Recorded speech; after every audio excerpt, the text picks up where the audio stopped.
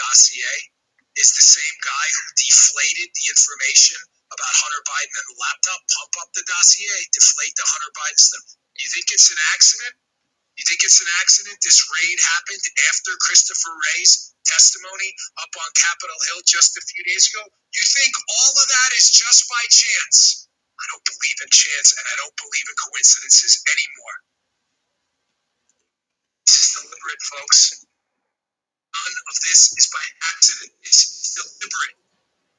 The White House knows exactly what's going on. I don't believe their denials one bit. This is a coordinated effort right now to stave off possible prosecution of Hunter Biden and the Biden family. And let me just note on that. Forget Hunter Biden for a minute. Hunter Biden is a secondary player in this. The real criminal in this is Joe Biden. Joe Biden. Joe Biden, according to the allegations of the business partner to the deal, is the big guy who is scheduled to receive equity from a potentially corrupt deal with people associated with the Chinese Communist Party. And now we know they met in the White House. Joe Biden is the bad guy here. There should be an FBI raid of the White House. And where's that raid? The answer is nowhere. This is not a coincidence. Where's McConnell, by the way? Where's Mitch McConnell? Anybody heard from McConnell? Joe, you heard from him? Has he called you yet? Haven't heard. Yeah. He heard from McConnell? Yeah, I haven't either. Kind of weird. Where's McConnell and all this? So throw that in there. I want you to remember this. Bob Alinsky. Remember Bob Alinsky? He's from RNC Search. Yes. He was a business partner of the deal. Oh, yeah, I know you remember. Here is a business partner to the deal telling you Joe Biden was involved in the deal. The business partners knew about it, and they tried to hide it. Where's the raid at the White House? No, Mar-a-Lago. Check it out for yourself. To introduce me as this is Tony, the individual I told you about that's helping us with the business that we're working on and the Chinese. The email reads this way. At the moment, there's a provisional agreement that will be distributed as follows. 10 held by Hunter for the big guy. I 1,000% sit here and know that the big guy is referencing Joe Biden. I met with the former vice president in person multiple times. A new revealed text message shows Bob Alinsky was apparently warned by business partner James Gilliar, don't mention Joe being involved. It's only when you are face to face. I know you know that, but they are paranoid. Chinese executives admitted to reporters that they were actually introduced to the vice president by Hunter Biden. That's the business partner to the deal. Him and that James Gilliar. We'd be acknowledging that Joe Biden was part and parcel to a potentially corrupt deal connected to the Chinese Communist Party. Where's the raid at the White House? Where are the FBI agents at the White House? Folks, this country's falling apart. We woke up in a very, very bad spot this morning.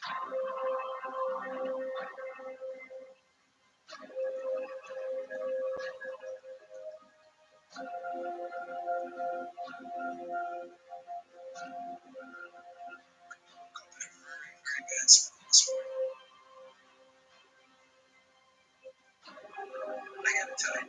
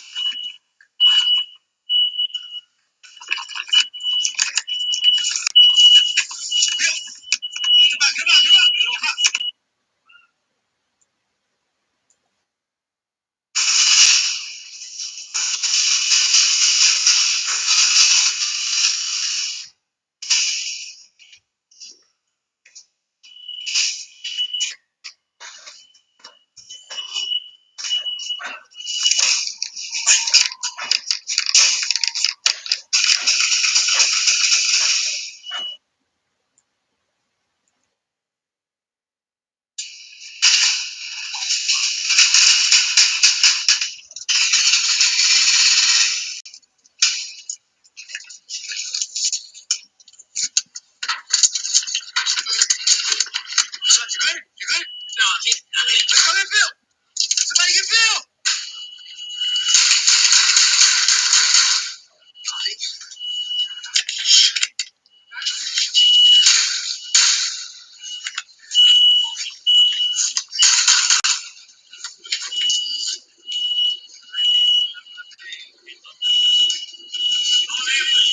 Get an ambulance. Get an ambulance. Hey, ambulance. Fuck. You good, Sarge? Where you at, Sarge? Where you at? Right? Where, Sarge? Shit.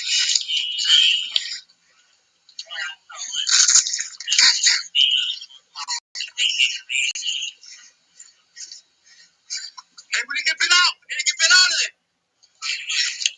We need to get Bill out.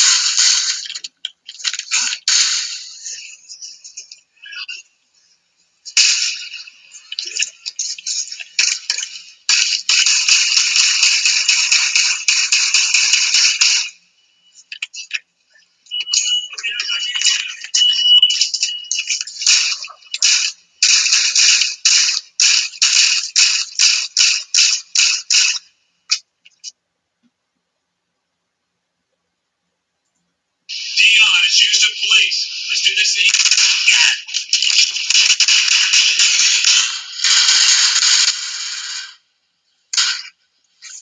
Oh, shit. Oh, fuck me.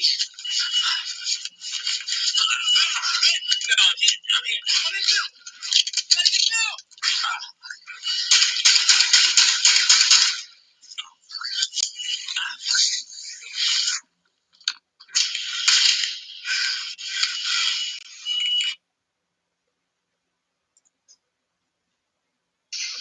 Dion, step on out here. You gotta take care of some more. Where is he? Hey. Where is he? No, I do not see him. Dion, you need to step out of Houston Police.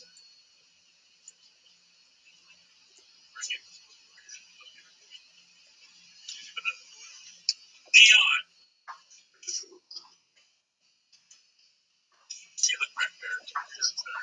Dion, Houston Police need to step out here.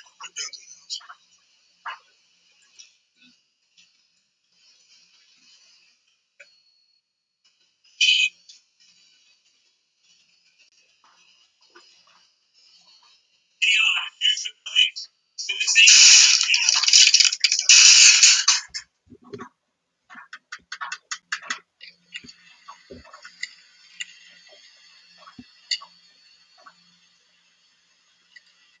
Less than 2 days since the extraordinary raid on former President Donald Trump's home in Mar-a-Lago, and we're starting to see the political fallout now, and the results are pretty extraordinary.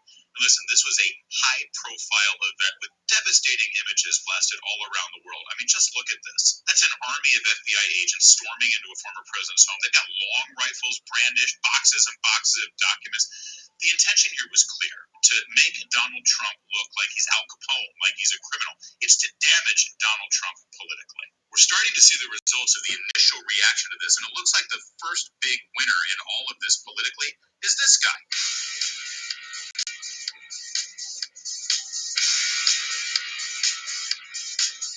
That's right. It appears that the initial political winner in the fallout of the raid on Donald Trump's home, to make Donald Trump look really bad, is in fact Donald Trump. Just look at this headline from the Associated Press. GOP rallies around Trump following FBI search of his estate. In fact, they go on to speculate that the raid on his home has galvanized support amongst Republican politicians just when it was starting to crack a little bit. In fact, this raid even seemed to wake up soon-to-be Speaker Kevin McCarthy from a summer slumber. He sent out a devastating statement promising an investigation of Merrick Garland. Even potential GOP rivals for the Republican nomination in 24 threw their support to Donald Trump. Governor DeSantis of Florida, Governor Kristi Noem of South Dakota, even Trump-hating sort of Republican Larry Hogan of Maryland cast suspicion on Biden's administration for this move. Speaking of Trump-hating politicians, this seems to have been a moment of rare bipartisanship as we had Democrats even casting doubt on the Biden administration's work here. Andrew Yang, who just ran for the presidential nomination for the Democrats, and even former governor of New York, Andrew Cuomo. Even skeptical media figures seem to be supporting Donald Trump in certain cases. David Marcus of the New York Post, no huge cheerleader for Donald Trump, says that suddenly this makes the president look like a sympathetic figure. And even notorious Trump hater Meghan McCain, the ex-president of the United States, is either about to be charged with a dramatic and possibly heinous crime by the FBI, or his supporters and Republicans alike are going to become so angry that the political ramifications will be felt like an atomic bomb in midterms and beyond. I, for one, hope the FBI didn't just make Trump a martyr and usher him into the 2024 nomination on a silver platter. It is pretty extraordinary to see all the support thrown Donald Trump's way from Trump-hating members of the media and Trump-hating Republican politicians, and every prominent Republican in the House of Representatives. They're all jumping on board and throwing their support at Donald Trump. It's almost like an in-kind contribution this raid was. Maybe that's why we're seeing a report coming out of a private meeting that the president had with Republican members of Congress in New Jersey yesterday. Apparently, this has galvanized his decision for a 2024 presidential run. I've never seen President Trump as fired up as what he was tonight. He is not deterred. He's not fazed at all by what the DOJ has done to him, an unprecedented move of raiding the home of a former president and not at all explaining to the American people about why they did it. But House Republicans, there were a dozen of us that visited with President Trump tonight. We wanted to go and tell President Trump we stand with him. And when Kevin McCarthy is Speaker of the House, Jim Jordan will be the right man at the right time in the right place as chairman of the House Judiciary Committee to hold the Department of Justice accountable for these actions. House Republicans are unified more than ever before to fight alongside President Trump to save this country. We largely, everyone in the room encouraged President Trump to run for president again, and the sooner he gets out and starts campaigning, the better. He helps Republicans in the midterm elections to get out his voters to support growing a historic Republican majority over the next 2 years that'll pave the way for winning back the White House in 2024. So let's summarize here. The FBI raids the home of former President Donald Trump. Republicans across the board express their condemnation of the move and throw their support to Donald Trump. Even Trump-skeptical politicians like Larry Hogan, Trump haters like Andrew Cuomo, Trump-hating media figures like Meghan McCain, they all question this move and seemingly support Donald Trump in this endeavor. Donald Trump now has reached the point where he's ready to announce his bid for president in 2024. And I'll leave you with this. There's a brand new poll out about January 6th. After months and months and months of a one-sided kangaroo committee trying to find evidence of Donald Trump's illegal actions in the insurrection of January 6th, as of now, fewer Americans blame Donald Trump for the events of January 6th than they did before the hearings began. I mean, it's no wonder this guy is dancing.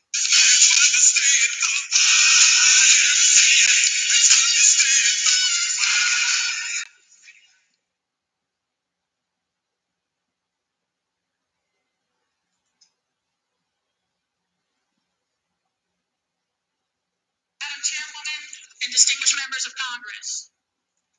My name is Amy Swearer, and I'm a legal fellow at the Heritage Foundation, where my scholarship focuses on the Second Amendment and gun violence prevention. I have testified before various legislatures after several mass shootings: Parkland, Virginia Beach, El Paso, and unfortunately, too many others. And I hope to God this is the last time I ever have to testify before a legislative body after a mass shooting again. I fear that it won't be. And I fear that it won't be because the conversation has become predictable.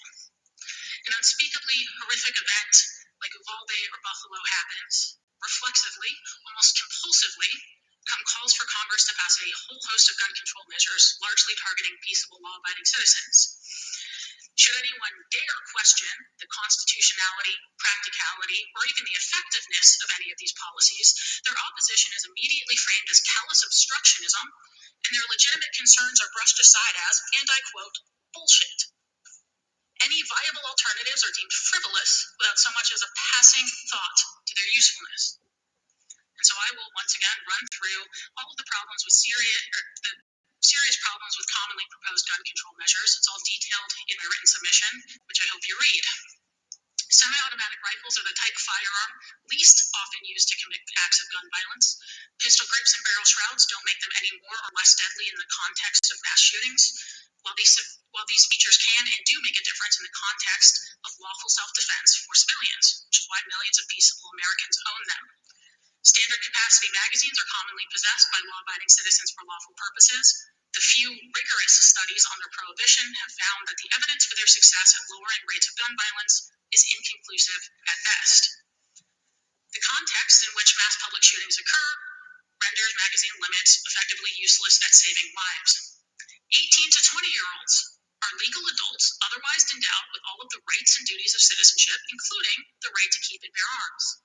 Even if it were constitutionally appropriate to punish a mass of responsible young adults because a handful of them committed atrocities, the vast majority of mass public shooters are 21 or older. And then I'll repeat the same viable alternatives that would be far more effective in a far more immediate way, again detailed in the written submission that I hope you read. Take violent crime seriously under existing federal laws and encourage your state and local counterparts to do the same. Authorize schools to shift the over $100 billion in unused COVID relief funds to physical security improvements, the hiring of armed trained staff, and the hiring of licensed mental health professionals. Promote responsible gun ownership without simultaneously imposing financial burdens on gun owners or hindering their ability to immediately respond to violent threats. Invest in the nation's mental health infrastructure to combat the 2/3 of gun deaths that are suicides. And the list goes on. Now, Congressman, I am fully aware that when you are burying your child, nuanced policy discussions are irrelevant. It doesn't matter, it shouldn't matter to a fourth grader hiding under her desk, covering herself in her dead classmate's blood, whether the real problem here is a barrel shroud or the several dozen missed opportunities to intervene along the way. But it should matter to you, because you are the ones making public policy decisions. Many of you are the ones implying that a lot of victims would be alive today but for a mass shooter's pistol grip and a background check that he already passed. Many of you are the same ones mocking anybody for, quote, talking about doors, when a single locked door in Uvalde would likely have saved 21 lives, and when all of us just walked in here today into this building with its limited public access points, its one-way locking security doors, and its plethora of armed officers. What happened in Uvalde and in Buffalo is horrific. It is horrifying. No one should ever have to experience that type of unfathomable trauma. And I cannot even begin to imagine what those families are going through right now.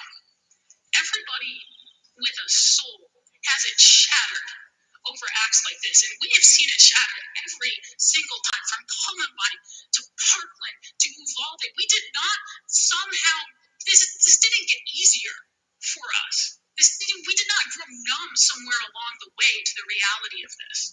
It's not as though our family members don't also teach fourth graders, or we don't also send our kids to school. It's not as though we don't also shop in grocery stores or go to country music festivals or work in hospitals. As though we don't also feel the tremendous, horrible weight of these tragedies somewhere deep inside of our souls, because we do. No, we oppose these policies precisely because the lives of these victims matter. Because the grief of their loved ones is real. Because we all want thriving communities where families are flourishing instead of burying their children. The opposition has always been, and is still today, a genuine concern that these policies suffer from serious constitutional and practical defects, that they will not have the impact you promise people they will. We have always proposed alternatives that would be more effective and less constitutionally suspect. But we have rarely been met with our open ears. And I hope for the nation's sake that today is different, because I would really love to never die without ever imagining.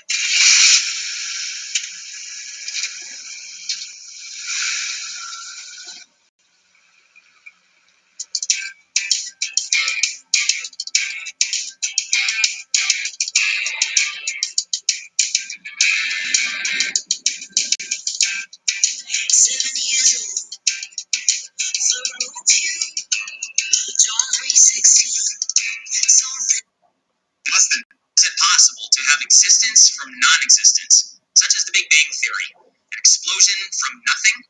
Before I get into that, let me start off with a quote by the late Alan Watts. What you are basically, deep, deep down, far, far in, is simply the fabric and structure of existence itself. Think about how deep that is. That means everything. Your body, your house, the air you breathe, your thoughts alone, your awareness, your free will are all part of the source. That existence itself is you. Your existence, you are the universe. You are the source. And getting away from religious beliefs, I mean, I say myself that I'm not religious anymore. Love. Where does that belong in this nihilistic view of something from nothing? I mean, I've heard some people say, "Oh, love is probably it's just a chemical reaction." That's no, that doesn't fall in line with nature at all. It shouldn't, if anything, it's down nature and trying to Another interesting thing to think about is our bodies. We're made up of dozens and dozens of elements. And I've talked about this in other videos. I've got some really interesting responses.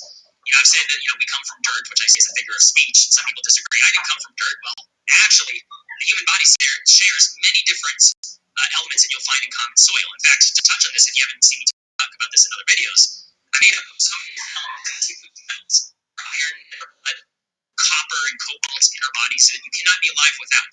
And although they're minuscule, measured in parts per million, it's there. You wouldn't be alive without this smashed together and fused system of energy and atoms. I mean, it's energy that gives off life to the universe effortlessly and endlessly. That death implies life and life implies death. It's just this circle, this cycle. It's amazing. And we get too caught up in definitions. And again, I'm not anti-science. I've said this before. I think science is wrong about a number of things, just like we've been proven this throughout history that they're wrong, and we learn new things all the time. That's great. We're also right about a lot of things too. We've learned a lot. But when we get caught up in definitions, it distracts from the nature and the awesomeness of what we're experiencing. Think about this. How do you have nothing, non-existent into existence? This reminds me of a quote from the Tao Te Ching. I think there are limits to his knowledge. That there are some things that you cannot know. That's just absolute truth. For some reason, the human brain cannot fathom this. Because think about it. Like, if you want to talk about God, for an example, I don't like to use the word God. A lot of people do. People say, God is this figure in the sky with a beard floating in the clouds. And many other people don't feel that way. But I mean, this, of course, would raise the question, okay, well, what created God? Okay, this cycle of, okay, there's a Big Bang. What caused the Big Bang? What was the nature of that cause? Right? So it just keeps going forever and ever, because what caused the cause, or the ability to cause the Big Bang? Total mind fuck, right? Excuse my language, but I mean, ultimately, when you think about it, it's clearly something we cannot know. If you have the universe, which is made up of all this explosion of energy, and here we are able to realize and think for ourselves that we do exist. I mean, when you troubleshoot it at its root core, I would say the most logical explanation, besides the fact that we just can't understand it, is that we're all part of this consciousness that's experiencing itself. Because when you think about the illusion of our lives, we understand that we're a makeup of atoms and you're just this blob together, like I said, of energy. What is that about? So this actually ties me into the simulation theory, which I don't exactly agree with, because a lot of people get carried away with it, and it seems to exclude the nature of ourselves and that actual experience system. And it takes away from love, I should say, which is this unexplainable, mysterious awesomeness that to me proves the divineness of our existence. When I say divineness, I would say that we're all it. So if you believe in a God, then you are God, I would say. And a lot of people, when they hear that for the first time, they don't like it. I mean, think about it, though. We can create languages. Like, you can make your own language tomorrow if you wanted to. Just assign different sounds, different meanings. Ta-da, you have a language. You can create a heaven or hell on earth experience for anyone. You have a kid, treat them really good, or have a kid and treat them horribly, make their existence horrible, and vice versa. Think about this. We have free will, and we have awareness of our free will.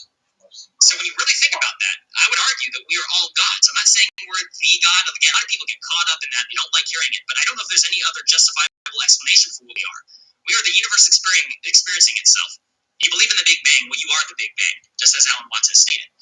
Think about this, guys. This is the biggest mind fuck you can possibly have. I don't like to swear a lot, but for a fact, you know just how incredible this is. And I encourage everybody to dig into this for themselves. And by dig into, I mean, think about it. Spend some quiet time thinking about what was there before time. How could there ever have been a non-existent time? I mean, there has to be a beginning, right? But at the same time, what created whatever it was that created the beginning? So there was no beginning? I mean, I guess that's possible, but it's hard to wrap your mind about what is this about? Now, ultimately, the purpose of this video is to just get you thinking, because a lot of things I'm discussing here are going to tie into other videos in the future. Guys, this is just the beginning of this channel. I discuss many different topics, and I've been enjoying talking about ancient human civilization, which I will never stop doing that. I mean, it's a lifelong passion that is never going to end, but I'm going to talk about many, many other different things, and one of which is the spiritual nature of our lives, of our existence. It's worthy of far more attention because I'm telling you, it secured so many ills of our lives, whether it's depression or lack of contentment in our lives, which is thriving, unfortunately, for lack of a better word, throughout the world. People are really starting to question what this is about because they're not living the lives that they feel they were meant to. So I'm going to wrap this up. Leave me a comment. Let me know what your thoughts are. I'm a very open-minded person. I just want to know the truth, as I'm sure all of you do as well. And if you put a button in front of me that says, hit this and you get the truth, no matter what it is, no matter how bad it debunks everything I thought I knew and shreds apart everything and makes me just feel dumb, I want to know. Boom, I'm pressing that button. Teach me. I want to know. So one of the best ways to do that is for people to share thoughts and ideas. So leave a comment. Explore this topic. But I'll leave it at that. I'm Jimmy. This is Bright Insight. Like and subscribe. I have many other videos to come and a whole wide variety of topics. Take care, everybody. Oh, hello. How was a nigga twice? 2022. I don't understand. Judging by the latest dev post, that might not actually be a possibility. It seems like they are going back to basics, driven wording both, and they are taking stock about the mistakes they made. They're owning up to some stuff, and clearly they've had some problems and issues turning themselves from a hobbyist project into a solo project, into an indie project, into an actual full-blown thing. So we're going to go over the little post today and talk about that in general, what I think about it from a kind of outside point of view. I've probably done about 67 videos over the last 3 years talking about this game. It was meant to be the big Daisy game, the open world slide game of our dreams. It was going to revolutionise things. It was the pretty version. It was a great looking game. It wasn't going to be as cumbersome, as complicated as Daisy. And maybe not as flash as games like Scum. But of course, it's all these cheap. And I think the devs have realised that they have made mistakes. And we're going to go over a few of them. So, bottom line, will you be playing this in 2022?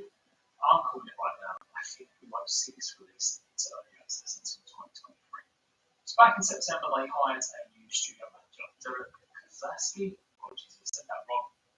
And he's effectively tasked with whipping the studio into shape and making sure they were organised. Seems like they had a bunch of developers working all over the world. You know, a guy who knows a guy, a friend of mine who does this, who does that.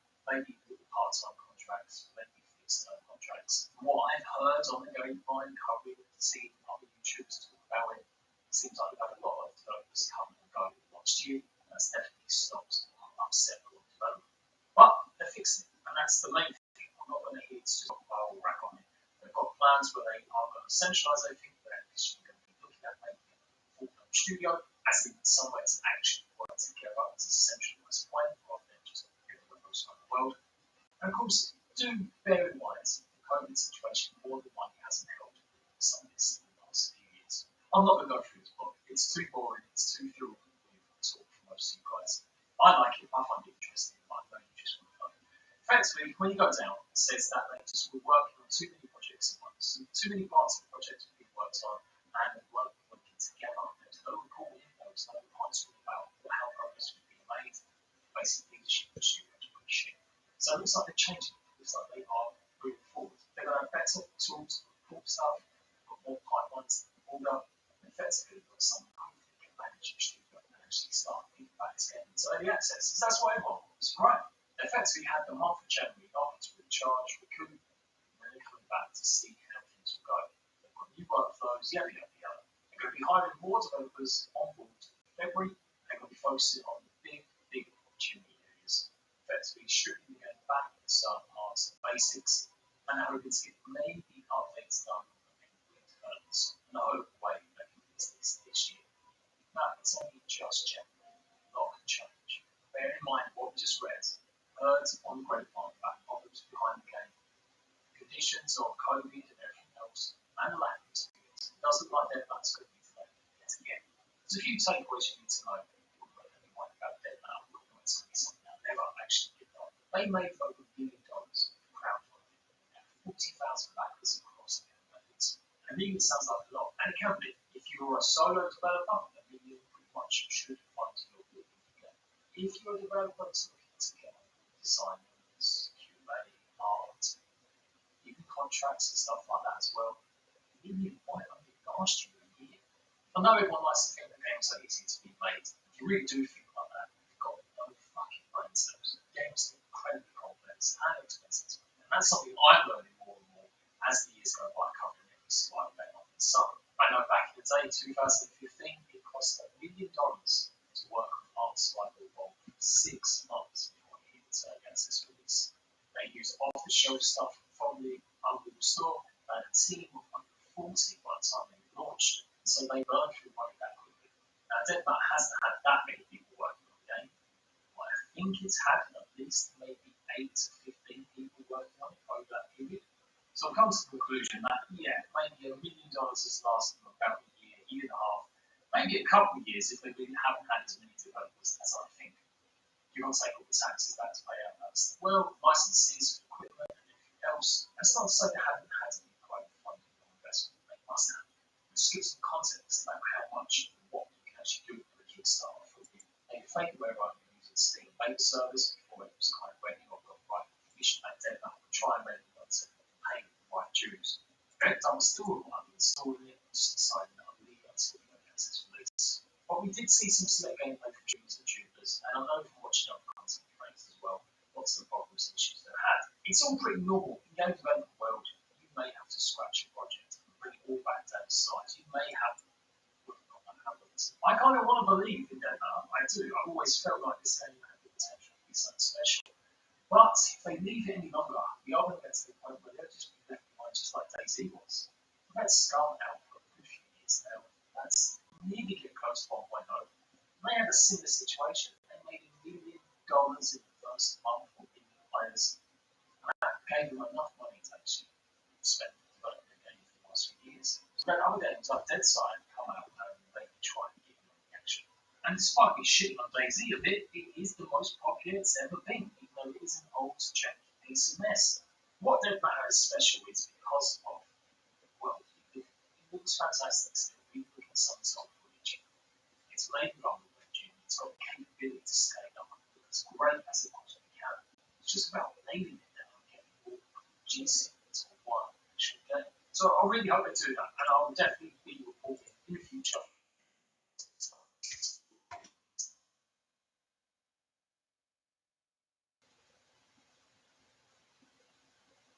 But right now, keep your mind yourself before you get down. When we talk to it, have mission objectives, don't actually advance the story with compelling characters. And base building, gun mechanics, big shit guns. What are we talking about here? This is Deadman 0.8 update. If you haven't been keeping up, what are we talking about? I do give credit for though, it's such a nice world. And talking of world, the big follower again, Dead.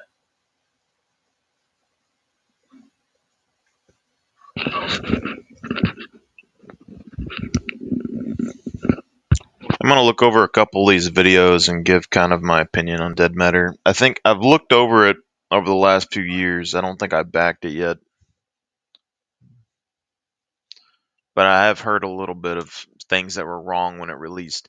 Here's the thing though, okay, I backed Ark way back in the day when it was first going into early access and stuff. I bought pretty much everything that they had for $10.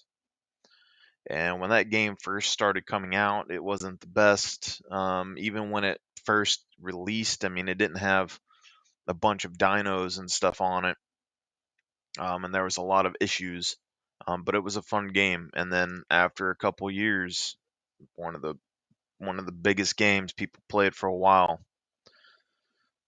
So and they did that quite a lot. And it's not like the zombie world. If you take something, if anything can take off like Ark did with hundreds of dinos and all that and maps, like I can only imagine if a zombie game ever took off like that. You could, because it's not like zombies are that complicated. You could put all that development into like different AI,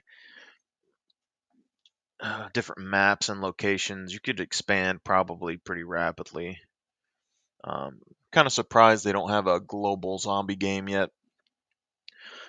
It's always like a zombie game that's like in one city or like a single player game. You know, why wouldn't you just be like, put like zombie world? You start with one city, and then as you go, you slowly expand more and more until you like make everything on Earth, and you have a global zombie game. That would be kind of interesting, especially when you're talking about like post-apocalyptic era, ships or traveling to a different country. Maybe your friend is like in Beijing or something, and you spawn in like Detroit. So I mean, you'd have to like figure out your travel and try and get across and get picked up without getting raided by zombies and stuff. And if it's any sort of like intense zombie game, that could be kind of interesting.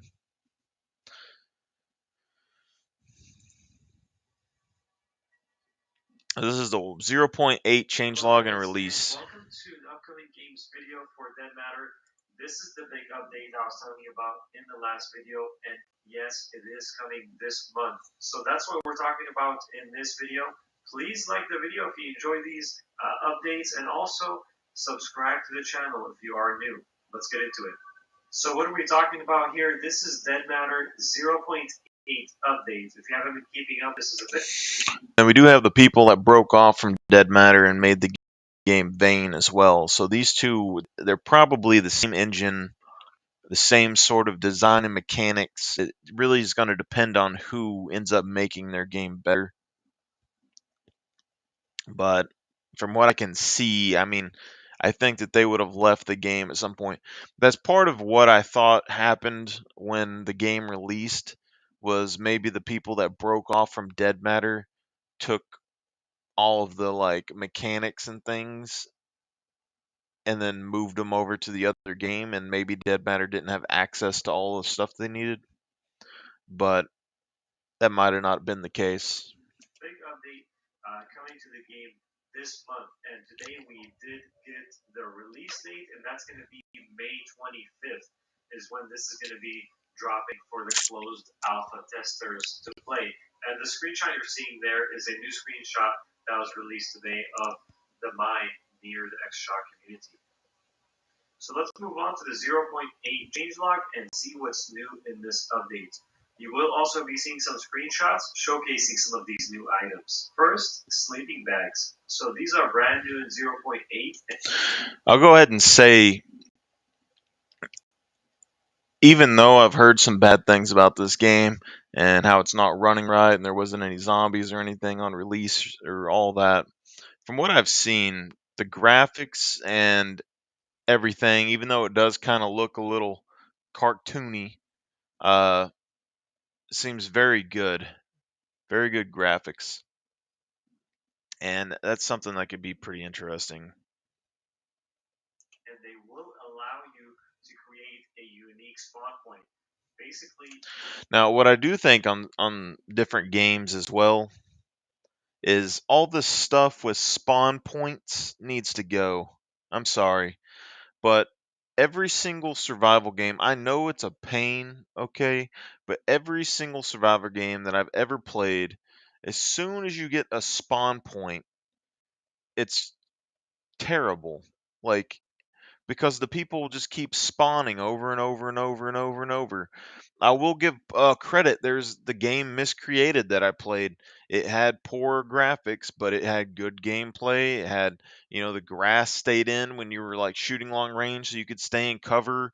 I mean, the guns and stuff weren't the best, and the mutants weren't the best. And it's a really cheap game to play for like $10, but they didn't have spawn points at your base. So it's bad enough that survival games make base mechanics the way they do, I think, in general, just because, and that's probably a controversial opinion. I get it. But the issue is that as soon as you make bases the way that every game does, people spam bases and they hoard items to where it just thousands and thousands and thousands of items. And I could understand that to some degree if maybe you made the base building mechanics uh at least like scale off the numbers of your people in your tribe or something, and then like limit it to some sort, like there has to be like a map place, like a armory or something that you need to take over to like expand your storage capacity would be more interesting, I think, because like Miscreated, you barely had any storage at all, and you were limited to how much you could build. And so people bought more accounts. So everybody would have like 200 accounts to store all their loot to keep people from stealing it and to hoard more of it. And then all of their base just became storing vehicles.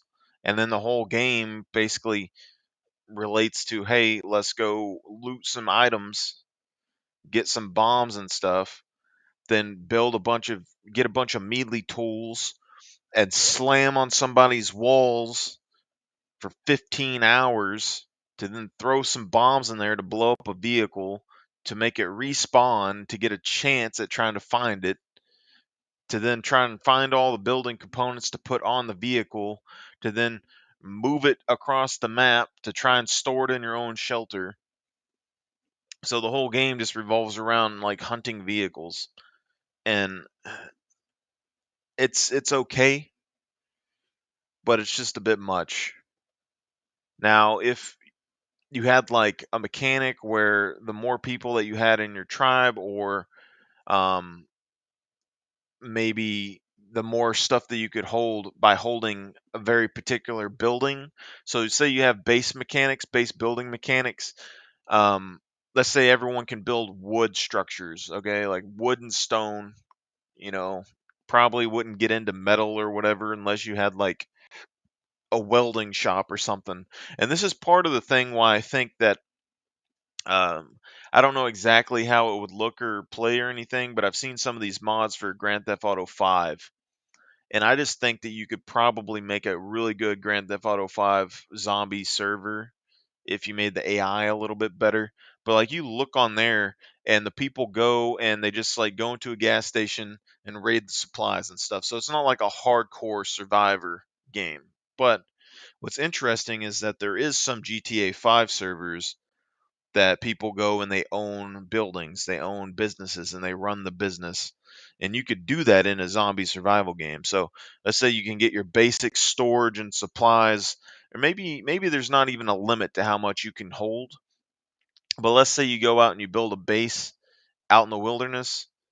I think you need to make the build system to where it's reasonable, and wood and stone would give you a decent amount of defense versus most things. Okay. But the fact that people can go and just like put like 15 layers of walls or something, because that's all people do in the survival games, is they'll layer up as many walls as possible to make it ridiculous to try and break into their base. And yeah, people might try to do that in the real world, but I don't think so.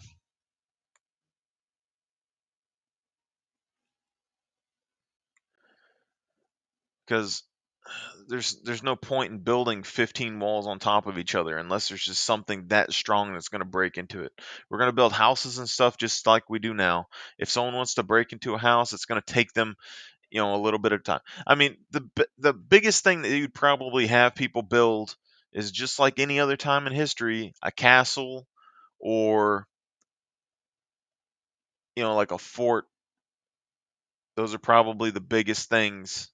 And then even then, like, you have ladders and stuff to get over the top of it. You could have vehicles, you could try to ram down the doors.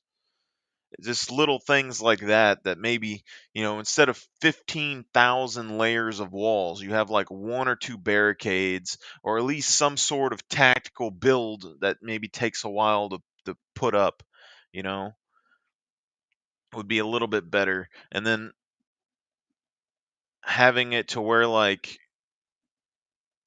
an armory or a gas station or something that you can fortify gives you specific benefits to like storage. So maybe like a gas station, you can store more gas, armories, you can store more weapons. But your like normal bases can store more just generic items or something. I mean, it doesn't fully make sense, but there has to be some sort of balance here. And to keep people from just like maybe just having prefabbed buildings that they can use for their base. Um, that might be the best option there, just because you can kind of limit what they can build, so they can't put a bunch of layers. You just have like a door and a wall. They had like some sort of prefab base, even though people want to customize. But let's get back to this. All you need to do is lay down in one of these sleeping bags to rest in it, and when you die, you will be able to select your sleeping bag as a spawn location. Also, they did say that when you sleep, you will. That is the second thing too. So miscreated, when you die, you don't have a spawn location to go back, so you can't respawn directly onto your base. And then what happened was is they had a south side and a north side of the island. Anytime that you died, you would spawn on the south side of the island. But when you first played the game and you didn't know the map, it was really confusing. You had a hard time just finding one town, let alone going all the way back up north to try and, get your gear back or whatever. So anyone who fought you knew about how much time that they had, or they had cars, they would come pick people up and bring them back. But the fact that you can be like a super geared guy with a mega base and everything, and you die, and now you're ground one on the south side of the island with everybody else that's like respawned looking for gear. And so the game basically starts over for you until you can make it back to your base or to your body. And I think that's a better method, even though it's really annoying. It took like 45 minutes to run across that map, but that's part of the thing. If you become a stronger, more established base, you could slowly progress up north. And if not, you had to build down south, and you had to deal with all the people that were spawning down there all the time. So, but you could just make it like a randomly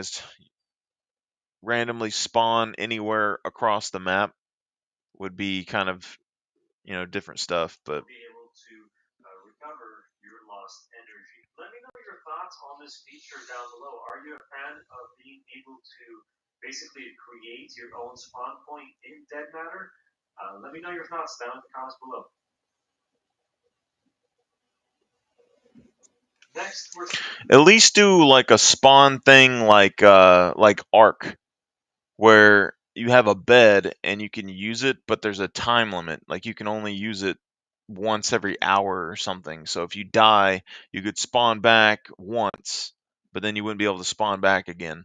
Because, maybe you're outside your base hunting or gathering or whatever, and somebody, hits you in the back and you die.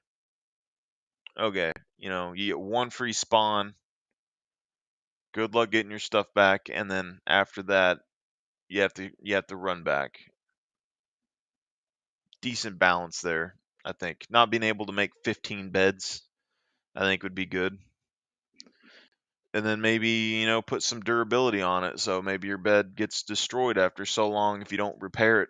And then one day you die and you don't have a bed, and then you got to figure out where your base is. talking about the tents. So these work as expected. They are basically storage containers, and when you find them, you can take them, place them wherever you want, and use them as a storage container at a base, just to store loot around the map. Extra saw also a lot of updates. They said that basically every part of this town has been updated when it comes to the buildings, streets, the static vehicles, everything. So if you are going to be playing in 0.8, definitely take a look at this area and check out the new updates. And you're seeing some of them now on the screen.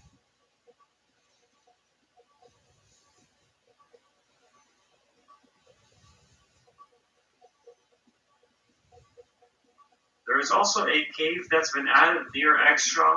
If you do solve the puzzle and get through the gates, they said there might be some loot in there for you to check out as you explore the cave.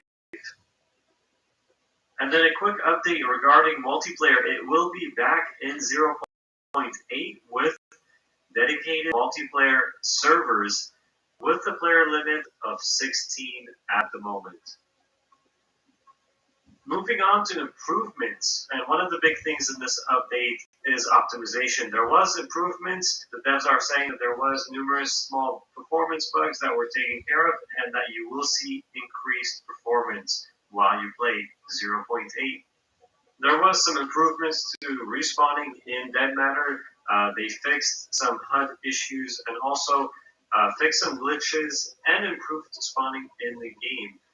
And now your performance should have less issues when you do respawn, and you will no longer have your HUD be hidden when you respawn. There's also been some gameplay adjustments. Now you'll take less fall damage from non-lethal heights. The loot spawn locations have been reworked. Also, there's been improved drag and drop behavior for pouch and inventory slots. They did add a blood splatter and also added directional damage indicator. You're seeing that now on the screen. There was also some foliage optimization, new level of detail for trees in the distance, and also better implementation with the level design. There's also been some updated animations with some of the pistols in the game, a new walk animation, and also improved audio implementation. For example, now when you shoot a zombie, you will get audio feedback, and there will be a sound from the infected when you hit them. And that wraps it up, guys. This was a pretty big update. It will be coming on May 25th, and the developers did say they have already begun working on 0.9. Guys, thank you for watching.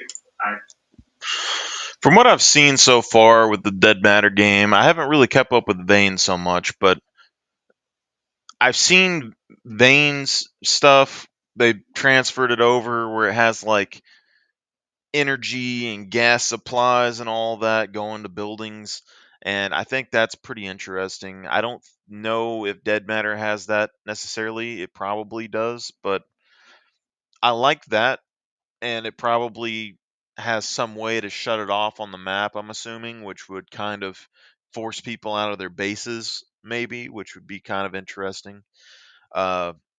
Because basically your PvP zones would be like whoever controls the supply of power and like gas and all that to all the buildings. The graphics and stuff still look good. Everything like looks pretty nice, but I think the game has potential. The issue is that they keep like hiring and firing people. So I think they're having issues with development or pay. Be kind of interesting to see. It's kind of like stuff like this. Like this looks like a chimney, but it's like I don't even know. It's still crazy how much better this left screen is. My smallest screen, the first screen that I bought, just looks so much better than my bigger screen that I've been using for everything. So I might need to go back to this screen. I really appreciate you watching this video, and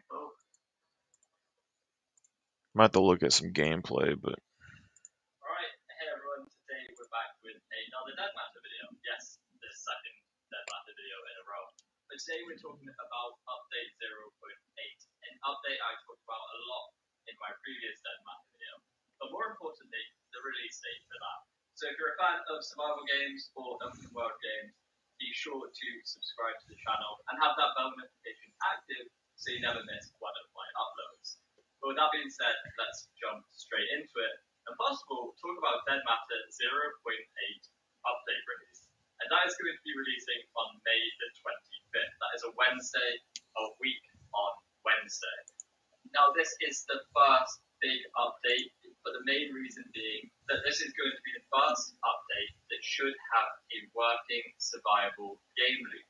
Something we haven't quite had with Dead Matter is almost up until this point, we've just had a shell of a game with features that kind of work, kind of don't, and of course, alongside that, a lot of poor optimization. One thing I do give credit for, though, is such a nice world. And talking of world, the Dead Matter world has been coming on leaps and bounds since the rework a few updates ago. We will be touching on that in a second, but first of all, let's start right at the top, and that is the change log. Now on your screen, you're going to be seeing various pictures that do relate to what I'm going to talk about. So first up is... So something that I kind of with this game, I really like the graphics and everything. And I do think they're gonna be able to make better and better world generation and stuff over time, which I like. And I also like how Dead Matter's supposed to have like supplies and things slowly get harder to find over time and all of that, which I think is pretty interesting. A lot of what I see in this game kind of reminds me of Tarkov in a way. But Tarkov doesn't seem to have as good of graphics, but it does have really good gameplay. You know, the healing systems and stuff, the bullet ballistics, and all of that. So, God, I wish game companies could like collab a bit more. Like imagine like Tarkov bringing its bullet ballistics, its armor, and all of that stuff over, and then putting it into something like Dead Matter, which has like more graphics and system environment stuff, like the lights and the propane and the base building. And if Tarkov added base building and stuff to their game would be fine for me as well for like an open world survival game. Um, the main issue that I see with Tarkov games uh, in an open world setting is that all you really have to fight are other people with guns, which I'm fine with, but it doesn't really scratch that zombie itch. So I think it probably would never happen, but if Tarkov actually ever just like put zombies in their games, I mean, or at least have like a mode or something for it, how crazy is it? Because their AI is already pretty good in general. Um, I can't even imagine one of their games with zombies. But because like Tarkov already has weapon jams and stuff, it already has durability and everything. It already has bullet ballistics, different ammo types, you know, wear and tear on all your weapons, durability on your gear, wear and tear on your gear. Like imagine like like, and then like when you wear your big thick armor in Tarkov, it slows you down and stuff. They have weight mechanics, inertia mechanics, and all that stuff. But those armors are designed to stop ammo and they slow you down. But imagine if they added, like an attack dog or zombies or something to the game. Then you got, you're good versus bullets, but you're slow. And now you're going to get overrun by a zombie horde unless you're like really well equipped. And that would like really shift the balance of power quite a lot in an open world game. But I don't think they have any interest on it. But maybe we could do mods at some point. I don't know if Tarkov will have mod support or anything, but I ain't gonna say that I'm like a big. I don't know how to mod personally.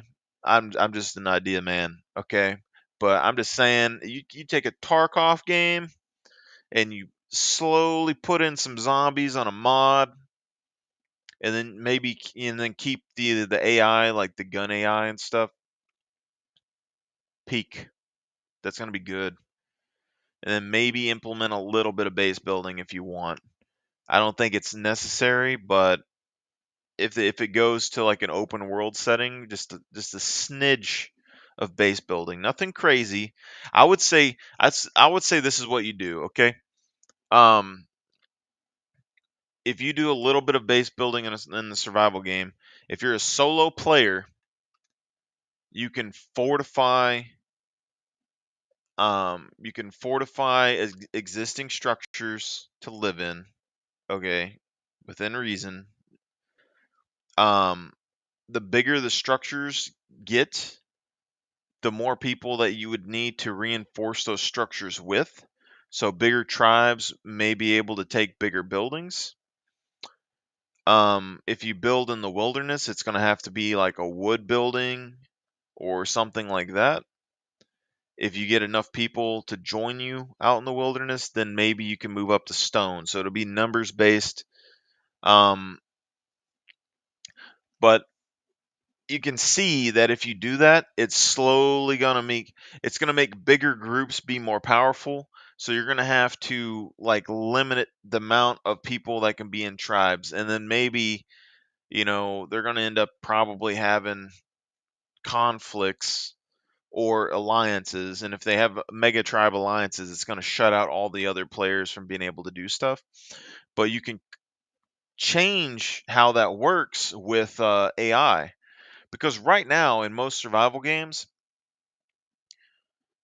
when a mega tribe takes over, they're on the same ground as a solo player, right? Every single survival game that I've seen, mega tribes and solo players are on the same exact level. Okay? So why wouldn't you be in a mega tribe if all it has is benefits and more protection and more gear and more stuff and more power? I think what you should do is in a survival game, especially in a zombie survival game, is that if you have tribes with uh, a lot of people, you're going to attract more AI.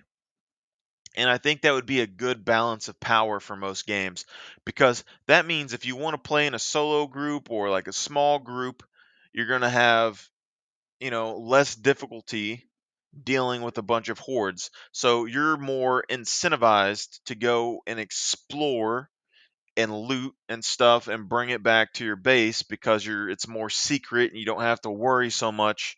Okay. And this gives the mega tribes a reason to hunt down the smaller people. Okay. Because the smaller people are going to have more loot. Maybe. But if a mega tribe has to deal with hordes of zombies and stuff all the time and everything, it's going to make their lives a lot harder. So it's going to be like increasing the difficulty. So the more players that you get, the more difficult the game would be, because you're basically going to put like Tarkov had a hit marker on hatchet runners and stuff in the past. So you get dinged for a horde that's going to come at you. And so that's going to require more bullets, more melee, more risk for your people. Imagine if say you don't have base spawns, so whenever they die, they get shoved back out in the wilderness, okay?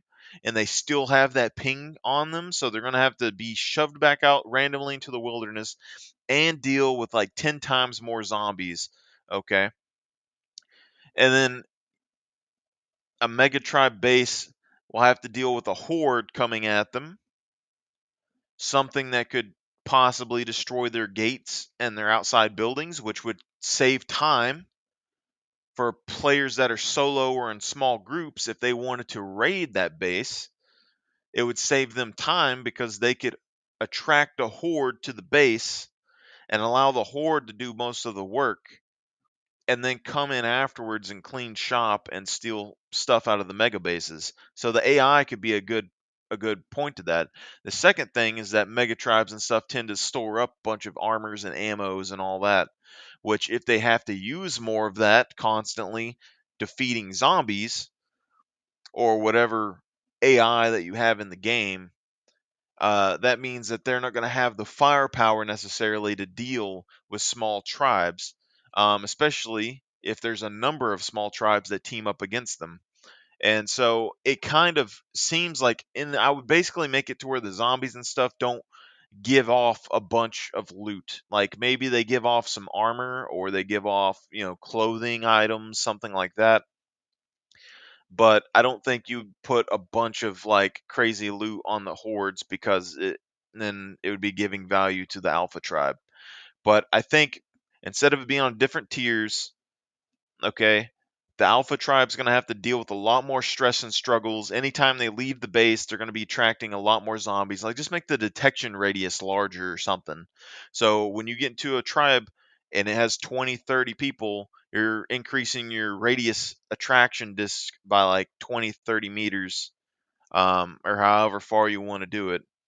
And then, so if you get somebody with like 50 tribe members and you have a 50 detection radius, and so that means whenever you go into a city, every single zombie in the city is going to start heading your way, compared to a solo player. Let's say they have a detection radius of 10, they only attract zombies within like a block or so of them. Then that would be pretty interesting. It also means that anytime that an alpha tribe and a solo player go to a city at the same time, that the alpha tribes are going to be attracting all the zombies and getting into the big fights. And the solo players would be able to hear the zombies and stuff, deal with a few around them, and be able to position to fight those alpha tribes whenever they go out for loot. And I think that would be a really good way to kind of balance the scales on this a little bit. And so it wouldn't necessarily be a benefit to be in an alpha tribe. It would be more of a benefit to be in a smaller social group compared to a giant structure. So only the hardest core of the hardcore are going to be building the big structures and having the big bases and the big tribes, because it's going to take a lot of management to keep everything flowing. Okay, it's not necessarily going to be a safe place to store all your loot. Maybe to store armors, but not necessarily to store ammo and stuff, because you're going to be using a bunch more ammo. And then people, the way around that is the alpha tribes could possibly set up small little camps and then kind of consolidate all their goods. I would think maybe if you do that, have to have like a trade system or something along those lines. I mean, there would have to be something to kind of disincentivize. So you need like an incentive for the big tribe and a disincentive for the small tribe when it comes to trading. And I'm thinking what would happen, what you could do is, let's say the more people that you have in your tribe, uh, the slower your durability on your gear has, because you would have more people to manage repairs and stuff. So let's say you have 50 players on your squad or whatever, uh, and you're attracting more zombies, you're getting into more fights or whatever, but your gear durability stays up longer. So if you're a good alpha tribe, your gear would stay at higher durability for a longer period of time. If you're a bad alpha tribe, you're going to get attacked and eaten up by zombies, which will lower your durability. So the zombies will be the durability balance there, so it'd become a skill challenge. And then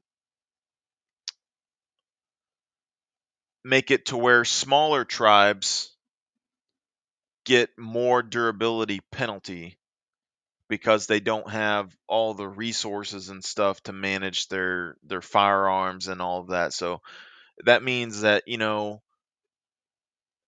the smaller tribes will probably have to have the AI to help them win fights, or they'll have to prepare and get their guns ready for a fight. Their daily use weapon is probably not going to have as much durability as somebody who has an alpha tribe. And that might be a way to keep a balance, because that means if the alpha tribe wants to, say, abuse the system and build a bunch of small bases around to store all their loot and then transfer it to the alpha tribe, they could do that, but then all of their loot is going to be at worse durability, and they're going to have to fight a lot more zombies. So I think that would probably be the best method to kind of balance a game that's a zombie game. I just don't have the coding ability to know how to build something like that. So, but in my head, that makes perfect sense to me. Okay, because you have more manpower, you can slowly have more and more stuff. I think what you would do is basically put a detection radius around your base locations, so vehicles and stuff that people are going to store on base in an alpha tribe would stay higher durability for longer, and then the smaller bases, they're going to have less durability. So it's basically going to be like depreciation on their vehicle because they don't have everything to keep it protected. So it would slowly wear down. I think basically with vehicles you might have to do like oil and gas and stuff. So like if a small tribe really wanted to keep a vehicle, they would just have to supply it with a decent amount of supplies. But I think the bullets, whatever used for combat, would be the best thing. But the AI would have to be a big deal on top of that. But hit me up, Tarkov, or whoever wants to build something like that, because I would totally be down. I can spitball ideas all day for things. All right. Sleeping bags. This is a new feature with Dead Matter. A feature a few people enjoy in survival games, a feature a few people don't. I am in between. It just depends how this is implemented. But yeah, sleeping bags will allow the player to create a unique spawn point. What you need to do is lay a sleeping bag down and rest it. After that, when you die, you can select your sleeping bag location on the spawn map and spawn right there. Sleeping will also let you recover your lost energy. They're a useful and important item to find when you are trying to survive in Denmark. Now, what I mean by some people enjoy this feature and some don't is the issue can arise that if there isn't a cooldown for sleeping bags. Let's say you're in a bit of a group fight. You're fighting one group that has 2 or 3 sleeping bags in their base just around the corner, and they can keep on respawning that. You never really have that option to take over the base or raid the base or, get their loot, because they instantly spawn straight back in on that sleeping bag and grab their loot back. Hopefully there is some sort of cooldown on this feature, because I do actually like it. I like the idea of having a little base off in the woods that you can just spawn back at, loot back up in your tent. But if you die within half an hour, you can spawn there again for 2 or 3 hours. But yeah, we'll have to see how that goes. You could also make it to where, so the bed spawning thing, I think you'd put a time limit on it. You can get one bed, you get a spawn every 30 minutes or something, and then after that you got to randomly spawn out in the world. But on top of that, maybe you just make it to where you don't spawn directly on the bed, you spawn in a radius around the bed. So maybe you'll spawn in the base, maybe you'll spawn out in the woods, so you might want to stash some weapons out in the woods somewhere, which, allows for another opportunity for small tribes to kind of look around for hidden stashes. Next up, like I mentioned about a little base in the woods, is tents. And tents function as a large storage container, and when you find a tent bag, carry and place it wherever you choose. You can then unpack the tent and set it up as your own storage area. Tents will be useful for creating a makeshift base as you explore the map. There's not too much to be said about this. I feel like every survival game should have some form of temporary shelter or temporary base. Yeah, I like this. I'm sure. The one thing I'll say about this tent thing, about being a temporary storage, depending on how this works, Miscreated has a similar thing. But it seems like a bunch of these games have a similar thing, but you can find tents in Miscreated. There's a limited amount of spawns for them, just like there's a limited amount of spawns for vehicles. And since storage capacity is always such a big thing on survival games, people would find these things and they would hoard them. So they would just shove them in their base and they would layer up walls around them, and then they would just use them for storage. And so you'd have to find the tents and destroy them, or steal them from the enemy base to get them to spawn back out in the world to use them for yourself. And I think that's the big issue with stuff like this.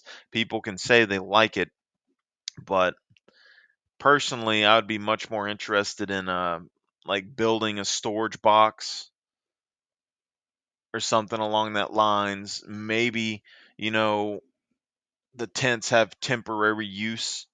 Uh, probably what I would do if I was going to implement a tent to be a storage device in a possible spawn location. I would put a time limit on it. So as soon as you deploy it, it'll last for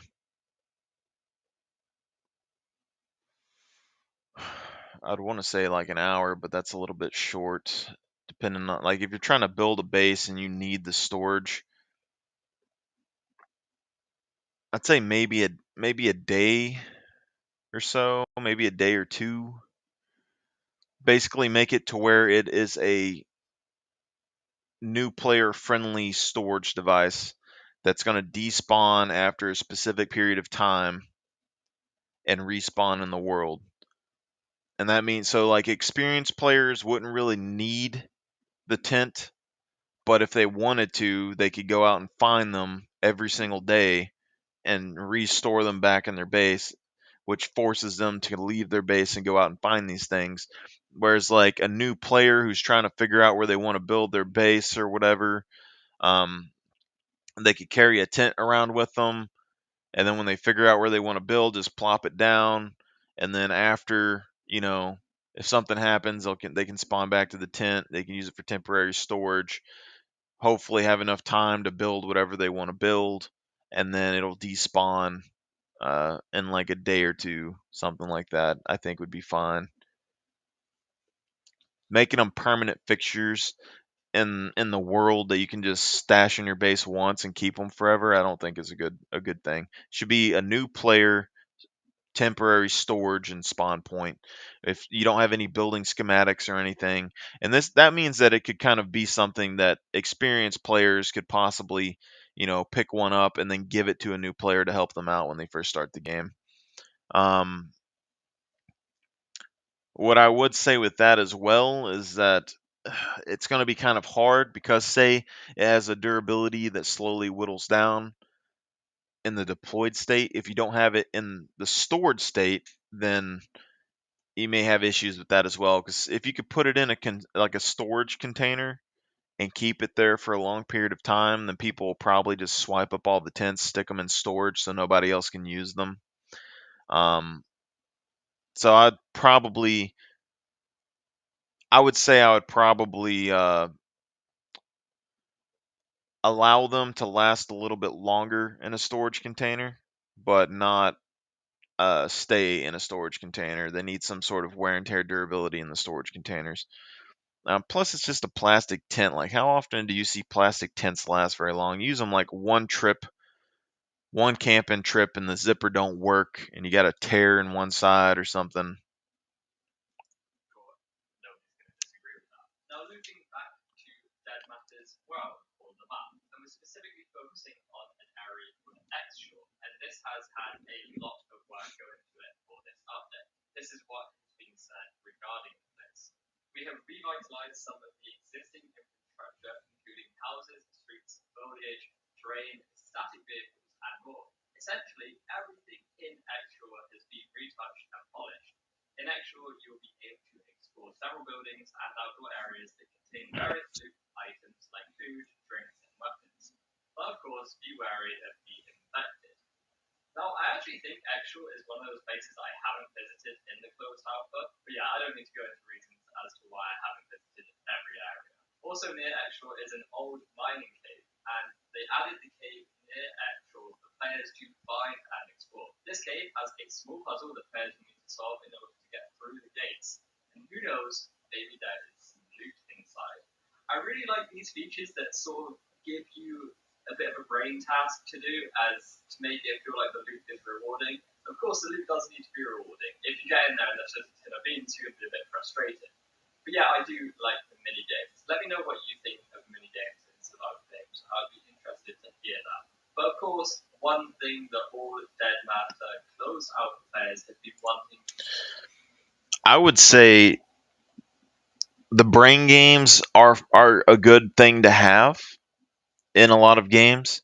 But when it comes to that mine shaft, I'm thinking maybe not just static loot on the ground, but you do the brain puzzle to get into the mine, not because they probably didn't do this, but not because it's going to be full of loot, because that's going to make it to where players are going to camp the mine shaft, and they're going to and the other thing is, if someone isn't smart enough to solve the puzzle, they're not going to be able to get into the mine shaft, which would be kind of a bit unfair. But maybe we could protect those people. So instead of it being something that's protecting the stuff that's inside, maybe it's something that's protecting the players from what's inside. So do a mine puzzle. They break into the mine shaft. Okay, everything's open and secure. And then they realize, oh crap, there's like miner zombies or whatever inside, or like some sort of mutated zombie or something in there. And then they basically have to try and fight it off, or maybe like a boss monster. You have to fight it off from keeping it from getting outside. As I think that's the good, like that's a dynamic that a lot of people don't implement in a lot of games. But and then also, like when people do implement some stuff like this, players always find a way to kind of manipulate it to give them an advantage. But oh, like basically, it's like a world event. So it would become like, hey, you could break into that mine shaft, and if you can fight your way through 500 miner zombies with pickaxes that climb on walls or something, then I mean there might be some stuff down there like ores or something that you could use, maybe gas, I don't know, something. Uh, but if you can't, then it's gonna unlock, like they're gonna come out, and then for however many hours or whatever on the server, like every zombie gets upgraded or something. I don't know, something like that could be interesting. But loot areas could pretty much be an interesting thing no matter what you do. So Since 0.7 is to test our multiplayer, and that is something we're going to be able to do in 0.8. A functioning, dedicated multiplayer server is returning in 0.8, but the current limit is 16 players. Now there are some improvements and more of a patch notes list here, but there is going to be a bigger blog post that reiterates all of the fixes and things like that on the 25th of May. But a couple of them here are a few performance issues have been fixed. 0.75 was actually a massive update that went in the right direction fixing these, so it's good that they've made additional fixes. As well as that, the optimization improvements to increase the performance of dead matter across the board. And of course, essentially this just means that dead matter will run better on various PC systems. There's a few HUD fixes as well when you loot spawn locations have been reworked and improved drag and drop behavior for bulk and inventory depth. And added fixes, there's also some updated animations. There's a new walk animation, as well as improved audio to some of the animation. MK7 pistol, of course, looking very nice. now, I can't say that their zombies look the best in the world either. I mean, they don't necessarily feel like zombies to me. But this is something where I think Tarkov could kind of like, Tarkov's graphics and stuff aren't like crazy, but they look fairly rugged and realistic for the most part. And so you could have decent zombies, but I think, it's probably fine. We might have to try and get this game just to kind of look at it and get a better feel on the multiplayer. But overall, it doesn't look bad. There we go. This was always going to be a quick video. Hopefully you all enjoyed it. And if you're still a backer of this game and are looking forward to jumping into 0.8, let me know what you're most excited for. Of course, do check out all of my previous Dead Matter videos. I covered pretty much the history of Dead Matter. I like the idea in Dead Matter about the spawns and supplies becoming less and less as the server ages. I think that's interesting because it kind of gives that Tarkov feel of the 45-minute like loading games. You come in and you got so much time to grab the stuff and get out, but instead of it being instantly repeatable over and over and over, um, make it to where you actually have to go gather the stuff, and then it's not going to be there as much next time. So you go the first time, you find a gun, you find, 2 magazines. And you go back the next time, you find a half durability gun and 1 magazine. And you go back the next time, maybe you just find a gun and a blank magazine. Like, that's kind of like the little dynamics that you could have. The question would be though is like, because that means like the longer the server's active, the harder it's going to be on new people to join. And so eventually you're just going to have like 1 or 2 hardcore players left on the server, I think would happen. Um, and at that point, like, I don't know how you get more players to join, because that's why I think a balancing thing might be hard on Dead Matter, because you're going to get people that are alpha tribes.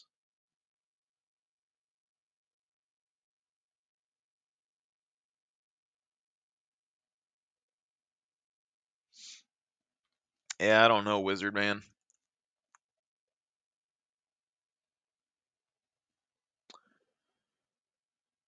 Um, I think it would be hard to balance, because alpha tribes basically would have all of the gear in Dead Matter. I don't see them having any implementation to like balance the alpha tribes compared to small tribes.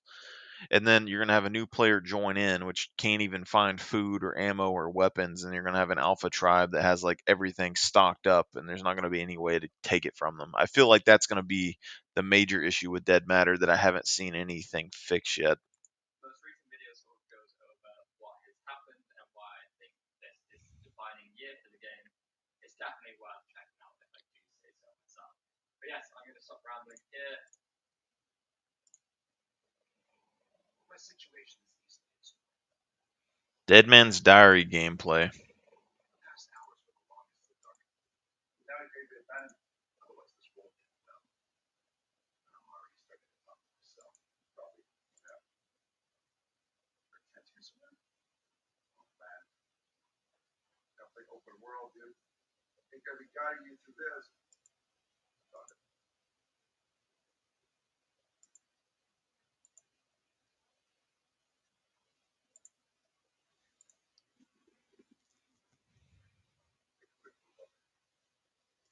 See, the graphics on this game don't look terrible either, and it's a lot more rugged than the other game. The other game's like really polished looking, whereas this is kind of rugged like Tarkov is. But Great, an ambulance.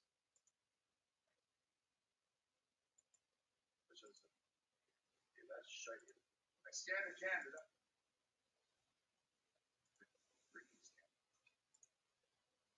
Oh my god. Hell, that's not funny. Short, white jerks on the liver? No. I just want to see what the monster is that you're trying to fight or whatever, my guy. Where's the... That's tricky as hell. I feel sorry. I don't know. That game seems... okay. 2 years ago.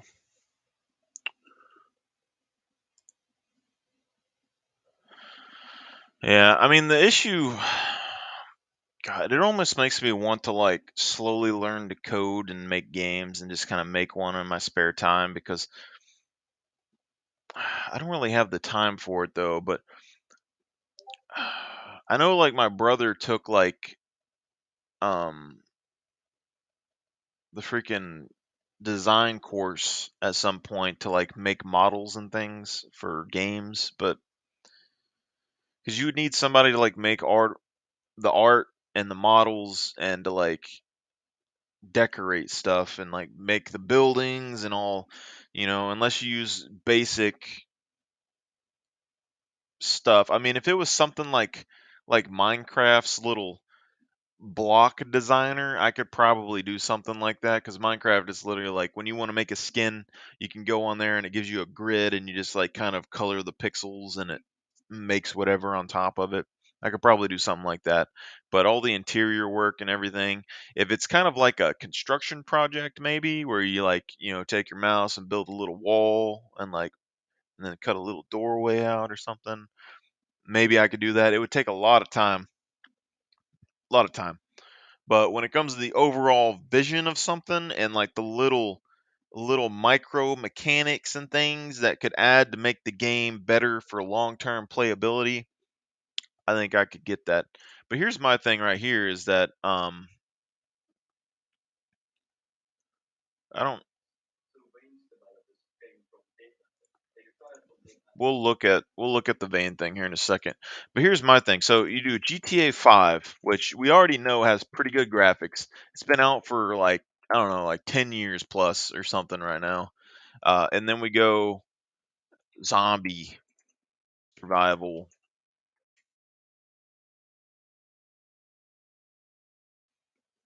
And we can see like so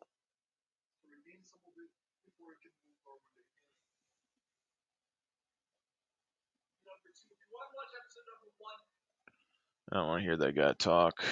I'll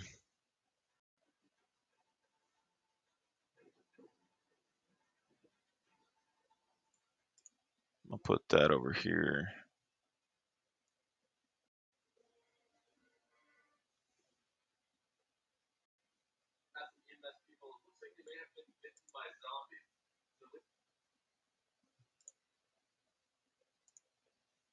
What's up, everybody? Typical Gamer with your daily GTA 5. So the thing is with GTA 5 is like personally I've kind of grown apart from the third person shoulder shooter thing. I like first person stuff. But Grand Theft Auto already has a good this city layout. They can have massive cities. They look nice. They already have a bunch of car options, a bunch of different armors and clothing options, and all of that. They already have all the civilians and everything. You just have to change the AI a little bit and make the zombies good. Um, they already like it's like that plane right there is pretty messed up, and they have destruction physics and stuff already. So and they already have like economies and everything. The only thing I would say is that Grand Theft Auto, from what I've seen on the zombie games, it's not hard enough. I don't think it would be hard enough unless you have hordes, like actual hordes, collapse on people. Because, like, literally, food and water, you drive to a gas station, you fill up on gas, you fill up on food and water. Boom. Unless there's like a way to limit how much you can get per station, maybe. Or being able to make ammunition and stuff harder to find. There has to be some way to limit because they're literally just like going to a gun store and buy a gun or grab a gun. Like there's no looter thing to it. Mod live streams and more. And today for you guys, I have a new zombie apocalypse mod for you. The zombies mod in GTA 5 has been updated with a bunch of awesome new goodies, and we're gonna check it all out. This is gonna be sort of a new branch of the series. We may continue the other one that we had, but we are gonna start from this one here. We have General Todd over here, who was on the plane with the last serum, the last virus that would actually.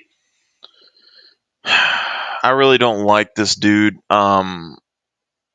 because he's like a role player guy. And I don't have a problem with role players. My issue is why do role players have to be so complicated? Every game I've played, I played an MMO, the Guild Wars 2 thing. If you've watched any of this, you've kind of seen a little bit of it. But I made a guild on there that was based around Rome, and like uniforms and soldiers and everything. And when you get role players in there, it's like, oh man, you a role player thing with and then you're like, yeah, sure. And they're like, well, how does Roman lore match up with the Guild War lore universe? And then that's like why? Like why does it have to? Is my question. Like you have to go all and then everyone's always like, "Oh, you're doing like a Roman thing, like the Char?" And it's like, "No." Because they're always like, "Can Char join your guild?" And that's because in Guild Wars, the Char have an organ like a structure that's basically identical to Romans. But the Char are not Romans. They use guns and tanks and all that stuff, right? And then you go and these people they want a backstory about how the hell human players are Romans so that they can feel enveloped in the story of the guild. And then so you have to go and look through like 20 years of Guild Wars lore to then find out that like back before Ascalon blew up or whatever, there was a rebellion where a bunch of the female Char had a group and they rebelled against the Char and they got exiled, and then they had to move across the Tyria continent, and then that's where you implement like, oh, those female Char brought the Roman style across Tyria and ran into these survivors of Ascalon or whatever, and then developed into the Roman, and then all these people, you give them the backstory that you've created, and they're like, well, that's not the real Guild Wars lore. And it's like, well, I just spent, a year and a half getting a degree in Guild Wars lore to figure this out, and now you're not going to believe what I'm saying. So now you have to go research it. Like that's crazy to me. Okay, why can't you just be people that want to play as Romans on a server and not make things difficult? And on top of that, like every role player that I see, like when they do a role player server or a role player game, you have to like type messages and stuff and like quotations and specific text so that people know that you're role playing. And it that's too much for me. Okay, why can't I just talk normally and then add a little Roman flair occasionally? Just be normal people, and then I call you Centurion or something every now and then. All I wanted to do was just have the organization and stuff of the Romans in small groups of people and everything to like change how people played the game, and it just completely just blows out. But this guy, he does that where I get some people would like it or whatever, but he's showcasing a mod and then he has to make a backstory for his character, and then he has to like sit there and tell you about the story and some daughter that you don't know across the different side of the city. No one cares, okay? Your daughter's dead. There's a zombie apocalypse. You crash in an airplane, she's dead. There's not You're not going to go chasing through the city looking for somebody that could be in any apartment building in New York. It's not happening. Um, but the thing here is that it's just a bit much. Counteract the virus, antivirus, if you will, and save the world from the zombie apocalypse. When that plane crashed, as you see, a bunch of rescue teams They were sent here to come help us out, and I'm the only one that survived here. And I don't know, I just woke up and everyone was dead.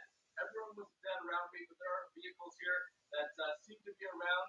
And I don't know. I just woke up and everyone was dead. It's thrilling storytelling right there.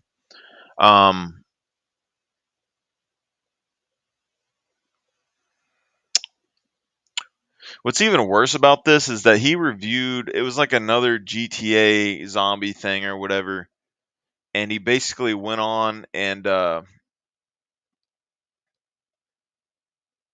before it started, he like went on, he like did like a full like 20-minute explanation of why he didn't make a backstory or whatever for his gameplay, and he was like, it basically just cut down to like at the very end, he was like, well, I just wanted to play the game and didn't want to like spend time making the backstory because it takes all my time or whatever to make the backstory. And I'm like, right there, exactly.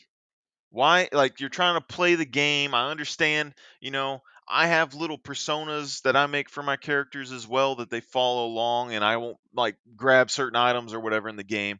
But when you're spending like 20 hours or whatever developing a backstory to then play a game, it's not that serious. You just got to kick it down just a notch.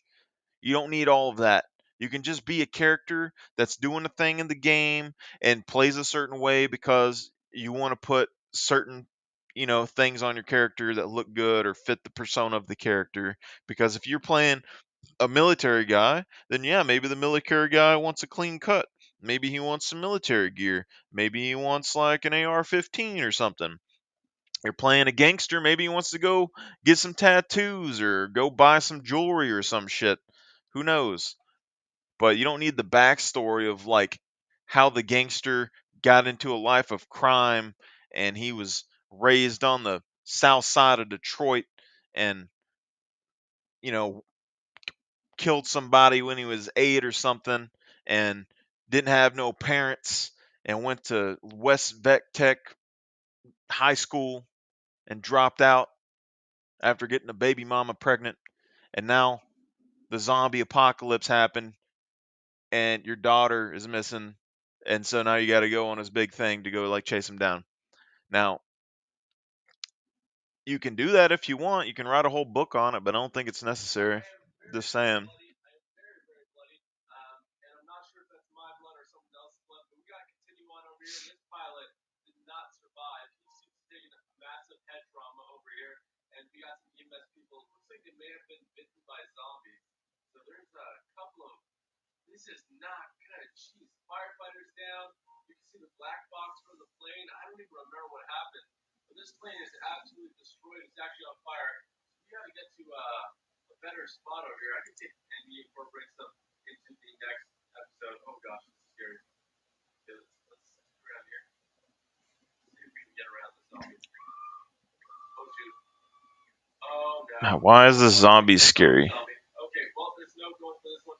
Let's go for let's see if we can get in this car. Oh, we can. It's open. And drive. Oh, that's a lot of blood. We also have the blood mod installed as well. Oh my goodness. We're gonna have to run down some of these zombies. They have a lot of the resources. Now resources have become far more scarce. They have become super hard to find, and you don't get that much from military drops either now. So it's gonna be pretty insane. Also, in places like the prison and the airport and stuff like that, once you clear out the zombies, they won't come back, which is good for setting up like survivor bases and stuff like that. But we gotta find out where the rest of the military went. But I'm tempted to like get this Grand Theft Auto 5, get the mod and like play it just to see, kind of like how it is and if it's anything, between I'm kind of split between that and State of Decay, but Grand Theft Auto 6 and State of Decay 3 seem to both be coming out about the same time as well. So I don't really know if I want to get into this or not. I'm thinking about it though. Um,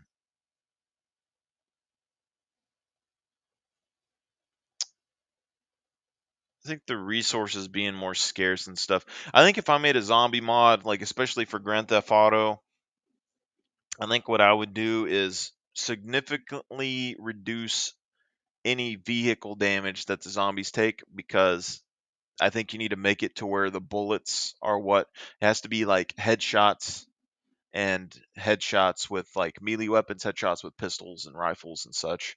I think would be good. And then like fire, um, maybe explosives would do damage to them as well. But I don't think vehicles should really necessarily kill them unless it's doing a bunch of blunt force trauma to their head. And that would make it to where you can't really use your vehicle as a weapon.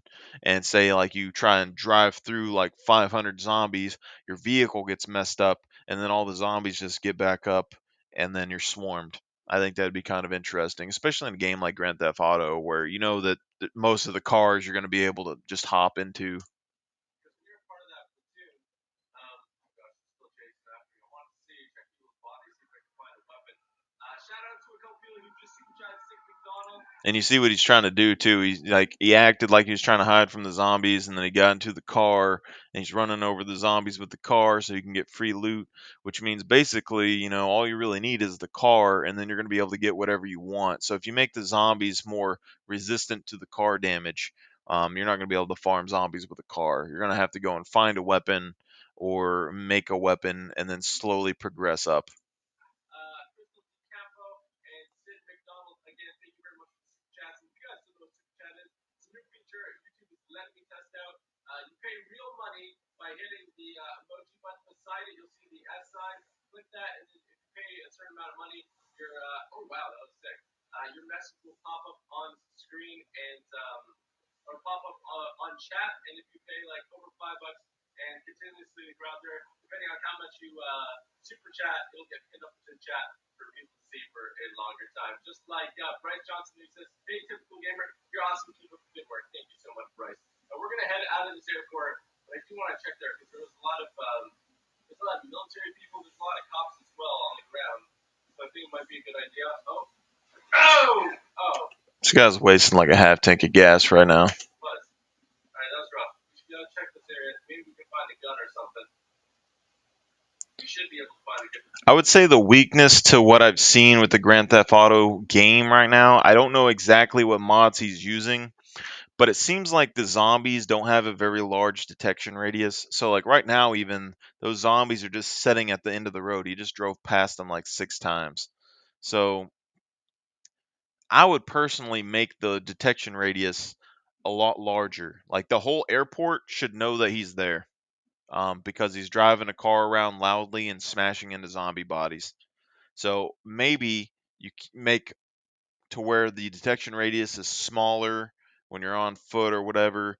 But anytime that you use anything that makes a good amount of noise, like a gun or a car or anything, the detection radius expands to like maybe a block or however much, and then if you keep making more noise, it slowly expands more and more.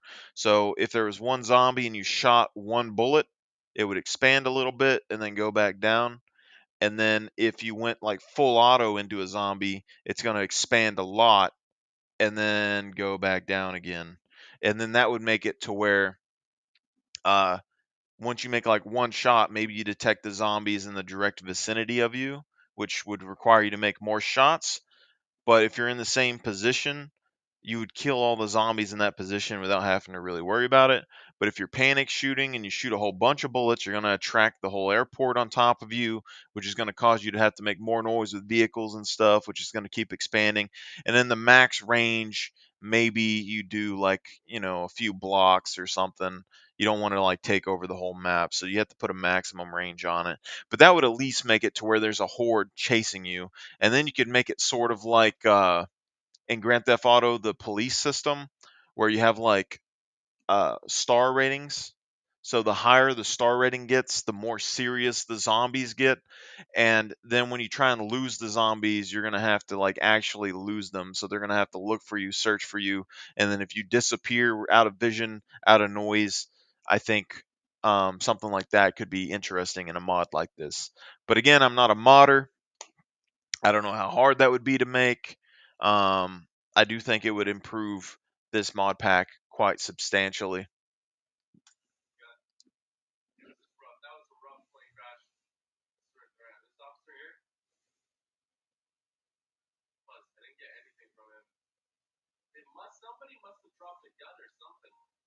Just keep looting these guys here. These zombies are slow ones. They're slow zombies here.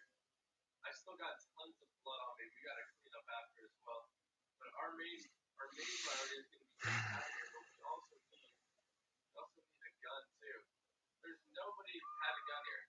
Somebody clearly booted this already and thought I was dead. Oh, plus, that's a fast one. That's a fast zombie. That's a fast zombie. We out. This car works too. Perfect. All right. Quiet, zombie. We got a new one. We got a new super chat from Fonzie Cahoon. And we also got one from Pope Lolly. Thank you so much for those super chats. I truly do appreciate it. If you guys want to check out my fuel or my stamina, thirst, or hunger, because you have to drink and eat in this mod to survive, then you can check out the bottom right as well. And I believe now you can only hold a certain amount of resources. Now, I would be interested. I don't know how the resources and stuff work, but I'm interested in this mod specifically because I know GTA is multiplayer. I know it has a lot of variety with like customization and vehicles and all that, and weapons and armors and everything. So I don't think it would be a hard survival game, but I think it would be interesting to play on a multiplayer server with more than one person. And I think specifically that would be where I'm interested in getting GTA 5 and putting this mod on. Because if you have to worry about some players being out there, I don't really see there being much of a point to killing each other. but it would make the game that much harder. You know, you're trying to escape a zombie horde, a player shows up, pops all your tires on your car, or like blows your car up, and then you're stranded. Interesting gameplay there that you could have, and I don't know how you'd make money. Like maybe you put some quest lines or missions around the city to like go and get supplies and deliver them and stuff like that. Could be good. Oh, let's see. You can only hold 5 alcohol, 10 batteries, 5 binding. So you gotta grab stuff. Oh, it seems like there's some people out there as well. Oh shoot, they're not gonna be very impressed when the zombies come. Alright, we're gonna keep going. They don't even know what they're doing. Let's keep going here. Let's keep going. Don't stop, keep going. We gotta look for the military base. They're gonna get eaten over there. We don't have a chance. We do not have a chance. We're gonna keep going. We're gonna keep trying to find a He's trying to look for a gun. He's worried about those cops and stuff over there getting eaten. But I mean, if you lead the horde to them and they actually do attack those people, which I doubt, those officers have pistols over there, so he'd have been set. military base or something. We gotta start getting resources as well, because we are running out over here. This thing's almost out of fuel too. Okay. I will say the fuel in these cars is dropping like super quick. It might just be because he's revving the engine a whole lot, but damn. Alright, let's head over. We saw the helicopter. Where was the helicopter flying? We saw the helicopter flying over the Maze Bank Tower, so why don't we check this out? See if we can find something. Oh, there's a lot of zombies out and about right now. Ooh, there is a lot of zombies. Alright, let's head through here. I know it's a bit unconventional, but we're gonna have to go through here. See a bunch of vehicles. I don't think I see anything though. Head around back through here. Oh, a G-Wagon. G-Wagon may be a better idea than this car. Oh, we got a runner. Ooh, that runner just got smoked. Oh shoot. Oh, bad idea, bad idea. This vehicle's not even repaired yet. Oh shoot. That car won't even start anymore. Alright, we gotta try to repair this thing. Oh, I did pick up a gun. I picked up a gun. Alright, this is gonna be bad. Plus, if I shoot, they're gonna start chasing me. I gotta take them out. I gotta take out these guys. I need this car. I need this car. Pause. That cop car wouldn't start. Okay, they're perfect. We gotta loot this real quick. We gotta loot them, and we also gotta repair this engine. Let's repair the engine first. See, that might be decent right there. Quick. Repair this thing. The ones in the back aren't really coming his way, but Come on, don't stop. There is a horde of them coming for us. Okay, let's loot these guys quick, because we need resources. Oh, Buzz, they're descending upon my location right now. Alright, Buzz, I can't even. Can I get this car fast enough? Oh, I still gotta start it up. Look at this from the first person view. Oh, Buzz. Holy shoot. Oh, no. Okay, I thought he was starting to open the door there. We're gonna pull off here. We're gonna come back. Don't worry. We're gonna come back. Bryce Johnson, hey TTV, my friend, we're watching. now I think what could be good on this as well is if you implemented something similar to the dead matter thing, where the supplies get lower and lower over time in the GTA server. That could be good, because say all these vehicles have gas in them right now, but you play for a few days or like a week, the gas is slowly dropping in all the vehicles, and then it becomes more and more important for you to actually have your vehicle or a way to get like a gas can to fill up gas tanks, and then you have to be on foot a lot more.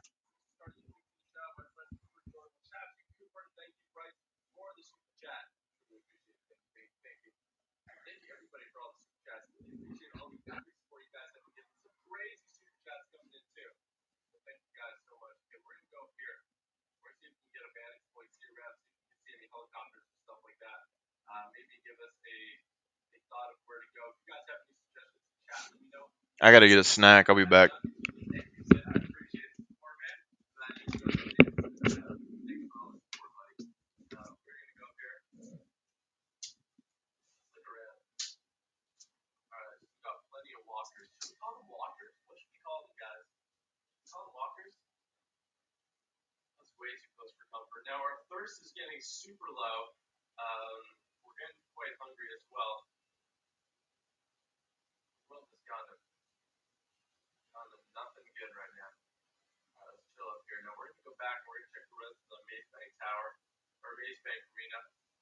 what they got for us. Thank you, Tina Onassis. Appreciate the super chat. But geez, as beautiful as the city looks right now, you know that it's just there's just a crazy problem going on. And if we find some survivors, I think we're gonna have to hang out with them a bit, see what's going on, and then we might have to split off on our own as well. Okay, this is my problem with this ladder. This ladder will not work. There we go. See, I would have flown off the edge if I didn't do that. All right, my spleen is killing me. Call them biters. Everyone's saying call them walkers. Let's make sure there's nobody here. I think we're good. I can hear a lot of flies. It sounds like there must be a bunch of dead people in this. I think we're going to take off here. All right, I still got plenty of blood on me. It seems to be dried out, though. Dried out blood.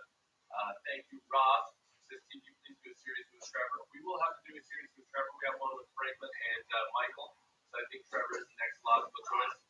Let's head over to the base bank now. Let's check out if the other side. We had to escape there because there was too many crawlers or walkers or whatever you want to call them. There's too many on that side. I want to know in chat right now, what do you think is the best place to build a base? And what do you think we should do this live stream? I got a lot of ideas. We got to collect a lot of resources to do too. This is a new world here. Oh, there's a fence. There's a fence. Yes, yes. Oh my goodness. It's a military base. Okay. Well, there's troops here.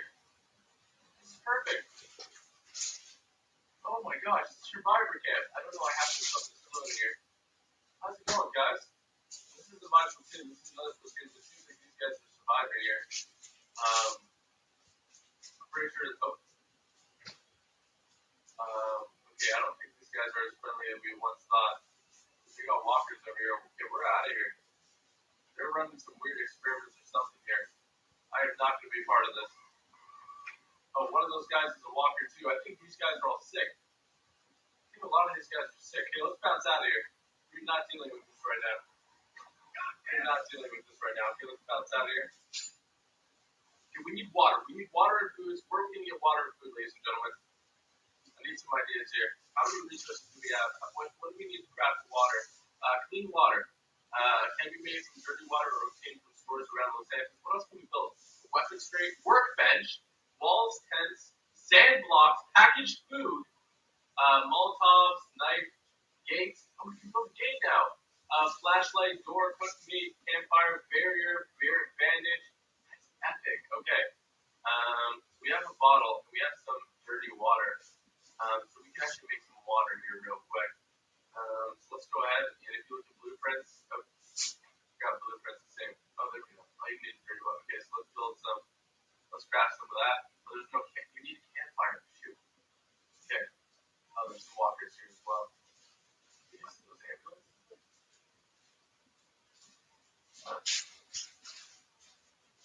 What? I just got a really eerie feeling. I just got a super eerie feeling. Thank you to Neo Keo, who says shout out to Bolsey the Bear. Thank you, Neo, for the super chat. I appreciate it. It's good for you. This game seems to work still.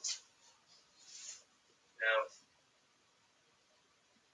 sure, head over here. Why don't we go up? Let's go up this ladder. Maybe the safest spot for us to be. Go back over here. Alright, we need a campfire. Maybe we should sleep somewhere for the night. Maybe we should jump in the water. Blood off us. I think these zombies are attracted to blood as well. It would be a bad idea to wash off our clothes. We got some dirty water we picked up as a resource. Wouldn't be too bad of an idea. Okay, let's go right here. Let's go right over here. I don't want that thing pinging in my ear. Let's see if we have enough for a tent. No, we don't have a campfire. Oh, we have one campfire though. Perfect. We got a campfire down. Now let's go ahead and we got to get that clean water. Let's go campfire. What do you mean there's no campfire here? Oh, there we go. Alright, so I drank one clean water. There you go. That didn't even give me that much thirst. Clean water. Oh my gosh, it hardly gives you anything. What? This is bad. Okay, we need to get more resources here. Is there a... Okay, we have a tent. We can build a tent as well. Would be a bad idea to put the tent down and then wait until the morning to go. What do you guys think? I think that's a really good idea. Let's go. Put this right here. We're not going to make this our permanent base, but this is where we're going to stick for the night, I think. Let's go. Let's take a stick for the night. Okay. So night is past. No, night hasn't passed. What do I just build? Should be power lessons in here. Oh, that makes a lot of sense to do here. There you go. There's no power lessons in here. Let's see. Okay, that's the place left. Do I still got power on my cell phone? Alright, these zombies seem to be more powerful at night, so why don't we go ahead and just take a little breather here. I'm gonna wait till daytime here. Nice blue skies. Just make sure. Nice blue skies in here. Let's go ahead and pick up this tent. Let's head down over here. Oh, it's probably a bad spot to head down at. We can't take the campfire with us, but we need food and water really bad. So we need to go raid a store or something. And guys, if you are enjoying these zombies mod, if you guys want to see more zombies mod, if you guys want to see an entire series based on it, make sure you smack that like button in 3, 2, 1, like spike. Boom, baby. That's what I'm talking about. Let's head over here. Let's get in here. Oh, that is scary right there. What do we got here? How much gas we got? Let's drive through here. Let's see if there's anything here. Hey, there's that's puncture tire. Let's drive through here. We don't want to go through the zombies downstairs. Gas station running out of gas real fast.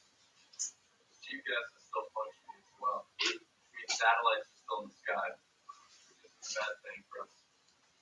Thank you everybody who joined in on that like spike. Make sure you do smack that like button. Oh, there's a bunch of zombies here. Oh, bug. Oh, gosh, that's not good. That's not good. This shoe-wagon stuff. Alright, we gotta book it. Oh, shoot. Okay, they're chasing us. We might still have blood on us. Fuzz. There's a tanker that went down as well. Okay, let's keep booking it. We gotta run. Fuzz, there's zombies there too. How are we gonna do this? Okay, we gotta climb up that ladder. We gotta climb up something. Oh, I ran out of stamina. Oh, gosh. Get our stamina back. Back up! Oh, Fuzz, there's another runner there. Run! Keep running! Just get to the end, guys. We gotta go. Up the ladder. Oh, please don't let me. You can follow me up. Oh, my goodness. They're just yelling at me from the bottom over here. I don't think they can climb up. I don't think they can right now. Let's jump up over here. Oh, we got a huge super chat over here. Hashtag the Spinosaurus. I watched almost all your vids. I love you. And I have a shout out for sure, man. And thank you for the very generous super chat. I really appreciate the support. Honestly, guys, I may have no option over here but to jump. What do you guys think? I only have 11 more bullets. Let's go check on how they're doing. I think they're guarding my only exit. These zombies are smart. Actually, there may be one up here, so we gotta be careful.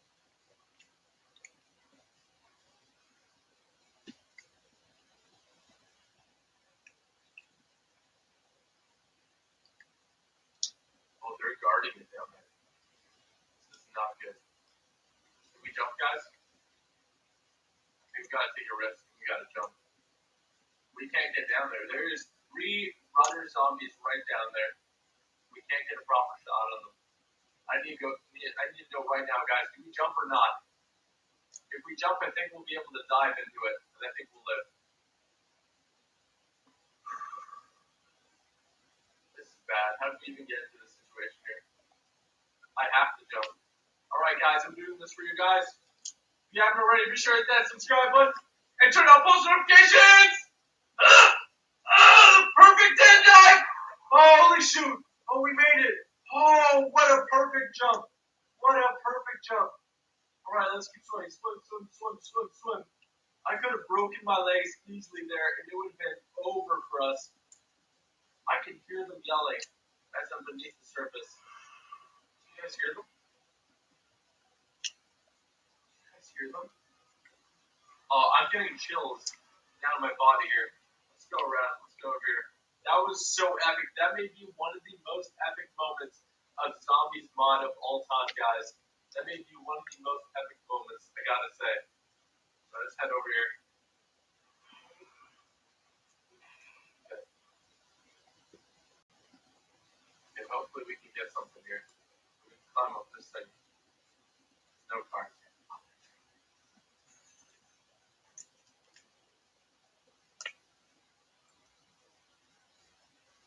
Can't see the zombies either. They might have followed me. Let's keep going. That was so freaking epic. Oh, there's some zombies up there. We gotta be careful. Remember, the more noise we make, the more zombies come, and the more basically we're in trouble. I got an idea here. We're gonna do some ledge walking. I see a car over there. That parking lot made here past twice. Right here. We walk to this edge. Oh, yes, I found them. Be careful here. And we don't have any more bullets. We gotta use whatever bullets we have wisely. There's another roof over here too. We got Jay-Z, who just super chatted. Hey TG, love your videos and enthusiasm you put in them. Enthusiasm that you put in them every day. Hope you had an awesome day, bro. Thank you very much, Jay-Z. I appreciate it so much. Thank you very much for the super chat. Monday Trucker, hop away! You ever do something out of panic? This is one of those things. Let's climb onto this roof. There has to be a way out of here. I think we're good. I don't know if she'll chase us. She seems to be fine. Okay. Climb down over here. Probably won't know we got off the roof. Very suggestive zombie sounds. Do you hear that? Holy fuzz. Okay, let's book it. Let's book it. Oh, she's coming around the corner when she comes. She'll be coming around the corner when she comes. Oh, Buzz. Oh, Buzz. Start that car. Start that car. Oh, shoot, Captain. Oh, gosh, that's bad. Oh, Buzz. Oh, that's a bad accident. That's a bad accident. That's a bad accident. That's a bad accident. That's a bad accident. Oh, what do I do? What do I do? Oh, Buzz, there's a horde of them on me. They are in the car. They are in the car. Oh, gosh. I don't have much stamina left. I don't have much stamina left. We gotta take a car. We gotta take a chance. We're taking that. We're taking that freaking Dodge Challenger over there. Dodge Charger. Oh, he doesn't have. Oh, there's a Rolls Royce over there. That might be better. Buzz,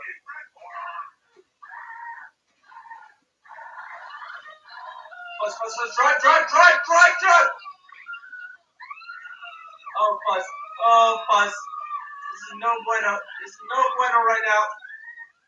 Okay, they don't seem to get me in the car. See if I can close this door.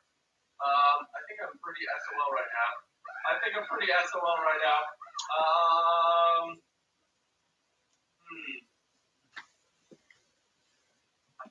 much dead if I get out of this car. Anticlimactic. If I should shift it into neutral, maybe if I can shift it into neutral and roll it forward a bit, that's what I'm going to do. Roll it forward a bit. Come on, roll. Let's get smack to that car. Roll this car forward. Book it. No!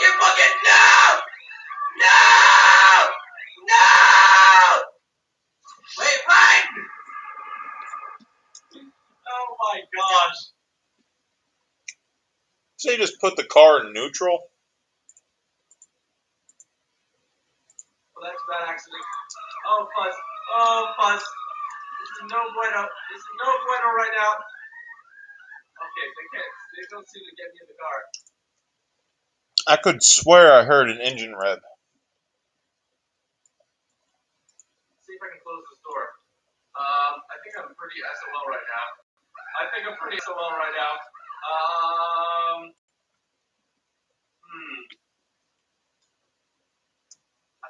much dead if I get out of this. But I'm guessing the car didn't take off because it didn't have fuel.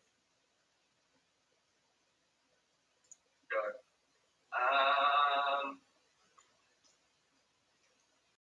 If I I can shift it into neutral. Maybe if I can shift it into neutral and roll it forward.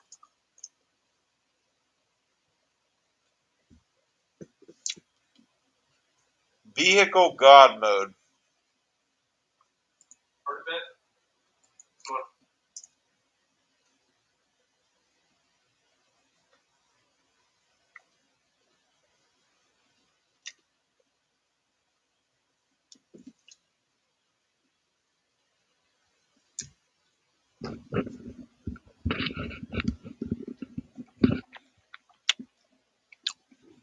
Now, I understand, you're doing a role play thing,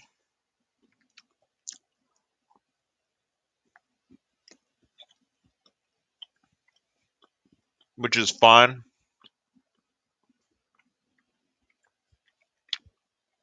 But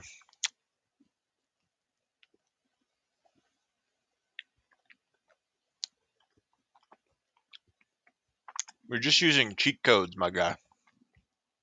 Even if you say you're just putting it in neutral, so they'll push the car. In the roleplay world, in any case, you're in a car and the zombies aren't eating your ass. They would have climbed in that car with you. You're dead right there, brother. Unless you can get out the other side.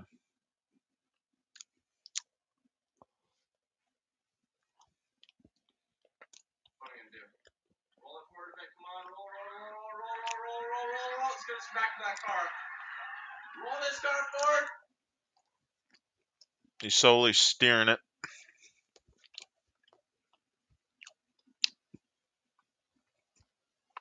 It's like he's playing D&D, and they have like safety built into their gameplay. He has like plot armor. Book it! No!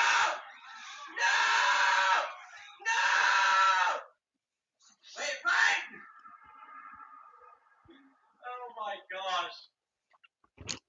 Well, alright. Let's just pretend that didn't happen. Let's just pretend that did not happen. All in all, let's pretend that didn't happen. Let's pretend our man made a quick escape over here. Can we get a ripperoni for him?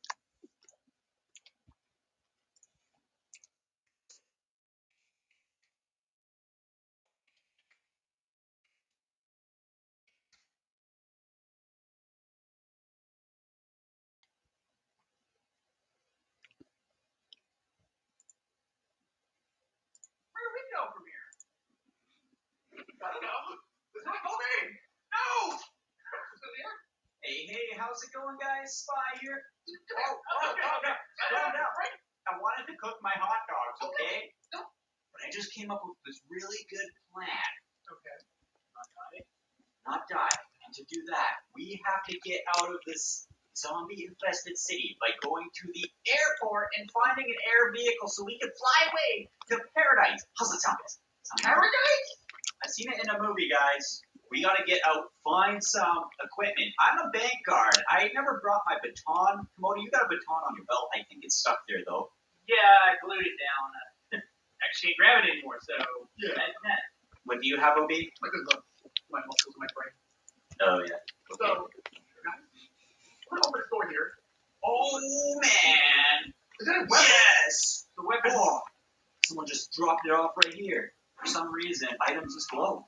Is it true like that they hashtag us? Look up on the mound. We got, like, whoa, holy bits of Whoa. equipment. Holy moly, poopin'. Those are my beef sticks. What Who is leaves that? equipment out like this? Oh, wait, let me grab one, guys. What do you get, Moto? What is that, a bag of cookies? Yeah, I know. Guys, we got a horde of zombies. What? Where? Don't have We anything. got a horde of zombies. Are we gonna track them or? Yeah, I got one. Okay, another one. Careful, guys. Hold back. Down I'm there. through them with my Left side. Hey, calm down. Zombie, no need to worry. Oh, we get back up. Scream out to the zombies. All right, guys, there's a ton of zombies up on the hill. We gotta go. We gotta get out of here. I got a motorcycle. You found a motorcycle? That's only a two-seater. Yeah. We need a two-seater, Okay. Oh, it doesn't work. It doesn't work. It doesn't work. It doesn't work. It doesn't work. Right. We're down the hill, Obi. Down the hill. Okay, I'm coming. Just don't shoot me. Just don't shoot me. Okay. Obi, try the back. Just 2 seats. Come on around past it. Can I jump it back? No. Okay. That's what I'm saying. 4K, 4K graphics is what they need, maybe. Really good, Obi. Oh, there's a lot of them behind us. We gotta find a car fast. Okay, go. I got a smoke grenade. I can smoke them. Oh, yeah. Do it. Eat that.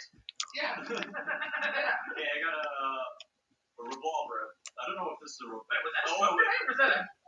That was someone. Hey, What? I tried to shoot through the crack. Come on, behind you, behind you. All these are 4 years ago. What is this? yeah. We got people coming up here. Oh, we watch me shoot that flare. I know. Right. There. Why are we up here? There's gonna be no vehicles up here. I don't know. We didn't have anywhere to go. We panicked. Yeah, I'm up here. Careful, run. Oh, that's mine. What? Oh, stop. Spy together behind you, or? Yeah, there's a lot of them. What is all that firing going on? Oh, there's one. Oh, Nice. There are bandits on the road below us. I hate to finish, but I only have 4 square.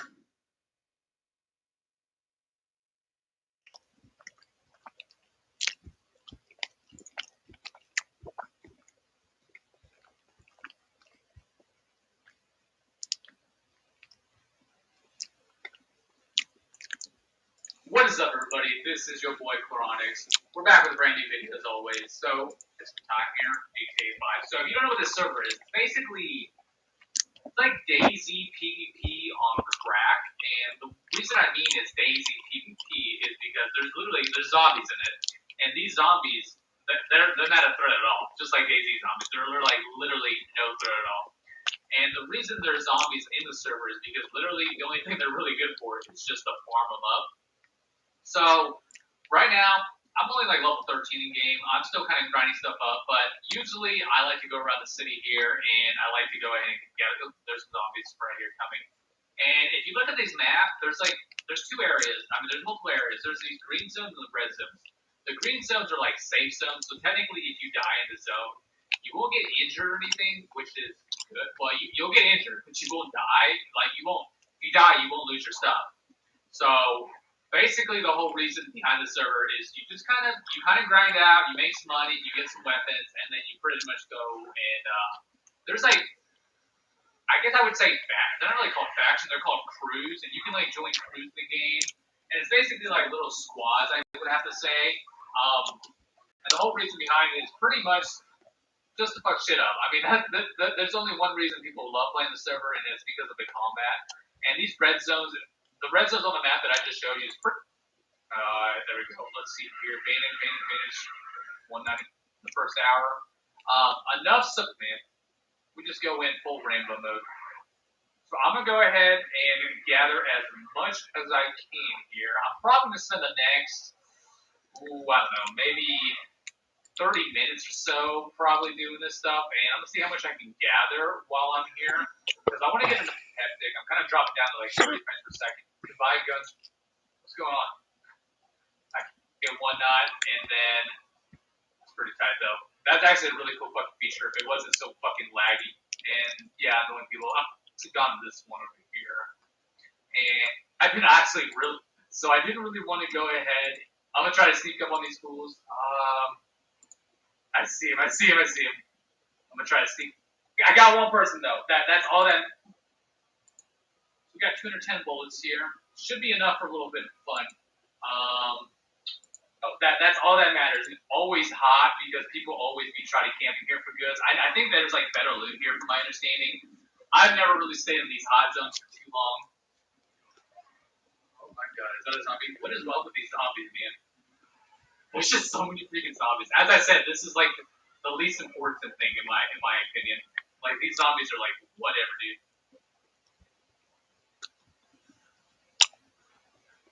Okay, I see him. I'm gonna try to sneak up over here, dude. There's no way I'm gonna be able to cap all these three people, man. I'm out of my goddamn mind if I think that. But it's for the memes, bro. It's for the memes.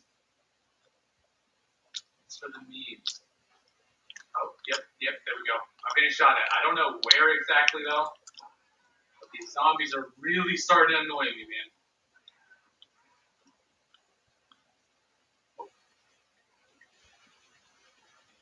Fuck yeah!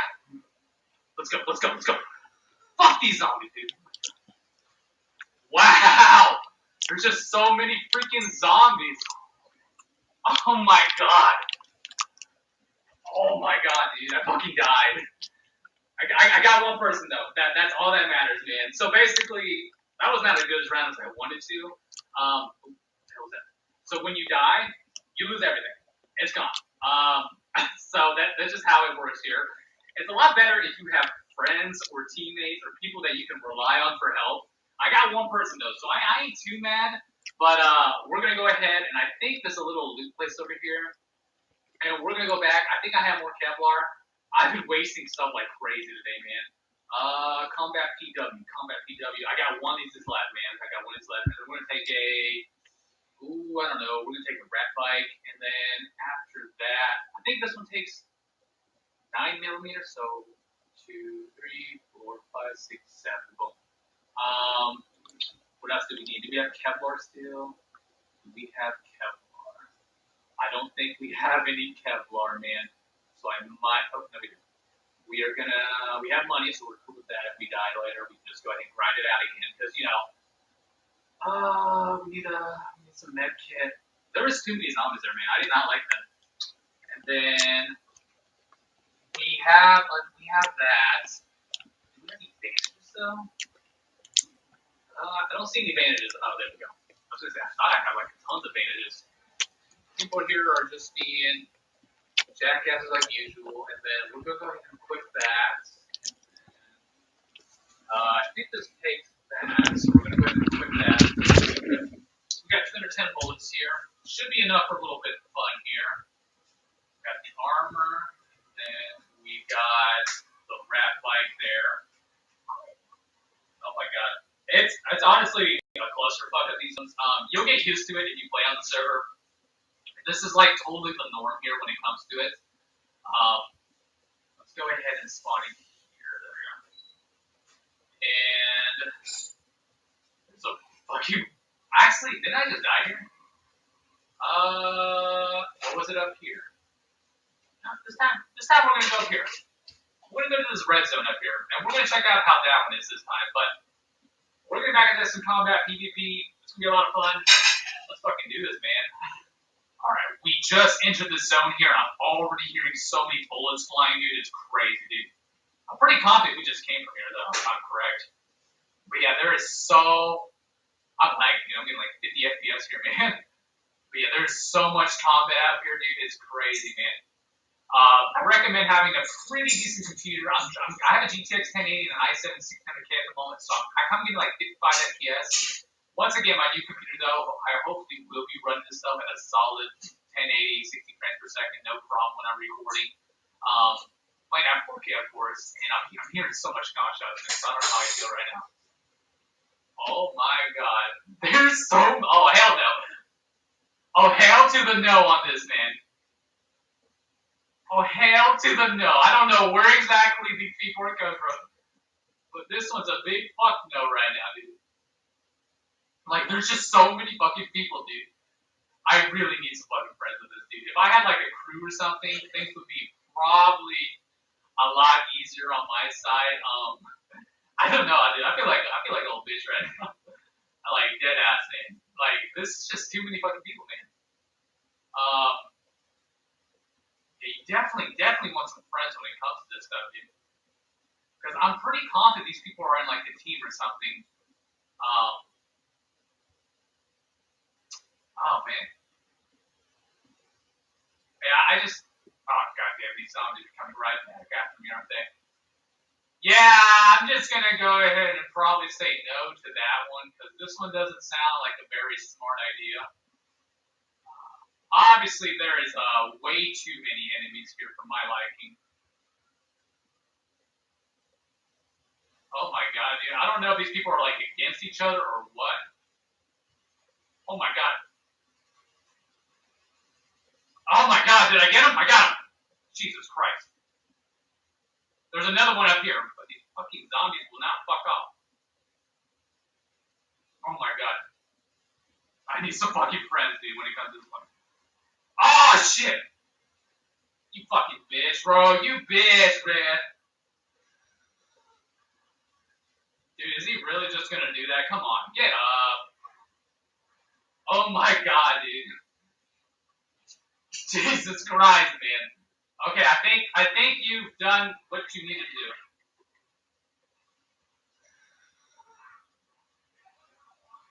Come on, bro. God damn these zombies, dude. Oh my god. Oh my god. Yeah, fuck you, motherfucker. Yeah, piece of shit. Fuck you, motherfucker. Oh god damn, dude. Oh my god. I don't know. Where is it, dude? Where did I at? Oh my god. Okay.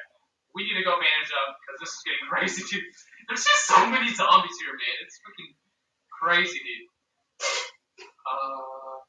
Hope I can get away for a little bit. Jesus Christ. Did I drop my bandages? I think I dropped my bandages back there. Or my med kit, at least. I've been healed somewhat. I've lost my Kevlar, so I don't really have. Oh my god, is that somebody up there?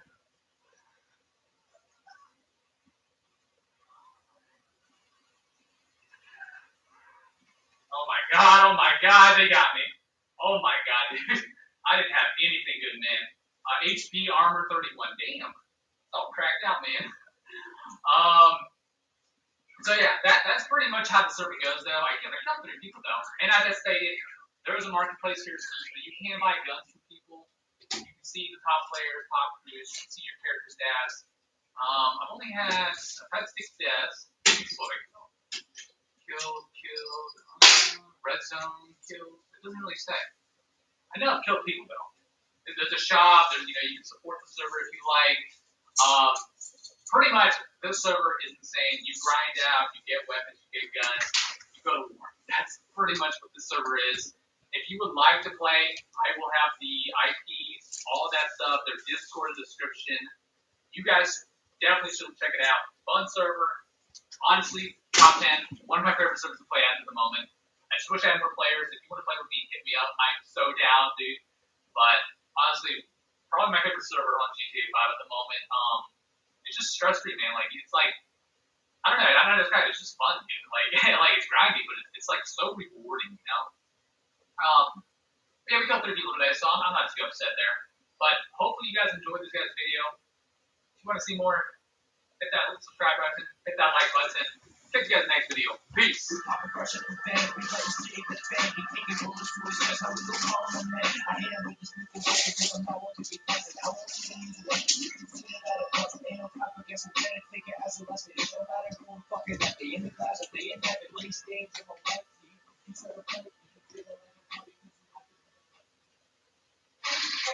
Can you please continue to take 8 years?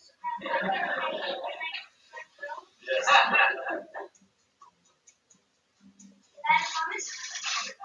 That promise? Right? We just take a seat here. Perfect. Thank you so much.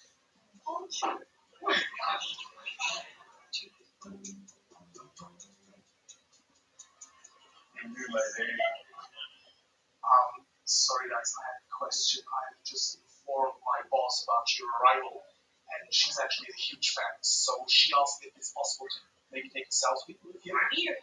No, with you, of course. Okay. Okay, I'll let her know. Thank you so much. Thank you.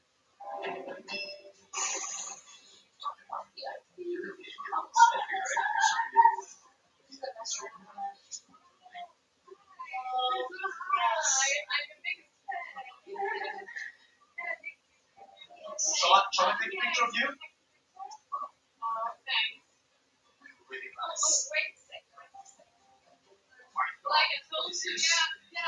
my god, this is, we need to take a picture of this one, right? Poor guy. Some big smile. Thank you so much.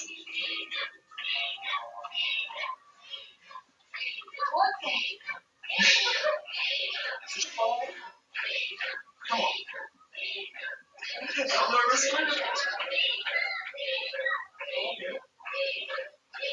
What a surprise, huh? All the young people watching you playing finally against a worthy opponent. Here's your surprise.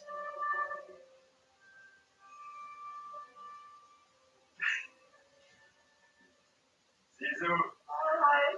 I'm here. Nice to see you. Roger. Hey. Nice to see you. Welcome to Switzerland. You have a promise, right? You gotta play. You ready?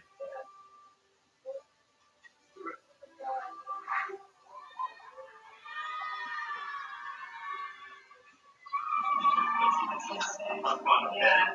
All right.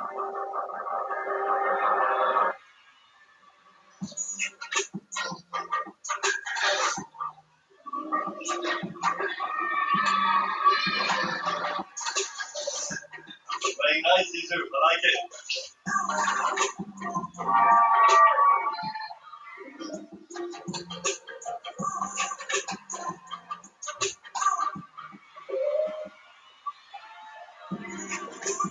You saw this. So good. Playing great, Caesar.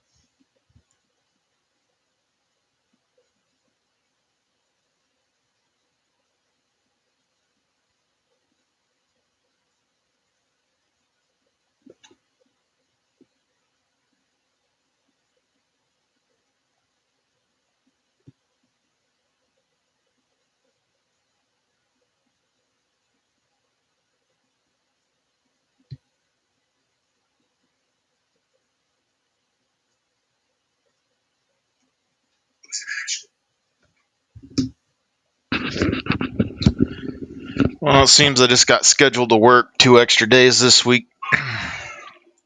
Hey, Google, what is 5 times 12 times 16? 5 times 12 times 16 is 960.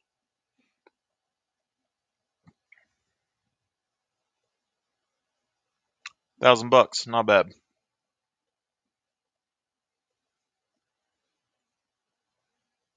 Be under for tax, but Who won that?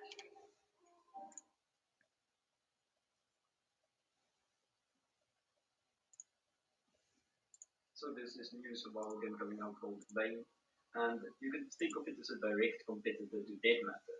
And we'll get to that just now, because Dead Matter and Vein has a lot of similarity. so it looks like Vane has different zombie mechanics. So I kind of feel like the people that left Dead Matter might have been the people that developed the world systems, and then the people that are still in Dead Matter maybe developed the zombies. But Especially when it comes to the developers. So Vein's developers came from Dead Matter. They retired from Dead Matter, got full-time jobs. Now they're working on Vein as like a side project. There's no clear reason about why they left Dead Matter. I don't know yet, but that's not important right now. What's important is that they're working on a new survival game that's hopefully not a scam. So Vein is a post-apocalyptic survival multiplayer sandbox. In the near future, the apocalypse has occurred. Hostile zombies roam the earth, most people have died, and society has collapsed. You are a survivor. Now you have to gather supplies to survive, explore abandoned buildings, combat bandits, defend your home, and rebuild society with friends. So once again, this seems like survival game that we all have been waiting for, such as Dead Matter. Now, it's only a matter of time for it to reveal itself as a scam or an actual game. But I actually have high hopes for this, because why would Dead Matter devs leave Dead Matter and just start working on their own game? So I don't know what the backstory is, but let's just hope for the best. Now let's see what the features are. So let's start with, it has full multiplayer, a dynamic environment, and it has intelligent AI. So you can play with your friends, it has weather systems, day and night systems, and the AI doesn't suck dog ass. You have a robust inventory, customizable characters, and a wide world. Oh, and everything in this game is usable. You have features such as fortification, long-term survivalism, and cast of characters. Cast of characters basically just means you meet unique and dynamic changing characters, and you get jobs, and you get rewarded for the jobs you do. So we have a trading system and vehicle and maintenance. So remember to refuel your vehicle, maintain your vehicle, repair your vehicle. Now they also have a feature called the grid, and that just means keep the lights on. The world of Wayne has fully simulated electrical, plumbing, and natural gas systems. Surprise a group of survivors by shutting off the power to their street. So you get to do surprise attacks, I see. You cannot play the game yet, but they will post the game on their website once it's done, and it will be completely free for a time being until they think the game is worth money. Once the game has released, once it's free, the updates are going to come through every 2-3 weeks, and then after that, they're going to update a lot slower once you have to pay for it, because they want the game to be as perfect as possible. So once the game releases, you cannot expect a lot, because they primarily focus on gameplay over design. That just means they are focusing on gameplay and making sure everything works, and they have all of the features they want the game to have, regardless of the way it looks or feels. In my opinion, that's a good way to go, because after the game has released, you can just polish all of the features. How is Vayne different? Well, let me read you straight from the website. How is Vayne different? As above, we are trying to focus on gameplay first. We use placeholders when necessary and add features without considering if they work in the future. Doing stuff fast like this means the community gets fun content quick, and it means if the content isn't fun, we can cut it quick as well. In Vayne, you can use every item. You can throw broccoli, vinyl records, and tin cans at zombies to try and kill them. You can even kill a person with a thumbtack. You can eat enough Viagra to get a heart attack. You can drink bleach. All this is in the game already, with more being added every single day. Let's hope Vayne focuses on performance as well, so that people with a lower end system can also play the game. Or they can just release a light version. You know, like how PUBG made PUBG Lite for PC and for the phones. You know, something like that. That would be something nice for the people that's not as privileged as the other people. Now, I really see this game as a lot of potential, and just hope the developers act upon it, because this game will really be mind-blowing. So, thank you guys so much for watching this video. Let me know what you guys think. Here's everything you need to know about the reality mode for Battlefield 3, since it's releasing later this month. Battlefield 3 reality mode is a Tier 3 modification with focus on team play, communication, and combined arms. Set in the real world, starting from the end of the Cold War to modern day conflicts.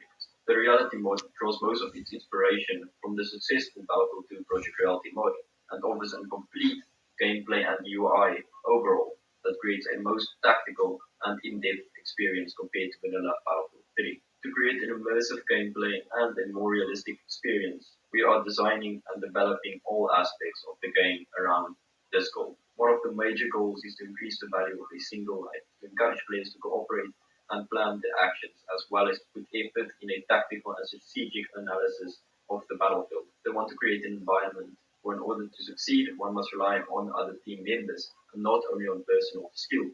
They want to make players feel that doing even a small task of a bigger plan, they are contributing to the team's victory, and each kit is a useful instrument for achieving just that. In their opinion, immersion is a state of mind. When you're absolutely absurd in the gameplay and think of nothing else, thanks to an engine and players with a unique planning style, each combat situation is supposed to feel different, intense, and immersive. There are many different aspects about the Frostbite engine: the way it simulates ballistics, render players and objects, physics, etc. Overall, it's fair to say the reality mode won't be the same as Project Reality or BF2. As a team, we consider it a big challenge to preserve the original Project Reality game flow and feel, and at the same time to come up with a new design, solutions, and improvements, with the purpose to deliver an interesting and authentic game experience.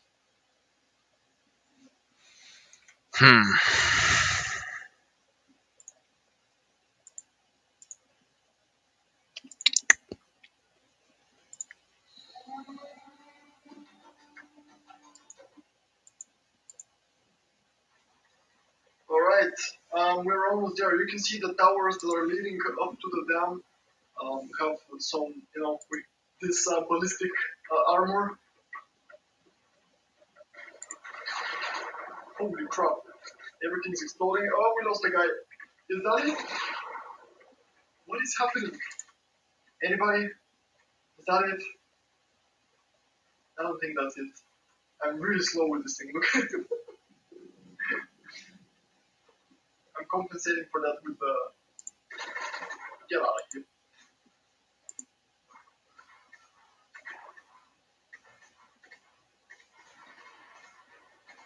I don't think I can. And no, it's not cops, but they are driving a cop car. So that's interesting. I messed up one thing with the health. I crafted bandages and I wasted some resources, but I hadn't changed one setting, and yeah. All right. Okay, we're almost here. Let's see what's up. I mean, we shouldn't save it because we have the other one over here. Friendly survivors. We're gonna go to them tomorrow. Now I'm gonna try to sleep immediately before the zombies start spawning. And also, I made a workbench to craft some ammunition for the pistol. We're gonna start blasting. Come on, dude. That should be it. We are really running low on ammo. Let me put down the workbench. Maybe we can make some. Hey, Google. I don't even remember what it needs. Hey, Google. See that? What's 10% of 18,000? I'm just gonna fill it up. Nice. 10% of 18,000 is 1,800. Now they're waiting for me. Let's do some cleaning real fast, real quick.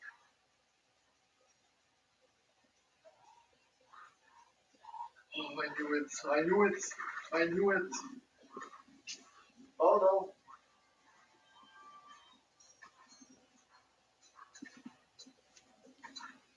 Okay. Anybody? They disappeared. Nice. Oh, let's see. Please don't disappear.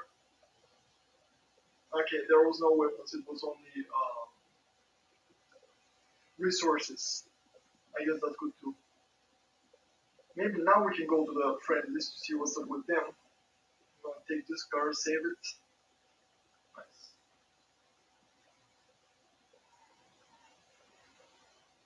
Okay, guess she's going to help. Where is everybody? Oh, they're just standing here. Alright. How many seats I have? Nice. We have the maximum amount. So I'm gonna take you, and you have a good weapon.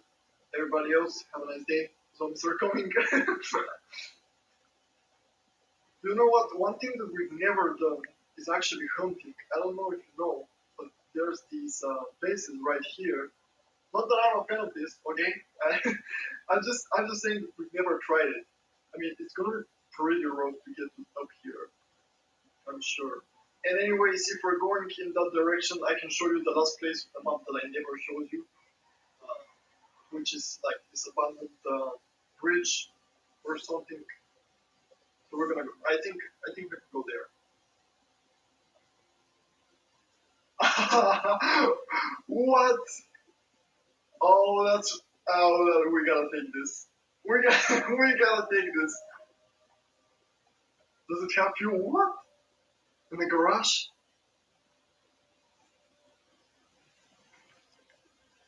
Oh my god, that's that's such a dilemma. That's such a dilemma.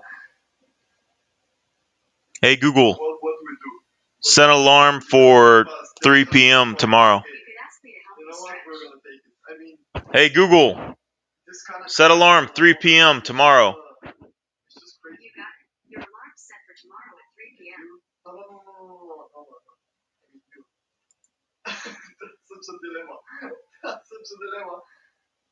Okay, I'm just saying we've never tried it. I mean, it's gonna be pretty rough to get up here, I'm sure.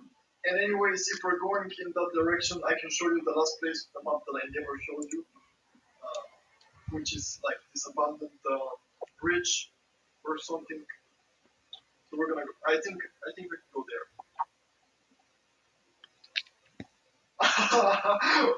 What?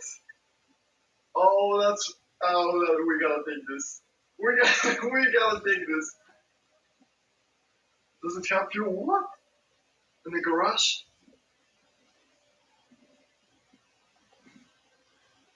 Oh my god, that's that's such a dilemma. That's such a dilemma. What do we do? What do we do? We gotta think fast. They're starting to spawn. Okay. You know what? We're gonna take it. I mean, this kind of car in an apocalypse is just it's just crazy. And you? No. Like, they're gonna start shooting. Wait, their weapons disappeared. Oh, that's even worse. I just decided their fate. I'm sorry. I didn't know that it happens that way. Maybe we should help them initially. Okay, that's from me. Bye. Let's take this car. Nice. This is exactly the vehicle that you should be driving. In a zombie apocalypse.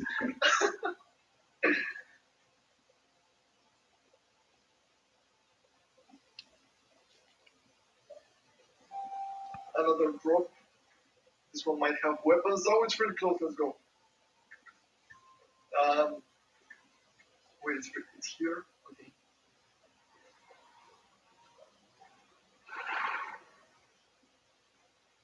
This is really not a good place. This is the worst place. There's just no cover anywhere. Try something else.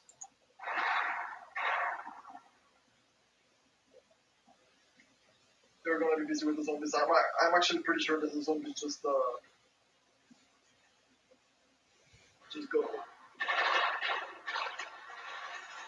Yeah, they're done for. They're done for, but there's a lot of zombies, dude. There's so many of them. This is probably not a good idea. No, no. You're gonna follow me. I don't want you to shoot because you're drawing way too much attention. Holy crap! We're gonna wait a little bit. I really can't tell if somebody's coming at me. Dude, that's so bad. That's. Don't shoot. Don't you dare shoot. You're gonna kill us both. Let's just do it nice and quiet. God, it's a sniper rifle. Oh my god, I don't have anywhere to put you anything. Please don't disappear. I need the sniper. Please don't disappear. Let's get the car. Hopefully it has a trunk that's openable, so I can put back the other weapon because I don't have a weapons crate. If I had a weapon, it's not gonna be openable. Don't worry, dude. I'm not gonna leave you. Okay. This is like the riskiest thing that we're doing right now. Look at how many of them are. Yes, we can open it. Nice. Okay, let me put back put item. Nice. Now let me take my other weapon back because it's a good weapon. These guys, advanced rifle, assault rifle. I'm not gonna try to get it. Look, that's so crazy. You.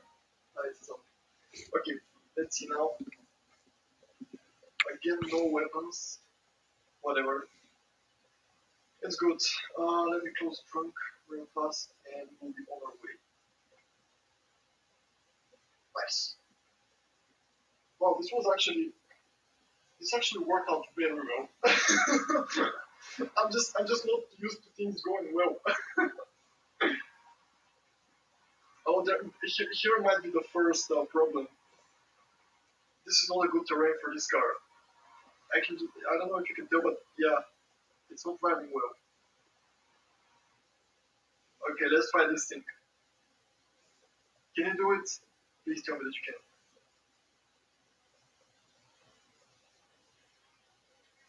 Yes. Yes. Now, all I need you to do is stand still. No. Is that so? Am I a joke to you? Okay. Let's just put the tent. Let's just put a tent and try to sleep. Of course we can because there's a lot of infected. Don't worry, I'm gonna do it.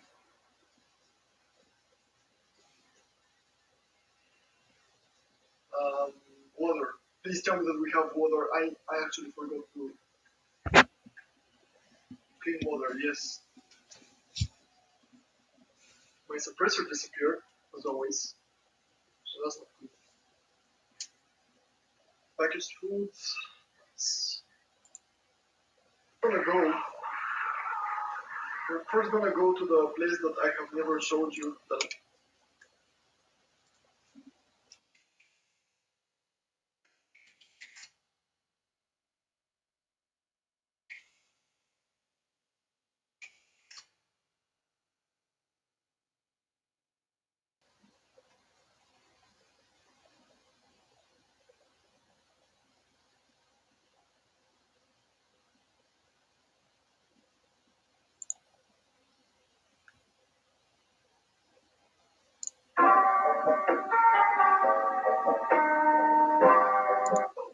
This is Games Grab gets you back in the building with another GTA 5 mod tutorial for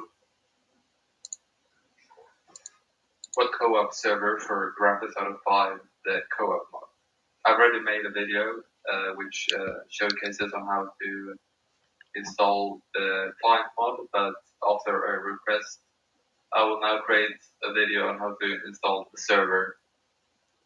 So the first thing you want to do is click the link in the description that says server. To this page. Then you want to check the downloads. And you want to scroll in the downloads until you find a file called server.zip. And it's this here. Master server, just server.zip. Click it and let it download. Once it's done, open the folder. Now you can create a folder wherever you want to have your server. I will have it on my desktop, so I will just create a folder here called GTA GTA server. And now I take all the content in the server.zip file and drag it to the GTA server, or the folder I just made. Once it's there, you can close the zip and you can close the website. Now just open the folder.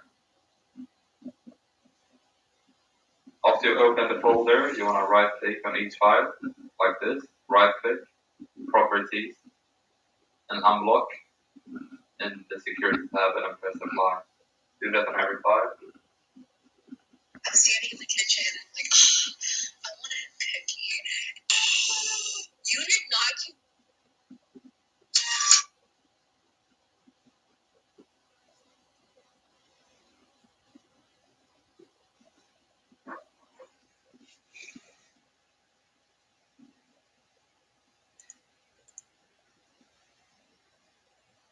Just stop the server.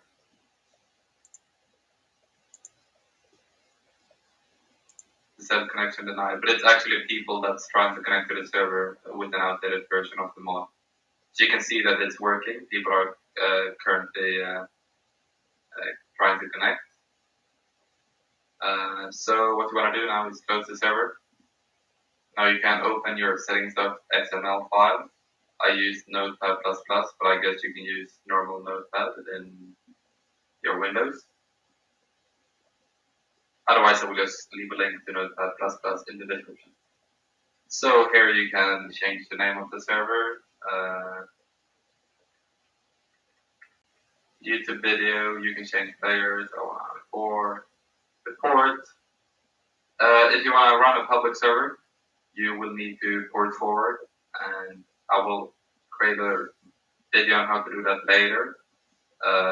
But in the meantime, if you don't want to wait, you can just Google on how to port forward, and then you use this port 4499 in the port forward.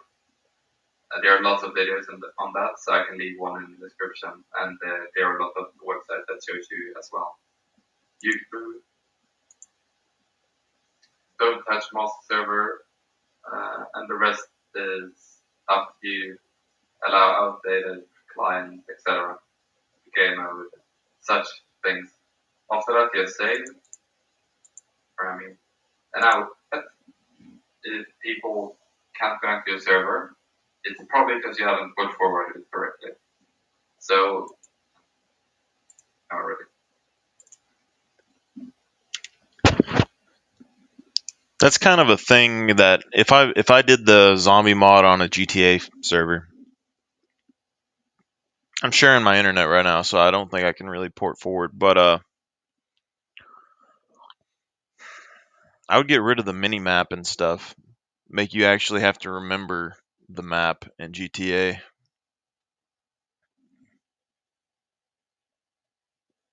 I would make it hardcore, like a hardcore zombie survival game.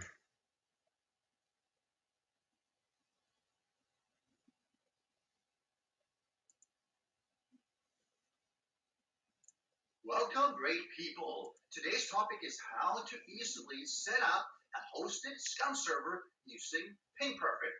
What does this mean? Well, there are two ways to host a server. One way is to really just run it on your own PC or maybe an extra PC if you have one, but that costs you time and money. You might have to upgrade the PC with more RAM, and you might not be able to play any game you want to because, well, you have a server that is taking up resources. And the electricity from running it 24/7, 365 days a year, it's there, and it all adds up. The second is to offload all the server running headaches to a hosting provider, where they maintain the servers and you pay a rental fee. They have the machines in the data center, they handle the maintenance, any network connectivity issues, and if something goes wrong with, say, the hardware breaks down, it's them spending hours getting things back up and running and not you. If you only play rarely with a couple of friends, a local server works great. I've done that in the past. However, if you want people to be able to log in anytime they want, a hosted solution is always recommended. This video will show how easy it is to get it up and running, and I will show you the steps of getting the server ordered and then running on PingPerfect. And they are a well-known hosting provider for game servers. Full disclosure, this is not a paid for promotional video. PingPerfect has not paid me for this. I am, however, affiliated with them. And if you do use my affiliate link and discount code, it does help to support my content while giving you a discount on your server rental. Win-win. I have been running game servers with PingPerfect for years across multiple games such as 7 Days to Die, Valheim, Conan Exiles, Ark, and actually currently run a scum server as well. And before we get into the meat of the video, I would like to thank everyone who support me, even if it's just watching, or channel members or patron supporters, and being part of my great community. If you enjoy the videos, it does help if you hit that thumbs up button and like the video, maybe subscribe, ring the notification bell, and all of that. I leave it up to you, but it is greatly appreciated, and it's free as well. I will leave a link in the description below, so check that out. If you use the link and my discount code, you will get a 10% recurring, meaning every month, discount on your total bill for as long as you keep the server. So here we are on the PingPerfect website. Then again, check the link below. We're going to select Scum today, and it's going to bring you to the Scum server hosting and the server rental. Now, you can either outright start renting it, or if you're really on the fence and you're not sure, you can actually request a 48-hour trial as well. So just follow this and click here and get that done. I'm going to focus on actually renting it straight up. Now you can choose which currency using. I'm going to start by using USD. Now, there are some standard features that are available at PingPerfect, meaning that you have an instant server setup. It's actually really fast. Global locations, there's a bunch of locations across the world. They take backups. They use enterprise hardware, money back guarantee. You actually get some free web hosting as well. You can access through FTP or file browser. You have free rebranding, customer support. You have a game panel that I will show you as well. And of course, you can always switch the game, and you have DDoS protection. So we're going to go into this one because we're going to select USD. And that brings you into where you actually configure. On the right side, you'll see the current charges that you will be incurring.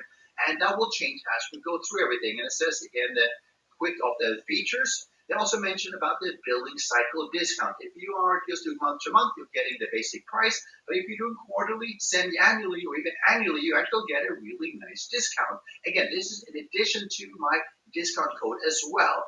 They also highlight that if you're Hey Google, what's 15% of $13? The answer is $1 US$1.95. Saving $1 a month. So you basically get a little under a month for free with the max discount. running more than 50 slots, you might want to make sure you're using an extreme machine because there's a lot of extra load that is being put on it. So we're going to start by, let's say, a monthly, and we're going to change it over to US Atlanta, and the service is by default hosted on SSD. Now, if you want it much faster, you can throw in an extra $1, which is probably worth it. Priority, you don't normally have to change, but you can if you really realize that, hey, we're doing a lot of action and want have a little bit better priority to make it run just a little bit smoother. Otherwise, this is what you end up. If you want more slots, you just add that on. I'm going to start with just a regular small scum server. And what it says, $15. Now, that's not the final price. We're going to get to that the next one. We do need to put it in a game host. We're going to do a Vedite server and a password, which can be whatever you want it to be. We're going to put in 1, 2, 3, 4, 5, just because that's what it is. It's not going to be a server for people to play on anyway. And we're going to hit continue. On the review and checkout page, you can see what the cost is and what you'll end up paying. Now, this is where the discount code comes in. So what you do, type in Bitui and validate code. And we'll see the price goes from $15 monthly to $13.50 because you're getting a $1.50 discount every month. And again, that adds up. Let's say you're running this for a couple of years, that's going to be $30 off, meaning 2 free months. And check out. After that, you end up on the checkout page, and you do have to create an account because that's what you'll be logging into to manage your account and your server. So fill all of that in, and then when you're done, you go down to the bottom and you type in, well, let's say you want to do credit card. Let's say you want to do PayPal. Personally, I use PayPal pretty much all the time. You fill in whatever details you want to have in order to pay, and you complete the order. Once you have done that, you've gone through this, and it's all successful, you have to wait a little bit. PingPerfect will be preparing the server. They'll be sending you a few emails that will tell you about your actual server. So once that is done, just hold on a little bit. And while you're waiting, go check your email. You'll probably get a few emails such as order confirmations and invoice payment confirmation and some new billing information such as something like this. Well, they'll tell you that the order has been successful. The service is now installing, and further emails will be sent to you upon its completion. They'll tell you, of course, what you have and how you paid and how much you did and stuff like that. And again, this is just basic information. And then you wait a little bit because you need to get the information about the server actually having to be installed. And here we are. For me, it was literally 4 minutes, 3.5 minutes after I actually ordered the server. You'll get 2 more emails that are important to get. One will tell you about your game panel details, which has the user and the password. Now, of course, I'm not going to show that because it actually has the password. You also get one that says game server details, or again, for me, for my server. It'll tell you about the IP, the port, the query ports, and the slots. It'll also tell you how you access it, such as through the game panel. We'll go there and really soon. It'll tell you the username and the password will be in there while the game panel details email. So go pull them up.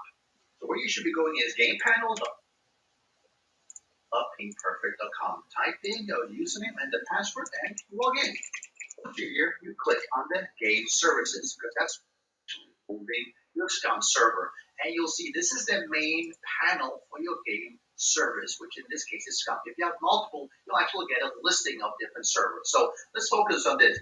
We'll see the connection info. That's important because you need that in order to connect if you're using IP connection. I also tell you that it's running, which actually we don't really want right now. So I'm going to stop it immediately. So we're going to go through some of those basic administration functions. One is the configuration files. I'll go into that in just a moment. Log viewer, you can go check the logs. Backup saves is something you probably want to do at least every couple of days or something. If you want to delete the saved data, if you, let's say you want to restart the server from fresh, you can do that. You can also restore the save from the backup. You can update from Steam, and you can ban and unban IP addresses if you're having people who cause you problems. But the basic things is that we're going to configure it. So we're going to the configuration files. And there's a bunch of files in here. And the basics of it is that server settings is the one that changes how the game runs.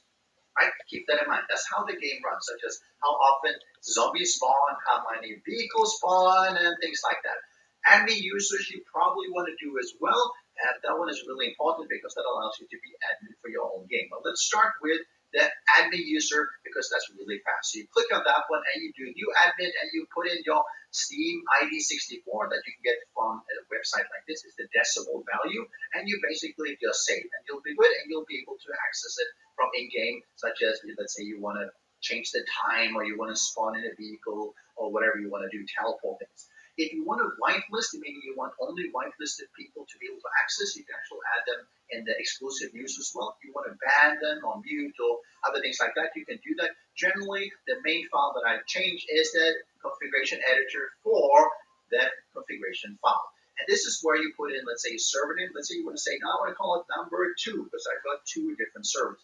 And let's say you want to have a different admin password because it was too easy. Let's say you want to have a password for people to access. Let's say type in this. And without the password, people will not be able to access it. And then there's a bunch of configuration options in here. And you're going to have to go to the official, let's say the Wikipedia, for figuring out what all these work in detail. But it's a little bit out of this hosted server guide because there's a lot of individual options in here. But you can change all this as you want to. And once you're done, then you basically just make sure you go up to here and click save. So that's what we're going to do.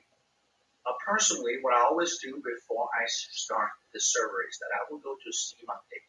What that does is that it will have the host update the game server to the latest that it can find on the Steam website. And that's always useful because otherwise you might have a much newer version on your client, but the server is slightly out of date. So always go and do a Steam Update. If you then also, while you're playing later on, a week later, realize that your Steam client is updating Scum, go to your server and update the server as well because the mismatch there means that you might not be able to log in. So what happens is that it will connect to Steam, it will go to multiplayer.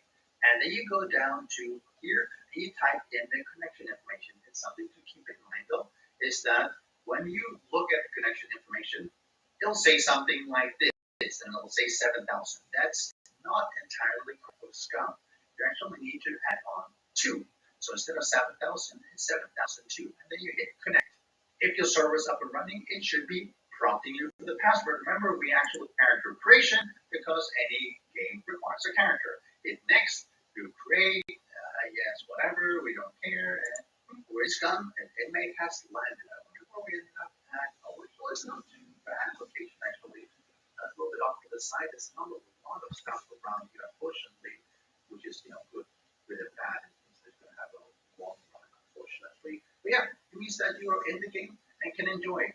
And if you're having problems connecting, maybe a connection fails or something, the 2 things that you want to look at. You want to make sure that one, your server started, but you also want to make sure you do a Steam update and let it finish. My channel and check some of my other content. Take care, Survivor. Be careful out.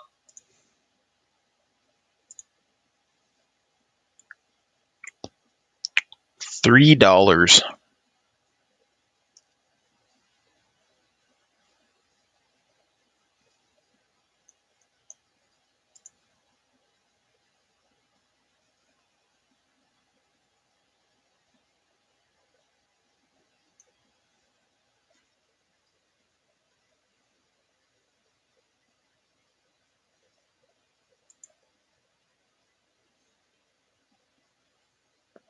$64 for 10 gigabytes.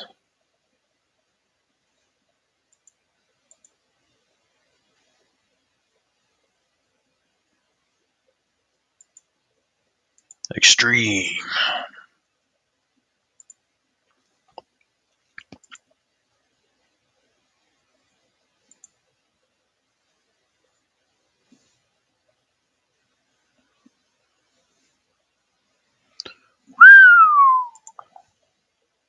That's just a lot. I mean, the $3 for a basic one wouldn't be bad, but if I wanted to like mod or anything, If you can even mod, that's the real question. Ideally, I'd want a game that I didn't really need to mod.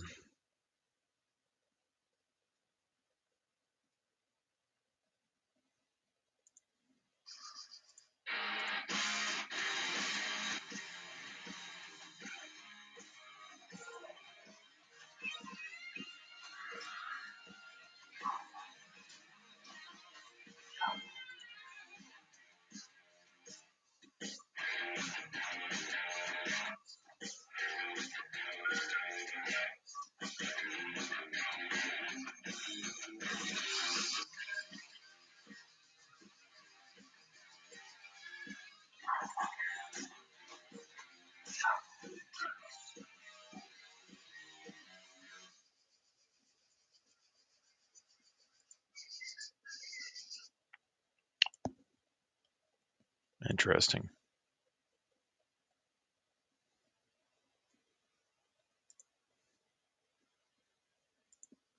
Being perfect.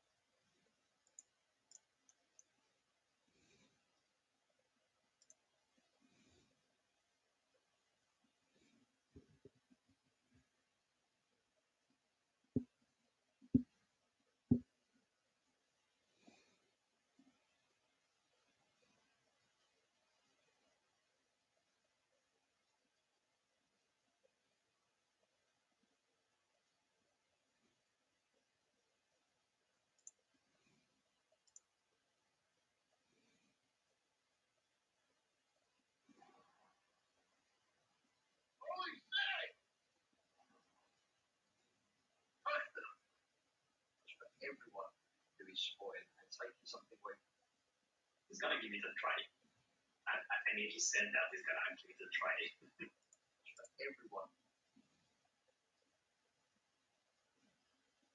Way to do it? To stop a car? Yes, he did. You will need between 8 and 10 bullets, guys.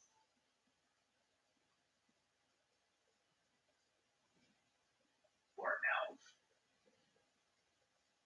So cool. We can go back to remote, add exposure, we can add conscious, a vignette, chromatic aberration. Boys have officially released their trailer, which we always know it's always between 1 and 2 weeks. Once they've actually released their trailer. Okay, you got the puppet right there. Boys have officially released their trailer, which we always know it's always. I'm gonna flee. Okay, I'm not gonna risk.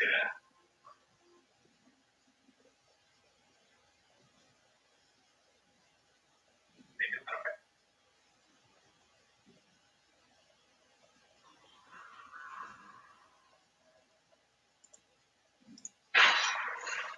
small, I will be in. Okay, leave early access because it does lead up to it. The e-servers. What you want to hear? Today I got something different for you. Something that maybe not everyone knows. Maybe some of you knows about this thing, maybe not. So let's get started. We all know that the best way to take out the car is to take out the tires. And it's done. Is there another way to do it? To stop the car? Yes, it did. You will need between 8 and 10 bullets in the engine block. Let me show you.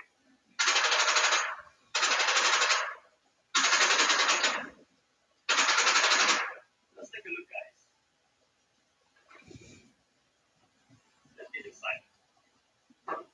Right away, you can see that we have an engine failure feature down there. That means you can start the car. You need to fail first, and then you will be able to start it. Let's check the other one.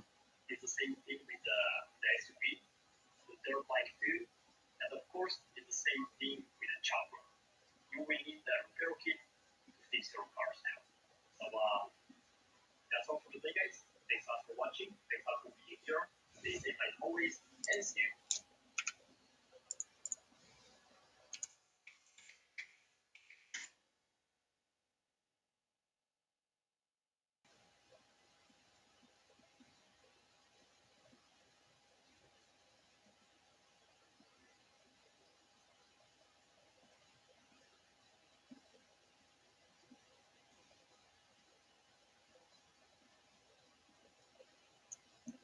Interesting. 20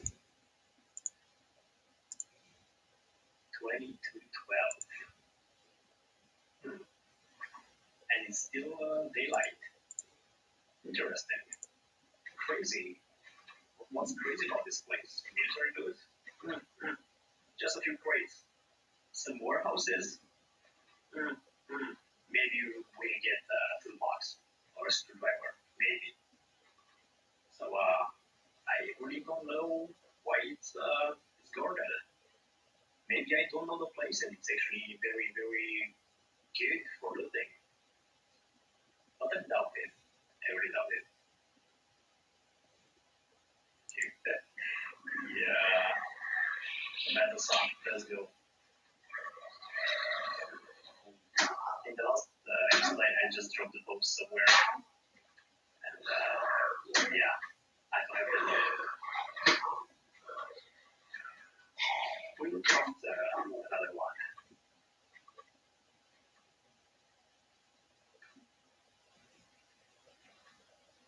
Okay, let's go fast.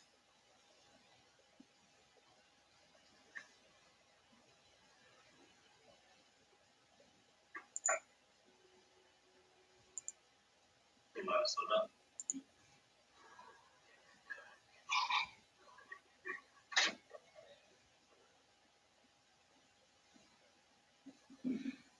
That was clean. So put a hat, put a face. They got more.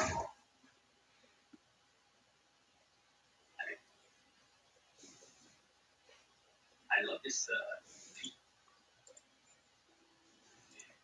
this 05 water.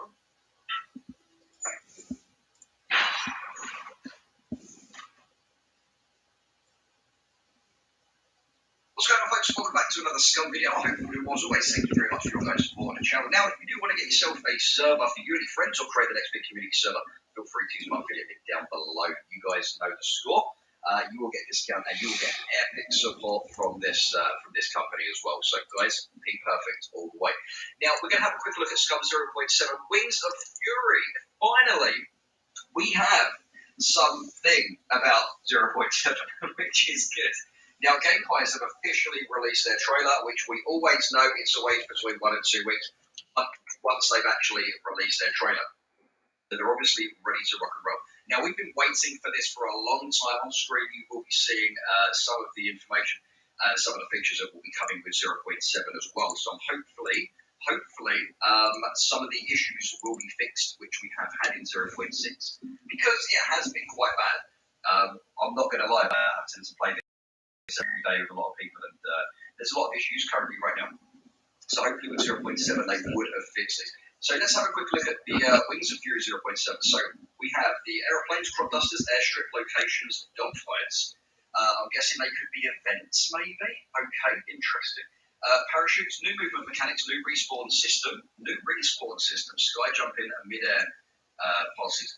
Outposts, new POI locations, NPC traders and mechanics, general store and armory. Now the economy system, that's what I'm all about. This is something that's going to create a more, active, hopefully a more active player base and create that kind of loop gameplay.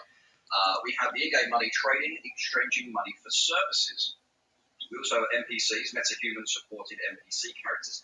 Now, here's a big one, ladies and gents. Network optimizations, bandwidth optimizations, smoothing player movements, server-side object handling and optimizations. Now, the video you're about to see in a sec, guys, I'm going to kind of have to chop it up a little bit, so it might look a bit strange, but I will be linking the official gameplay trailer down below in the description as well. I just wanted to let my community, my fan base, so to speak, know about the game. I'm very, very excited to see when we're actually going to be seeing some stuff from 0.7 on the streams and stuff like that as well. Who knows, ladies and gents? Any time now, it could be. You never know. But whenever they do release the trailer, it's always within 1 to 2 weeks, because it does show that they're ready to rock and roll. And I'm very, very much looking forward to this. They've been doing a lot of master server optimizations and behind-the-scene optimizations, shading optimizations, and God knows what else optimizations they've been doing as well. Because like I was saying, 0.6 has been quite scary, and 0.7 is hopefully ready. It was like 5 months ago we were supposed to be sort of getting it, and it's now, it's March now. So I'm really glad that they stuck to that deadline as well within March, which is really good. So I'm guessing it's going to be soon. So ladies and gents, enjoy the video. We're going to have a quick look at that, and I'll catch you guys in the next one. Stay safe.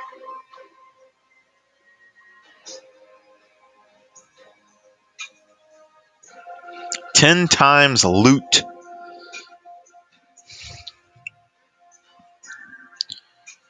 It's a populated server. I just don't know. Like 10 times the loot would make the game a lot easier, but do we want it to be easy is the question.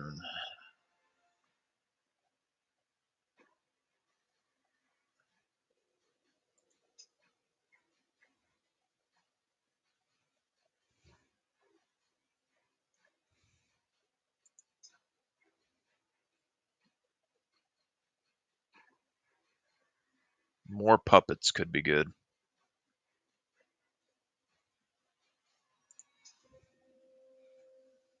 Scum server official 01 US Central.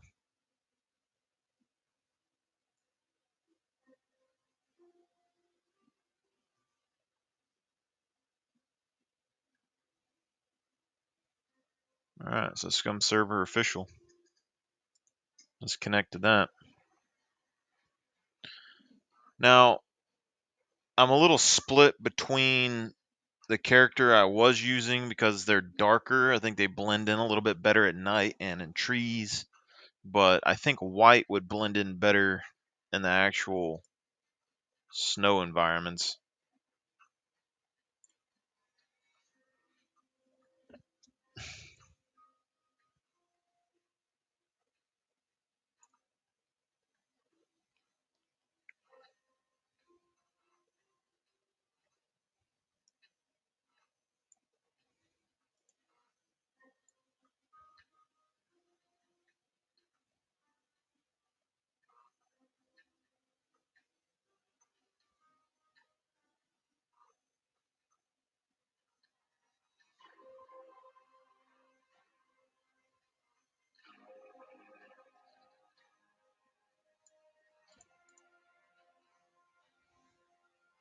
Okay. So let's do Constitution down. Let's go 3.5 on here. Move this up. Move this down. And then let's see what we got going on here. So we can get running and endurance to basic. I'm thinking that might be the max level they can go to is here. So maybe we should try and get 2 points. Then here I would probably do like, we could do medium driving. And we could do stealth and like another basic thing like thievery or something. But honestly, I don't think we need anything more than a medium level here when I'm looking at this. The dexterity would allow us to do things a little bit faster, but I'm not super worried about a lot of that. So I think what we do is we go and we lower this dexterity to where we can only get medium driving, so we can go a little bit lower. Let's go to 1.5. All right. So medium driving should be better for us. The reason why I think we go medium driving over like medium motorcycle or aviation is I feel like planes would be a little bit later on. I don't think they're as useful probably. They're a little bit safer, I would guess. The motorcycles, I would assume, are more dangerous. You're probably going to get shot off of them more. Probably can only hold like one person. So I think driving would probably be better, and we can increase our other stuff to at least medium later on. I think is going to be the benefit there. Now with strength, we can still do advanced melee, and then we can get basic on another skill. So I'm a little split on this because we could drop this down to 3, or we could increase this to get more rifles. With our other character, we saw that we did a medium rifles, advanced melee, and then we had like basic handgun and archery. But we probably should try and increase this at some point. Now, intelligence skills, we're still doing awareness. I think that's going to help us a bunch. We were doing stealth. We were doing stealth for quite a bit before, but the thing is that I have rarely been crouch walking, and the stealth, as far as I know, doesn't really work if you have a bunch of gear. So I think stealth would be fine starting off in the game. With stealth could be good, but from what I noticed so far, it's when I was in basic clothing, um, crouch walking, decently fast with medium stealth didn't really stop the zombies from noticing me. So I don't know how beneficial stealth really is. And I think later into the game, stealth could be good just to help you if you're running around with a bow and arrow or something sneaking up on someone. But I think we can level that up slowly if we really wanted to. And I think, over a period of time, we're going to get better and better at just not making as much noise. Oh, I might just go ahead and double check on the stealth skill just to see if it's useful online.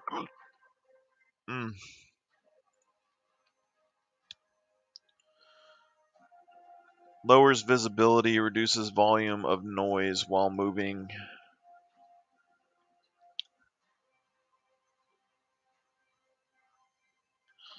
Fame point gang rate is significantly reduced with higher stealth. Reduces volume of noise while moving and performing actions.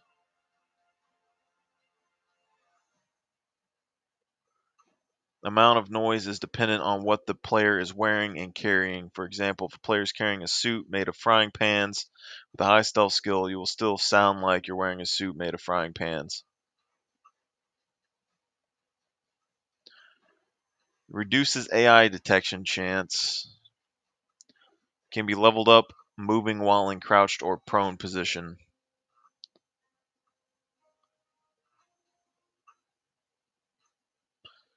Basic requires 1 point, medium requires 2 points. Advanced requires 3. Skill can only be leveled if the player has enough points in their dexterity attribute to allow it. Stealth skill does not affect how quickly someone with a high level of awareness will notice you. This chance is weighted between your camouflage skill and their awareness skill.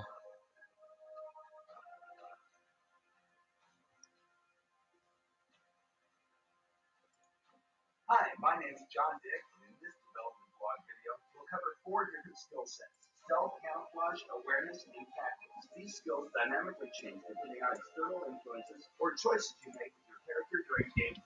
Before we start with the stat, we'd like to say something about the unfair advantage of third-person perspective over first-person perspective.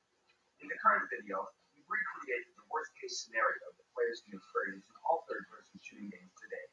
Not only that TPP is unfair over FPP, it's unfair in general since players on elevated positions have a See, I still think I don't know how to get into first person on this game, but I like first person only survivals. advantage over other players. So far, there's no game that has provided a solution for this problem. Some games do offer split servers depending on the view, but in our opinion, that's kind of lame.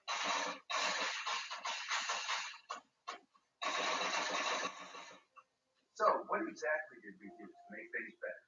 In Scum, everything you experience is a projection of what your character experiences in the game, no matter which view you prefer. You will not be able to see things if your character doesn't see them or feel them. This means if you want to see behind a wall, you'll have to take a peek and risk compromising your position. The moment you take a look, your character's awareness will kick in. What will be shown to you on the screen is a result of complex equations that involve your character's awareness and tactic skill versus the enemy's stealth and camouflage skills. The red outlines representing that tactic skill have been activated also. Notice that it works for both the first person and third person perspective. Once tactics time expires, you'll lose information about the enemy's position. The only way to get it again is to take another look.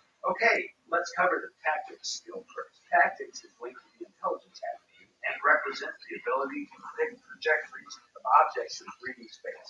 Imagine you're looking through the window and notice a car slowing down at the crossroad with a left turn signal turned on. Even if you stop looking at that car, you'll have a rough idea about its trajectory. In video, the character on the right has advanced level in tactics. See, I like this. You know, these guys are kind of putting some thought into this, even though this is a newer development in games. I mean, I like that. It's able to track its target much longer than the character on the left. Remember, tactics will not work if the target is in peripheral vision. It works only for central vision. Here you can see 3 players with 2 different awareness skill levels, while the first and third one are observing the surroundings more casually. The soldier in the middle has activated focus mode by holding down the right mouse button. The enemy soldier with the activated camouflage is sneaking directly towards him. The first character is what we call a trained observer. He has advanced awareness skill level and will notice the enemy almost immediately once he moves in cover. The middle one with activated focus mode will notice the enemy a bit later. By being focused, your character is paying more attention, and that will give you a bonus to awareness hotspot rate. The third soldier is the last one. As you train your characters to observe, hotspot radius will increase. Awareness skill will determine what is rendered and what isn't. And even if things are rendered, that doesn't mean that it's easy to notice. No camouflage snipers can totally blend in the surroundings and become almost invisible. So if focus mode is so great for bonus multiplier, why shouldn't you use it all the time? The character on the right is using focus mode to observe the surroundings while jogging through the level. Its stamina is dropping slightly faster than the stamina of the character on the left. The influence of the focus mode is really small, but still, as you combine all the other factors that impact your character's performance, it may be crucial in life and death situations. Awareness is defined by 2 factors: hotspot radius and fall-off radius. If the camouflaged objects are farther away and out of fall-off radius, your character will not be able to see them, unless he has some sort of magnification. For example, a sniper rifle. All magnifying devices automatically add bonuses to hotspot and fall-off, making it easier for you to notice things at higher distances. Looking through the scope also automatically activates the focus mode. Awareness is not only useful in combat situations, it also provides you with benefits when you're searching for useful items like food or gear. If you use focus mode, awareness will highlight the items within your spot radius. This will help you see them from a distance, which is especially useful for smaller items. Characters with low awareness skill will have to come closer to detect the same items. During the nighttime, awareness spot radius is significantly reduced. Unless you find some kind of night vision device, you will not be able to detect things. The same efficiency as during the day. A higher level of awareness will give you some additional benefits, such as the ability to detect imminent dangers. It won't work 100% of the time, but when you get notified, be sure to react swiftly, or you may lose your life.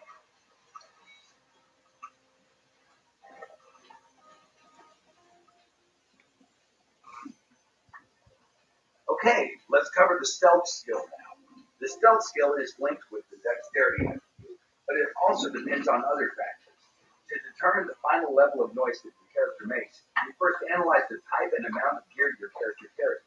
Then we take into consideration the movement and ground material type. This is the starting point of the noise level calculations.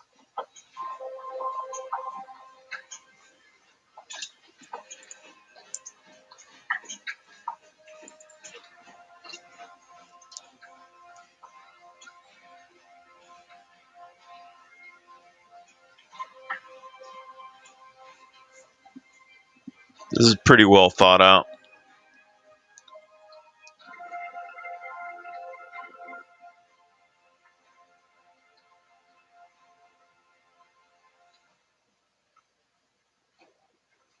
The next step is to factor in the overall weight of the character. Again, this system is fully dynamic, and it's linked directly with the character's metabolism. All things that influence body mass are taken into consideration, like fluid or food intake, for example. The larger the body, the more noise it will make.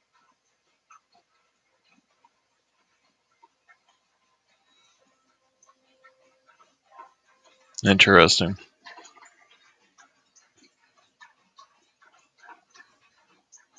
Finally, the last thing taken into consideration is actual stealth skill level. The higher the skill, the better you silence the noise that your character makes.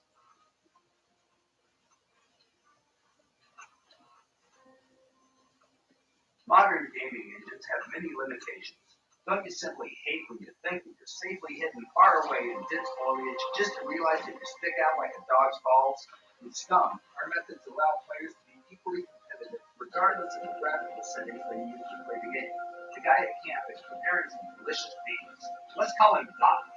3 soldiers are approaching him over the hill. The left one, called Huey, is crawling through dense vegetation. The middle one, Dewey, is crouching his way towards the larger bush. The right one is simply plodding straight in the open like John Wayne and Santa Fe with you. Let's address him as Louie.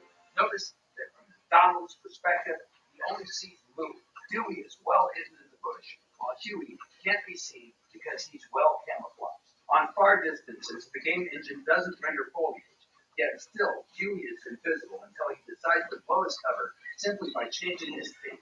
At that moment, his camouflage has been terminated and he becomes visible. The camouflage skill can only be activated in dense foliage when your character is prone and out of plain sight. Everything you just saw is still in development, but in short, these were the basics of scat skills. Thank you for watching, and be sure to follow us on Facebook, Twitter, and our So now the question really becomes, with the stealth skill, do I want to be able to level it up to max to be as quiet as possible to sneak up on people, which seems like it would be the best thing to have. The second thing would be, is it worth it to put that much into dexterity, which also does increase movement speed and such, and a lot of other things make it faster. But stealth is only effective. It's only really effective if you're not wearing a bunch of stuff that makes noise or crouch walking. So I think it'd be a really good skill. Awareness is still going to help you hear people, but if you're wearing a bunch of gear, you're going to be heard anyway. So stealth isn't good if you're wearing a bunch of gear because you're going to be heavy. And then the weight of your character would also affect your noise as well.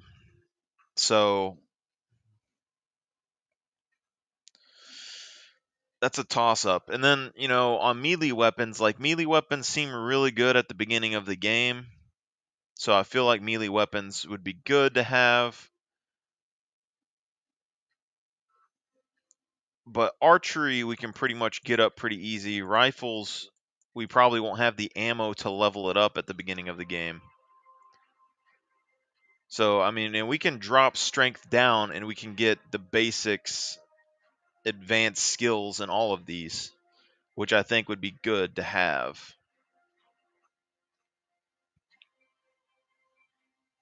Anything more than that, I think increases extra stats, but I don't think it's super important. These dexterity skills, though, like if we want medium, we can probably keep this at 1.5. But if we want anything higher than medium, we'll probably have to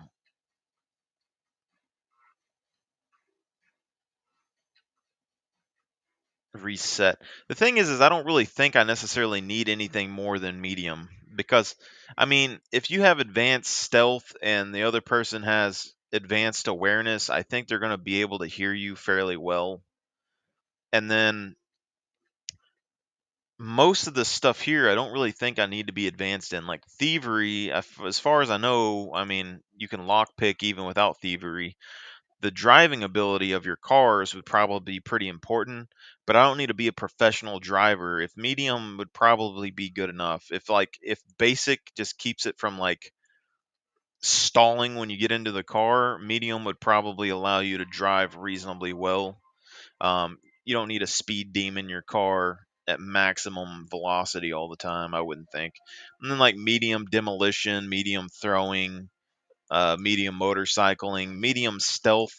If it's based on your equipment, I don't think that having a bunch of weight and equipment, stealth is going to become obsolete because people are going to hear you walking around anyway. And ideally, you're not going to want to be crouch walked 24/7. However, if I'm using like a bow and arrow and I don't have very much gear, I would probably want more stealth to be more quiet, and crouch walking would probably be fine there. But I think medium and all of that would be fine. So 1.5 dexterity gives us a little bit more speed and a little bit more other useful things that we can use. But then we look here, we still got 1 point, so we can put a whole additional point into strength if we want to, which will allow us to basically get, advanced melee and medium in another skill. Or we could go like medium melee, medium rifles, basic handguns, basic archery. And we still got extra there too. So here I'd probably, like, you could do medium and 3 stats, which would be pretty nice. My thing here is that, like, if archery gets good enough, I don't know if we necessarily need melee weapons. And if my endurance isn't very good, we're not, like, our running and stuff isn't good. So if we're trying to chase an enemy player down, I don't think that's going to work because we're not going to be able to get in range of them to deal damage. But if we like shot them in the leg or something with an arrow and they couldn't run anymore, then I don't think it would really matter, and we could finish them off with a melee weapon if we needed to.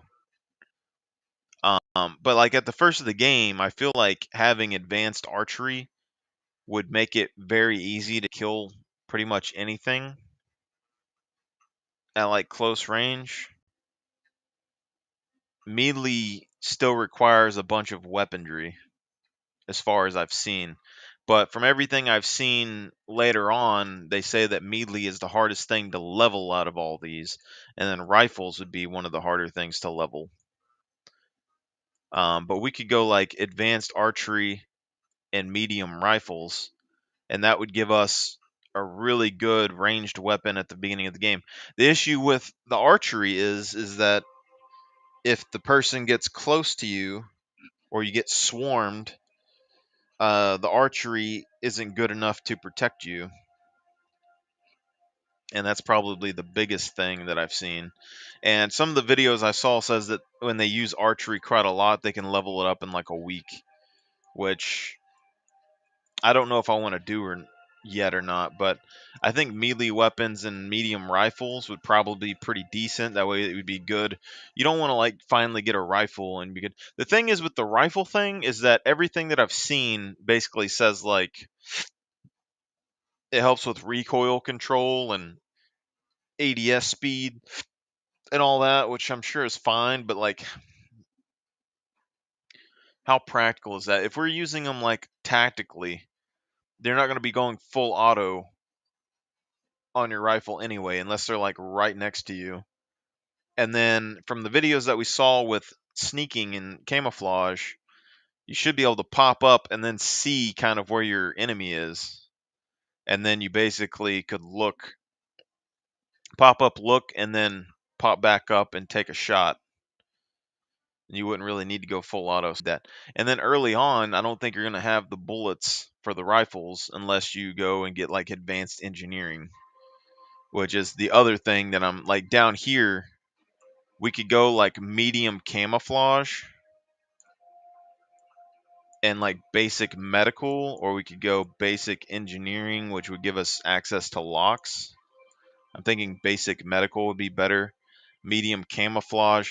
But from what I've seen too, most of the people who have PvP builds that I saw talk about stuff online, they go advanced with awareness. Okay. And as far as I know, awareness that is higher than the camouflage stops it from working, which means having a medium awareness or anything would be less beneficial in the game. I would think.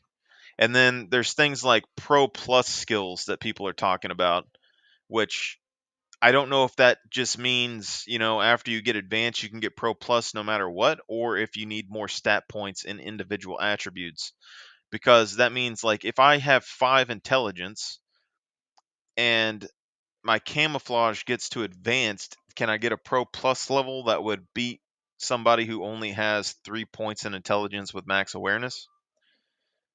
Because that would make this one of the better builds, because you would have the maximum amount of awareness to hear and see everybody, and the maximum amount of camouflage. But they say that you can passively level up camouflage, so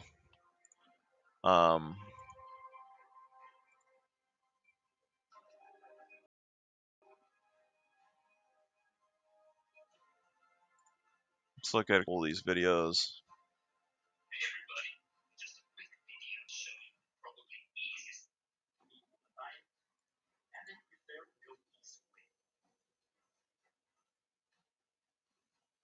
Use this method, it is still potentially considered to be excellent. So use at your own risk. I'm not saying I use it. Choose to practice on the learning and you'll get XP.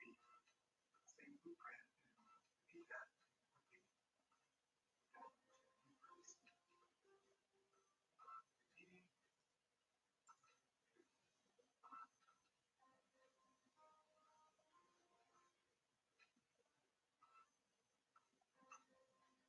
It lets you blend in with your environment. So if you've got advanced camouflage, matches your background.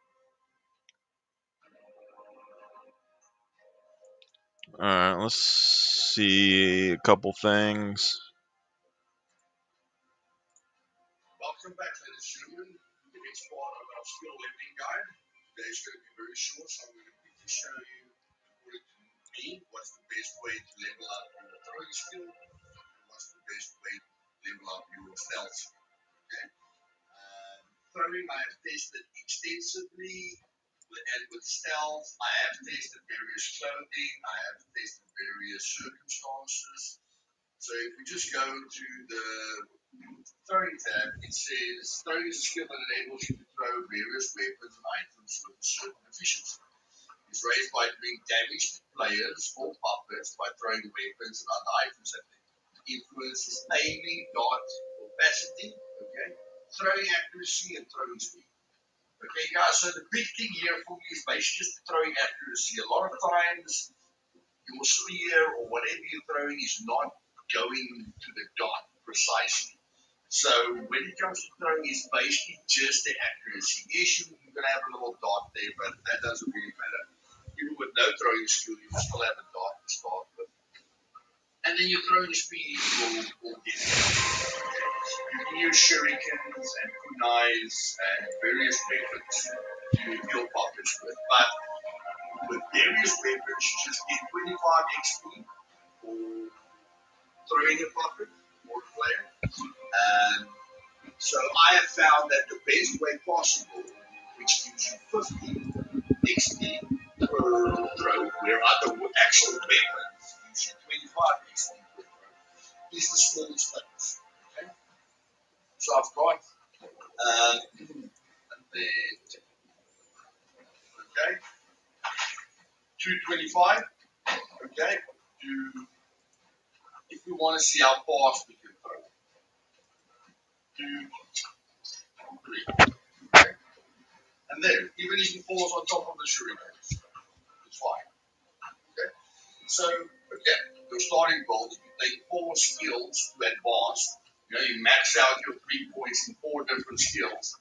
Then a random skill will get 10%. You'll get 10% for free towards advanced plus. Okay, so with my character that I picked on your starting build. So okay, and then I'm trying to understand this advanced plus thing. Very, very straightforward. Okay, anyone has got any? I thought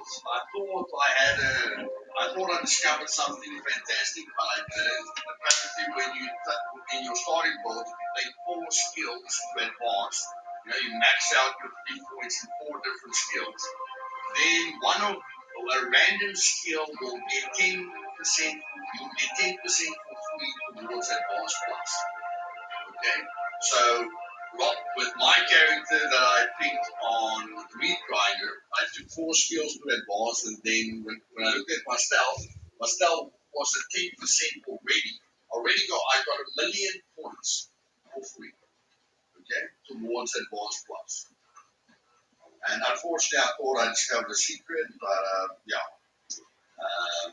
double the ultimate survivor just let me know it's like a lucky packet or just a free gift. So at the end of the day, there's no secret to it. Okay, it doesn't matter what you wear. This is how you level up stealth. Okay, it just counts. And when you do this, you're going to use like just here trying to run level ground. You're going to use 200. Okay, I've got gear on me, which is affecting it. 130, and then you can lie down. And then, of course, you lie down, you're going to burn less calories. Okay, so if you want to AFK this, you definitely want to burn as little calories as possible. Okay, so you crawl or you crouch. Gives you exactly the same points. Okay, if anyone has a secret how to get it to go up faster than this, please leave me in the comments down below. I have tested various things like various clothing. I've crawled inside a bunker. Now stealth is completely related to the sound that you make. Okay, so yeah, camo is when you're hidden. But I mean while you're crawling, you're leveling up your camouflage skill as well. Your camouflage skill is just building up way faster than your stealth skill. Okay. And you can clearly see this is a new character. We're already at 23% with a few tests. Okay, but our stealth is only on 3%. Okay, and that's basically it, guys. But stealth is a very, very important skill for me personally. Stealth is a skill of moving cautiously, silently, and slowly to prevent yourself from being heard by others. You see there they say heard. Not seen, it's heard. Okay, so you don't disappear, camouflage helps you with that. But in any case, moving while in crouch or prone position They even say that. Okay? Like, I haven't discovered anything else. If you guys have discovered something else, please let the community know in the comments. And the influence soundproof reviews while so stealth helps you a lot to be detected by players with their hearing, by puppets, and by mates. Okay? Mates and puppets are still going to see miles away, but you can literally walk behind a mate with advanced stealth, right behind a mate.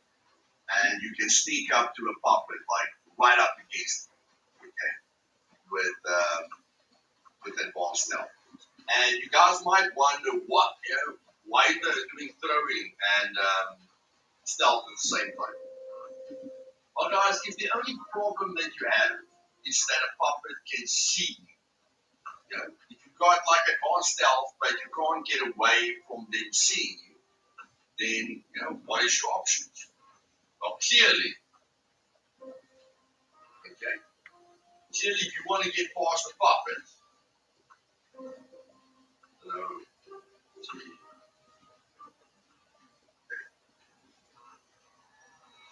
so if this puppet is looking at you, then you can throw a stone.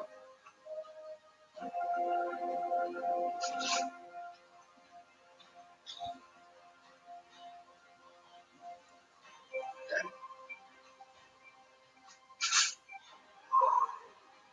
That'll work. That'll work.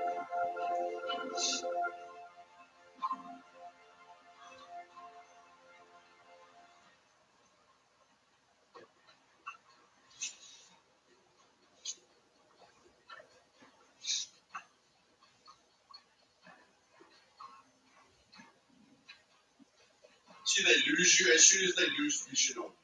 They lose you. Okay, but you can use the stones to distract them. You can lead them away from where you want to go. Okay?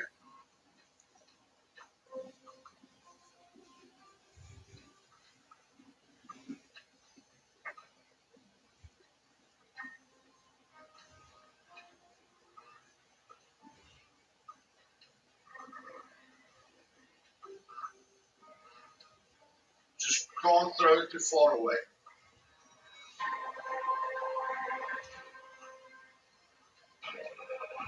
Okay? And now you can use your stealth, guys. Now you can use your stealth. That's why throwing and stealth goes together. Okay? But please.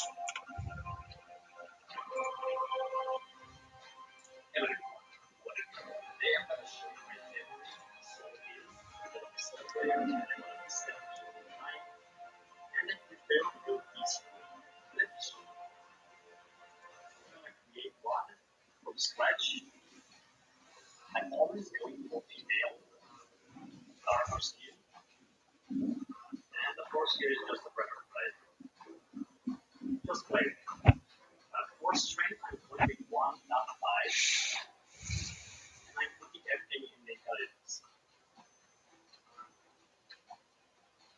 Rifle to medium, endurance to advanced because I want to eat less and drink less. But I go with stealth advanced. This one is a must for solo player. If you want to be stealthy, you need to go for stealth. Awareness on advanced because you want to be able to hear people first. And of course, medium camouflage. It's gonna help you when you're resting. You're gonna be hard to spot. Actually, you're not gonna render if they have awareness lower than medium. So it's powerful, okay? Let me explain. If they got the basic awareness and you have medium camouflage and you are standing in the bush rolling, they can see you. Don't render. They got advanced awareness and you got medium camouflage. They can see you today. The other way you can put it working right now is it's wrong. I don't like it. I hope they are gonna change it in the future. I wanna get advantages for my closing, not because I was rendering on the player screen. It's a little weird, but it's the way it's working. So engineering and survival is easy to level up. I have a video regarding that. You can level up engineering to advanced and survival.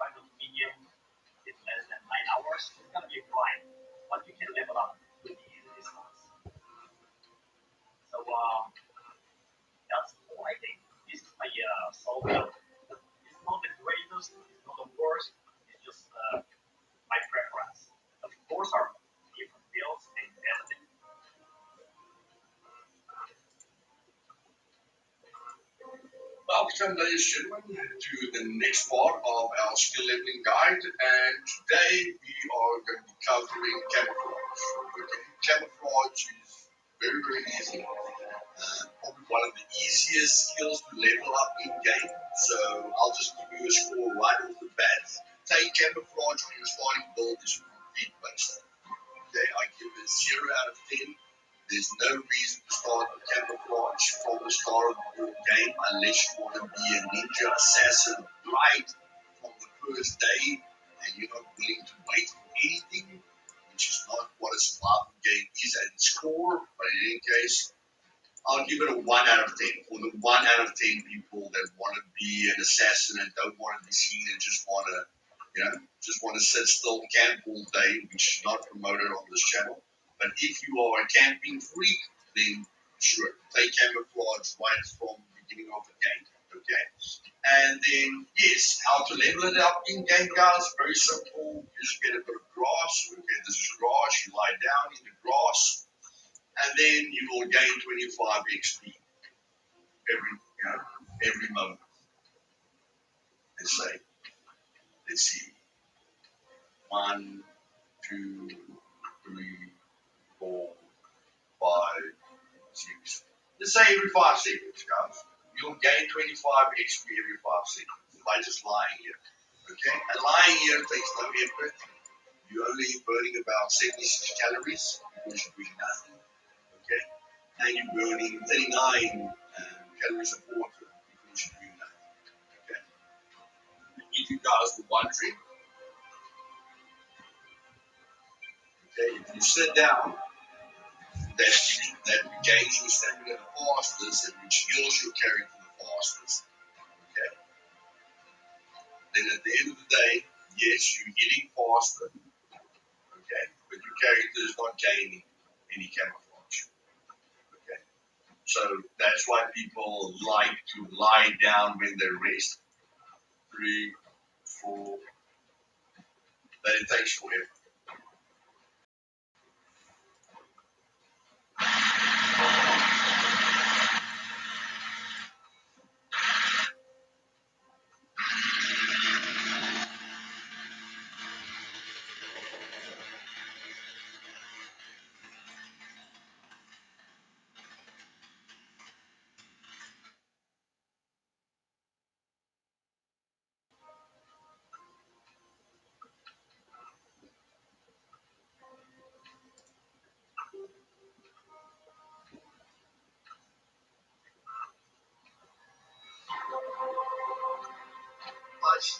So that I can show you guys everything that I do in that minute. And then a max medical skills next week or maybe learning guide. And today we're covering. So the other thing is okay, you can see a huge difference in damage. So even if we score, most people don't generate 40 subs. So that's amazing. Thanks a lot, guys. I really appreciate it.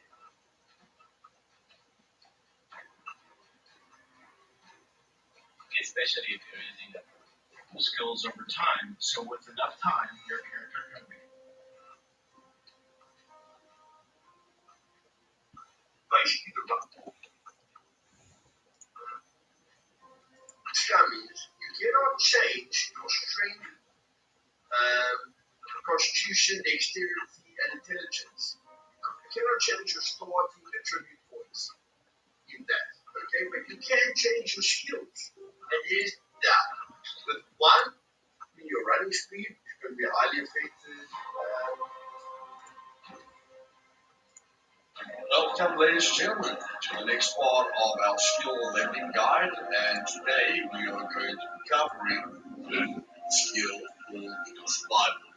Okay, so when you control survival, the game says survival is a skill that indicates how well you are able to survive in the wild. Okay, so different survival skill. First one gives you a compass that option to survive. Is raised by crafting related items, inputs, compass, complexity, and unlocks crafting recipes. Okay, so of course we know every skill, not every skill, but when you go look at your skills, then at strength, your rifles unlocks different crafting abilities in the crafting menu. Okay, so other skills that do give you more crafting, more items to craft, in the crafting menu. And strength is rifles, and dexterity is demolition, and then intelligence is survival and engineering. Okay? Those open up various crafting recipes for you in the crafting menu. And then as you guys can see at the moment, if I hold focus mode in, okay, there is no compass. Okay, so if I turn around, I can lift my hands up and put my hands down. Okay, you guys can see there's no compass up above the screen. So I've got no compass. So to level up your survival is basically just you can craft certain things in the game. But I've tested various things. There was one thing that I could craft in this section of the year that gave me more than 100 XP every time I crafted. But I think the developers nerfed it. Okay. So first of all, this is what you get at the beginning of the game. Okay, so your first option is when you look at survival, you've got your survival. You can cut down a bush, okay, which is quite fast. So you can just cut down the bush.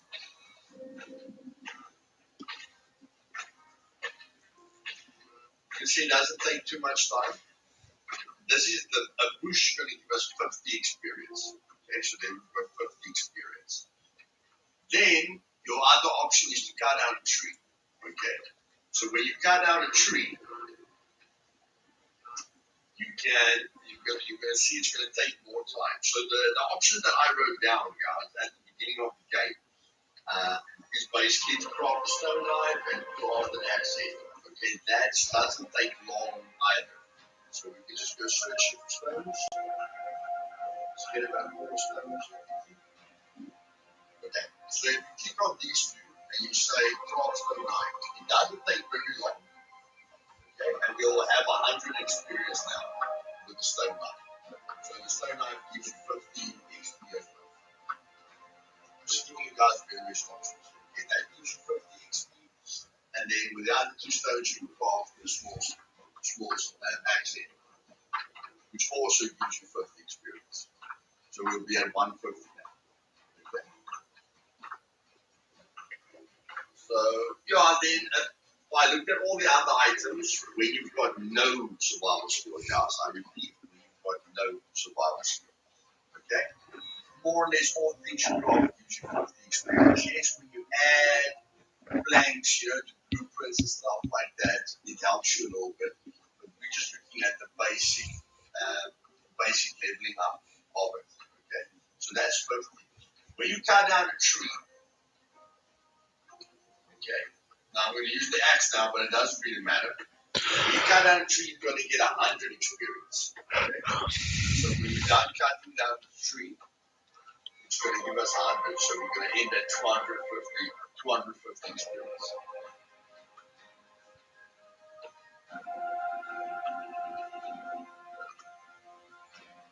Okay, so we're at 250. When you cut out a log, it gives you 75 experience. When you cut out experience per tree, processing item is the main way of cut out a tree or a log. We have to compare basics, no survival skill to otherwise it doesn't really help because you're going to open up most of the items with basic. You're not going to open up anything here with medium. There's absolutely no reason to go with advanced survival because you do get a completed compass at medium. Okay, so even with medium survival, you will be able to see north, west, south, east. And even if you take basic survival, at basic survival, you'll still be able to craft the basic compass with one plank, one scrap plate, or one toolbox. Okay, but with basic survival, you're just going to have north.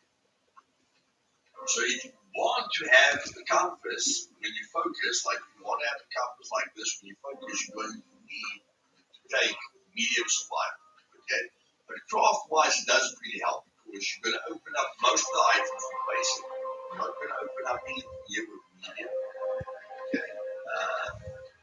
You'll open up the advanced fortification with medium survival because I've got advanced engineering at the moment. Okay? And then yeah, those two are demolition. Okay, so it doesn't really help you check the cooking, man. We've covered the cooking, guys. Popcorn, cake, are basically the ones that really, really help you. It's not really worth it to craft these. These don't give you any major advantage. Okay, popcorn is great for carbs, and then cake is good for also carbs. But just an energy boost. So yeah. Let's look at the difference now when we get to advanced one. So I'm just going to give my score right now, guys, for what I think. Starting with medium survival with your starting character, I'd give it a 5 out of 10. Okay, it's completely up to you. But if having a compass from the start of the game is important to you, then medium survival is not too bad to go for. Leveling up survival in game and not taking it when you build your character, I'd give a 5 as well. It's not bad, it's not great, but it's not bad either. Okay, and you're going to do it naturally, like you won't be able to do it fast, but you will be doing it naturally when you build your base on. It's up to you. Personally, sometimes I like I like starting with medium survival. Other times, I'll just rather level it up and get. Of course, if you start with medium survival, you're not going to gain a lot of pain at the beginning of the game. Okay? But that's much for muchness. So let's just quickly go look at advanced survival. Okay, guys, so here we are back now. Okay, same clothing, same equipment, and we've got a character that has got advanced survival.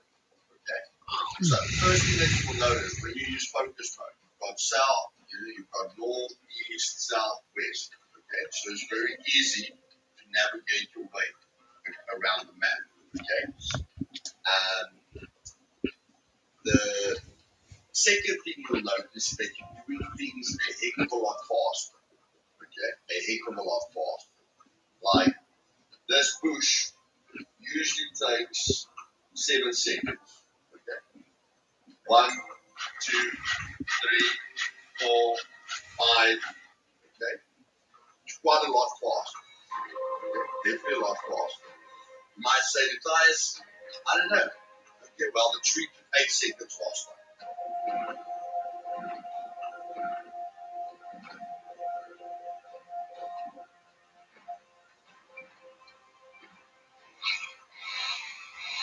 3 to 8 seconds fast time, guys. Now check this. First of all, check the time and check your experience. Okay, normally we just get 100 experience for a tree. Now we're going to get 500 experience for a tree. So as you level up, you gain more experience for these actions. Okay, so 500 experience for a tree. Let's check the speed. 1, 2, 3, 4. Okay, so that's about half the time. 1, 2, 3, 4, 5. Okay, so everything you're doing faster. This thing takes 20 seconds with a normal tool and no survival skill. 1, 2, 3, 4, 5, 7. Okay, about 7 seconds. So it speeds you up a lot. Okay.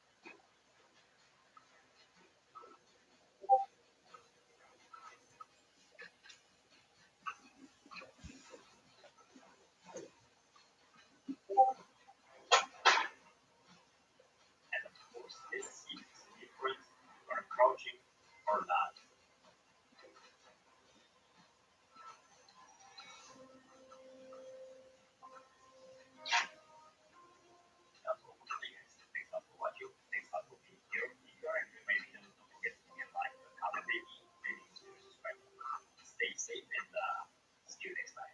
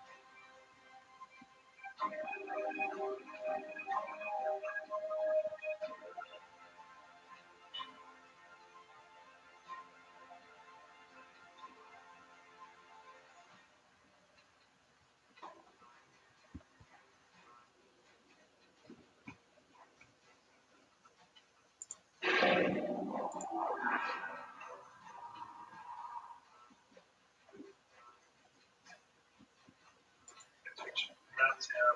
Great. Everyone wanting to shoot the gun, but I'm wrecking people. LA. That was right.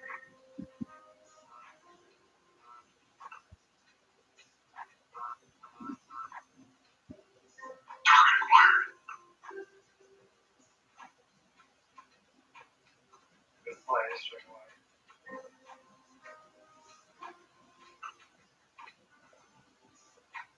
Sergeant, drop something. Sir, drop something. Well, that was interesting.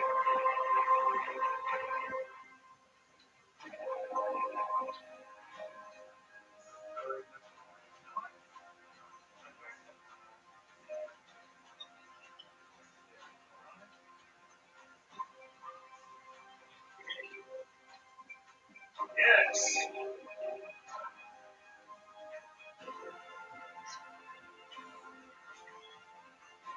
Don't fuck up.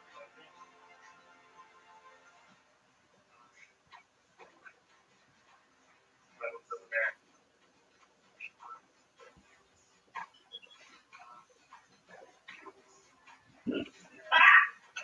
Got him! Oh, straight off the bat.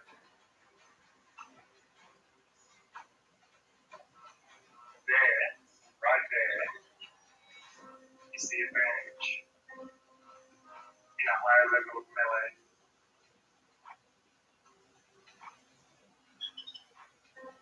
My grab all this shit, just get the fuck out of here.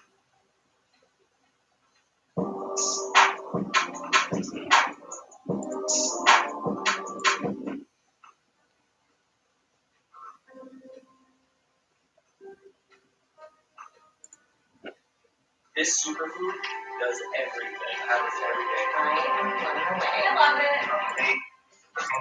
This is the Rich Dad Radio Show. The good news and bad news about money. Here's Robert Kiyosaki. Hello, Robert Kiyosaki, the Rich Dad Radio Show. The good news and bad news about money. Fantastic show today. The sound booth is actually crowded. It's been a long time because I remember it's been spread through the winds all over the place. So I'm here with Kim and our dear friend Mark Moss as well as Sarah. And we're discussing a very important subject, something I know nothing about, as a guy named Klaus Schwab and the WTF, or is it WEF? WTF. Well, anyway, it should be WEF. World Economic Forum. That's what it stands for. But WTF is good too. I think WTF is more accurate. Yes. Well, we all know what that means. Well, we're not allowed to say that we get censored. The subject is hot enough that we could get deplatformed anyway for this one. And I was listening to Mark Moss, and I was going, oh my God, he knows a lot about this. And I don't know much about Klaus Schwab and the WEF or WTF, what do you want to call it. So we thought I'd bring him in and use him.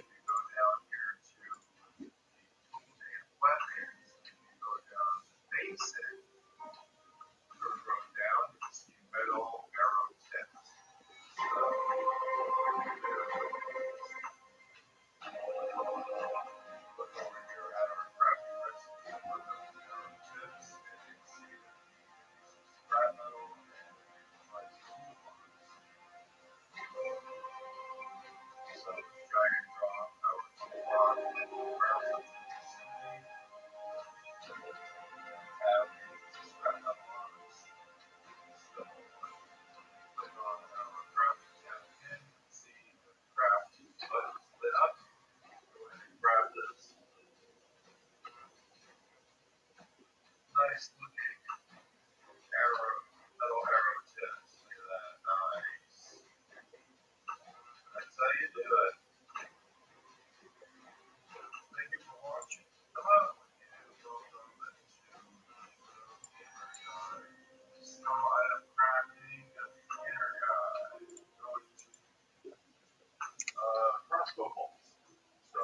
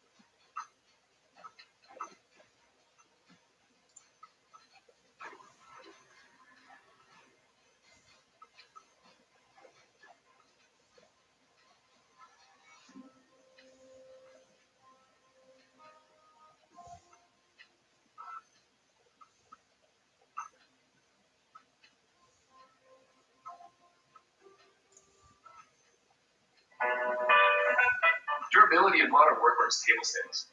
For the past 5 years, the T2 work band. Let's do it, ladies and gents. Let's do it! Let's go, holy moly! That is a lot of zombies. That is a lot of zombies. I'm gonna melt through all of them. Going loaded. So maybe I'm gonna go here on the top and I'm gonna start shooting them. Maybe that was the exploding guy.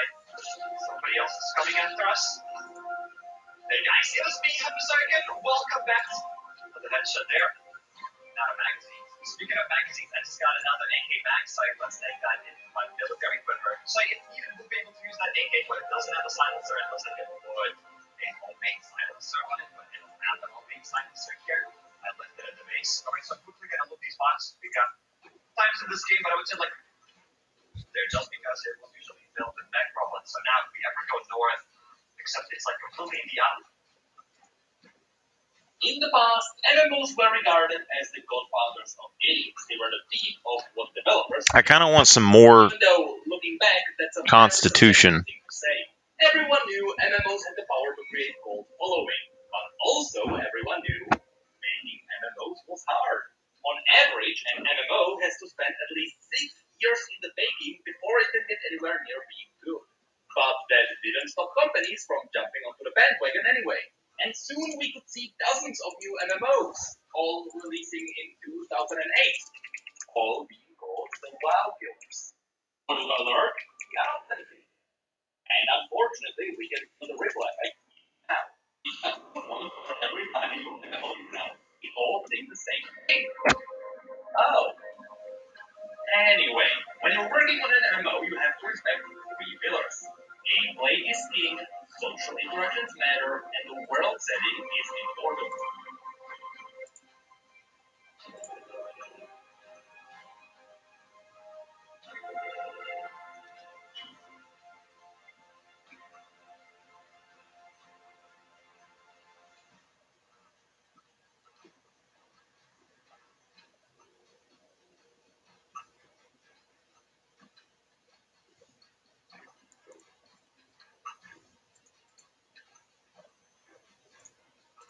When Riot announced their MMO, it became clear that 2 of the pillars are being respected, and the third one is already down. When it comes to the gameplay, it is currently in the hands of Ghostcrawler, someone who's been working on WoW during its best times, and someone who got a reputation for hating boomkins and loving mages. When it comes to the social interactions, it is a dance between the developers and the players. A dev can guide players towards social interactions,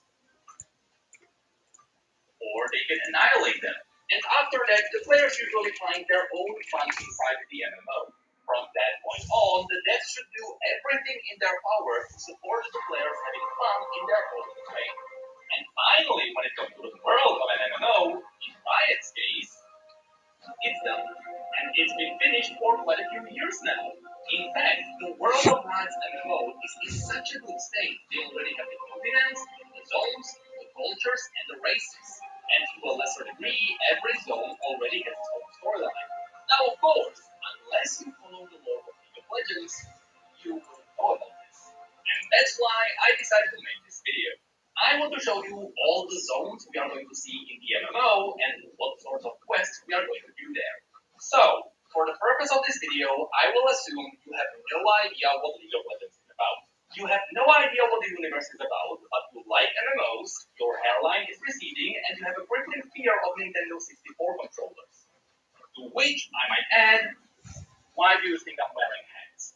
But now, without further ado, let's have a look at all the zones in Riot's MMO. This is Runeterra, the world of League of Legends. Right now, the world is separated into 10 main regions. But these 10 regions don't cover all the land on the map, so there are some mini-zones in between them. And the lore already revealed that there is going to be another continent further to the east. That definitely sounds like a future expansion to me. In fact, it would be foolish to release all of these regions at once. You can easily turn half of these into separate expansions. And because a lot of people already know and love these regions, the hype behind these expansions would be big. With that said, I know a lot of you who like to play as Shurimans or Ionians, and now you may be cursing me for suggesting that these would be expansions. But the lore can justify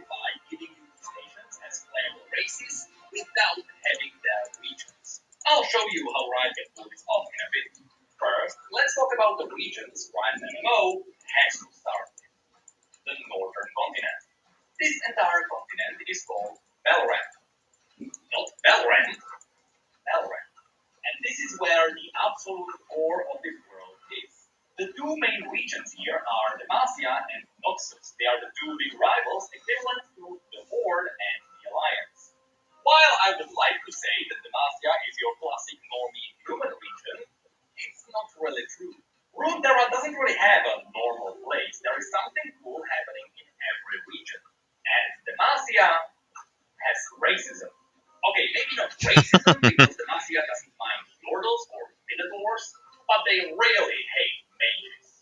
That's because in the past, their rivals almost annihilated half of the world using magic.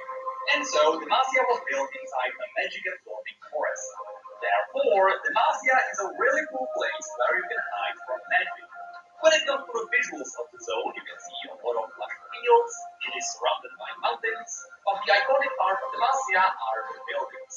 They are made of petricite, which is a combination of stone and the magic-absorbing wood. Because these ancient magic-absorbing trees were gray, all the buildings have a marble-like appearance. And yes, given what material they are using, all the buildings in Demacia also absorb magic. So should a mage visit this region, let's just say it's gonna be a painful experience. On top of this, let's not forget that Demacians can weaponize petricite. They can turn it into petricite steel, which gives you your classic anti-magic weapons, and you can sculpt petricite constructs, which wake up after absorbing magic. Simply said, these guys just really don't like magic. The irony is, they've been absorbing it for years now. And this is where the story would begin. You see, the Demacians are so afraid of magic, they founded the Mage Seeker Order. This is an order of people who hunt mages, they throw them into prison, and they torture them until their body gives up on magic. So yes, being a mage is a crime in Demacia. The thing is, people still get naturally bored with magical abilities. You can't stop it from happening. So not only are there mages hiding in the royal court, right now there is a mage civil war happening in Demacia, where mages and people who don't hate mages rise up to fight for moral rights. So should we do some quests in this zone? This is gonna be the core story. Mages trying to overthrow racist leadership following all wars. So the main enemy NPCs might be mages and witches. But I know what you're thinking now, and don't worry. There will be plenty of boars to kill here too.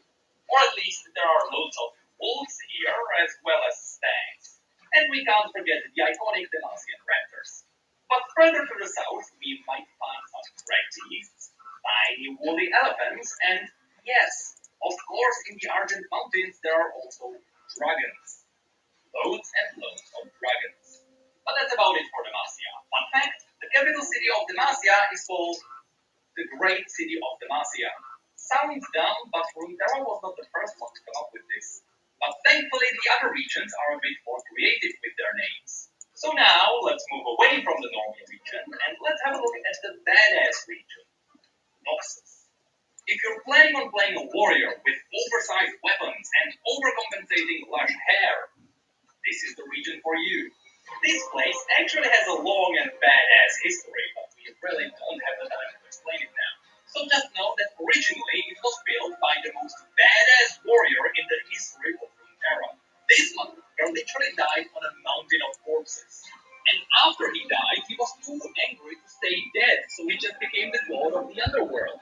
When this guy lived, he built the Immortal Bastion, which is to this day the largest structure on the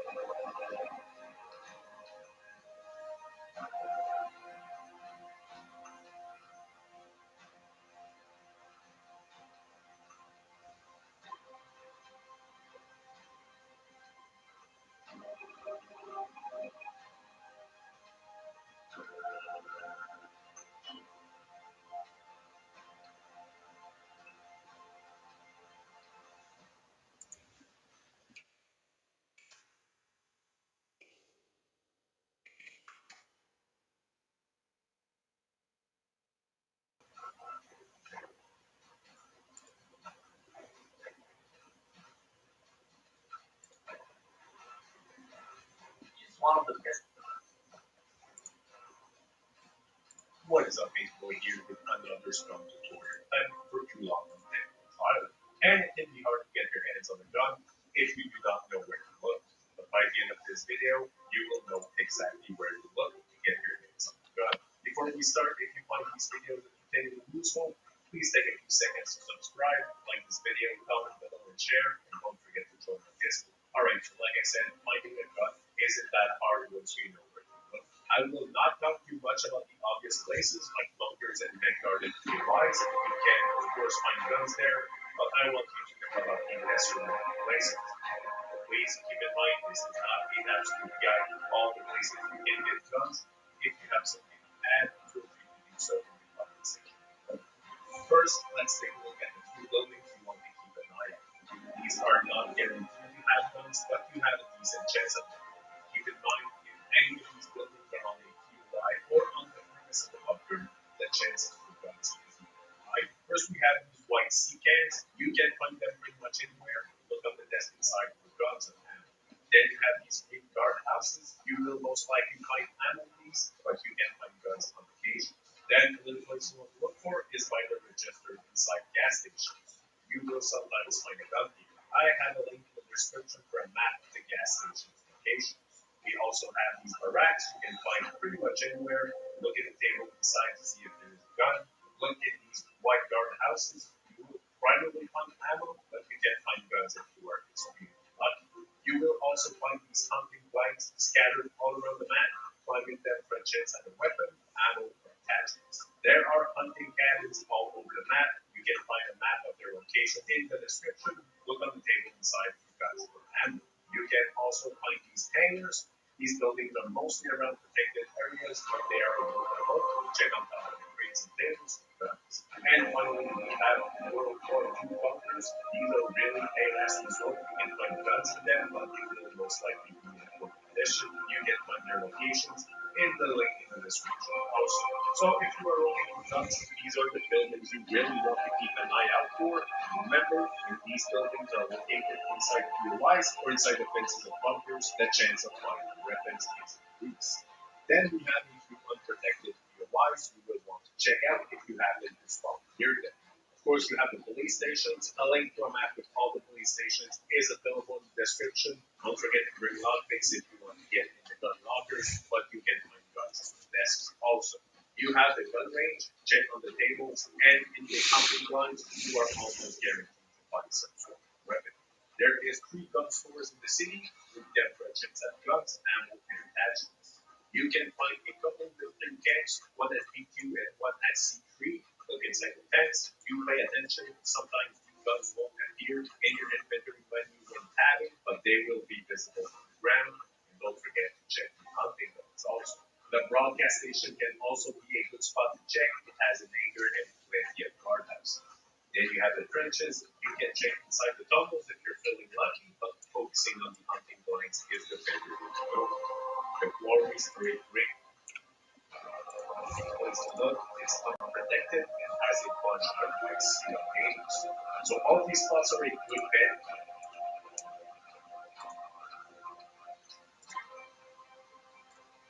Welcome back, ladies and gentlemen, to the one character maintaining the fiction. Okay?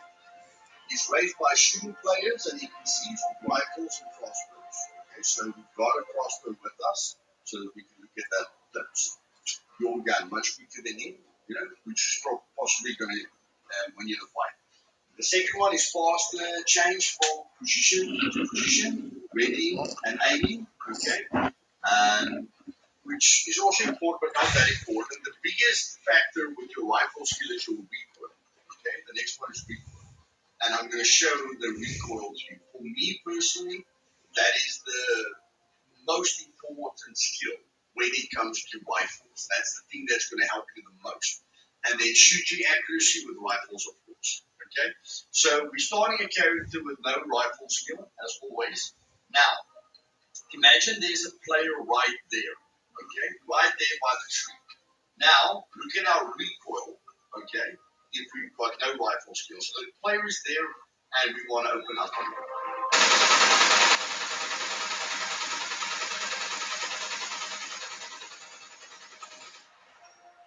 Okay, so right from the start, you can see our gun lifts heavily. So it takes a massive amount of control pulling down your mouse, okay? And if your gun is shooting up in the air right from the start, then that player is of course going to have a lot of time to get away, okay? And then of course we probably shot through the whole magazine, okay? Speed at which we reloaded, so some of you can time it if you want to.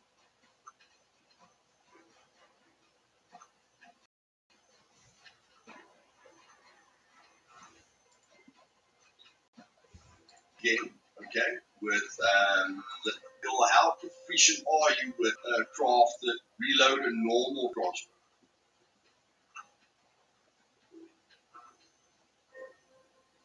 Okay, as you can see, it takes a little bit of time. So if we want to kill a puppet, okay, let's spawn in. We always go for the muscle. Okay, so civilian. There we go. So here we've got a crossbow. We can shoot him because we can aim with it. Okay, that's quite a nice bit amount of damage. Okay, quite a nice bit amount of damage. So the only negative thing about it is the speed of it. Okay, so we're going to spawn armor. Okay, so we're going to shoot him in the chest. Okay, and now we're going to reload while we're running, and it does take stamina to reload it, guys. Okay, now we can reload it again. So taking on one puppet, guys, is really not a problem. Okay, and it's quite powerful. Now, so with no rifle skill, you can still use improvised crossbow fairly easily. Okay, but the powerful boy is the Black Hawk crossbow. Problem. Okay, so but then the character with the rifle skill comes to okay. Now, if we spawn in this puppet.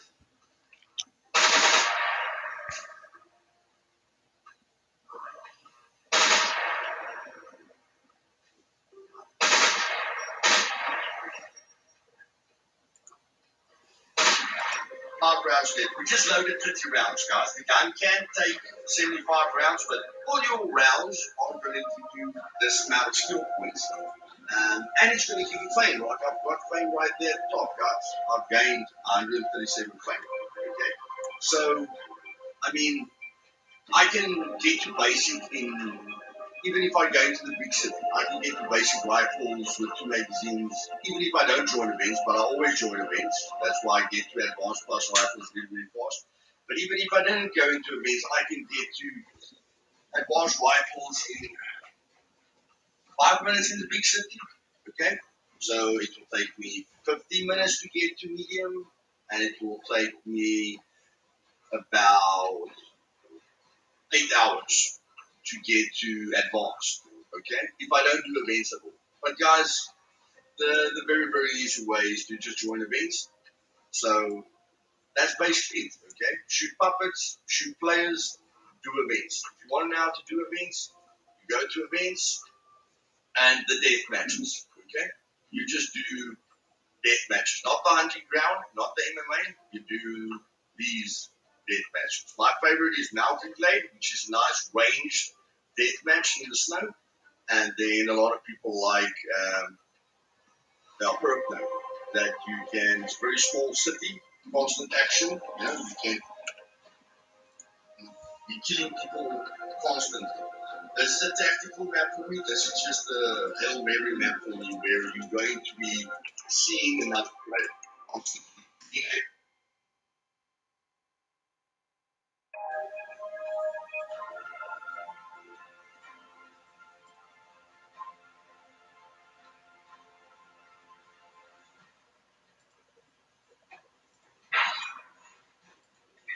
Create a conversation. You know this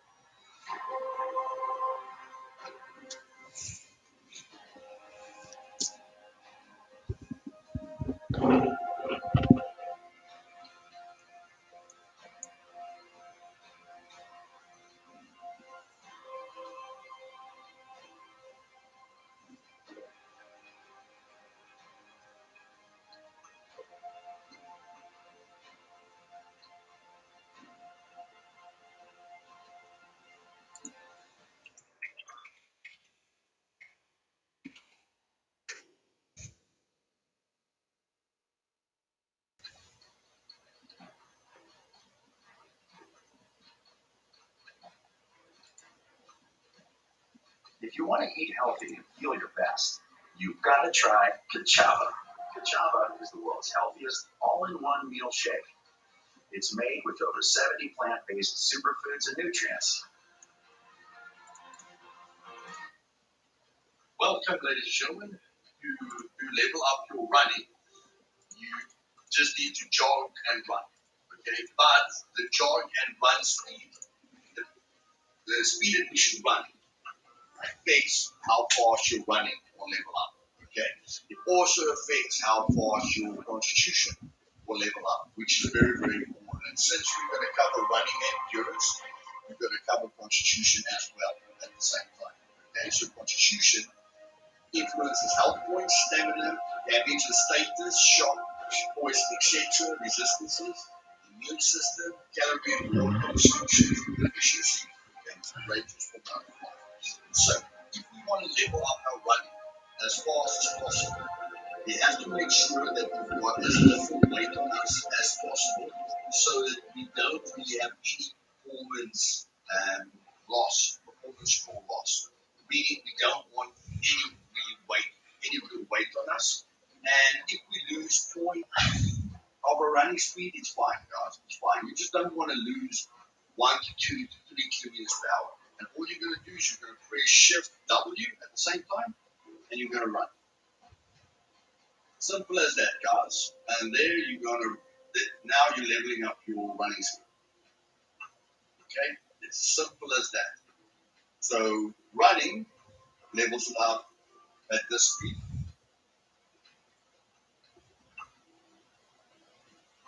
Okay? And then jogging levels it up at this speed.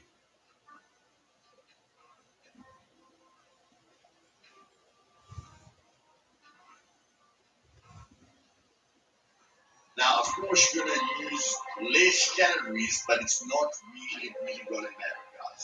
So when you're leveling up your running, okay, we're still not at 10. Okay? When you're leveling up your running, you want to run as fast as possible. Because that's going to speed up the process, as you guys can see, speeding up the process naturally. But the big thing is you're gaining 3.2. You're gaining the maximum amount of constitution that you can gain. Where if you're jogging, you're just gaining almost half of what you would normally gain. Okay? At the end, we'll discuss the differences between the two. Okay? There is an AFK method. If you're running at the max speed and you're going to be leveling up your constitution at the max speed. Okay? So that's that. Now, how do we level up our endurance? Okay, because if we go look at our endurance, Oh boy. really nothing is happening. Now, if you have weight on you and you're running, of course you're going to level up your endurance. But if you've got a lot of weight on you and you're running, you're going to be burning a lot of calories, meaning you're running out of food very, very quickly. Okay? So what we're going to do here is we're just going to spawn an item. And we're going to make it a hiking backpack. Okay? And then we're going to spawn the boxes. You can use a log, you can put a log. If you don't want to find a bunch of toolbox to the max, okay? The maximum change you can have, which is plus 28,800, okay? Plus 0.28,800. So there you can see, now we're not leveling up our running very fast, but we are leveling up our experience very fast. But we're burning 400 calories per hour. Okay, so we'll only be able to do this one a little bit easier, but if you don't have bleeds, are going to level up at the same speed. Okay, just make sure your tractor is solid. If it glitches around a bit, okay. Dates, so how many dates must you eat to get to 300?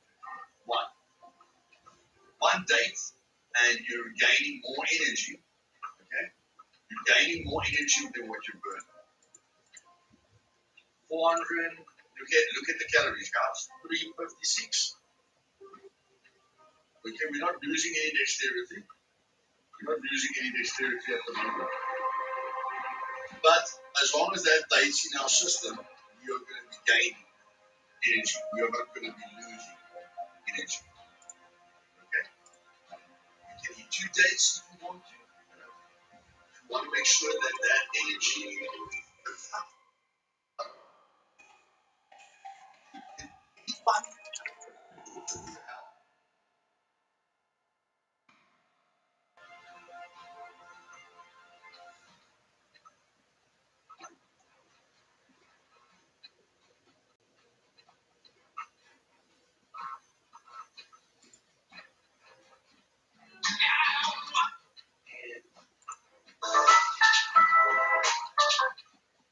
So, Brendan, you're not fat. It's a shirt.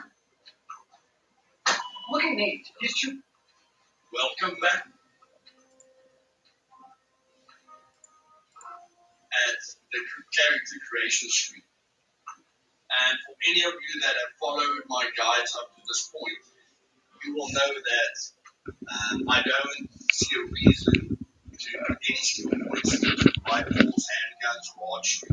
Okay, because you can build these other events very, very quickly, and you don't pay for arrows. Okay, we don't lose arrows really, so you can level up archery really fast. Then at dexterity, thievery wins by a mile. Okay, with the effort that you have to put into thievery, but I will be crushing that in the guide that I'm going to do in the future. Okay, to see what is the fastest way to level up thievery.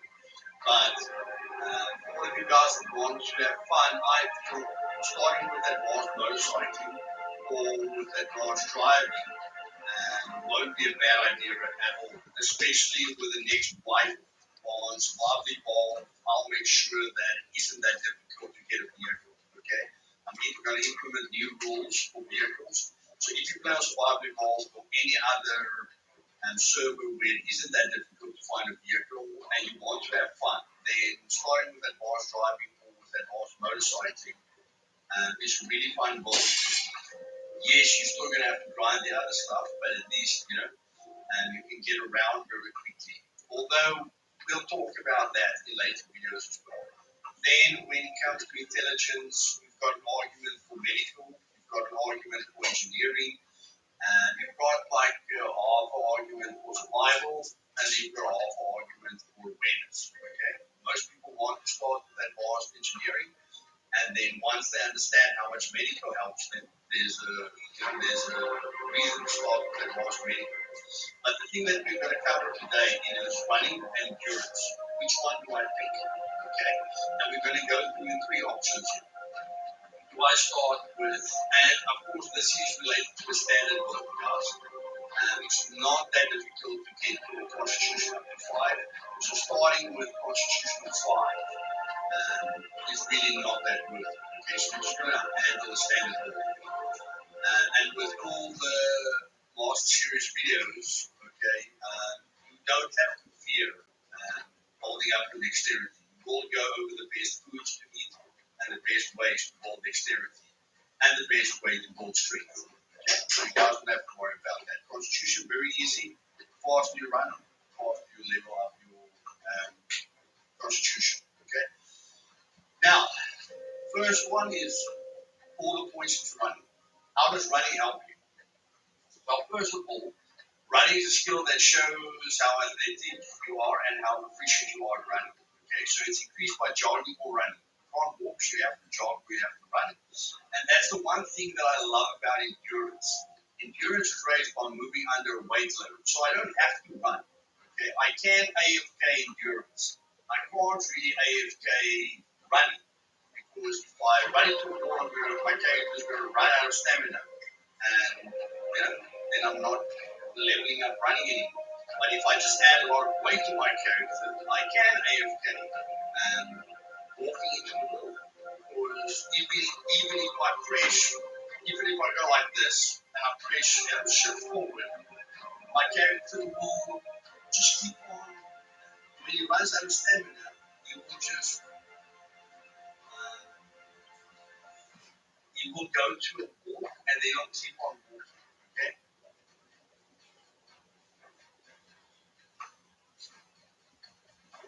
Okay. So just got a lot of freaking stamina. I just thought to myself, holy heck. And so yeah, you won't be able to do what I'm doing here. Okay, like I'm jogging into a wall. And of course my stamina is gonna go down. It's just gonna go down, or it's not even gonna go down. Okay? And because of my running skill. But of course I don't really need to do this when I take advanced running. Okay, but if you don't start with advanced running, this is going to be quite difficult to do. So the only reason I like endurance is that I can walk into the wall forever. I can AFK and walk into the wall away from me and level up endurance. I can't do that when running. I need to be actively at my computer to level up running. Okay, but the main thing about running here is that it gives you minus 20% consumption rate when you jog or run. Okay, it's minus 30% in your stamina consumption rate when you jog or run, which is a lot. Okay, and that basically means, and then your jog speed is increased by 15%, and your run speed is increased by 15%. Okay, now how I'm going to put this through for you guys is the other thing that we have to look out for is our macronutrients. Okay, and we are going to look at what runs out first. Because a lot of the time I tell you guys that your carbs is a very big buffer, and it is a very big buffer because look at the amount of grams that you have on your carbs. Look at the amount of grams you have on your protein and the amount of grams you have on your fat. Okay. You can't eat too much fat because you're going to hit the cap very, very quickly. You can eat quite a bit of protein, but you can eat a heck of a lot of carbs, okay? Which won't be that bad. But for now, we're going to run out of sugar first, okay? And then we're going to run out of fiber and saturated fat. So most of the time, you'll have nothing here. You'll just have these three. But as soon as you burn through your carbs, you're going to be burning through your protein a lot faster. And what I'm going to show you today is we're not going to run much further and faster than what we can with advanced endurance. But when we go for advanced endurance, like now you guys will see that at the moment it gives us minus 10% recovery rate to our stamina, okay? And then energy and water minus 0% usage. So we're not using less energy, we're not using less water. Okay, but water is a big thing when you're running around. Okay, so I want to show you the two advantages. So the first ball, max running. A sector, when I talk about a sector is 3 kilometers long. Okay, so we're going to see how long does it take us, okay, to run 3 kilometers with max running. And how I'm going to do this is every time I run, when I get to 10% stamina, I'm going to lie down. Okay, so that it's exactly the same on all three characters.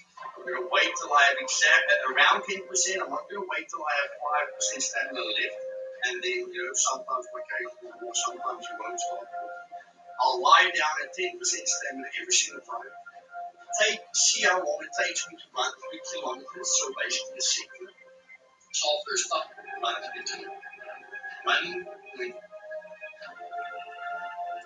If your dog eats grass, do this every day.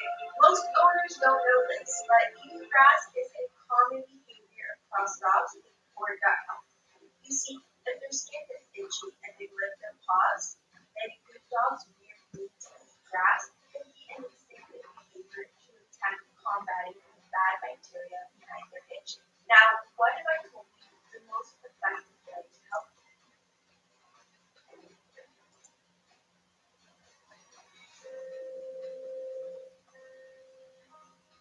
Okay, guys. So that was 3 kilometers. So we just ran a sector. Okay. So we were at 90 down to 64%. So that gives us 26% energy that we used. And from 83, I think, okay, to 41 is about 42. Okay, it's 42% water that we've used, and then 26% energy. 1 sector, guys. 1 sector. We just ran for 1 sector without any weight on us. If we had any more weight on us, our burn rate would have been much higher. Okay, so this is the best circumstances possible. If I had any weight on me, the burn rate would have been higher and my water usage would have been higher. Okay? But one thing I want you guys to know is it's burning through the fiber, the sugar, and the saturated fat. And why is it the exact same character as before? Difference here now. Now, say less water usage. Okay? So, and then one day when you get to advanced plus, like when the circle is full at 10 million points, then you will of course have you'll be the fastest, fastest marathon runner in the game. Okay. Otherwise, you run this. Okay.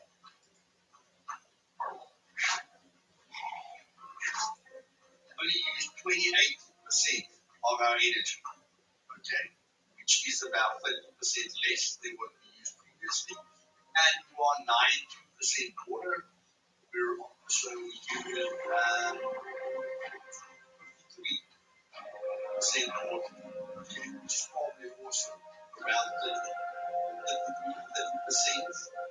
which is not that much. But we did have to race like 50% more. Okay, so with the running character, if we rested 10 times, then with the endurance character, we had to rest about 15 times. Okay. But the 30% stamina recovery rate definitely helped us because we could get up a lot faster. Okay, we got back to 100% stamina a lot faster before we started running again. The main thing is we're running slower, so anyone can catch us. We're going to have to, like if someone's trying to catch us that has got max running, we're going to have to lie down with no stamina left, and he's probably like we can only run about 360 meters before we have to sit down. The guy with max running only has to sit down at 600 meters.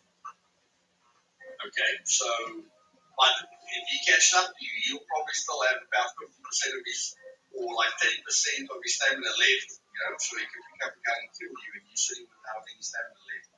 But it definitely helps you regarding your water and your energy. Okay, and 30% is a lot, guys. 30% is a lot. Okay, you're gaining 30% stamina recovery rate. You're just getting 50% of your energy and your water. Okay, so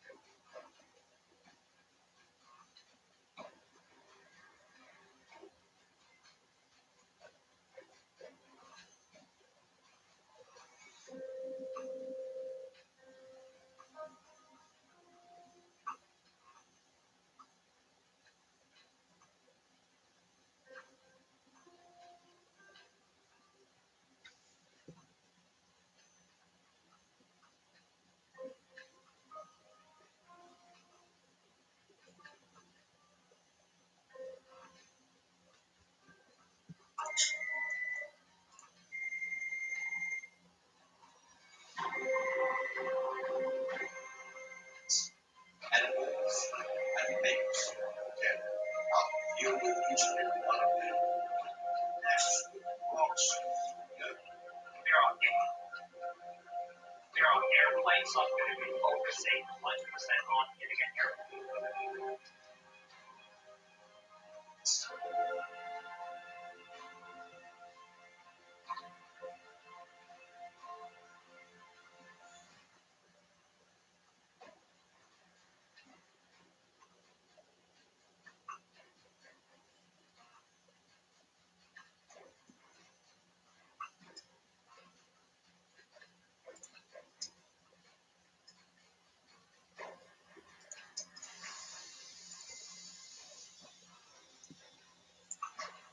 And currently he is vanished underneath the immortal bastion, but only a few people know about it. So, that's a future great boss. Anyway, the immortal bastion, capital city of the Noxian Empire, with Noxus being one of the most brutal nations in Runeterra. It is brutal because the nation is surrounded by rocky earth. It is hard to grow plants here, so Noxians are forced into conquering surrounding land for resources to survive. That's why when you go to the map, you can notice that the Noxian territory is all over the place. It's because these are all the places Noxus has already conquered. Although, when I say it like that, you may imagine Noxus brutally raiding everything. But that's not true. They like to absorb the surrounding nations into their empire. After all, it's just more human resources. Most of the time, they only remove the royalty and they let the leaderless people join their empire. And that's because Noxus values strength above all. And rulers tend to not be good fighters. This is what you can see in the After Victory cinematic. They killed the king because he was weak and let everyone else join them. Fun fact, conquering nations is so iconic for Noxus, they have their own saying. Kill them until they are family. So when it comes to the quests in Noxus, it is most likely going to be helping the Empire expand its territory. Although its region is home to the enemy too. Inside the Immortal Bastion, there is a gold.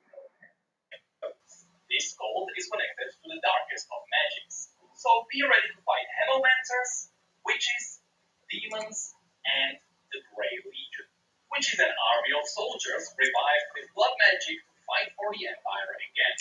And when it comes to collecting 10 bear asses, here we have the native Drakehounds and Basilisks.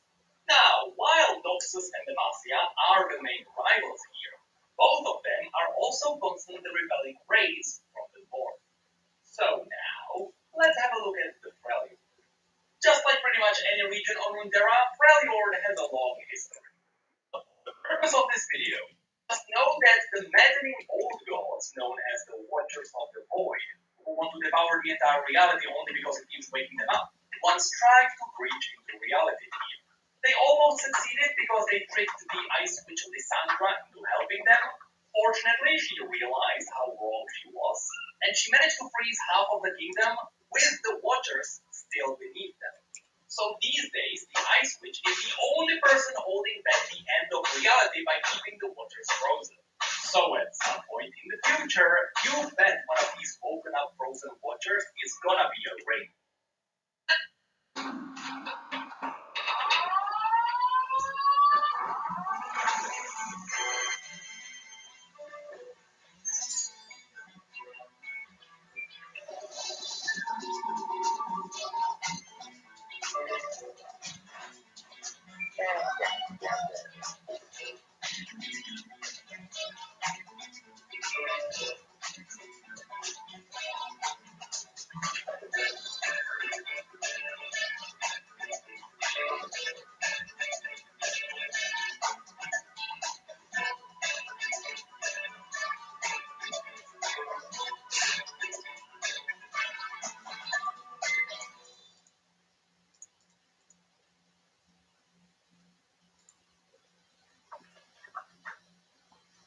After losing about 100 pounds a few years ago, I'm more conscious now than ever before about my diet. I want to make sure what I'm eating is healthy, but I also want it to be affordable and convenient, which is why Fuel has just been perfect. And one of my favorite products is Fuel Black Edition, a nutritionally complete blend that is high in protein, low in carb, and packed with 27 essential vitamins and minerals with no artificial sweetener. It's also plant-based, gluten-free, and comes in a variety of incredibly delicious flavors, including the classics like chocolate and vanilla, but also cookies and cream, cinnamon roll, coffee caramel, and many, many more. In addition to tasting really great, I also love how easy it is just to make Fuel Black Edition, because usually in the morning I'm running late, trying to get into the studio to film. I don't have time to make a balanced, healthy breakfast, which is where this is just perfect. All it takes is a little water, 2 scoops of the Fuel Black Edition of your choice, a little shake, and it's good to go. And again, just tastes fantastic.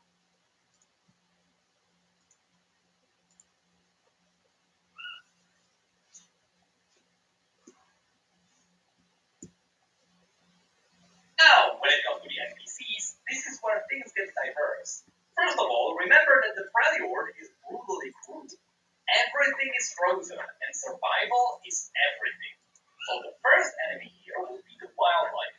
From Rhinefangs to Yetis, to Truhusks, to Elnets, to Mammoths, to the worst of them all, Boros. Next, we are going to fight the Freljordians themselves. There are 3 main tribes here.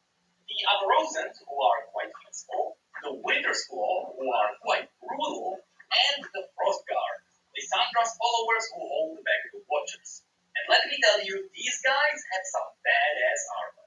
Among the notable tribes, there are also the Ursine, which are shamans who worship the Volibear, the primal god of the wild who slowly turns his worshippers into twisted animalistic monstrosities.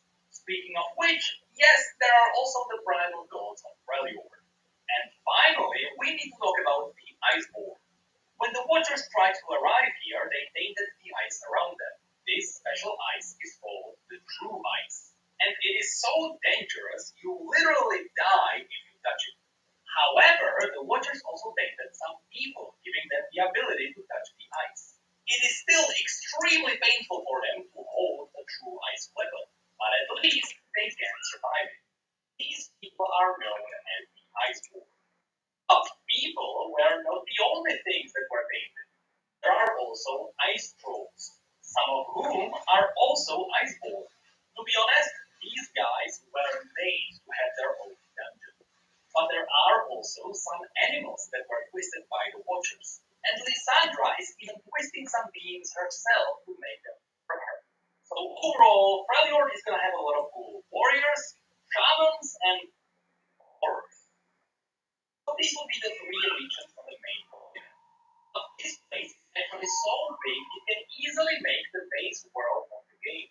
Especially since there are a bunch of smaller regions between them. There is which is Argent Mountains with their dragons, Logo with void monsters, Alamor Plains with him, and so much more. But from here, you can cleverly set up the expansion because of how well everything is interconnected. So now, let's have a look at the continent to the east called Ionia. Ionia has a very close connection to Noxus. You can only guess why. It's because Noxians once tried to conquer it all during an event simply called the Invasion of Ionia.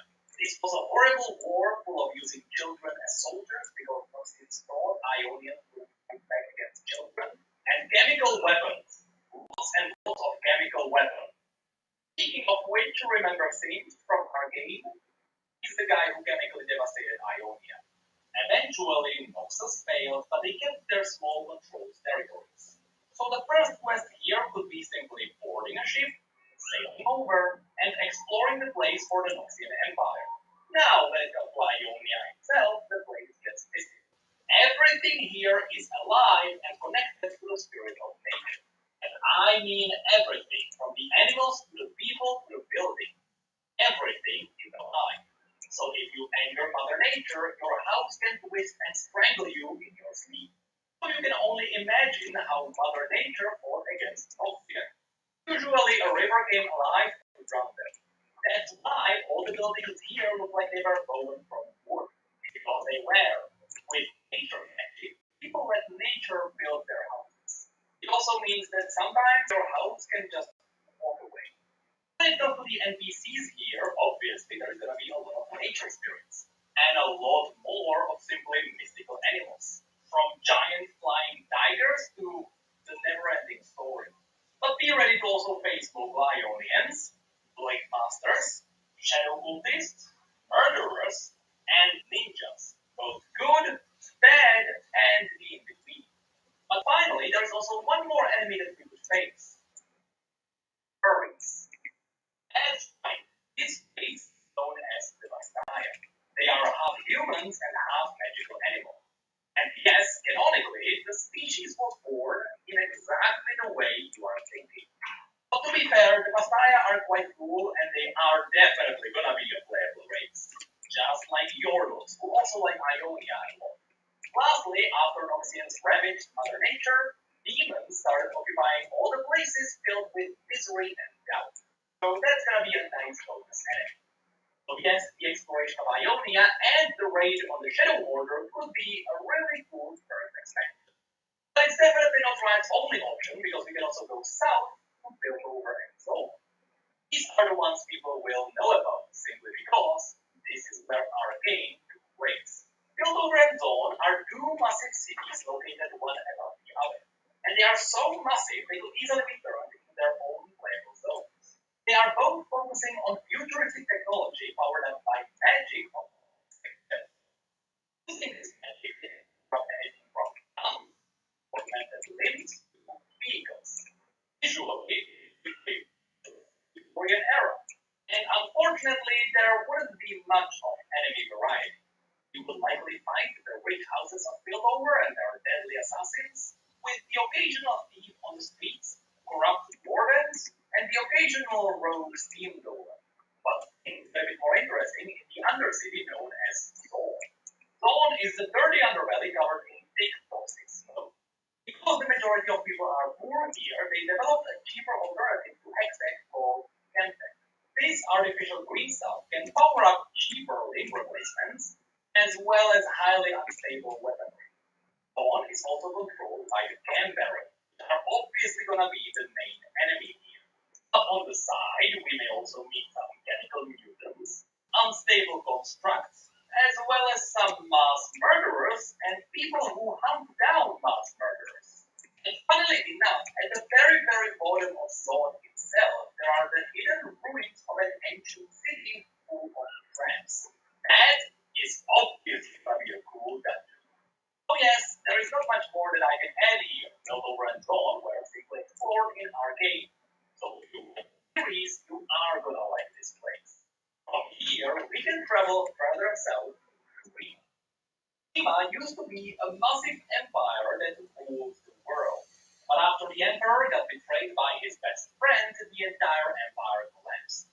This region is a massive desert with the occasional city near a river. In the center of the region, there is the Sun Disk, a colossal piece of star metal that has the power to reflect celestial magic. The Shorimans use this celestial magic to turn their best soldiers into the Ascended, also known as the Golden God Warriors. However, these God Warriors wouldn't make a great enemy here. That's because after the Emperor had died, the Ascended started fighting for leadership. And slowly, after learning how to use blood magic to gain the edge, they morphed their own bodies and became the Darkin. Twisted, blood-frenzied monsters that would certainly make really great bosses. Besides this evil, Shurima is also full of its own animals, raiders, doom scavengers, and on top of all of that, void creatures. That's because to the south, there used to be a kingdom known as Ikathia that wanted to destroy the Shuriman Empire.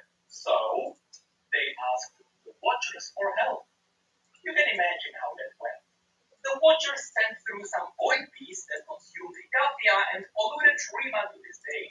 To fight back the void, Shurima does have a lot of hidden tombs around with hidden God Warrior weapons. Not to mention that Shurima also has a circle of time mages who are trying to freeze the void in time. Now, as I mentioned near the beginning of the video, even if Shurima becomes an expansion, they can still easily make Shurimans a playable race because they are already connected to the Noxus. As you can see, of course, Noxians already conquered part of Shurima, so some Shurimans are fighting for it. Also, as a fact for those of you who like Arcane, Hex crystals are harvested. That's why a Shuriman expansion would be a great follow-up to Piltover and Zone. And again, that's why Riot can easily turn all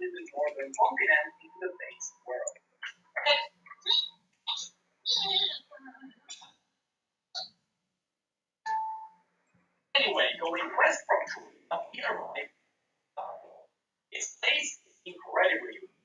First of all, this mountain is it was literally pulled up from the ground by celestial dogs, and as because it makes a portal to the celestial realm, also known as Starlord Prime.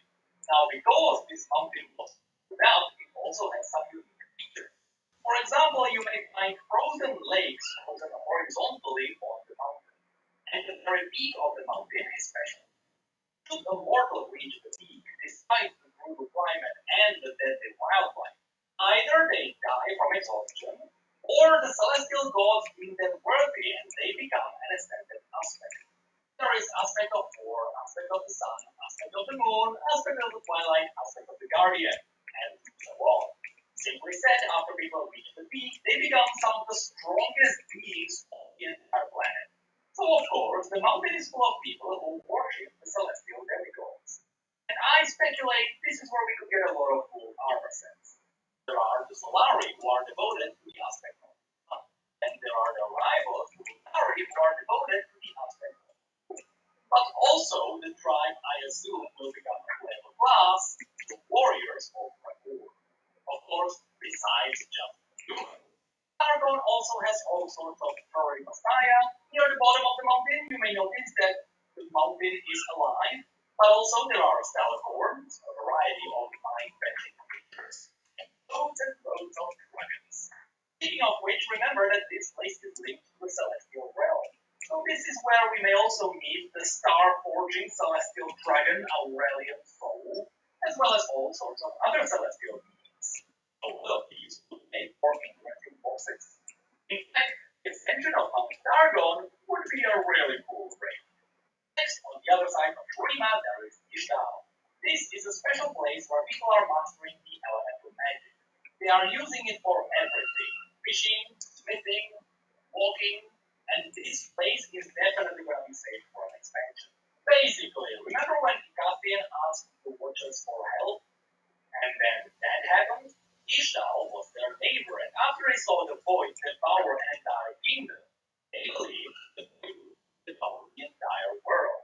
So, using their elemental magic, Ishtal built massive walls of plants around their entire region, isolating from the rest of the world. For 3,500 years, Ishtal stayed isolated, believing that the world outside of their walls was devoured by the void. But now, very recently, some pages found out the world outside is completely fine. So now, the Ishtal images are totally revealing themselves. To be honest, Ishtal is the most underdeveloped region in the region. We know the region has a lot of hunting messiah, and plants, and some elemental dragons, but most of the region is history. So at least here, Riot will have the freedom to try something new. But now, we leave the main continent to visit the last region. First of all, there is Bilgewater. If you like pirate adventures, this is gonna be your place. This is where we are going to explore inns and gambling dens, even some local temples worshipping the god of ocean, Nagatiboros. Here we are going to find pirates, sea monsters, sea witches, sea messiah, maybe some demons, and possibly you'll side with Sarah Fortune to fight the king of the pirates, Gangplank. But there's a lot more here. Last, gradually there are the which was sent in the field. So not only can we already explore this place, it even has a monster journal. And at a quick glance, you already see some really cool bosses too. However, this place is also linked to the last place I want to show you today, the Shadow Isles. Every year, the hordes of the Shadow Isles are out, and Bilgewater just happens to be the group. Every year, Bilgewater is fighting. Once upon a time, the Shadow Isles used to be the West Isles, a rich place full of advanced magic. Long story short, there was a young asshole king who wanted to revive his dead queen, and in the process, he accidentally released dark necromantic magic. This magic destroyed the island and made it home for undead. Or this event is called Ruination, and because the RPG is called The Ruined King, it may not be a surprise to you that also get to explore the Shadow Isles there. And there they have anything you can imagine. Undead horrors creeping everywhere. And should we ever venture into these islands, I have no idea who we're going to fight. The ruined king who caused all of this is banished elsewhere. The wretch who siphoned his magic after he was banished also left the isle. And even Hecarim, the most brutal soldier of them all, is currently around Demacia. So the Shadow Isles don't currently have a main baddie. So, forward some of the side characters. Now, even though these have all been the regions that are currently set up for Terra, Ryan has already confirmed that there is a new continent further east. Currently, it is planned to be revealed in the upcoming Orientation novel. And so far, we know that this new continent is where the Wood King Diego is from, and this is also where he was banished at the end of the story. All we know about that place is that it is quite mystical. There are yet more dragons here, and in fact, Gamahor, which is the nation, has a lot of draconic armor. So should Riot run out of places to explore, don't worry, they can always make up more. But that's all I wanted to show you today. As someone who's been following the lore of League of Legends from the very beginning, I can tell you, I'm very confident the setting of Riot's MMO is gonna be great. Their incredible writers have been preparing the world for years now. And now, it's time to harvest the fruit. If you like this video, let me know in the comments below. Because right now, I still have 3 more topics that I could talk about in regards to the MMO. I especially want to talk about the potential raid bosses we can face, and the potential classes we could play. And as someone who has collected an unholy amount of transmog, I would love to show you all the cool armor sets this universe has. But that's it for this video. See you in 6 to 8 years. The MMO gets released.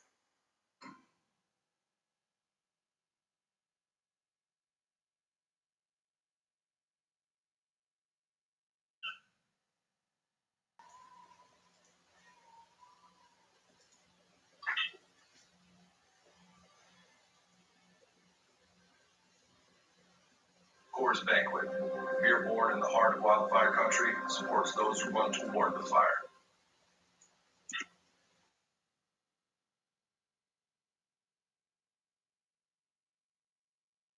Riot MMO monetization. The Riot MMO, I feel like they're probably not going to make the game pay to win.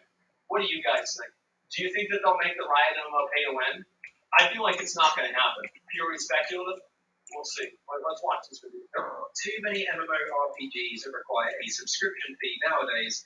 The main two being Final Fantasy XIV and World of Warcraft, which are both titans of the genre. They're huge. I think that Ashes of Creation is also going to be a sub fee as well. Hard to believe, but there I'll was watch a the time Canyon when video paying after via this. subscription was the norm for most MMORPGs, and free-to-play was the alien, unproven concept that no one wanted to try. At least for us MMO gamers in the West, it had been a thing in the East. Yeah. In Korea, MMOs for Well, games being free to play, if there was ever a game that was free to play and you heard it was free to play, you knew the game was bad. That was like, oh, it's free to play game. Oh, okay, never mind then. But today we do know better, and the free-to-play experiment that really picked up steam in the mid-late 2000s has absolutely proven. I would counter his argument and say, when I was growing up, when I heard free to play game, I thought that's good value. Whereas if I heard monthly fee, I thought that's a lot of money. It's the same reason I didn't play World of Warcraft, because the fee, it was like $30 or something a month, and growing up you're like, there's no way I'm going to spend $30 a month on a game. Like, I could buy 15 more games in a year. Whereas Guild Wars was free, and I really liked that game. I don't like the second one, but I like the first one. Itself to be a far better business model, a far more profitable business model than the traditional method of just selling the game, which was the reason why it's gotten a lot better, people prefer free to play more, is because games are no longer the guaranteed high quality product that they used to be. So, for example, nobody has a problem spending money for Elden Ring, but people do have a problem spending money for other games because they're usually unproven garbage. or you buy it. It's like the Cyberpunk, right? You spend $50, $70 on this game, and it's cock-ass garbage. All back then, as I say. I would say that's not exactly why free-to-play games are more popular. I think free-to-play games were popular in the beginning just because they were free to play. Now, you still get crappy games, and the high-quality games that did come out back in the old days were supposed to come out without any issues or bugs or anything. That's fine. But back then, they didn't have any systems to really update those games when you bought them anyway. So whatever you got was what you got, which is why crappy free to play games that came out in the past didn't last really because there wasn't any way to really update them, I don't think, very well. So, but the new games they come out with, they're not high polished. It's just like Fallout and everything. They just shove them out the door, and then they fix them more when they're at your house. Compared to because they want the money now and they want to have feedback now. But I don't think that's why free to play games are even, you know, liked more now than they were then. It's just because uh, free to play is free to play, and all the games might be shit, but generally when you buy a game you need to make sure that it's worthwhile anyway, so it doesn't really matter if they're a bunch of shit because you keep up to date with the stuff that's going on in the game and you make an educated decision when they come out. It's kind of like I'm pretty sure that I bought Scum on Steam like a year or two ago, and then I played it for a little bit and then left, and I got my money back, I believe.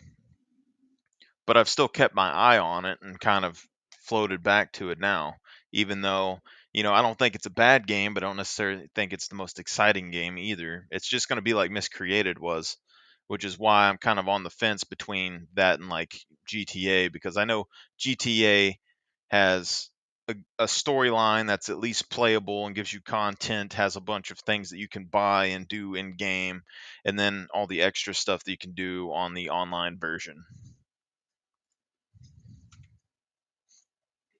It's so much better that many of the highest performing video games now use that free to play model. Many other games have been forced to adopt this model, Yes. even if they didn't want to. That's exactly right. They have to be free to play because having to spend money just in the game is such a massive barrier to entry. And you know what I think actually does it the best is Final Fantasy 14. It's because they let you get your free trial. They let you play whenever you think about it. Going all the way through Heaven's Ward is fucking huge. You're getting at least 100 hours of gameplay. So it's like at that point, if you're not going to buy the game, I mean, that's the way it goes. Yeah, compare that to WoW or whatever. Star Wars: The Old Republic launched in December of 2011. Now, I think this is a good distinction as well. He's talking about how it's a pay barrier to entry. That is true. I wouldn't want to pay, $60 a month or whatever it is a month. If you're spending 100, $200 a year on a game, that's a lot of money that you're shooting out on a game. Now, I think another reason why it's less popular now isn't necessarily because they're forced into the free to play model. It's because games like World of Warcraft, the content they come out with isn't content really. It's fluff. And so like the game doesn't evolve any. They just add more and more grindy storyline quests. That's what happens with like a lot of MMOs is it's just more and more grind because you got to have the achievements in the top gear to look cool for all your buddies. And so you're paying hundreds of dollars every year to get a big campaign, extra storyline for gear that you might have no interest in, and a story plot you might not like, whereas you can just go and buy a different game to play now. You don't need to play the same game over and over and over again, and you're not guaranteed to get quality with the expansions if they even do expansions. Whereas like the free to play games, a lot of those, it's like you play them, you donate money to them if you want them to do a little bit more, If they come out with an expansion pack, you just buy the expansion pack. Or if you get in there early, if you see quality in the game, you get in there early, maybe you get all the expansion packs free. So there's a lot of toss-ups there. And moved to a free-to-play model less than a year later in November of 2012. News outlets at the time were reporting that this was due to low subscriber numbers, which painted a pretty bleak picture of the game. However, EA put out a own report just 6 months later, stating that their average monthly revenue had doubled since it went free-to-play. Families, there's a lot of people that they can't spend. You guys know this. If you're poor, if you've been poor before, you know this. You have $5, but you don't have 50.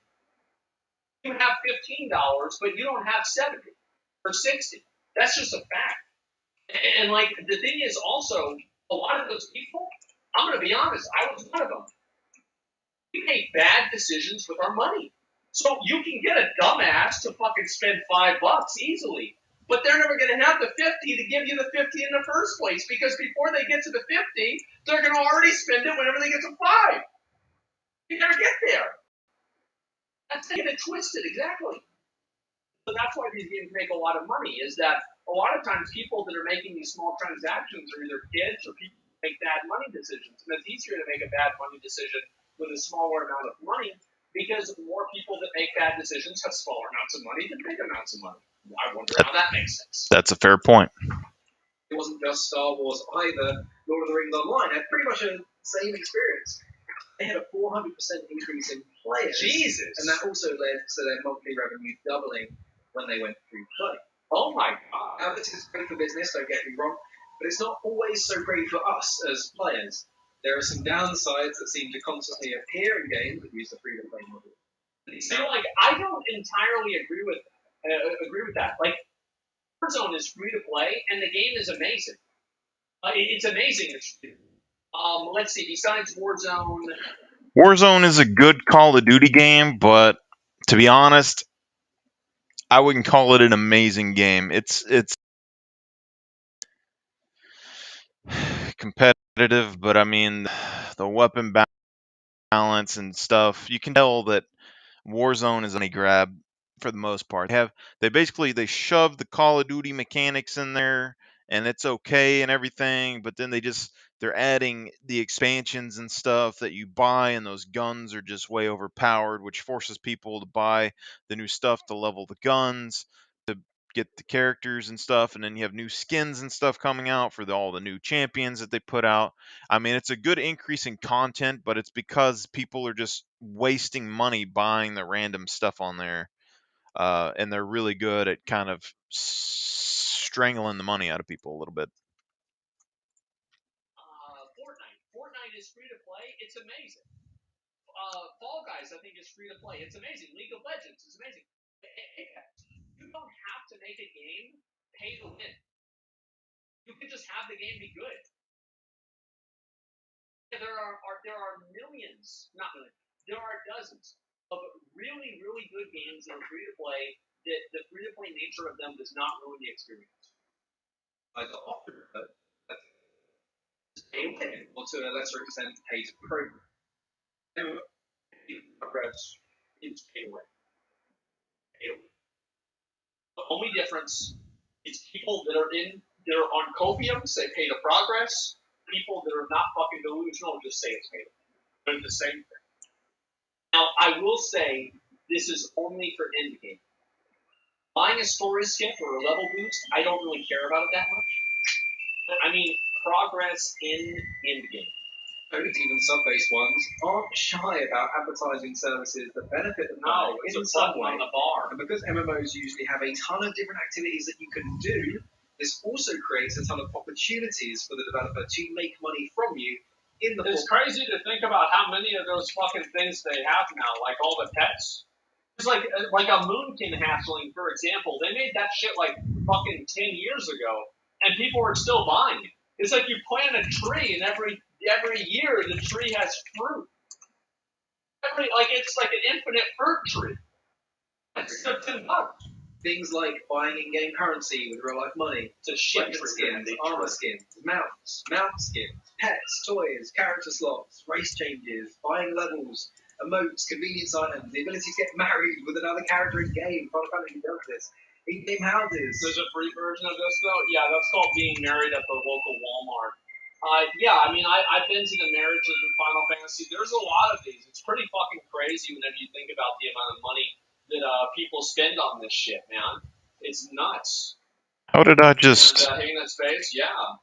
Holy fuck, man. Animals for in-game house, furniture for your house, Hey, it's crafting Mike. materials, How are upgrade you? materials. There's so much that they can sell you. And it's not like I even thought hard about that list. I don't... It took me about 30 seconds. Oh my god, I just realized. And it's not like I even thought. That's the sword that she was given by Overdanger in Stormblood. Damn, I didn't know that shit. Hard about that list. It took me about 30 seconds How to about put that that? together, and some of those are just off the top of my head. It's a not lot. even in the script. Now, you can argue that most of that, if not all of it, is It's a whole optional, lot. okay? And you never need to spend a penny on any of it. That is true. Studios need to make their money somehow. And those that go free to play have to rely entirely on these microtransactions to keep their business running, which can create some very aggressive monetization strategies that can. I think we need to find a way to, like, set our base down right over here. I mean, we know there's a lot of repair kits and stuff that spawn in this little town, and there appears to be, you know, the city right there. Lost Ark is a good game. Diablo Immortal sucks. It's a shit game. But you don't have to spend the money. You'll want to if you want to enjoy the game and get the most out If of you want to be a winner.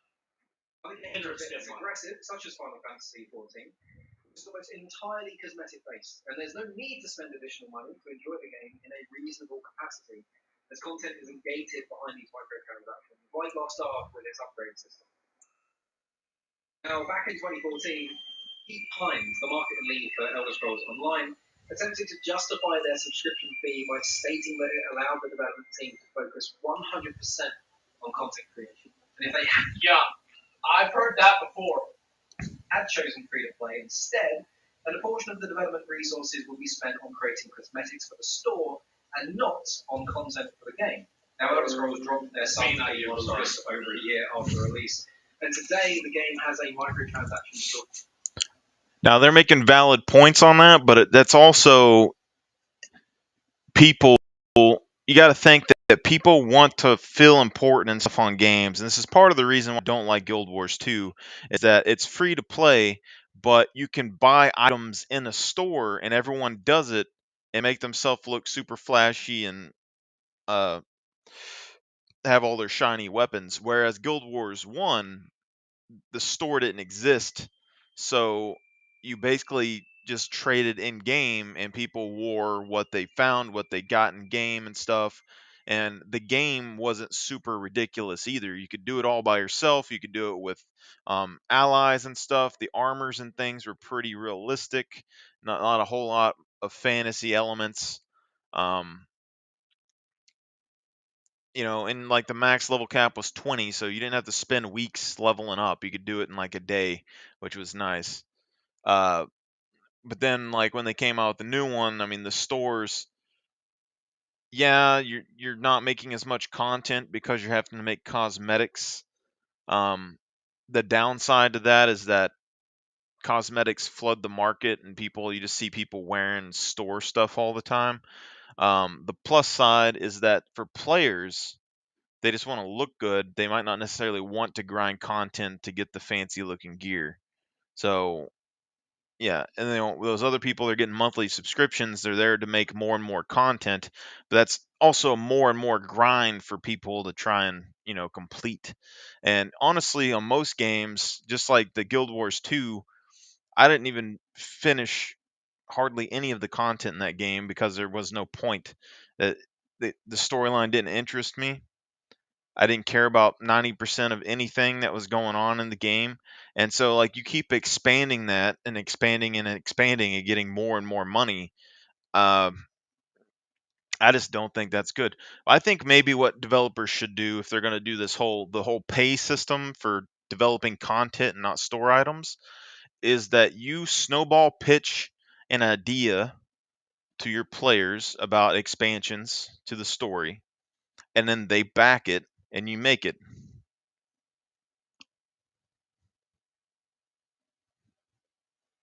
And then they can get a little backer icon. So it's just like funding, but we don't get crap we don't want. It's sad, right? Because like I don't like this. Like I wish that you could just pay a sub and you just play the game and that's it. No bullshit. No clown ass garbage. You just pay the sub, play the game. There it is. You go to the store, game's $50. Buy the game. Come back home, play the game. Oh, what? Imagine that.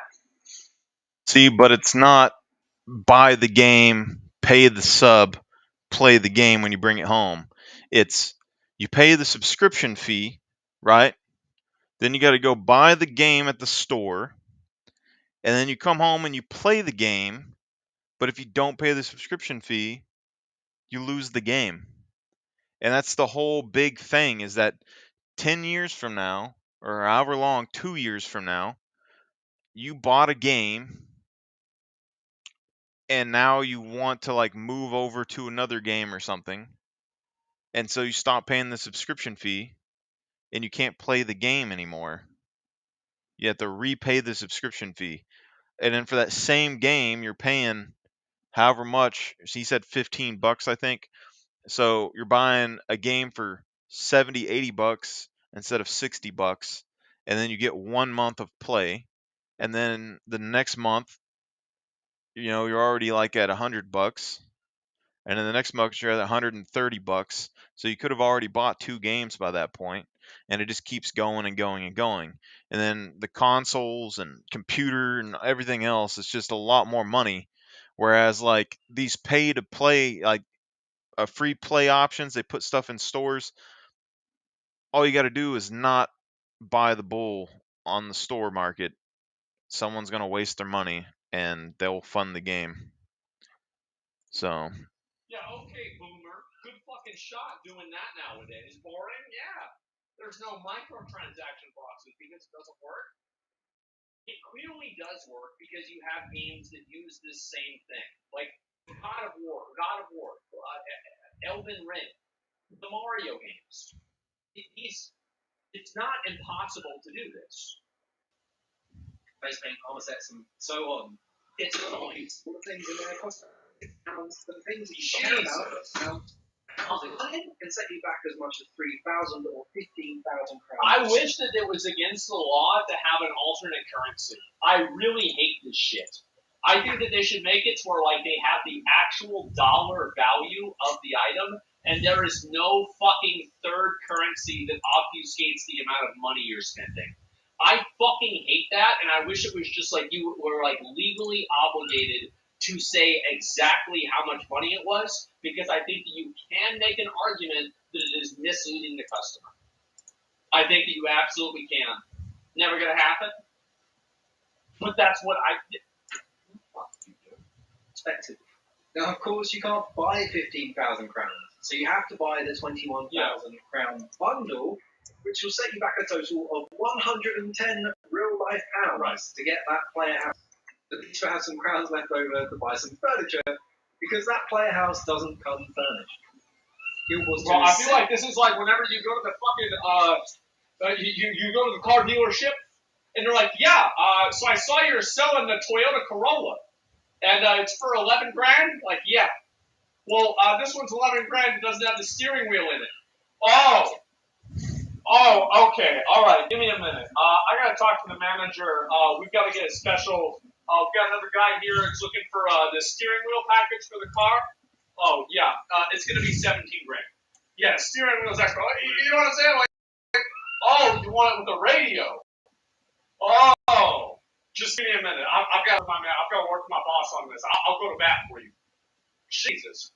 Oh, you want wheels. Seatbelts, huh? Okay, all right. So this is a big spender. Well, that's going to be extra, okay? Holy fuck, man. With this approach to cosmetics, But most outfits are about 700 gems, which will set you back around £8.50 real life money. Jesus. The most sought after items being around 1,600, which will cost you about £17 real life. Which, by comparison, doesn't seem so bad. I ripped on Guild Wars 2 in a previous video of mine. Comparatively, Guild Wars 2 is looking pretty good. I hate how these companies have actually successfully anchored the minds of gamers. You have successfully anchored a mount to be $20 and like pets to be $5. I feel like there are so many people who are, oh, it's only $17 for that. Bitch, it's a line of code. Now, they're talking trash on Guild Wars 2. This is where I can kind of hop in as well. The Guild Wars 2, graphically, nice game. Skill-wise, decent game. I don't really like necessarily the whole dodge mechanics and stuff they added to the game. And I think all of that could have been better if they didn't have the different playable races. Because you got people that make tiny little bitty Asuras that just jump around. You can't tell what is what. You know, it's super annoying. Okay? I don't like that on the game. The armor cosmetics and all of that, I could have lived with. You want a little bit of armor, not a big deal. But when they had to come in, so here's a big thing, okay? People talked about why horses weren't in the Guild Wars 2 game and stuff for the longest time, and they're like, well, horses don't exist in the Guild Wars universe, but in Guild Wars 1, there was a celestial horse that you had to guard during a mission. So horses do exist. And then they came out with a Path of Fire thing in Guild Wars 2 where you could unlock raptors and giant bunnies to ride. And then eventually it became dragons, okay, when they added another expansion. So the thing with giant raptors, I could understand the raptors a little bit more than giant bunnies, because in Radisum in Guild Wars 1, there used to be raptors that were outside of the base in the jungle there. Okay, so I could understand where the raptors could have came from, but there was nowhere where there was a giant bunny in Guild Wars 1 that I can recall. And in Guild Wars 2, I don't know why they would exist. There was giant scorpions that the Char rode, which would have been a fine addition if the Char could have had a giant scorpion. The Asurans had some velociraptors, which kind of makes a little bit of sense. But giant bunnies were no go, and then the dragons. And then the worst thing is that now mounts and stuff make the game less social, which is part of the whole thing with MMOs, which is why every time I came back to try and play Guild Wars 2, I tried to make systems to where new players and experienced players could help each other at the beginning of the game. And it's very difficult because everyone has to min-max everything on MMOs.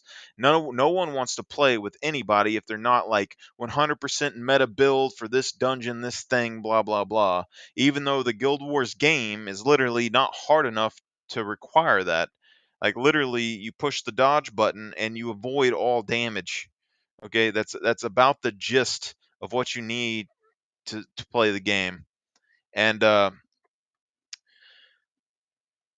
animals, essentially people just ride past you at Mach 10 speed with mounts. New players, their only interest is to get the mounts, and experienced players, the only interaction they really have with people is to give them the mounts, and that's about it. So it's a recruiting tool for guilds, but other than that, it doesn't really serve much of any purpose. Same thing with the hand gliders. They had a thing you stick on your back, you can glide with your character, right? But they already had a mount that you can do that with, and then they have a dragon which does that better, and they have a bunny which can pretty much do the same thing, just a little bit more difficult. So the glider basically became useless. So they had to develop certain situations where you can't use mounts, but then you have to use the glider. And then like before they even had the mounts, I think, or maybe when they made the mounts, they had like these special collection gathering systems where you had to like harvest and level up these skills to be able to bounce off mushrooms and things.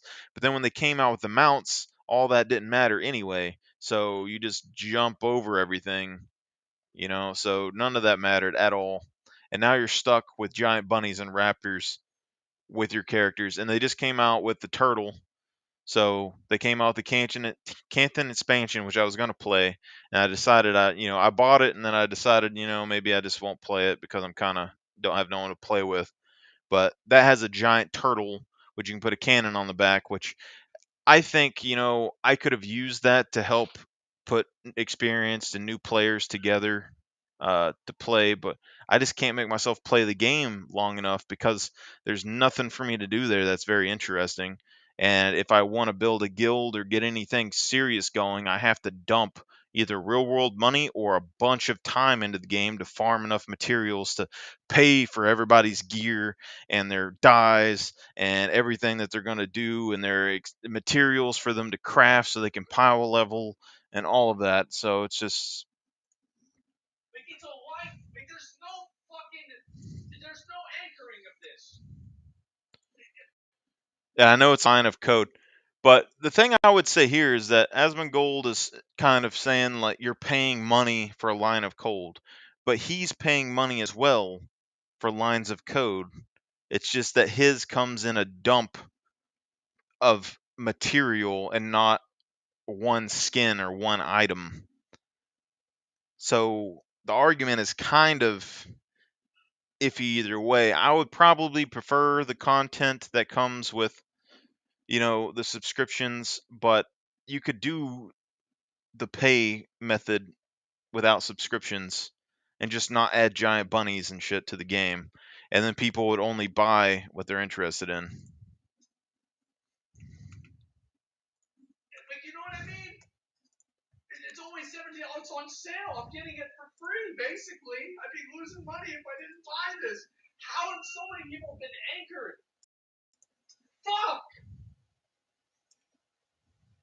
Other MMOs also restrict players from key features unless you engage in cash. 36 rope? Requires you to spend What? real life money to use mounts and increase your gold cap from a measly baseline of 2 gold. Star Wars does something similar, but it's far more generous. I think that if you have a monthly optional sub, the same as the Crystalline Aura, the Final Fantasy sub, or something like that. Toolboxes, metal scrap, wood planks, logs. I really don't think it's that big of a deal, because you're like, you have to expect that people will. I think that it is unreasonable to expect to play a game for free. I do. I think that it's unreasonable for that. So you should have some way that people spend money. That's how most things in the world work. Clothes, cost to produce, almost it never equals cost to buy. Yeah, of course. With a cap of 1 million credits, which is enough to get you most of the stories in one card game. Although Star Wars does restrict content in other ways, such as rewarding you with less credits overall if you're not a subscriber. They don't allow you to quick travel as often. They restrict how often you can take part in PvP and a few other things like that. So how does this all compare to what we know about Riot? Well, today Riot have focused almost entirely on optional cosmetics and have not yet implemented any monetization systems in League or Valorant that make it feel necessary to spend your money. You guys agree with that? I'm not a big League player, but I play Valorant. Like, I think Valorant's fucking awesome. I should play that more on stream even. Yeah, that's true. Okay. I mean, I think that people look like, the thing is, nowadays, Riot, I feel like Riot and From Software, like, the reputation Blizzard used to have was like a mix between Riot and From Software. And like now, those two companies have like an aggregate of the way that people felt about Blizzard. So yeah, I think that I mean, there's a chance this won't happen, but I don't know. I mean, I've said before, right? It's like Ghostcrawler, Greg Street. He's one of the main guys working on Riot, their MMO. He said he'd be willing to come on Allcraft whenever he's got more stuff to talk about. I can't wait for that. I'm so fucking excited. And I'm really excited to see what they're going to bring out, too.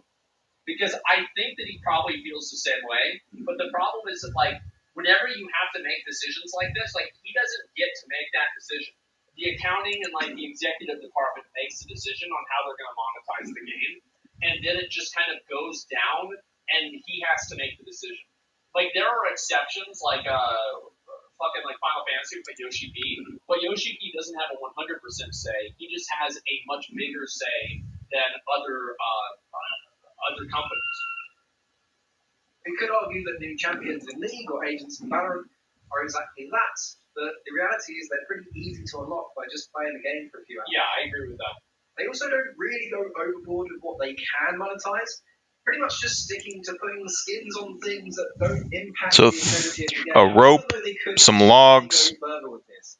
sticks. As an example, sells plenty of terrain skins that makes it easier to see paths through trees, and Counter-Strike sells skins for their characters, which give you an advantage in the game, which is not good for a competitive. Is that team. true? And it's not just Bro, I've never heard that. Is that real or not? Like, I don't know if that's true. Like, yeah, I never heard of that ever. Not a problem anymore? Okay. Whereas Rainbow Six Siege had a similar issue with their Ember Rise and Elite skin lines. There's a person in this screenshot. It's very hard to tell when you're playing the game in the moment. What was that fucking skin in Warzone, Rose? That annoying fucking, like, gimp outfit? Oh my god, that was fucking annoying. It was so hard being able to shoot people with that. Fuck, man, it makes me mad just thinking about it.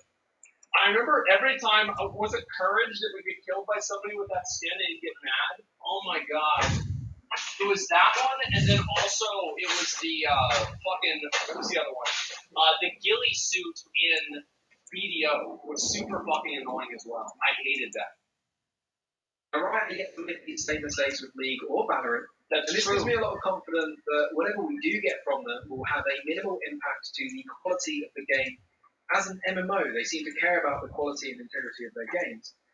Now, being encouraged to take time to get it right, so we build something worthy of expectations, would kill the game in a heartbeat rather than have to ship something inauthentic or rushed. Well, that's the thing is, like they know this Large is something that's sticks. super important. Is like nowadays they know that if you release a game and it's not good, the game is never good. For every No Man's Sky, you have a million games. Like Cyberpunk 2077 is probably, like, anybody's played it recently? It's probably workable nowadays, right? It's probably not that bad of a game. Yeah, it's good now, but who cares?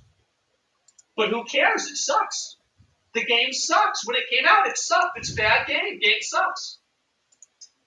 That's all there is to it. It's a shit game. That's it. Have to make sure it's right the first time. The downside here is that Riot does have a history of charging large sums of money for tokens that can then be exchanged for those cosmetics, which in my opinion is a pretty insidious way of tricking people into spending their money, and it's harder to keep track of what they're spending over time. Again, bro, I think that shit should just be straight up illegal. Like, you should not even be able to do that. No reason for it at all. However, it's industry norm. Everyone does it, so I can't really fault Riot Games for this. It is. It's industry norm because it works. Because obfuscating the amount of money that somebody spends is always a good idea. Casinos do this with, like, the tokens and shit. They do run their skins on limited availability, which preys on that feeling of missing out, right? Because someone will have a skin line that you don't have, and you can't buy it anymore. So it makes you want to spend your money on something that you might not even wear, which I have done plenty of times, let's be honest. Now, just to give you an example of this, as I recall, I cannot believe why do people do. Like, I don't understand. Like, whenever, like, FOMO, like, what the fuck do you mean FOMO? Are you fucking stupid? Like, it's a skin for a gun. You just spend real money on the gun. You get it. Who gives a fuck? Like, I remember I did this, like, I was hoping one day, like, it's like you get the boxes whenever you level up in Apex or, like, fucking, what's the other one, Overwatch, and like, you get the box. So, like, I never felt, like, I bought the 200 boxes for the spring content that one day. I never went and I bought the rest of the boxes for the Wraith tonight. Why would I do that? Why? Like, it's just, it doesn't mean anything. It's so weird. I don't understand it. For this video, Valorant has the Xeno Hunter set available for purchase within the store, and as cool as these skins are, they are very cool. The entire bundle, which consists of 4 guns and a knife, costs 7,100 Valorant points. That's like you have to $70. buy the £90 bundle in order to acquire this set of 4 guns. Yep. So there are 17 guns in the game total, so you're looking at hundreds of pounds before you have skins. Wow. League skins by comparison are cheaper than Valorant, but there are far more characters to buy skins for, and generally more things to spend your money on, such as room pages, flash tickets, promos, loot boxes, little legends, battle passes, and whatever else is there. There's tons of stuff. You can even buy temporary skins in a round. Now, acquiring skins for your guns and characters is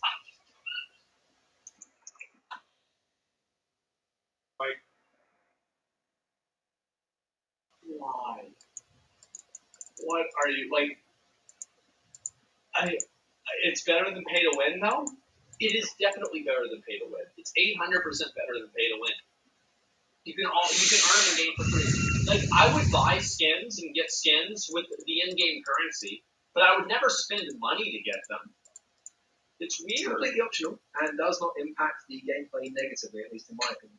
So many of you may argue that this is not a problem. But as we've seen with other MMOs that we've spoken about already in the video, games that rely primarily on cash shops for their money often leads to cosmetics in the store that far outshine those that you can earn in the game. No shit, because they're going to sell for more money.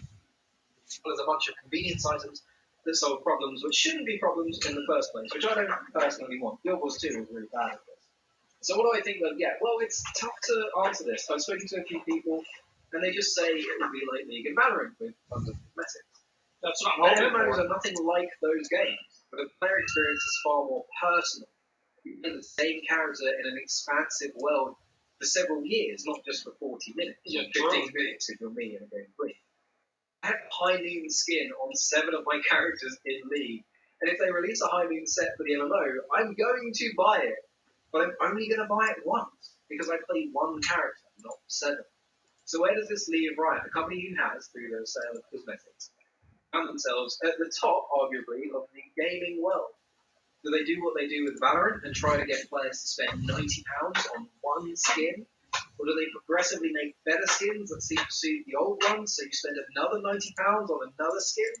I think that what they're going to do, the main thing that I'm worried about with the Riot MMO is that they're going to have a version of the WoW token. Because, like, OSRS has this, Lost Ark has this, WoW has this. It's becoming the industry standard. It's that, like, you are able to buy gold and then sell it. And they're going to do it under the guise of, oh, well, we can't be expected to enforce our TOS. You're going to have to spend real money. That's what I think is going to happen. I doubt they'd have it on release. No, they'll add it in. This is the thing. This is what these MMOs do. This is what I would do if I was Riot. Is I would get everybody addicted to the game, get them invested into the game, then you start milking them. Because you don't milk them right from the beginning because they're not invested. But by the time that they've already spent like 100, 200 hours into the game, oh, well, now they're going to get a lot of money. I don't think that's realistic. Yeah. I think what is far more likely scams is that they will monetize more than just cosmetics. And that is why it's so hard to know what we're getting. I mentioned earlier that Riot seemed to avoid monetizing anything that compromised into the game. The reason we don't have skins for agents or skins for the Rift in League, sure, it would make a ton of money, but the game would be worse for it as it would erode what those games are. It creates a gap in the player experience, which in a competitive game is not one. No, you can't have that. It's possible. And as we've seen in this video, the vast majority of stuff that's in microtransaction shops for MMOs, and I'm yet to see one that doesn't do this, restricts the game in some manner in order to justify the sale of the solution, therefore eroding what that game is. That's right. Yes, it provides a profit incentive for a game to be inconvenient. That's the biggest problem with like things that are convenience features that you spend money for. It is like at this point now, it's in your best interest to make or keep the game inconvenient. Whatever it might be, the game is worse for it when that stuff is in the cash shop. Yes. Not just in the game anyway. Because there's no incentive for them to so change this is it. Riot's problem to solve. We don't want £90 in our MMO. No. We don't want £30 unbreakable gathering tools in our MMO either. Even a pound wide in license too, so you can have something. The problem is that like people don't want anything. Nobody wants anything that you can spend money on in an MMO. So it's basically like a pick your poison. You're either choosing to make a game pay to win, with like different cosmetics instead, or with like a subscription or something like that. One way or another, they're going to get money out of you. And I don't find this to be like, as I said, I wish that we could just go back to the days of fucking subscriptions. But we're never going to be able to do that because there's too many free-to-play games. It's just not going to happen. Yeah, that's what I think is going to happen. You can farm Riding Guild Wings for 3 hours. I have no idea. But man, so what can they do? It's a tough problem. Yeah. There is quite an easy solution here, at least I think. And that is the subscription fee. Now, look, I know they haven't worked in the vast majority of cases, but hear me out here. The talent in But writing. there's the one time, no, bro. But this time, listen. No, it's gonna work this time for sure, 100%. The problem is like, see, here's the thing with subscriptions, is that like now we back in the day we had Netflix. Now we got Hulu, we got fucking Paramount Plus, we got Disney Plus, we got HBO Max, we got Amazon Prime Video. We have YouTube Red. We have all these fucking things. Every Apple TV. You've got there's too many. MMOT is extraordinary. So if you believe that whatever is released, whatever game comes from this, it will be a good game. I believe that wholeheartedly. I have no doubt in that. Riot also have very little shareholder pressures, so I don't think the game will be forced out early. I don't think that's necessarily true in terms of impacting the integrity of a game. Lost Ark is also not a publicly traded company. Smilegate is not. Now, it is an indicator, but not a guarantee. So not only will I think it will be a good game, I think it will be a relatively complete game to a high standard of quality. Riot is also a huge brand with loyal, albeit sometimes toxic, fan base, and who will, at the very least, think about downloading and playing the MMO. Outside of that Riot fan base, there is a huge community of MMO gamers who are ready for something new, and they're looking for a shake-up in the genre, something new to try. So much so, the games like Lost Ark, which are known to be predatory at their monetization, were hyped up before release. Now, these MMO players, for the most part, are used to paying a subscription fee as well, whether that's World of Warcraft or Final Fantasy, just to play the game, or if it's something like a VIP type system. I actually find that to be a reason why not to have a subscription. Because it's like the Netflix thing was not a problem. Like now, if people don't have a problem paying for one subscription, people do have a problem paying for 5. So you've probably got somebody nowadays, like an average person, an average consumer. It's going to have, let's see, they got their Netflix subscription. They've got, besides Netflix, they got, maybe a WoW subscription or Final Fantasy subscription. They've got, 3 OnlyFans accounts that they're buying. They're subscribed to somebody on Twitch. They've got Spotify. Maybe they've got Amazon Prime. And so you've got, like, all this money, and you're just getting your money eaten away. So it's like every single time that they add in another one, it becomes overwhelming. We see in Elder Scrolls Online, Star Wars, and Lord of the Rings. And finally, it's Riot. And it's an MMO. The hype for this thing will be, and is already, huge.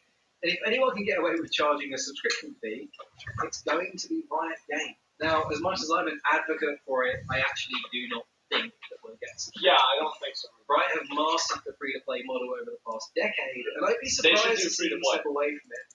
Even an upfront box price would surprise me, I think. It's going to be far more like it's going to be free to play. It's going to have cosmetics, and they're probably going to add a WoW token later on. Like that's what I think it's going to be. At least in my opinion, anyway, is a seasonal battle pass type system where you progress through 50 or so levels by completing in-game missions, like defeat 5 dungeons, kill a certain boss, win some PvP matches, and things like that. The rewards in that battle pass would range from character cosmetics, pets, mounts, skins, emotes, toys, and also currency for a dedicated cash shop. I think that cash shop had limited runs of skinline bundles similar to Valorant, which you can buy unlocking, say, a High Noon set that consists of the armor, weapon skins, as well as some maybe emotes and pets and things like that. I would guess these things would be around the £30 mark and probably change each season. This is what Lost Ark does, and it's what WoW is doing now too. Like, this is the norm. Skin lines that they already know are successful in League, like Battle Academia or the Anima Squad, Star Guardian, High Noon, the Ashen Knight stuff, things like that. They got so much to pull from and deliver that I think it would be bizarre for them not to sell skins on those lines. So anyway, what do you think? They have to. Like, people love this shit. Like, they do. Like, I mean, girls buy it because it's cute, and guys buy it because they're simps. Like, it's just, yeah, it's that simple. Do you agree with me? Do you disagree with me? Put them in the comments down below. If you don't have any thoughts at all, then just throw an emoji down there. It tells YouTube that you enjoyed the video, and it helps the channel grow. So you'd be doing me a huge favour by doing it. I also do try to respond to all comments, so I'll see you there. Anyway, as always, thank you for watching, and I'll see you next time. Decent enough video. I liked it. I mean, this guys, he's only got 2,000 subscribers. I've never watched a video from him before. But listen, this is a pretty good video, especially for somebody who's just starting out with YouTube. If you liked it, make sure to give him a sub, give it a like. It's a big deal, especially that early on to give somebody some support. Yeah, I think this is actually very well done. I would have expected something like this from somebody who has like 100 or 200K subscribers at least, right? And that's lots more than what I was thinking. Exactly. And so, yeah, I think that's what you hit the nail on the head. What's it? I'm an advocate for it. About being realistic. Yeah, true. It's a pretty hard topic, and most are so different compared to the games where I was previously monetized. Like, do you guys agree with me? Yeah, I'll sub. Okay. Do you guys agree with me that like it's probably going to be free to play with cosmetics, and they'll probably add a WoW token or some form of like gold exchange that they get a cut of later on? I think that's what's going to happen. I feel pretty confident that's what's going to happen. Now, am I 100% sure about this? I have no idea. But I do think that there's a good chance of it happening. The WoW token, yeah, there's a real chance it's just a monthly sub. If it is a monthly sub, I would be very surprised. Tree bark rope. I would be happy if that was the case. I think that a monthly sub would be the most ideal situation for me, but I don't really think it's going to happen, if that makes sense. I have no idea. Premium price cosmetics, I don't know. They still have plenty of time to event noon discussing forms of monetization. That's actually a really good point. Is it like, there could be a new type of monetization that hasn't even been invented yet that they're going to try to use, and it's going to be worse than anything that we've ever seen. I can't wait. It's going to be super exciting. I actually saw something, speaking of different things that we're discussing weird. I'll go ahead and look and show you guys this other video. And I wanted to watch this. I saw it yesterday. I just want to see. I don't think it marks me. I don't think I spawn at the place either. So crafting bundle of bricks. We give support to their videos, so make sure to do that as much as you can. Bolts, nails, wood planks.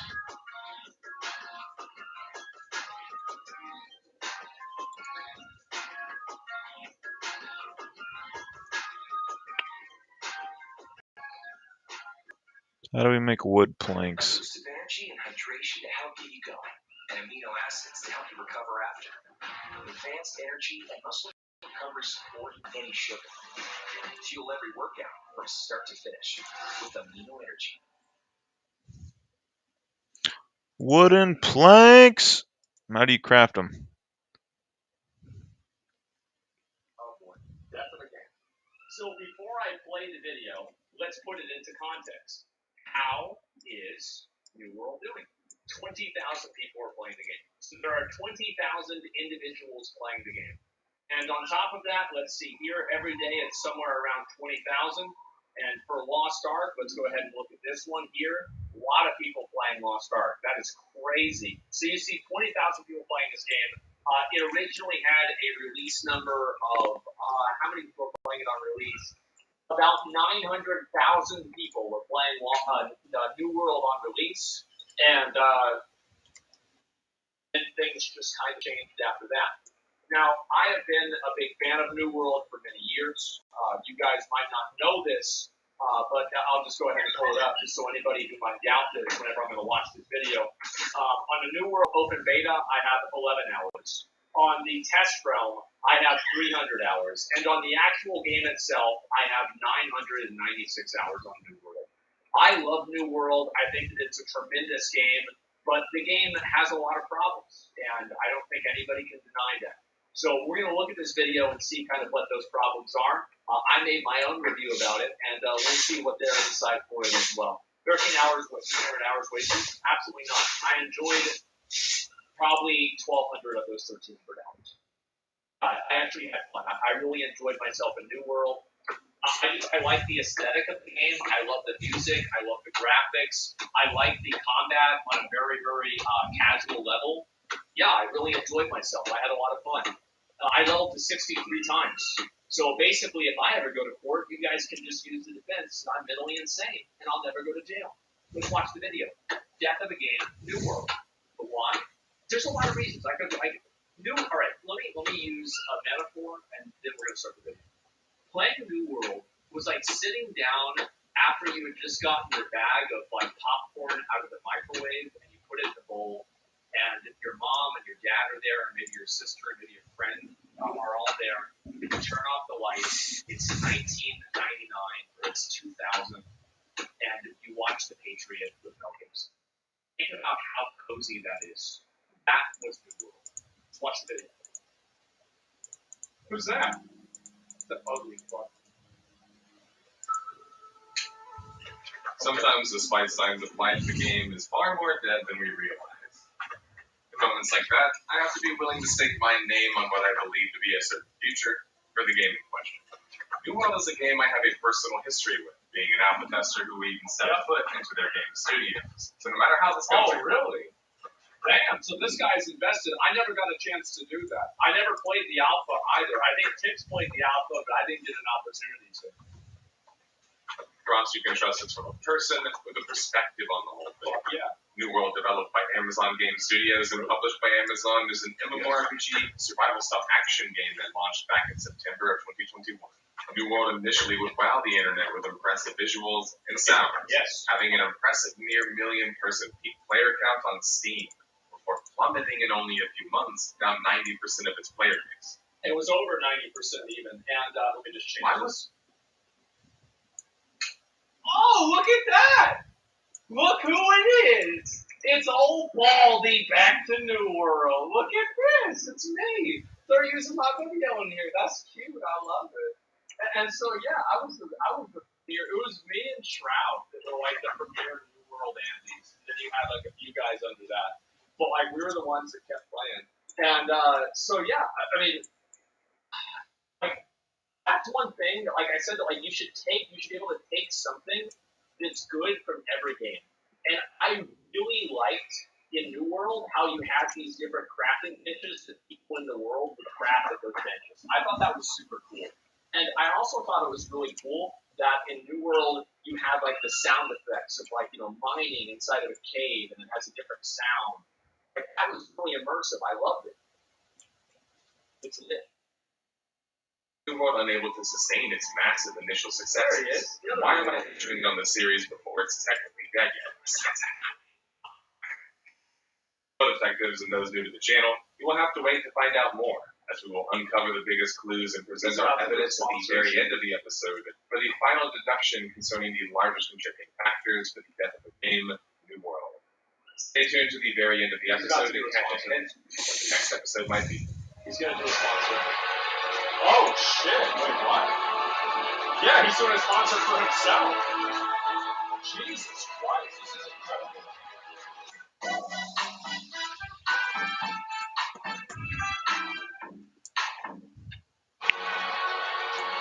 God damn.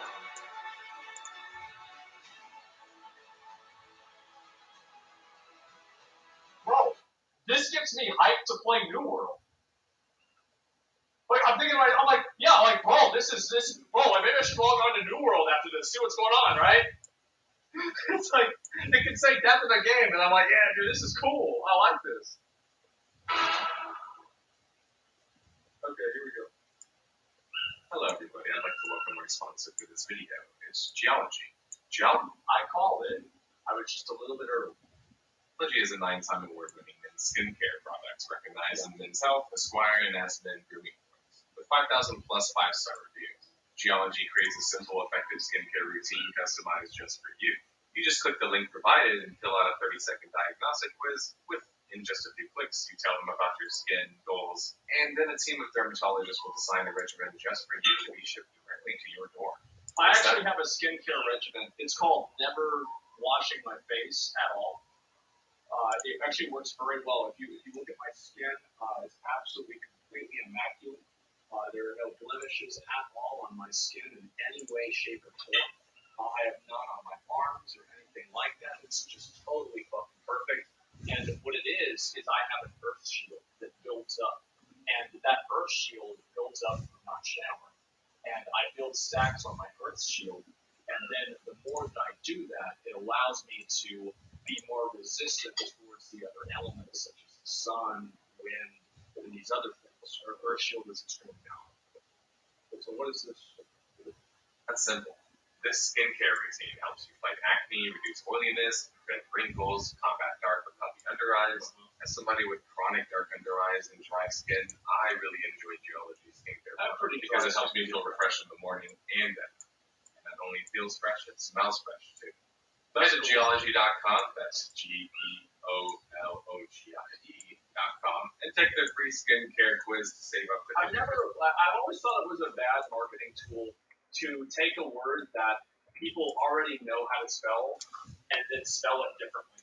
Like, I always thought that's a bad marketing tool, personally. I think it's harder for people to find. And also, it's Reflect. Well, that's virtual exchange, right? That was one of my biggest complaints with it. That's why I didn't want to do it. That's a French spelling? It's French? Oh. Never mind. Send off on your 30-day trial. Even better, join the Geology Galaxy community for more daily tips, giveaways, and more at discord.gg/geology. Thanks again to Geology for sponsoring today's video, and back to the mystery detectives. I think that the market for male basically, so you know how there's 500 different beard oils, and beard oils are like essential oils for men. It's like everybody has a different kind of one that they put on, right? Yeah, that's fucking shit, right? And so anyway, I think there's a huge market for guys that actually want to take care of the way they look more. So this is actually a good idea.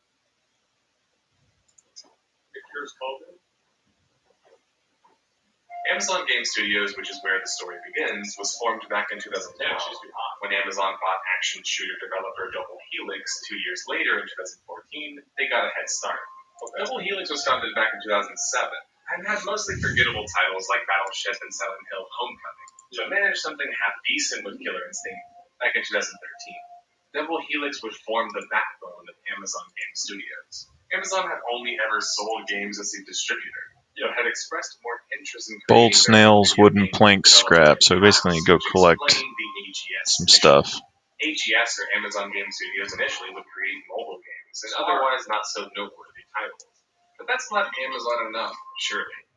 September of 2016, and Amazon would announce Mega game. Yeah, I remember whenever this shit got announced. Oh, we're not gonna die here, are we? Yeah, we are. I think that a lot of people remember Amazon was gonna make a fucking Lord of the Rings MMO, and a lot of people thought the New World was gonna be good, like the on Lord of the Rings MMO. But then they ended up pulling out of the deal because of a problem and a communication problem with Tencent. I think that's a big factor. Probably was a good thing because I assumed they wanted to bastardize the game in a way that would be untrue to its spirit. Oh, we got very messed up, my fellas. 3 major titles, including one we have already covered on the series, Crucible, and one that we are covering on this episode, New World. New World was set to be a sandbox survival MMO based on the colonization of the Americas with a supernatural twist. New World was described as allowing players to choose between playing as a farmer, a crafter, or an adventurer. All those focus on building camps and towns to survive the harsh environment. The journalists describing the game in their article likened it to Rust, or an art-type MMO with colonialism thrown in there. Whatever you are likening it to, an MMORPG is one of the most complex genres, and Amazon was signing up right at the top.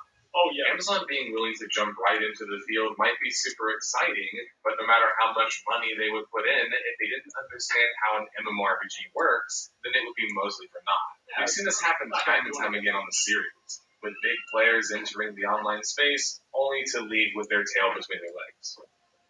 It's hard to make a good MMO. It really is. It's hard. It's a tremendous undertaking, and I think that basically I saw a post because I still check the New World subreddit, and I saw a post. It was like 2 days ago, and there were people like right now. Everybody that plays New World, they're like, all right, yeah, we're playing the game. It's not that great. It is what it is, you know. But people were hoping that New World will be able to pull a No Man's Sky. That is the best case scenario. That as time goes on, New World will improve the game to the point where it's playable and enjoyable. To know details concerning New World for the next 2 years following the announcement. That's typically expected of an MMO that can sometimes have a headline go on. The next 2 years following the announcement. That's Bro. What did they do to this man? What did they do to this man? That's Scott Lane, isn't it? That's got to be Scott, right? I mean, I'm pretty sure that's him. That's the guy. Like, I'm like 99% sure that's Scott. Yeah, so this was the guy that was the game director. Bro, having to deal with New World aged him worse than the presidency does. Holy shit. Like, that guy is stressed out, man. Like, he is completely fucking stressed out. Yeah, that's bad. typically expected of an MMO that can sometimes. And the worst part is that now he looks a little bit more like I do. You know, with like the long hair and everything. He's just stressed. Feel bad for him, man. It sucks. I remember like they interviewed some of the other people on the team pretty early on. It's the same thing that happened. Had a development cycle of 5 years. Instead, one of the 3 announced titles was already being shuttered. Breakaway, which I managed to also alpha test and never let people forget about it because it was their earliest failure, them doing AGS, was being shut down before it even launched back in March of 2018. This apparently would now bring more focus to the other 2 titles, Crucible and relevant for our story, New World. What's New World?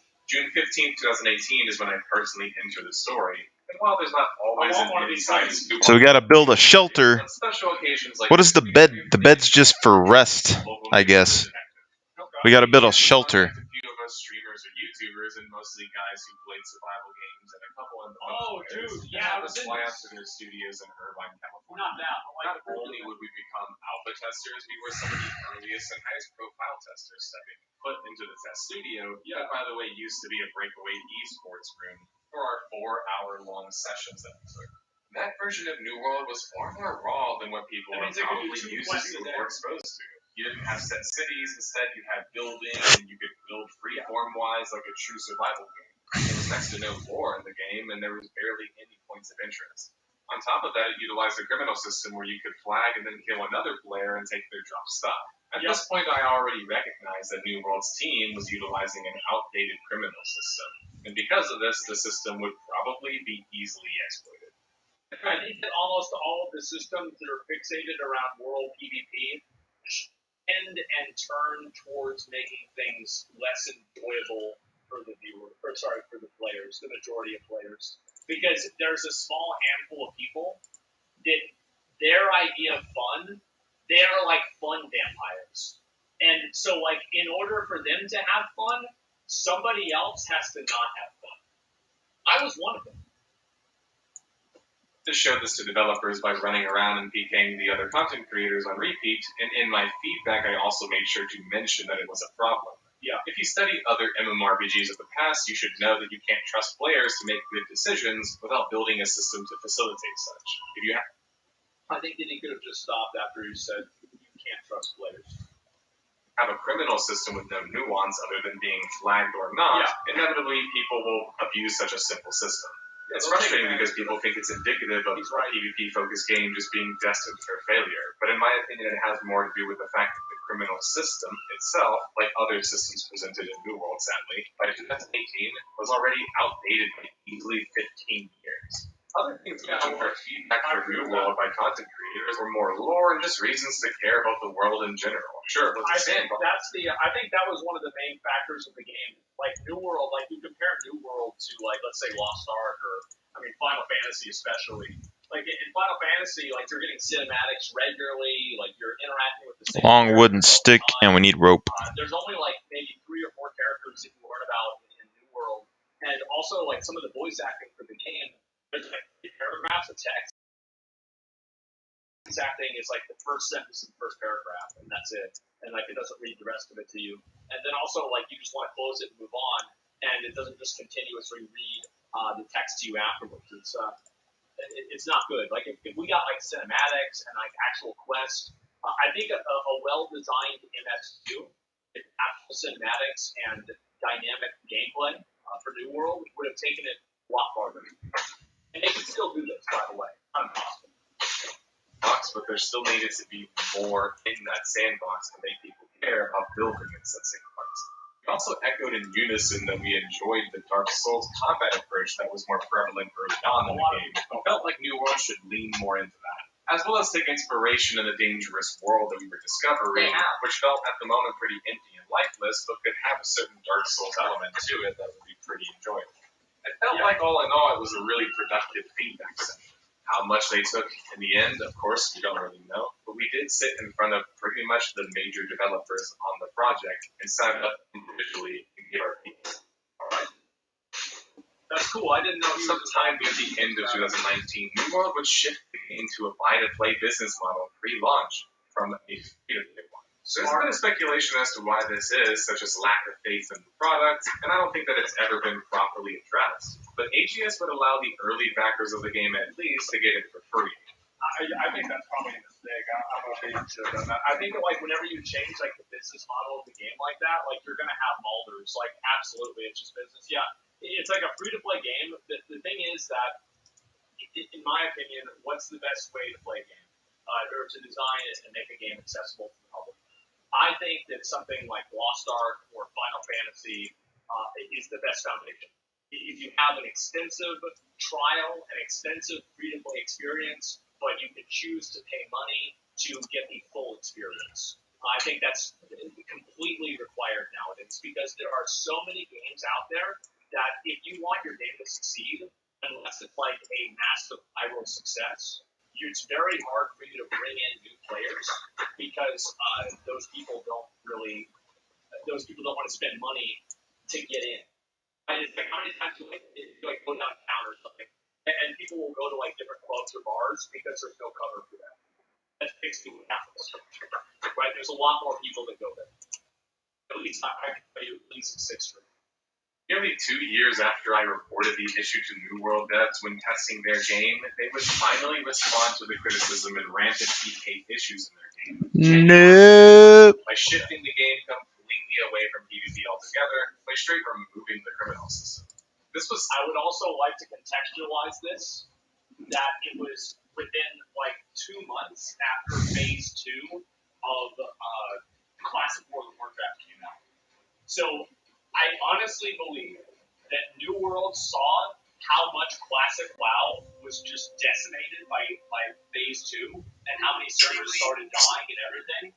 And they just decided, you know what, this isn't going to work with our game. Because it was really kind of like a modern day experience of that. Like what happens whenever you introduce one of these old school systems to a new audience? Well, that's what happens.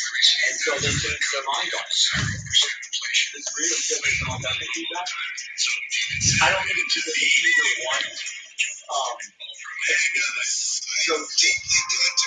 Seen as a solution to some players, and while in some ways it was more of a band-aid fix instead of fleshing out the criminal system and attempting to add karma to it and fix it. They just removed it. But it's not a real solution because New World was primarily built on conflict, creating bases and places to live and operate out of, and then fighting openings. That was kind of the point of New World. It lacked any real storytelling and even basic quests. I felt like the AGS team, with the PvP changes, were just taking their ball and going home. This meant that AGS a year before launch was going to drastically switch the focus of New World in the way that we haven't really seen before. From PvP sandbox to PvE theme park. I don't really think that they were going to go for PvE theme park. I think that they were just going to go for a less PvP-centric focus of the sandbox. And it was mainly by getting rid of the hardcore PvP element of it. Because, like, yeah, I think that's what happens with a lot of games, is that those games, like the audience for those games, I think the best example of this is, like, Mortal Online 2. Mortal Online 2 is loved by a lot of people, but a lot of people was, like, 10,000 or, like, 20,000. So, like, whenever you're making a game and you're designing it for mass appeal, it's really hard to appeal to that many people if you have a genre that has, like, so many pitfalls in it. Game director Scott Lane confirmed in one of the developer chats that were released. With Crucible shut down already, AGS was 2 for 3 on failed games, with New World not even launched yet but already suffering from immense issues. A lot was riding on New World being a success, which was originally set to launch May 2020, but then delayed significantly following the PvP changes and the feedback received from testers all the way to spring 2021. AGS would express a desire to add more features and content, including more middle and in-game experiences, because there just weren't any. I think that's where New World really fell off. It was the middle game experiences. If you guys quit the game, I could probably prove this in here. If you guys quit the game before you hit level 6, actually, let's say you quit New World, what level are you whenever you quit? I think there are going to be so many people that are going to say 25 to 55. Probably 20 to 50. And yes, and like you're gonna have like that hot spot at like level 30 fucking like 30 level 36. Oh, you're level 30 fucking 6. How many more fucking boars do I have to kill? How many times do I have to turn in 35 iron ingots? You know, it's just too many times. And that's what happened, right? Like the 1 to 20 experience of New World, like the levels 1 to 20, in my opinion, was S tier. I thought it was tremendous. It was amazing. It was so fucking good. And then 20 to 40 was not. And then 40 to 60. Now, this point that he's talking about with leveling in New World, I will put this point into why Guild Wars 1 was so good. Was because essentially, so say a lot of people joined Guild Wars 1 on the second game that they made, which was Factions, all right, which was like a Chinese kind of vibe going on, right? So you'd spawn on an island. The island had like 4 or 5 cities that you could go to, and then like 2 or 3 zones in between. So it was a starter area. When you started the missions, first off, technically you could level all the way up in the starting zones, like the pre-starting zones before you even got out. And there was players that were in pre-Ascalon in the first game, or pre-searing, that they would level up to max level in pre-searing and stay there to help new players, because there was enough monsters and stuff to have their own little miniature economy and things inside of pre-searing. So that was kind of interesting.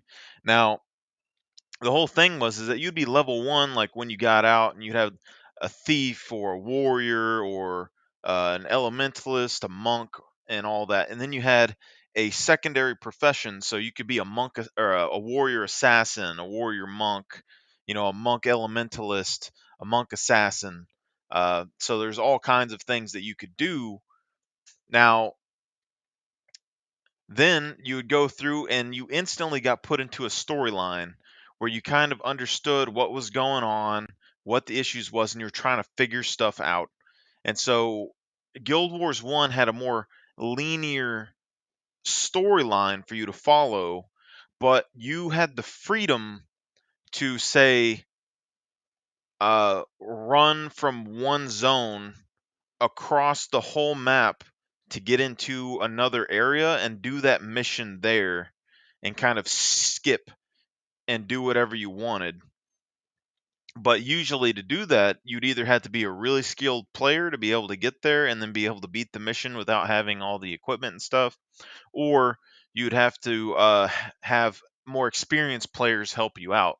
And that has this dynamic to where people can talk and interact and get shown around, which is really good. But by the time you got done with those 4 islands, so in Factions in particular, you would get done with those 4 islands, and then you would move across to a land bridge where you'd have to like 1 or 2 missions there, and then you could go to the mainland of China or wherever that was, and then from there, you would be like level 15 or something, maybe level 20 if you did everything right. You could be level 20 definitely before you got there, because usually I was level 20. So by the time I got done with the first like 4 missions, and then like that 1 mission or 2 that was there, I'd be level 20 on the mainland of China, and then you would spawn next to your middle area on the mainland, and then you would have to run from like to the left through like 2 zones or something, either yourself or have help from a more experienced person to get there, because like I think most of the way was like clear, but there would be um bandit like ambushes that would happen along the way, and if you weren't prepared you wouldn't be able to fight them off and you would die. So characters like assassins and stuff could sneak through, or somebody really tanky with regeneration could kind of last and run through, but uh usually you would have to have a person like help you, or you just run there yourself. But you get to Caning, which was like the main trading area of Cantha, which was the landmass and factions, and that connected you to where you could go to um Tyria, which was the Ascalonians, the previous game, and then you had Elonia, and I think Eye of the North. I think you could go to Eye of the North, but you'd have like 3 or 4 places that you could go to from that trading area. Now, if you didn't start in Ascalon, you wouldn't know anything about pre-searing, but that's how quickly you could get to a major trading hub.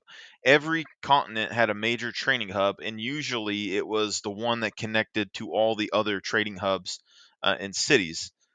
Now, that is also the first place that you have where you can buy max armor. But for reference, when you started a new character in Guild Wars 1 and factions, you could beat all of those missions by yourself or with somebody with you, probably in a few hours. Be on mainland Cantha, already level 15 or so, and then travel to Caning and buy max level armor, which looked decent. And you would be essentially, pretty much set.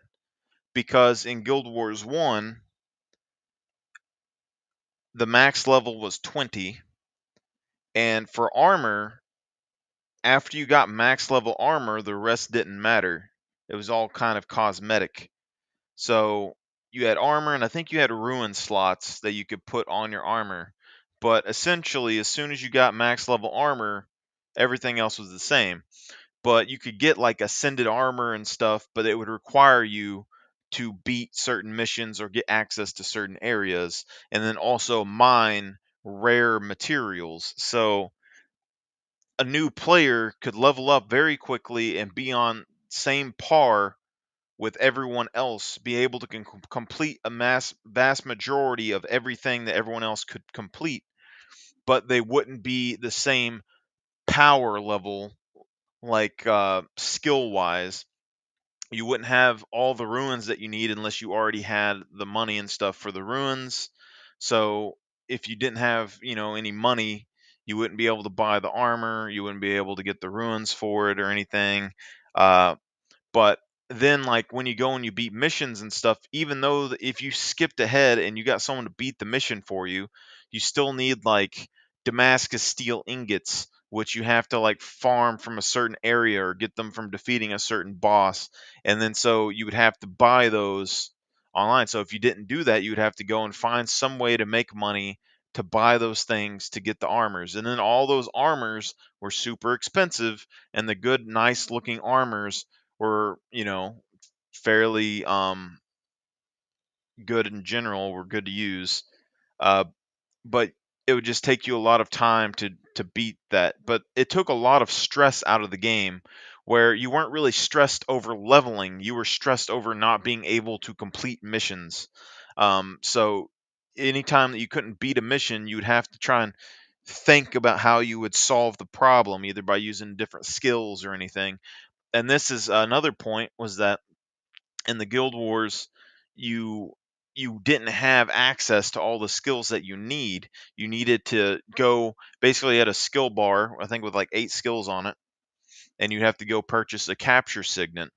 And then essentially you would put the capture signet on your skill bar, so you would be weaker, and then you would have to go and beat a mission or kill a boss, and then you'd have to use the capture signet on the boss, and you could take one skill off of the boss. So you could get an elite skill or you could get a normal skill off the boss, I believe. And that's how you learned your skills. So you were you had a lot to keep you busy without having to worry about your level, because you could literally level up to max level in like 2-3 hours, and then you wouldn't be a drain on these other max level players. Like, you wouldn't be the strongest ally that they could get, but I mean, it wouldn't be the biggest thing in the world to them as long as you knew kind of what you were doing. And then you go and you get whatever armor you need when you get to that point, and it makes you look better.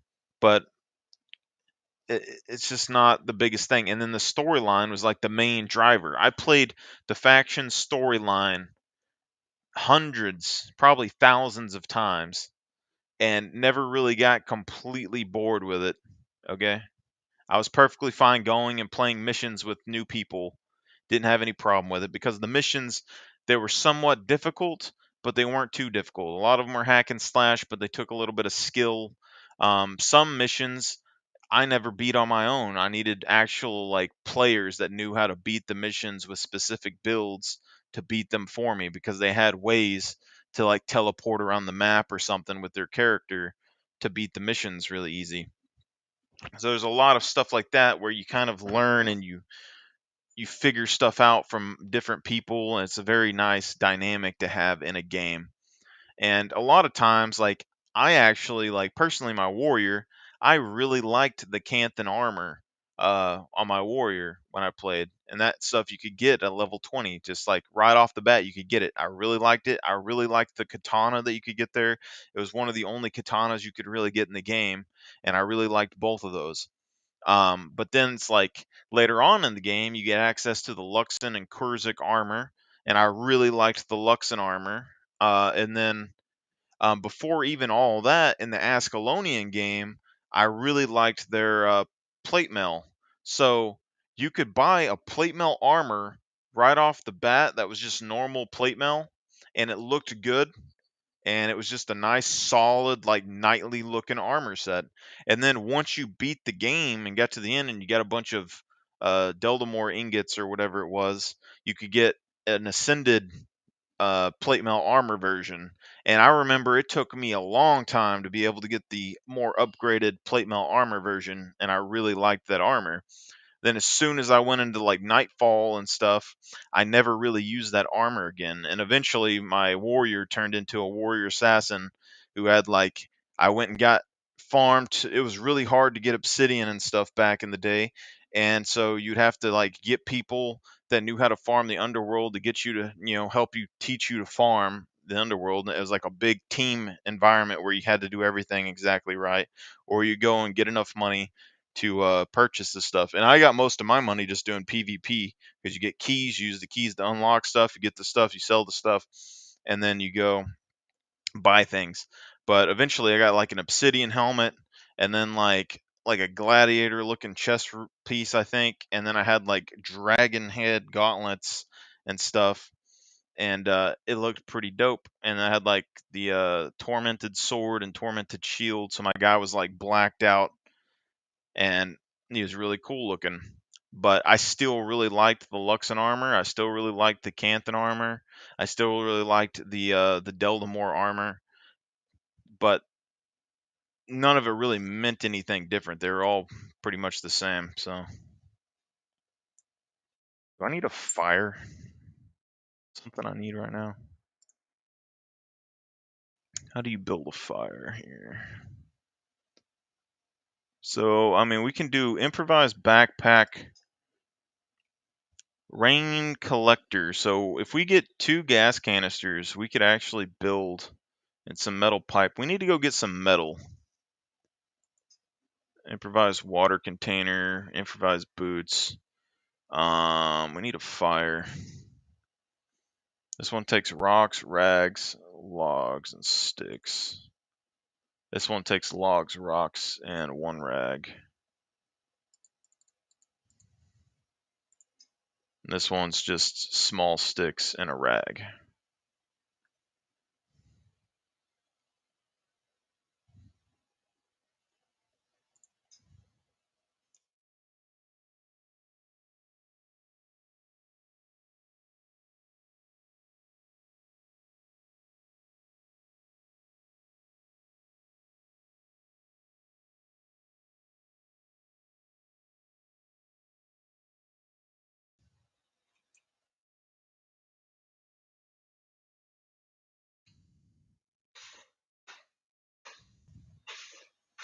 Small sticks and a rag. Like, a couple more sticks. The thing is, I don't know how I'm going to find my base when I come looking back for this. I got to figure out, there's no way to like mark it, I don't think. And then like the rest of this is,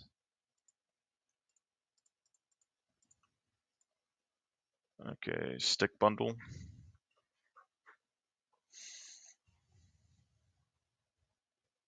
Okay.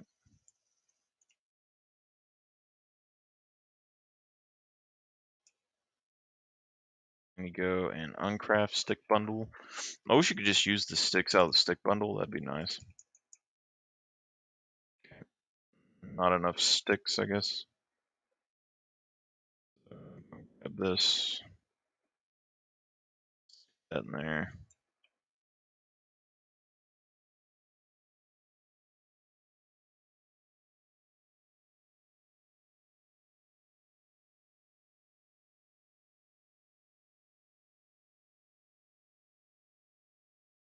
Okay.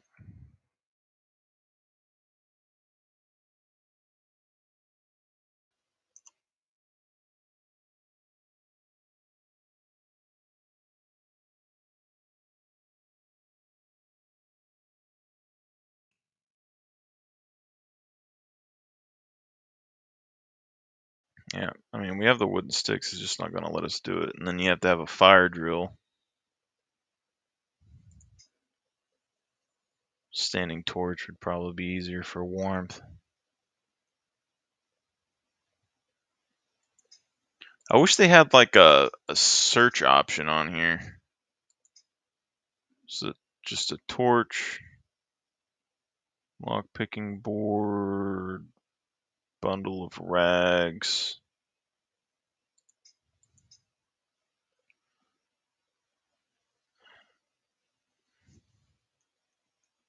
There's a fire drill somewhere.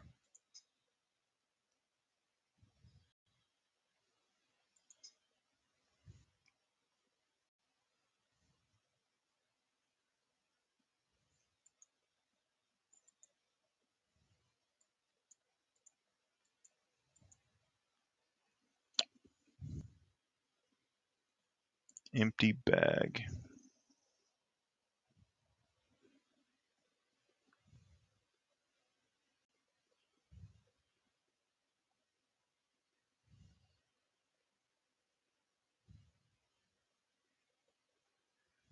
I figured it would have been down here.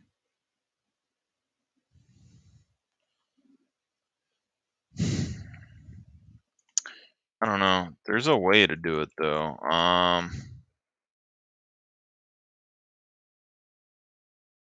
don't even know where the fire is anymore. Looks like everything fell on the ground maybe. I don't know.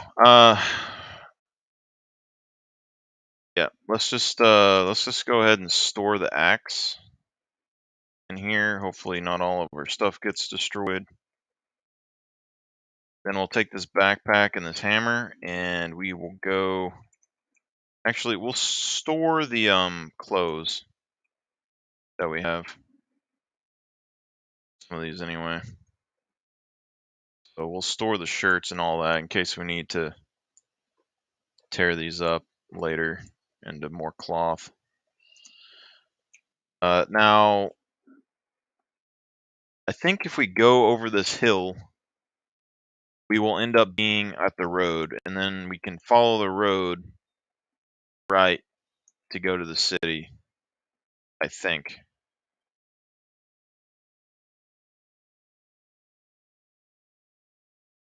We're going completely the wrong direction. Okay.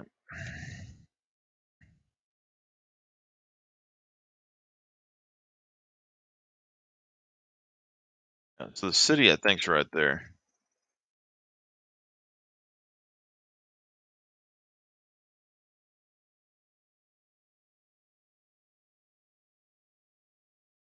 I think we're heading back to where we were originally, which isn't bad because that place has kits, repair kits and stuff that we need.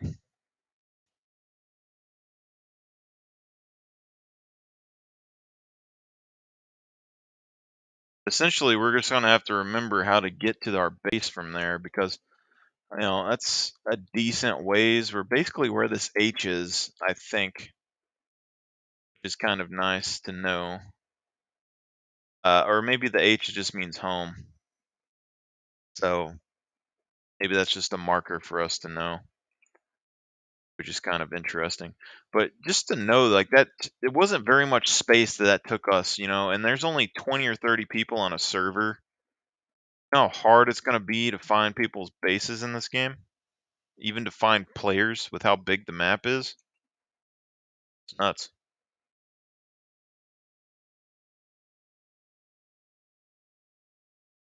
Alright. So this is the road that goes down right here, and our base is up there on that hill somewhere. And we know there's a bear around our base, so that's something as well. Hopefully it's a little warmer down here. We can find some type of food or something.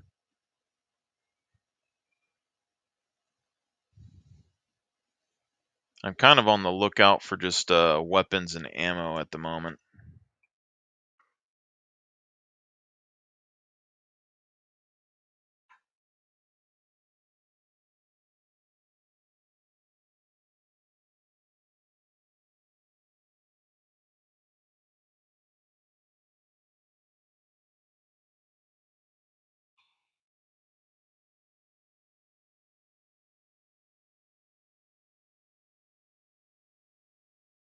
I think we got a zombie out here.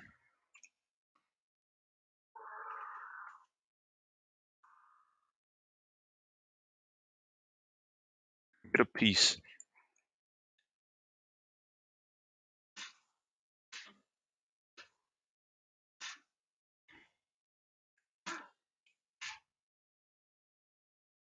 Not to bleed to death, if possible.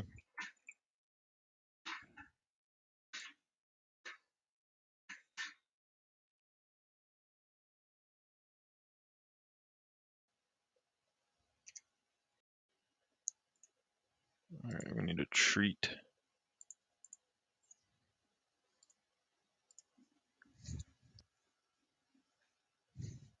We need to avoid this hypothermia. We're slowly dying from it.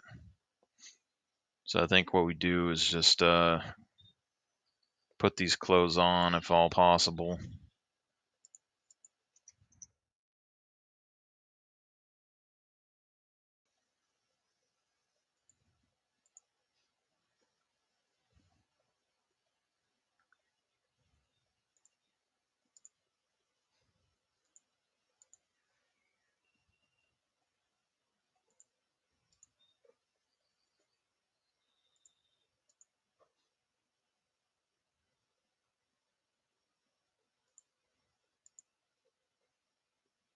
Yeah.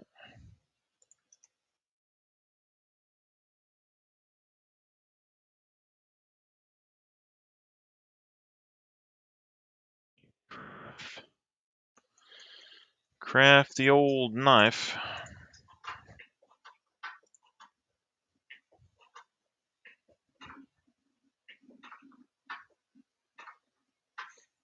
%100% think we just die here. Anyway.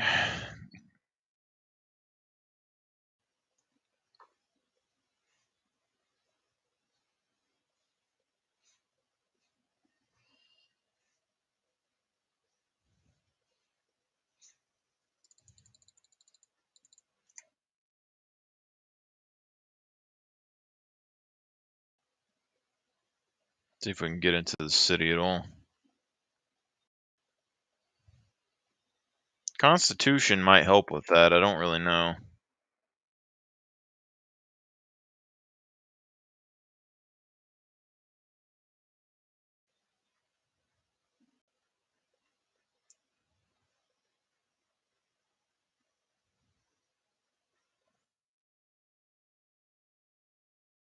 I don't know if it's just where I'm at or if it's fall or what.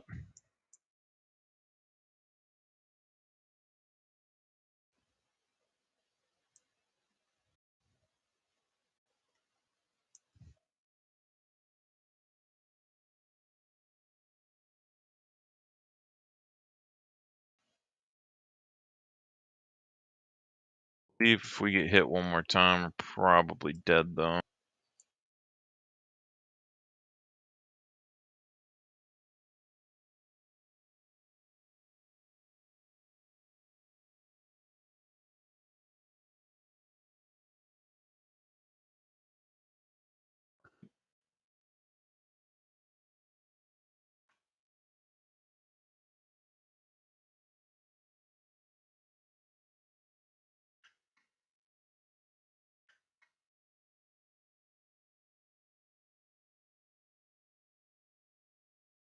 Baking soda.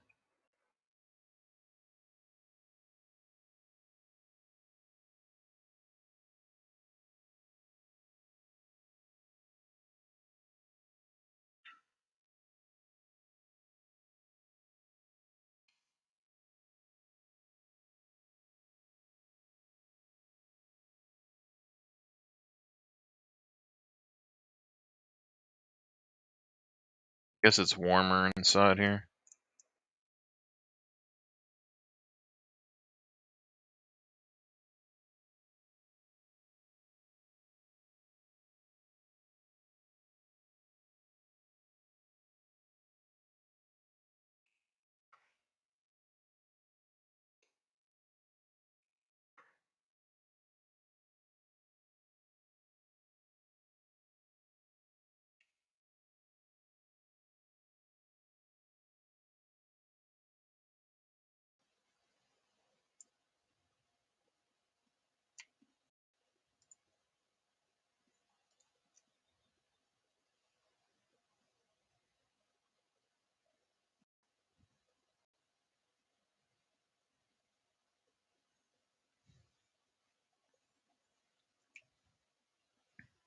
Okay, I guess moving around is what was warming us up.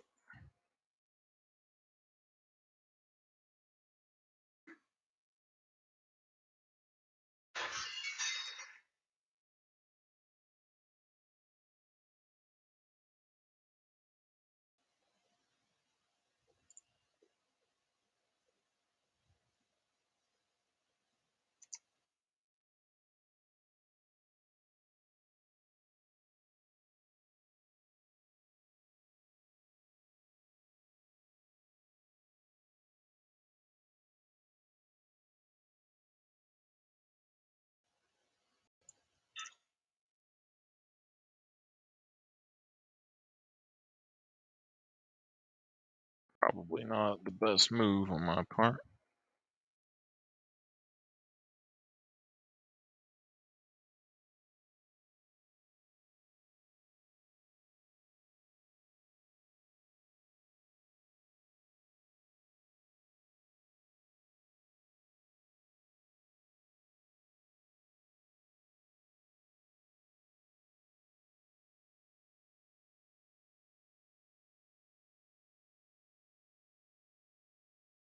Thinking underground Ground might be warmer, maybe.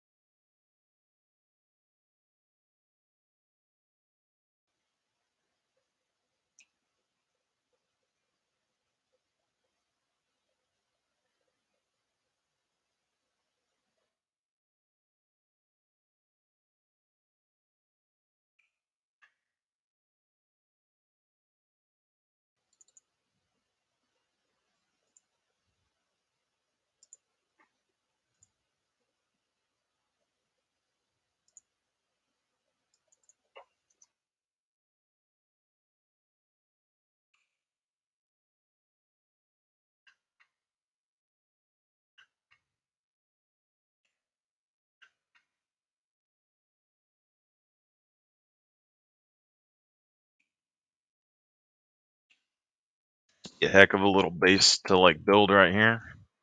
Right on the edge of the city. Drop it down in this room. Close up these doors.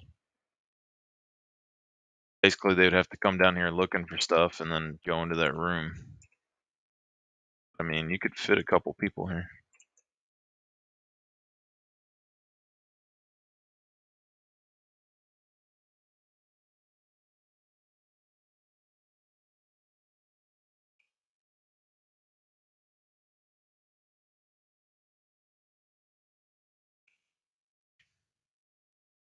Crafting. What do you got, like improvised lockpicks anywhere? Need bobby pins to make lockpicks. Bobby pin or safety pin. Gotcha.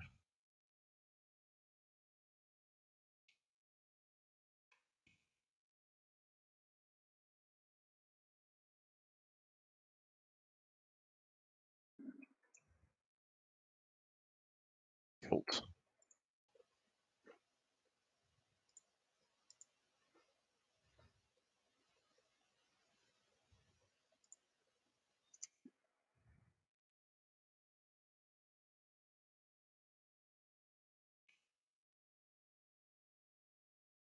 Oh, got some thread.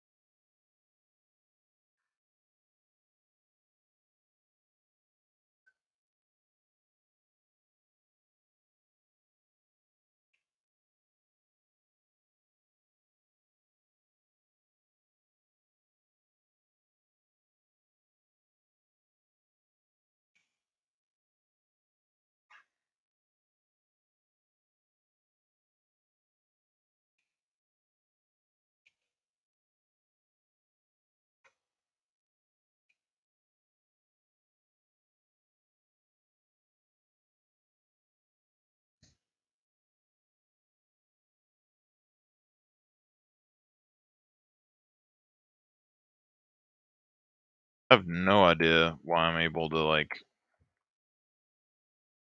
seems like I'm running forever.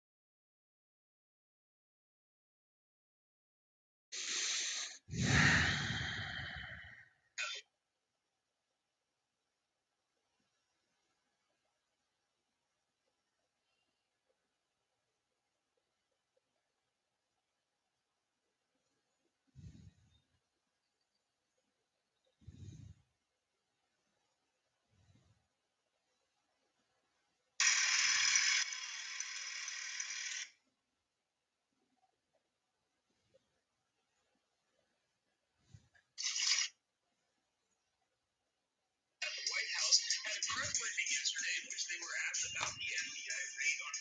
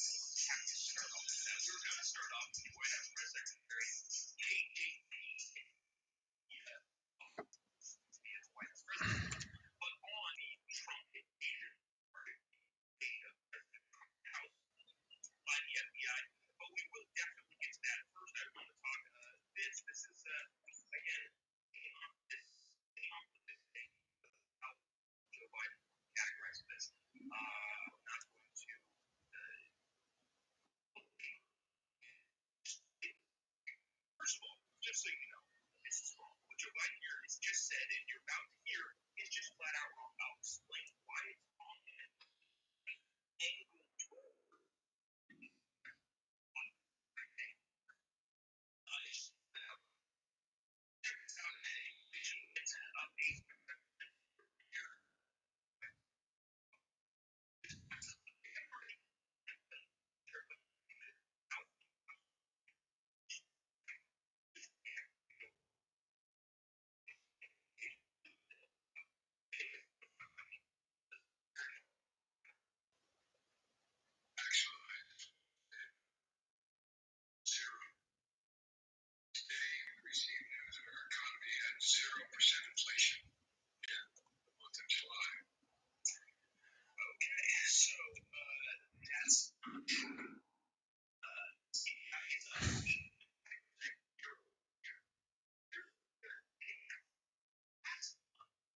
Inflation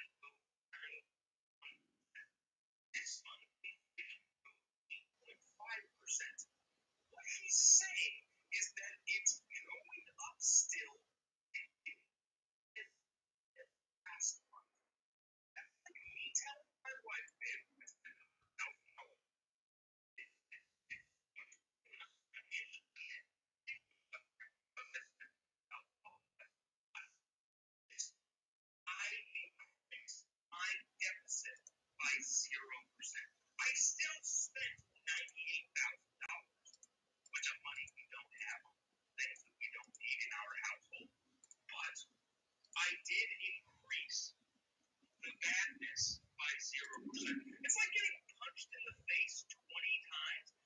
then saying, well, this month, you're not going to get much than phase 21 times. Still 20 times. But we've increased it 0%. How about that? Great, fantastic news. CNBC tweeted, rally, run. You're below the 8.7% expected. Great, I guess. I don't understand why that is a good news. First things first. Remember when inflation was at like 4 and 5% earlier this year or like last year? And people were like, wow, this is insane.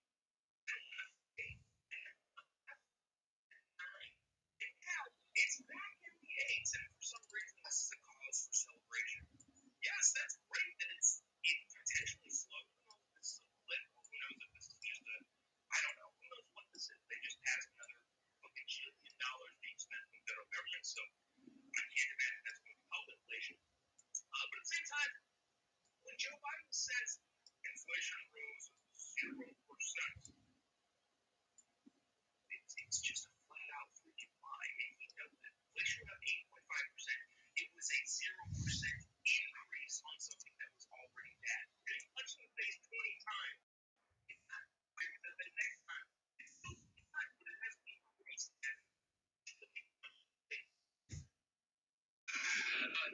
NBC, and I promise we'll get over to the FBI thing.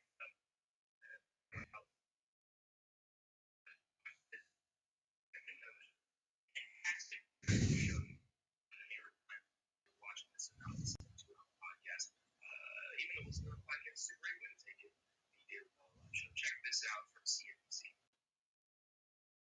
Now, the year-over-year numbers. Year-over-year headline. 8.5. This is what I was a bit nervous about. In the rearview mirror, it was up 9.1. 9.1. That was the highest since 1981. 8.5 brings us back to levels we haven't seen since just this year. Okay, so that's all it is. They're excited talking about it only going up and much. CNBC tweeted proudly, 8% month is 0%. Inflation cooled in July. Gas prices in the air bears fell. I don't want this.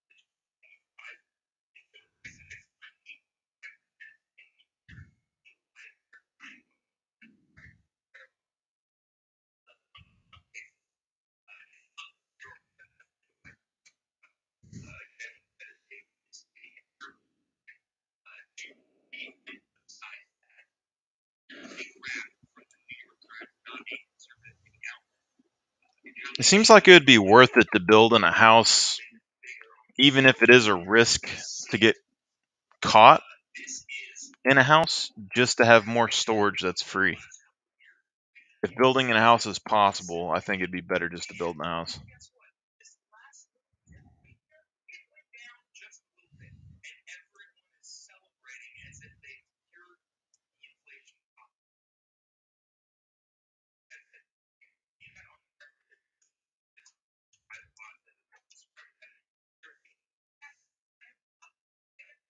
Even like this is like a little storage room. It already has a bed. I mean, you can't build on it apparently, but all you'd have to do is seal off the front and you're good.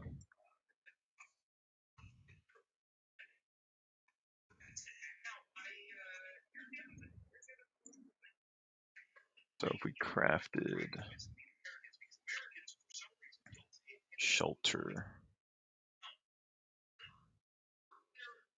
it does say you can craft it. I don't know how to turn it.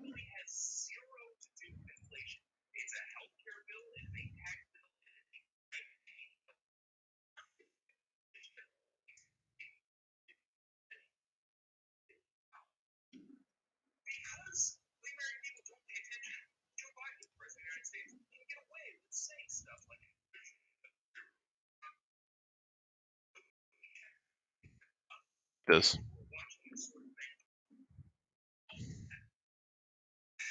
Problem is, you got to get the rope The rope and the log and the sticks. The long sticks would be the hardest part, I think. If we do that, I mean, we could get a decent amount of stuff in here. There's no storage anywhere in this place, though.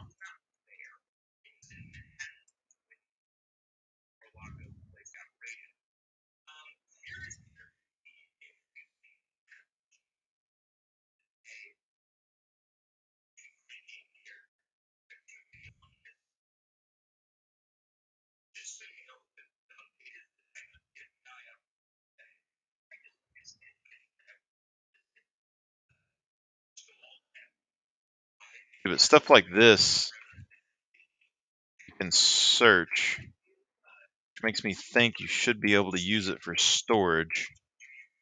Maybe.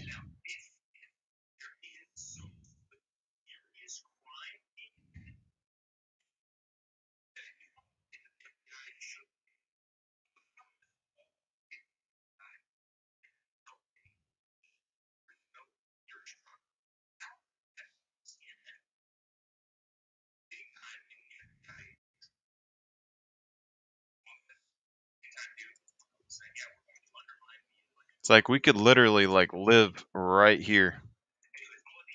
Because we have a bed we can sleep on, a little kitchen area and stuff right here.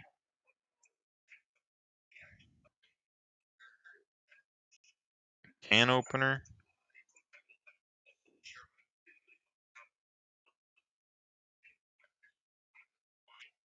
Let's see, what if we did this?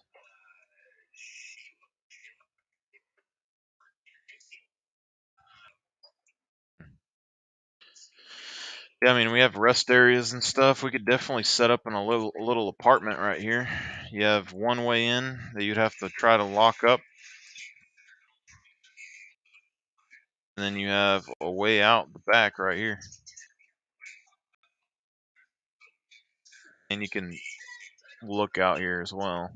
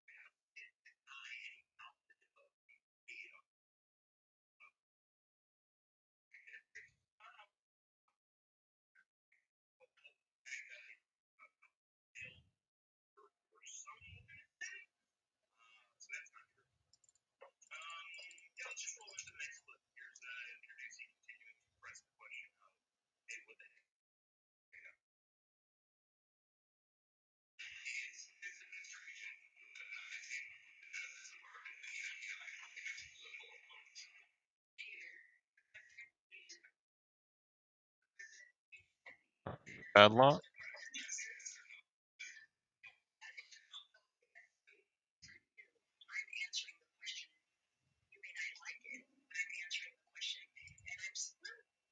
You need 5 locks to make 1 lock? Jesus.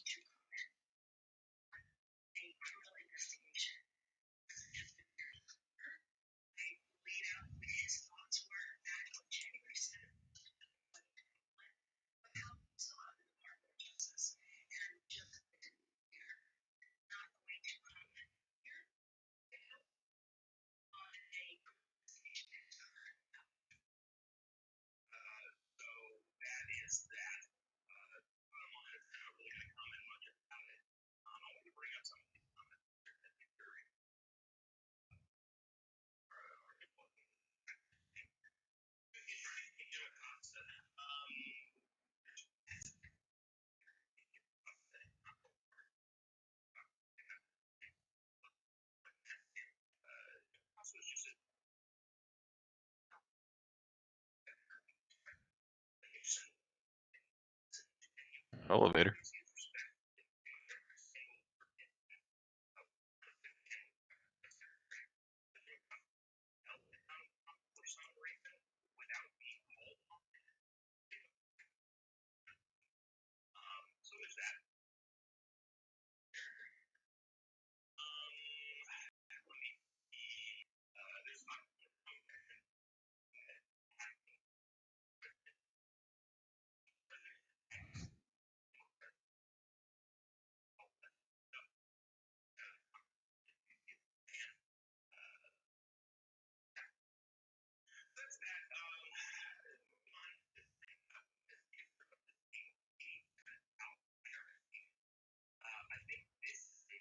Test, test, test, test.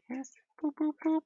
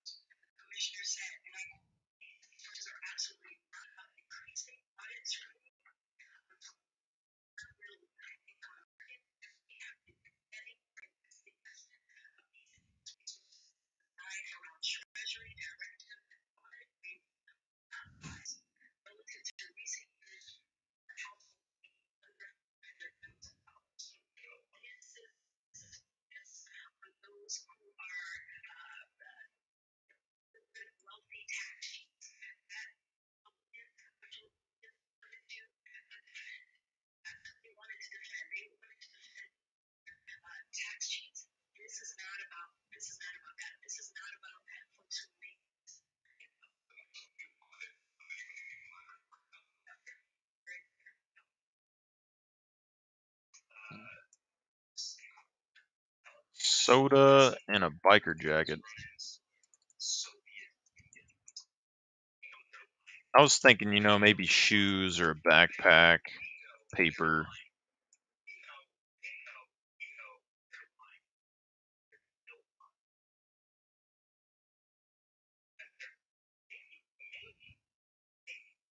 Jock jacket.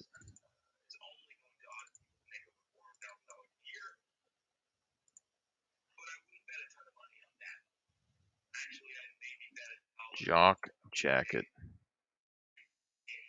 School backpack.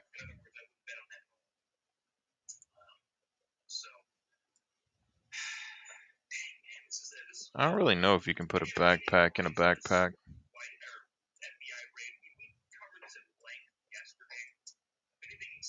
Doesn't look like it.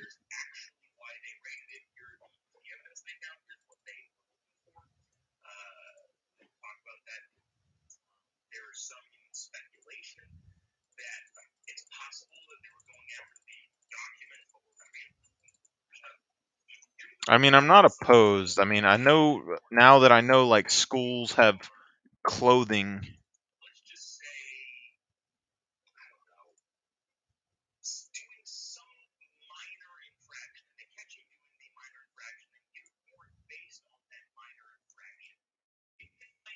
School lockers have clothing and decent clothing and backpacks. So I mean that is a plus. Classrooms are pretty much barren of anything.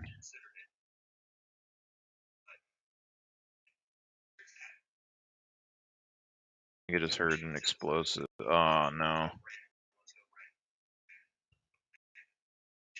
Need to run faster, my guy.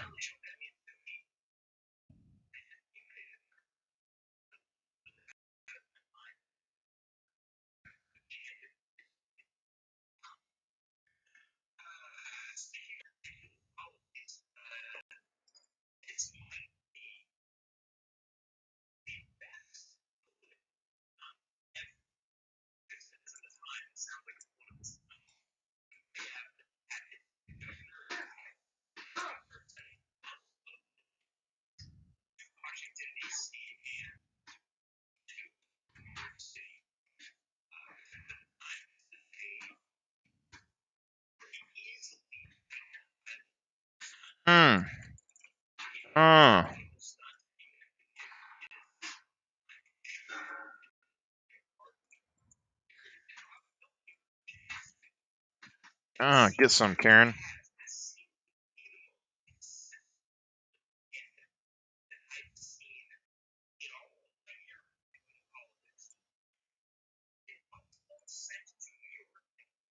Oh no.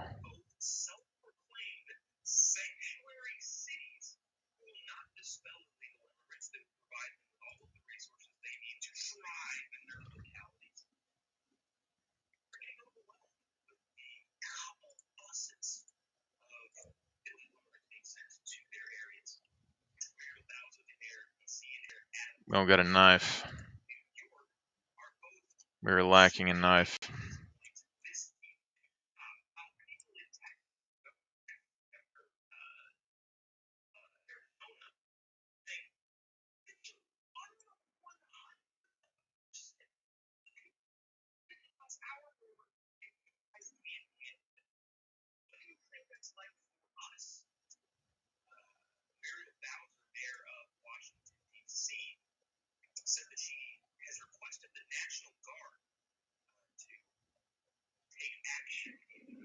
Recovery.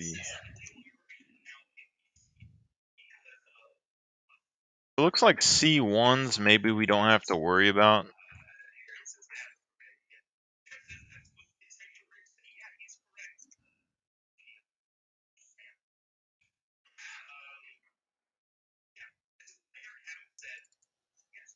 A walnut. Dang yeah.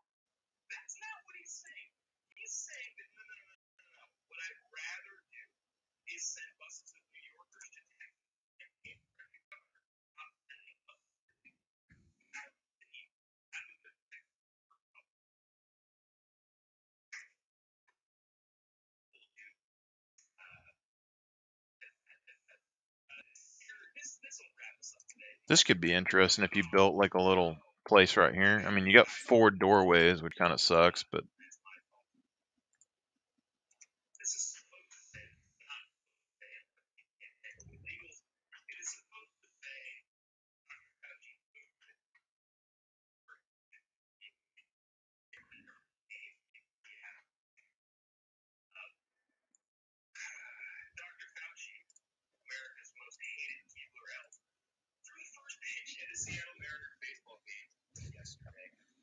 alright, so let's see what happens here. Blood loss rate, I mean, it's going down.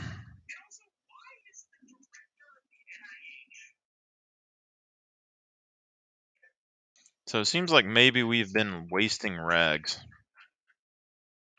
Possibly.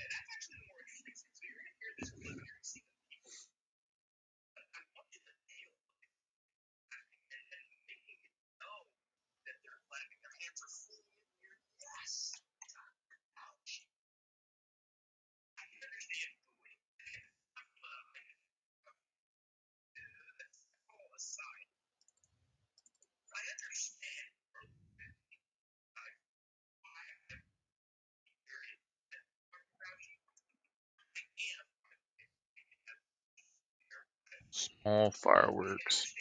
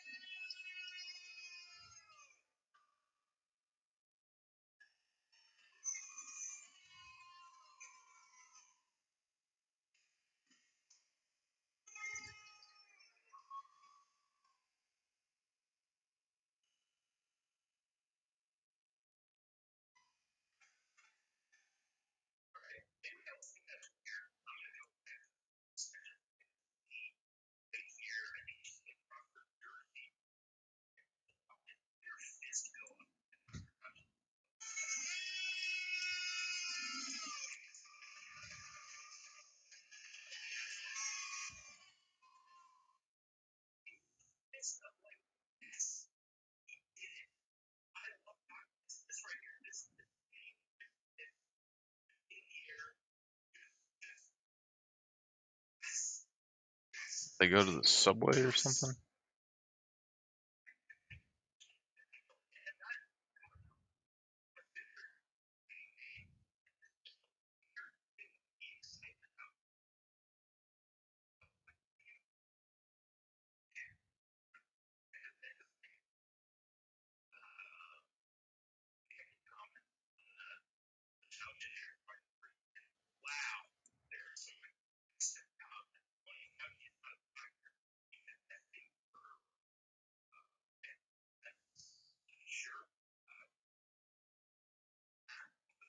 I was here before.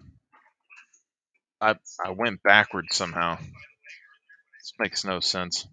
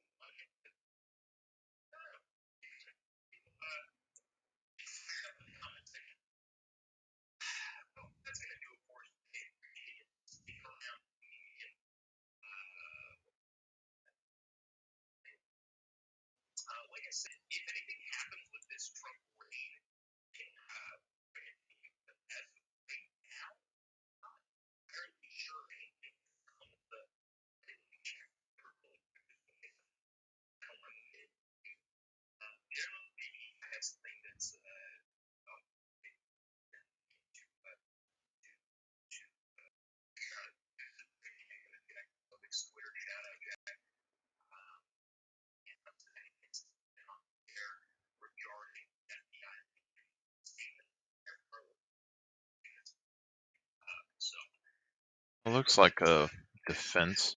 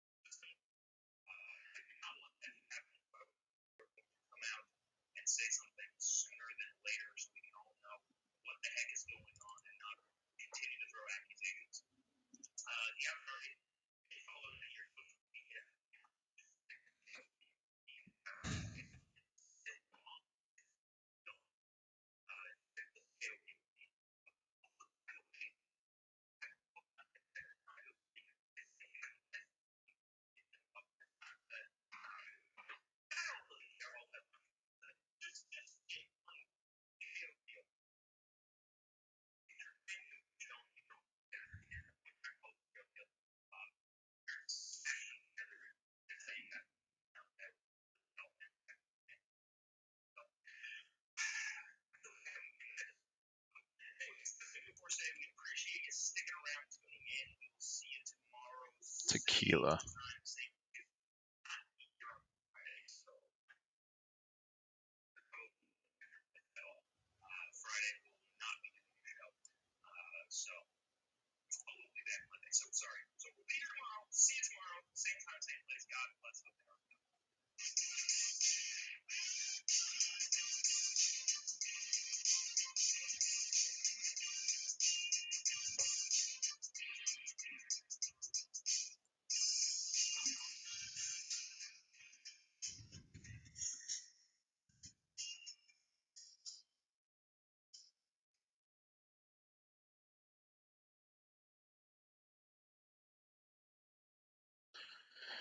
Well, I mean, these servers aren't very populated. Like Miscreated could have a couple hundred people on the server at a time if you really wanted to, which made it hectic. But being like 60 or 70, like this one's supposed to get up to, would be decent. But I still think it'd be kind of hard to run into people.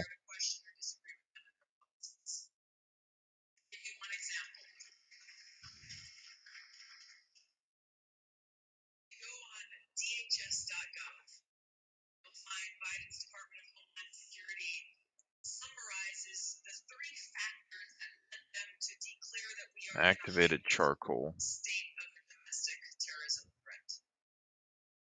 Tomato sauce.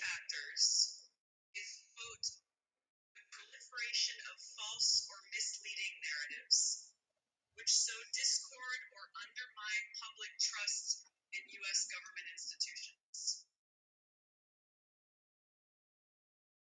I want to read that again because it's important.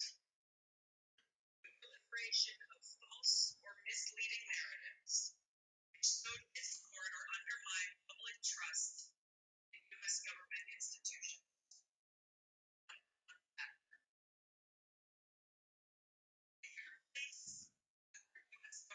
Mart right next. See how those in power see themselves as the high priest in a secular theocracy. This explains why they see those who disagree with them as heretics. So it's not surprising that those who reject their leadership or views these are the people who were targeted by Biden's attorney general as domestic terrorists. Willie Warmer. For holding Shit. anti-authority views. Basically, what they're telling us is you are an enemy of the state if you dare to oppose or even question the president, his administration, or his policies. Shut up, step back, fall in line, or come after you. This isn't some theory. This is reality. And this is a reality we're seeing play out in Canada as we speak. The autocratic leader in Canada resorted to genuinely authoritarian and tyrannical means. Metal pipe. I feel like I needed a metal pipe for something. Everything that we see happening up north, everything from the execution of emergency powers to the freezing of bank accounts, the seizure of children from parents, the destruction of livelihoods and small businesses, all of these things could happen here. So the question I ask myself in confronting all this is, what are they so afraid of? Who are they afraid of? You know the answer. It's simple. They're afraid of us. They're afraid of a free people. They're afraid of a free society. I've got to believe that Thomas Jefferson was thinking about these cowardly, fearful leaders. And he said they prefer the calm of despotism to the boisterous sea of liberty. They're afraid of the freedom that empowered each and every one of us to speak the truth, to speak freely, to question their decisions and their authority. We're afraid of losing power, knowing full well the intent of our founders when they wrote the Declaration of Independence that governments are instituted among men, deriving their just powers from the That's not consent good. of the governed, and that whenever any form of government becomes destructive of these ends, Surely this thing's gonna blow up, right? abolish it and institute a new government. The government of the people, by the people, and for the people.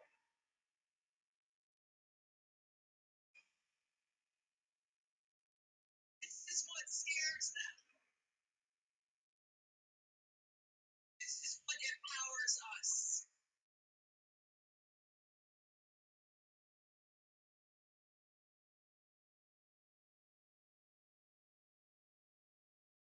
There's no way.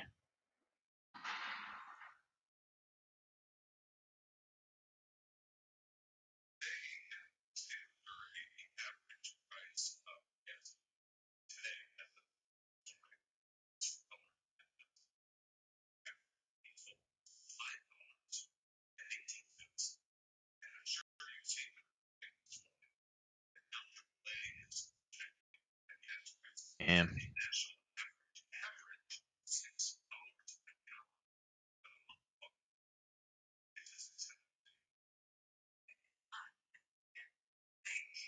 Activity of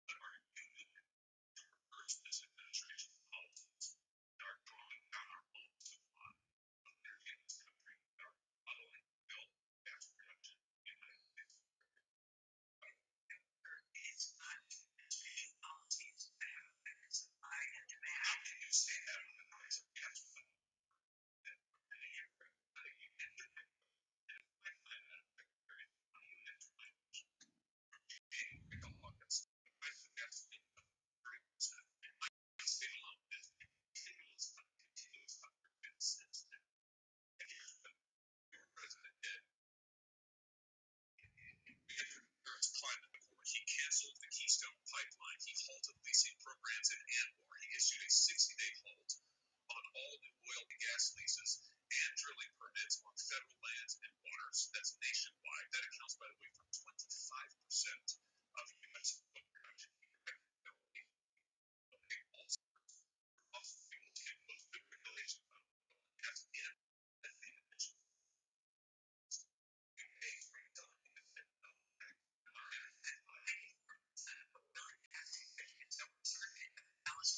Said that administration policies had nothing to do with the increase in benefits. That's what it is. That's what we want to do. Are you telling me that the policy had no means policy had no effect? Are you telling me that Secretary Martin telling me under oath that these policies had no effect? And how do you and 90% of the oil and gas I'm not considering their facts. No, they did not ask that is Vladimir about the increase in demand and the increase in supply of Russian barrels of oil off the market next to the United States saying we're not going to take Russian oil. Coming out of COVID, coming out of increase in January, coming out of COVID, We got gunpowder in a supermarket. because people were driving again and there was no demand, the prices got basic law of economics, the prices got I have to say that they are insulting people in Missouri who are looking for action. Now, you said 2 months ago your department was Bicycle. which is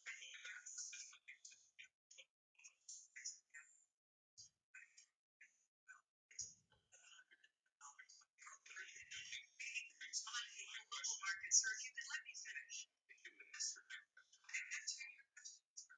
Oil is traded on a global market. We are paying What we got here? high prices today, just as they are in Japan, just as they are in Germany, just as they are in South Africa. We are calling for an increase in supply. We are releasing a million barrels a day from the strategic petroleum reserve to try to balance out supply and demand. We have to be able to do that. Our allies are also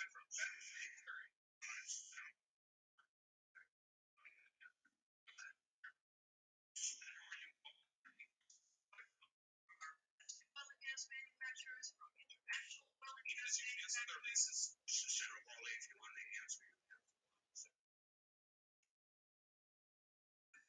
All reasons in supply. That's oil and gas manufacturers, international oil and gas manufacturers. We want to increase supply.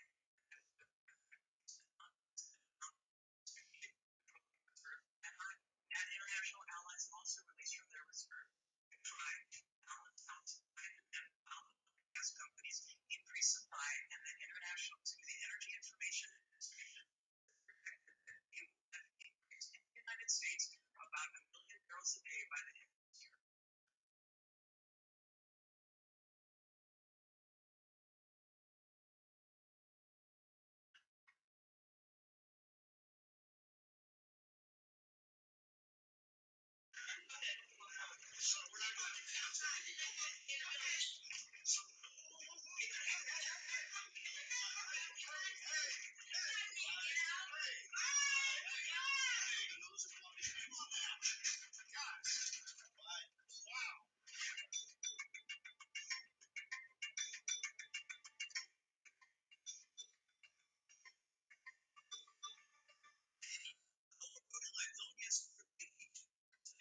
Unsatisfactory. The health inspector posted required deli meat, flying insects, and raw eggs on bacon and cheese.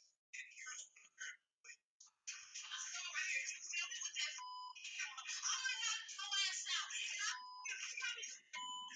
Knock your ass out.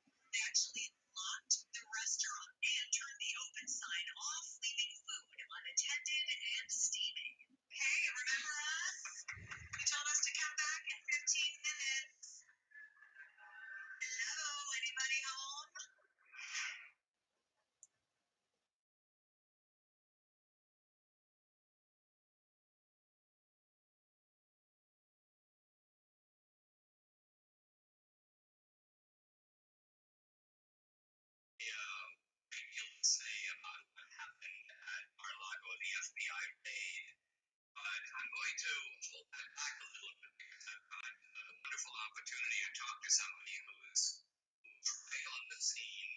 Christina Bobb is an attorney for President Trump at Save America. She started her legal career at the U.S. Marine Corps. She was deployed to Afghanistan. She's defended Marines, Air Marshals. She has a specialization in national security law from Georgetown Law Center in Washington, D.C. Christina, what a crazy business we're in.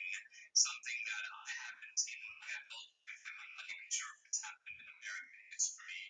We have the DOJ of an existing administration meeting the residents of not only the man that Biden ran against in 2020, but very likely or quite possibly the man he might run against in 2024. Now, you were there. Let's start by talking a little bit about, I want to walk through this a little bit slowly, but let's start with Mar-a-Lago. Mar-a-Lago is not merely a kind of club that people can belong to and they can come and play golf, but President Trump lives there, doesn't he? Yeah, it's his personal residence. I mean, it's his home. It's where he lives and it's where he spends most of his time. You know, this time of year he's up north in New Jersey, but Mar-a-Lago is very much President Trump's personal residence. We were, of course, in Mar-a-Lago for the premiere of 2,000 Mules, and it's a lovely place. Trump now is not in Mar-a-Lago; he's in New Jersey, and so this raid evidently occurred in his absence. Talk about it now from your point of view. Were you on the scene? How did you hear about it? Give us sort of the blow by blow.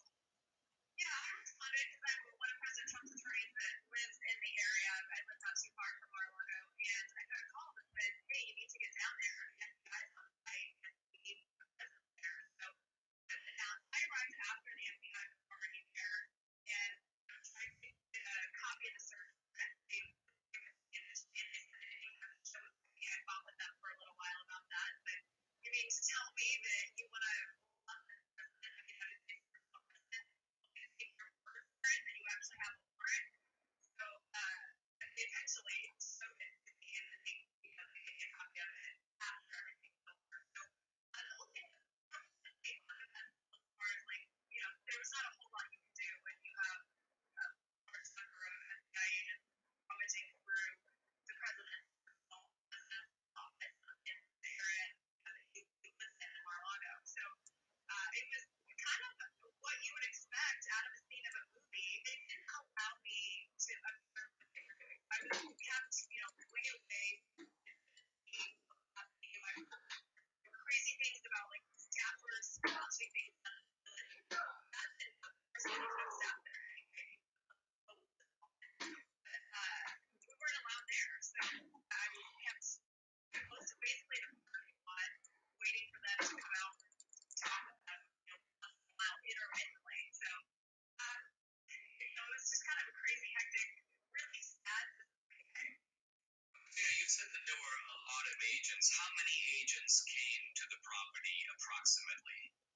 So I asked for a number, and they wouldn't give me specifics of where or, the number from what agencies they were all from. I assumed most were from the FBI and maybe a few DOJ, but I would guess, just from what I could see, maybe 2 dozen.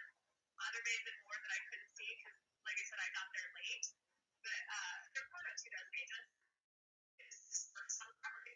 Let's take a pause. When we come back, more from Christina Bobb, President Trump's attorney. We'll be right back.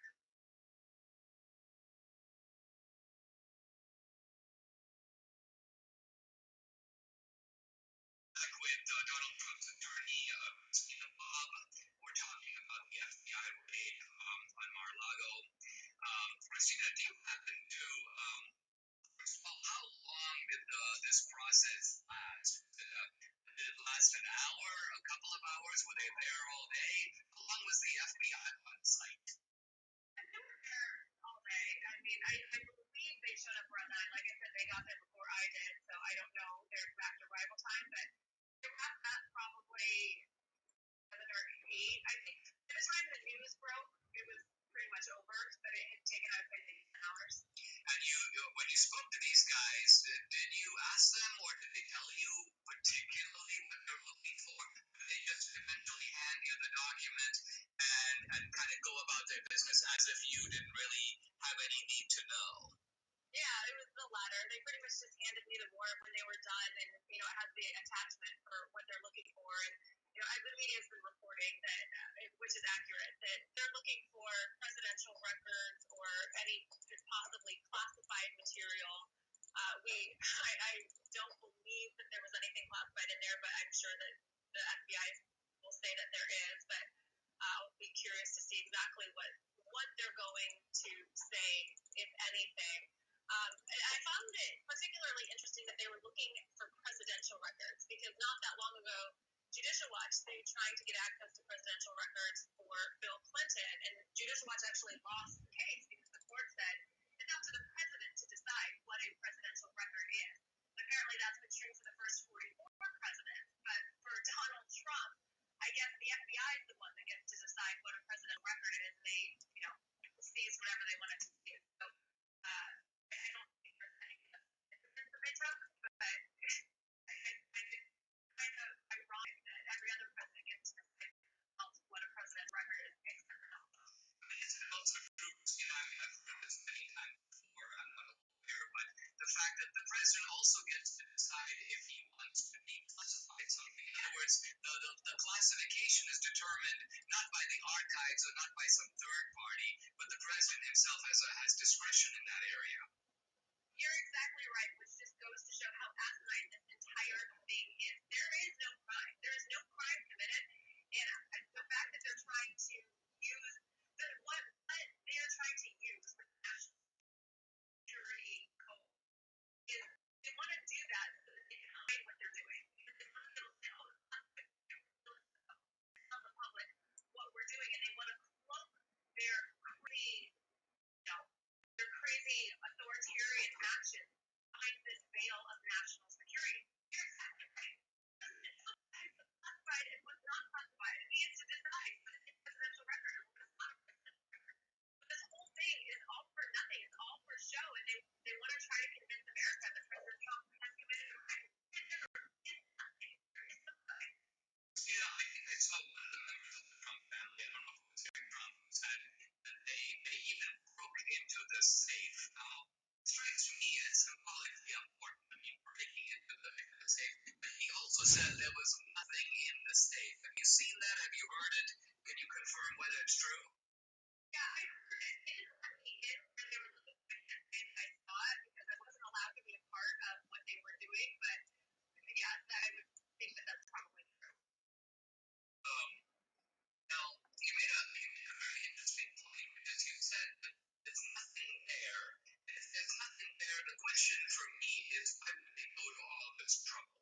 Right now, one of the things that I'm hearing a lot in the comment about this is the fact that, man, it's very serious, and Trump's going to have to worry about this. But it occurred to me that the opposite is, not only does this likely, but it would be more likely, which is to say that the Democrats are desperate to get Trump. Right? Let's even go further and say they lost the 2016 election. They know they lost the 2020 election. Who's going to be the scariest guy in 2024? So we know what their motive is. They don't have anything on him, so why not go fishing at Mar-a-Lago?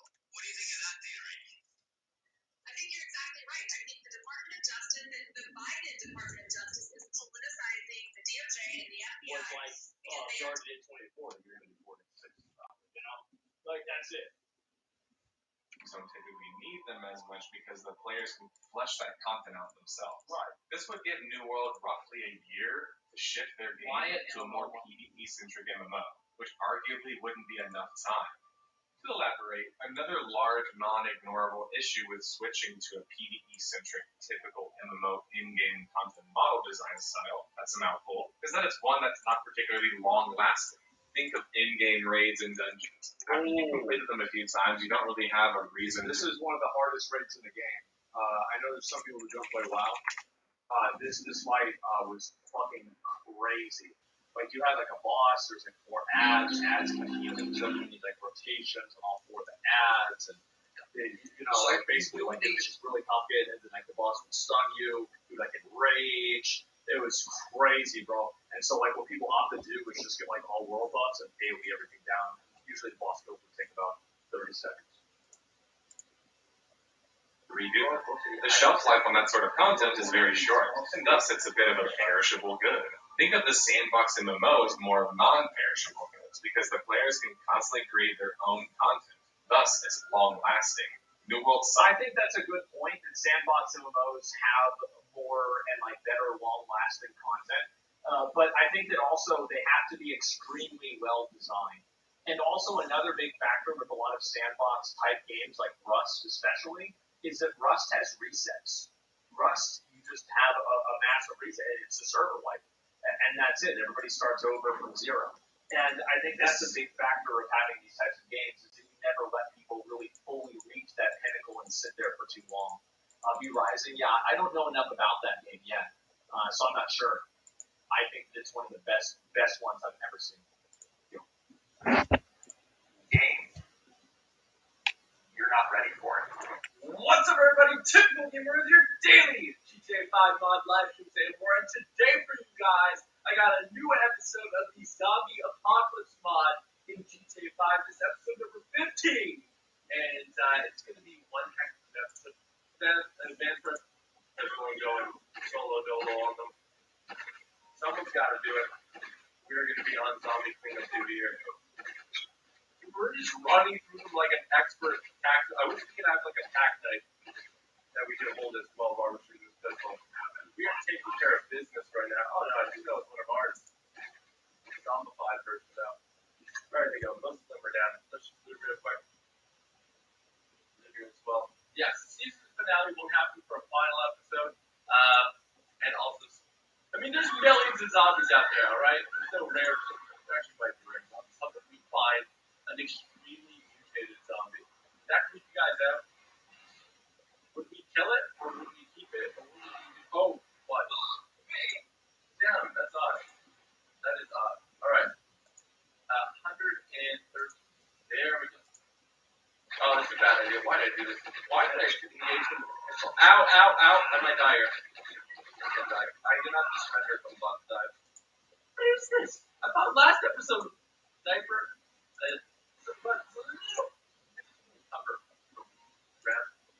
One and three, two.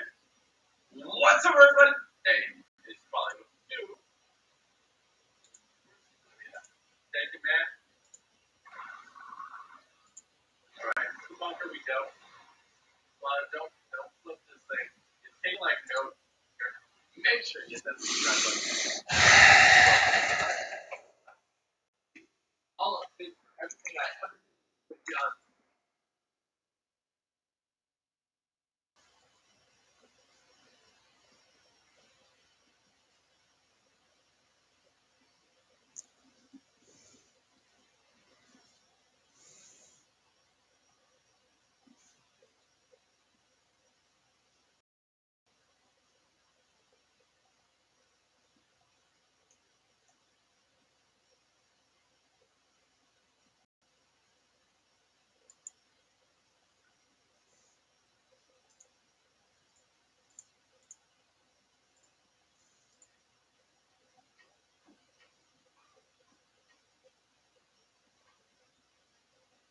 Never want to go through that again.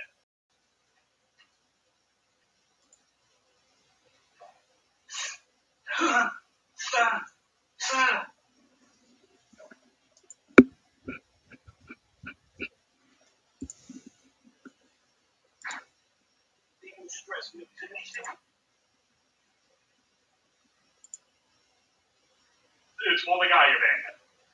But honestly, if any guy's actually like, oh yes, I really appreciate this tattoo you made for me, so I have something to look at while we're having sex, just dump him. Because clearly he's not looking at you.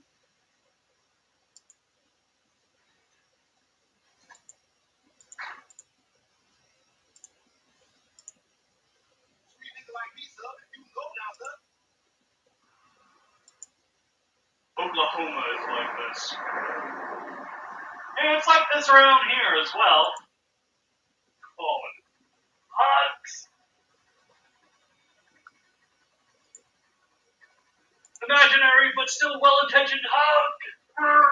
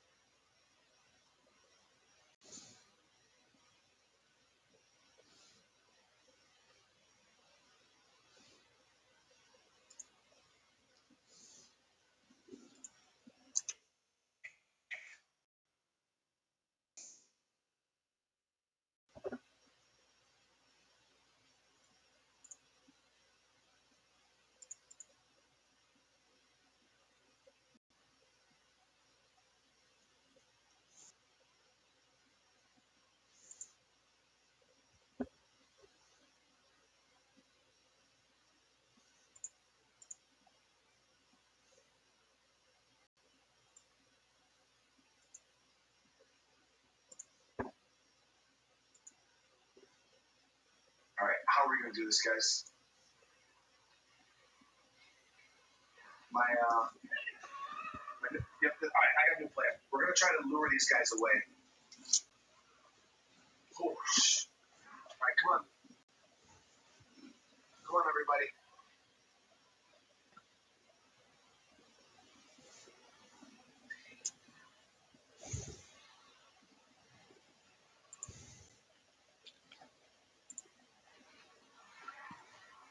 Oh my God, we might have. No, we're good. We're gonna be smart, guys. We're just gonna lure them away like we did before. All right, what do we do? Come on, we're on the back.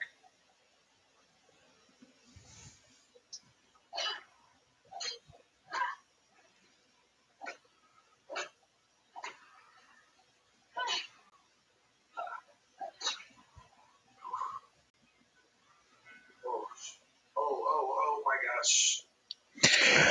Again.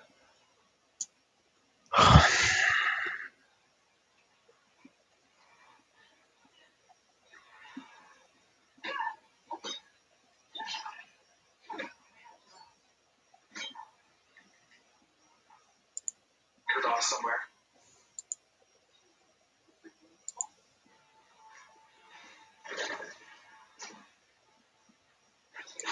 Say, baby.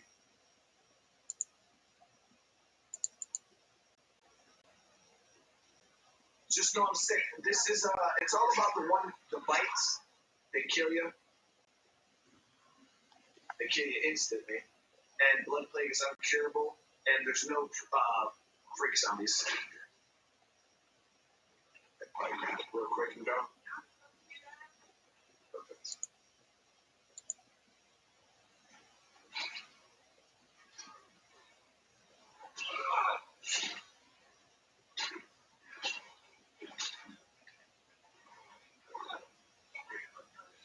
Don't get tired. Not yet, dude. We don't get tired.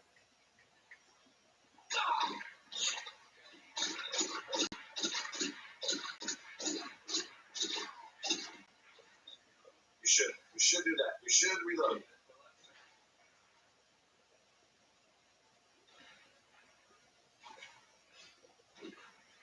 Oh man.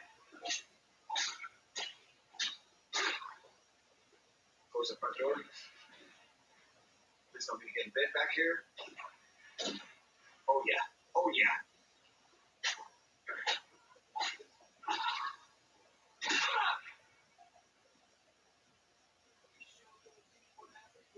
And what's up, guys?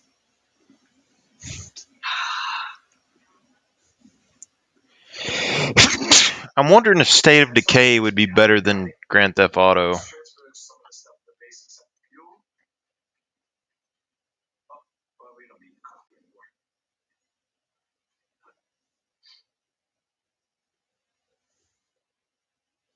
Every single zombie has some sort of plague yet. They can all give you plague and kill you. All right, so where's the plague card, guys? Is it just me, or I haven't seen a plague card? Like, not a single one.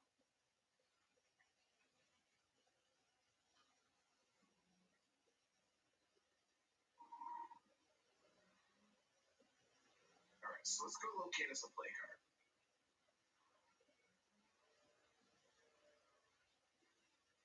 Generally, that building right there is a plague card. I have a basic 1080, like not even a TI. It's just a regular 1080. It's not that great. Gets the job done though. No play card. No play card.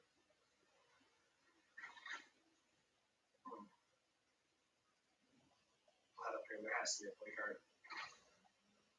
Maybe there's no play cards in The Walking Dead. Who knows, guys? Maybe. But I can swear when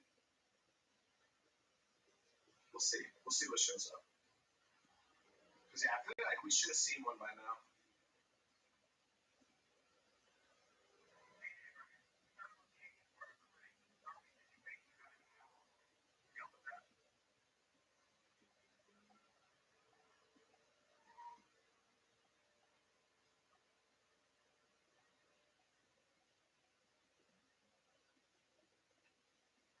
Yes, Miguel, I could do a video on how to mod State of Decay. It's very, very simple, guys. Like I said, it's literally dragging and dropping. Maybe they're saving play cards, guys. So the thing is like, I think the GTA mod for zombies wouldn't be difficult enough to really justify doing it. However, I do kind of feel like playing GTA 5 just to buy some of the nicer vehicles and kind of ride around and do normal kind of missions and stuff, because I haven't played GTA in a very long time. And I think 5 has really nice graphics, but the thing is like, I don't see myself really caring enough to play 5 like all the way through the storyline. And then I kind of feel like playing online, but then again, I don't feel like online's going to be very fun. And I don't have anyone to play with either. And it's like, even if I get a bunch of money and get a nice car and get nice guns, like, what do I do after that? Like, am I just going to sit around and I guess do missions with people? I guess. Where it's like, because like if you die in Grand Theft Auto, it's like you lose some money or you lose your guns, and then you respawn. But I think State of Decay, if your character dies, they actually die, and they still have multiplayer. So I think it would be nice, as far as I can remember.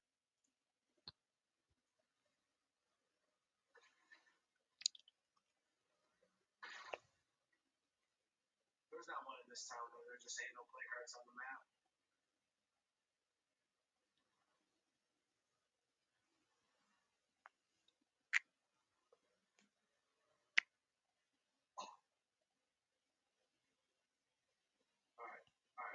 Alright. I wasn't paying attention to that. I seen you guys totally tell me I was on E. And now we're in a situation.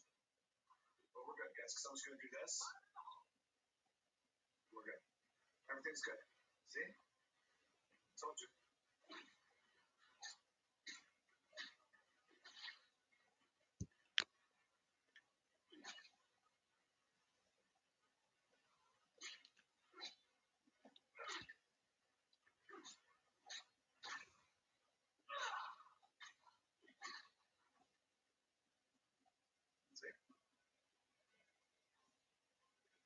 I think, honestly, it probably won't happen. I don't see it happening, but something like State of Decay, if they had more options like GTA 5, and if they had, bigger lobbies where enemy players could kind of like attack you, I think that could be very interesting. I'm not a big fan of third person shooters, but overall. It's all a part of the plan.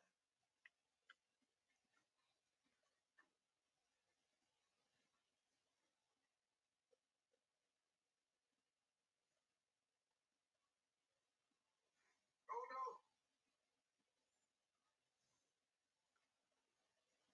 There we go.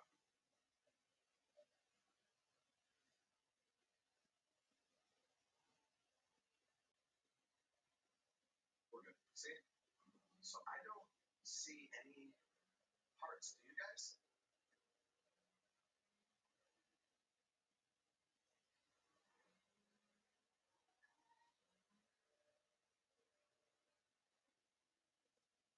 All right, hold on. Hey, I appreciate you for hanging out tonight, man. Thank you so much, dude. My thing is with this is that I feel like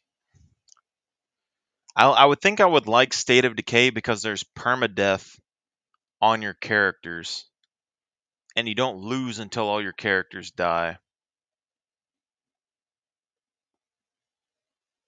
But if there isn't like enough customization with their vehicles, like I like Scum, where like if you shoot an engine, it can disable the vehicle, which I think would be interesting as well.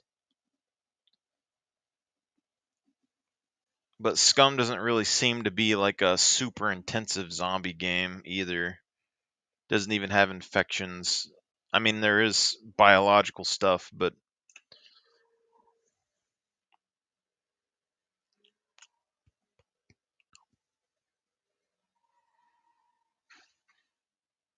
So playcards are definitely not a thing right now, guys. They're not a thing. Oh god. Yeah, I appreciate it, Paul. Thank you so much, dude.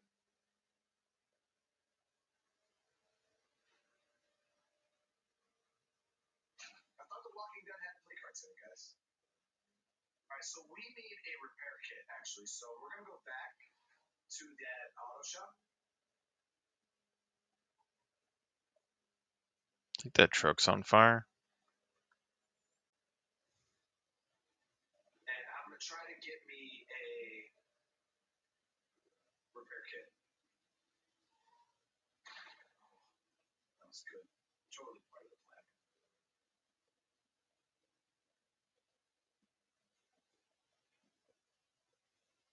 Yeah, I can do that, Miguel. That's not a hard video to do.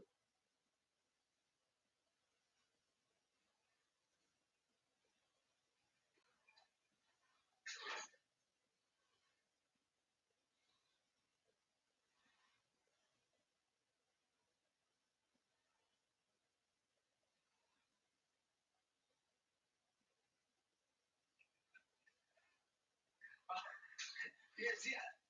Is it me, man? Or is it because I didn't see any playcards, dude.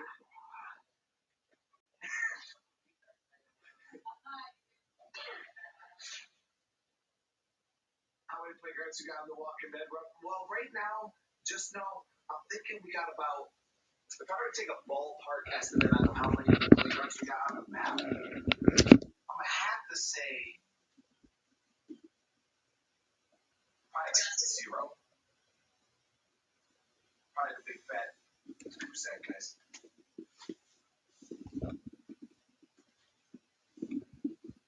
All right, ID. I appreciate you for hanging out tonight, man.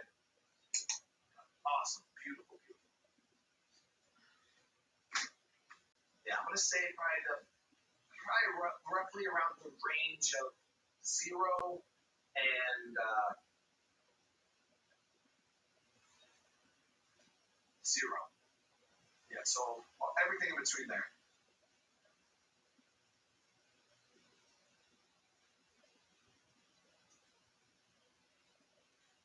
Who's in the back? That's the wife. That's Crystal. She's the one that you hear talking in the back. And she's also in chat. All right, so we got a repair kit. That's mainly what we came here for.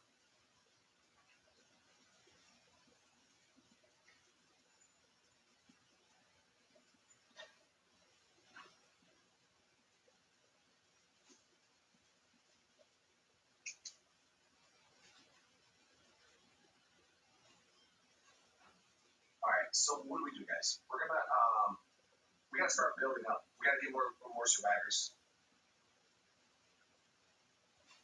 because right. So the serious wanted trader. You're gonna cut it. The decisions. Oh, they want us to reclaim clinic. All right. Yep. So that's what we're gonna go do right now. Yes. Awesome, guys. This is good. This is really good. Yeah, 200 play cards. No, we haven't restarted yet, Michael. I was able to salvage it. Ooh, just a 5 play card. It should work, but that's 350 influence.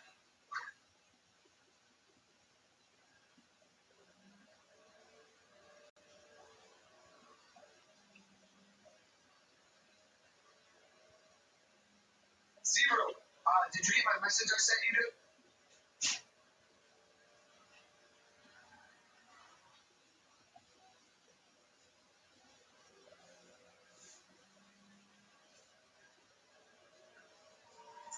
No, I'm thinking. I don't think there's any on the map, guys. I think that's why that first mission didn't spawn. The ones that the guys that ask you to go to the play samples, because they ask you to go. They say, hey, go play a play card or whatever. So if there is no play cards, then that's probably why that mission didn't spawn.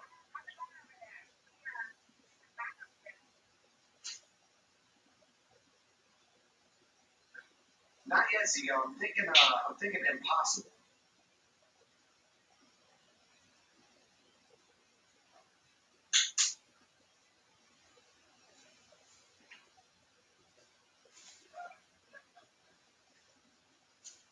All right.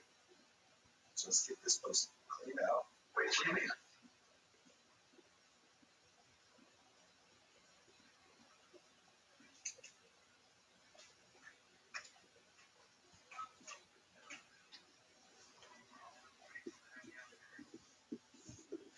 You worked hard, guys. You see that?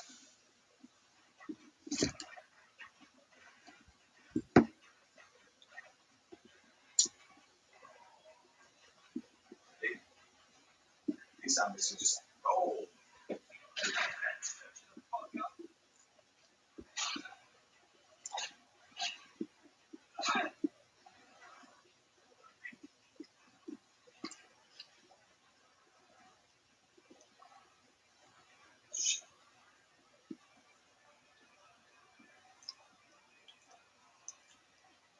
Skirsh.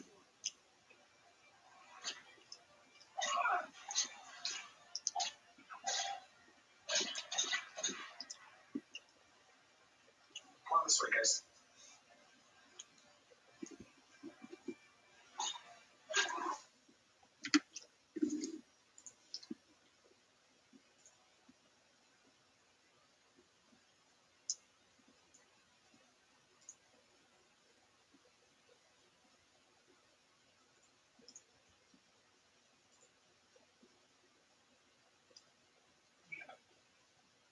This message from today's sponsor. With that, today's sponsor is the game Bitburst.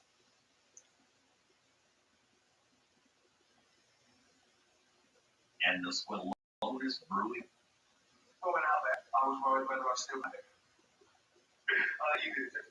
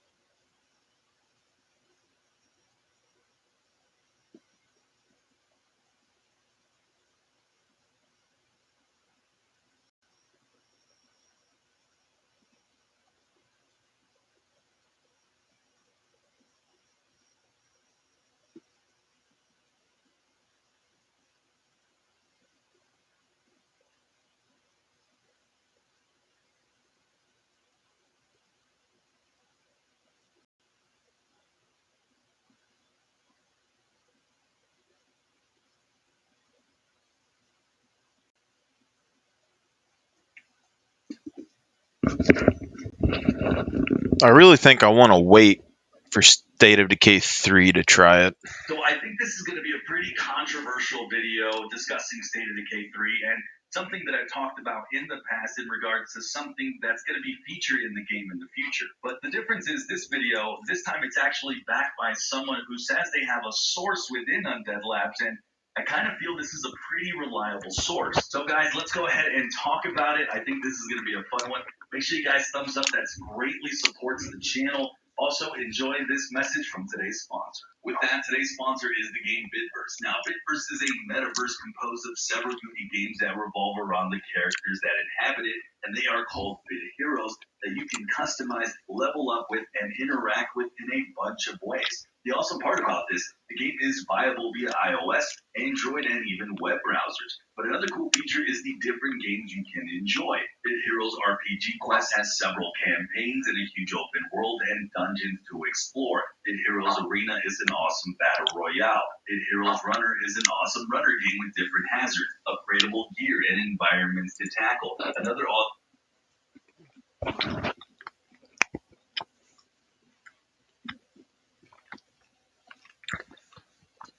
What's that? When these guys talk about metaverse games, I kind of get it, but I kind of think maybe what they should do is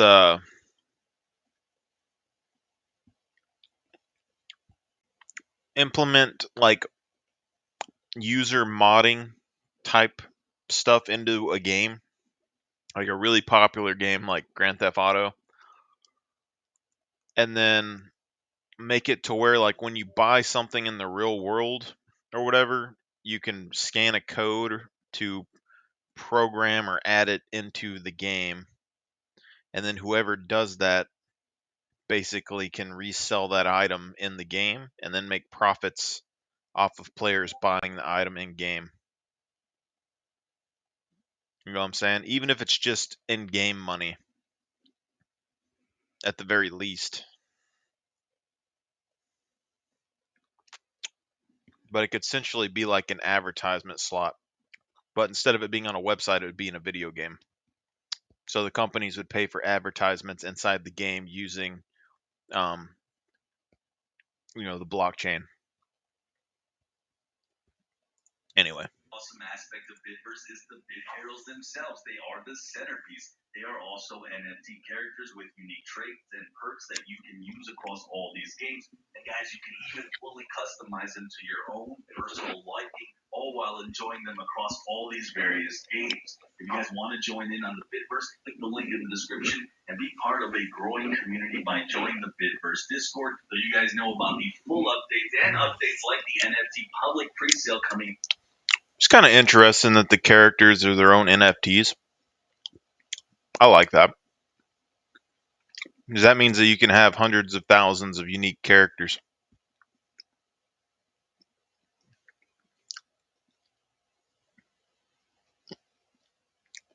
Depending on what the game's like, I guess. On June 23rd, 2022. Alright, so about 7 months ago, I made a video talking about former head of Undead Labs, Jeff Strain, who had a very eye-opening quote.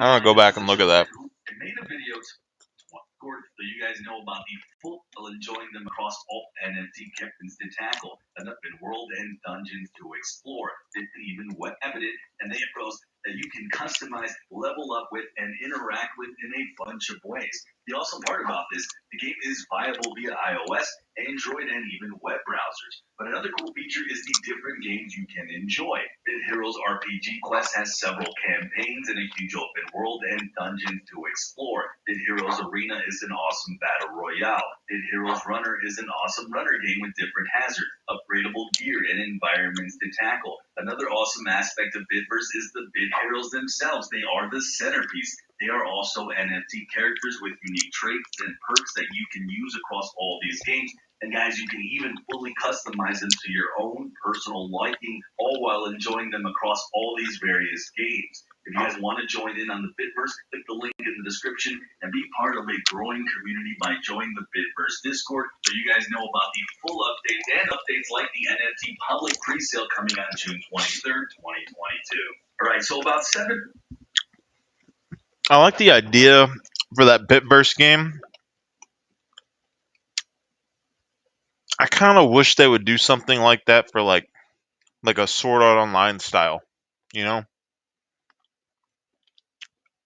if you're talking about thousands of full unique bit characters, I think it could be pretty interesting. And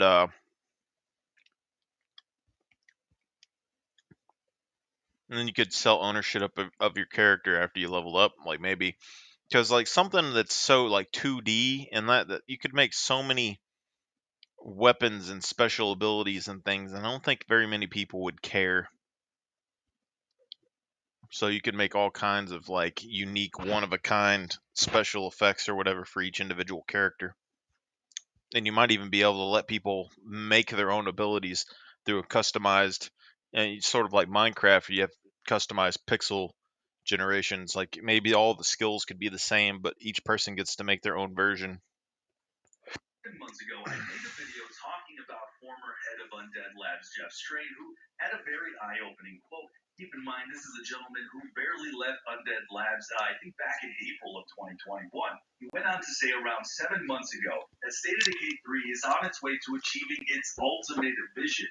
He also reiterated the same quote about 2 months ago, where he went on to say, ultimate fulfillment of survival fantasy that we pioneered with State of Decay. And this was when he was asked about what he envisioned for the third title in the franchise. So what exactly did Jeff Strain and the original Undead Labs team envision many years ago when they took on the first game? Well, essentially the current game you see today, but also a full-blown survival online world game. This is actually backed up by some web pages still today on the Undead Labs website, with the games having a code names back then. Class 3 is what the game we know today is. Even now it's State of Decay 2, mostly the single-player game with you creating your story. Then there's Class 4, and this is an online world zombie survival game that they envision. And it says here, large server-hosted world for thousands of simultaneous players. So, guys, at this point, I feel it's a decent or even damn good guess that this is what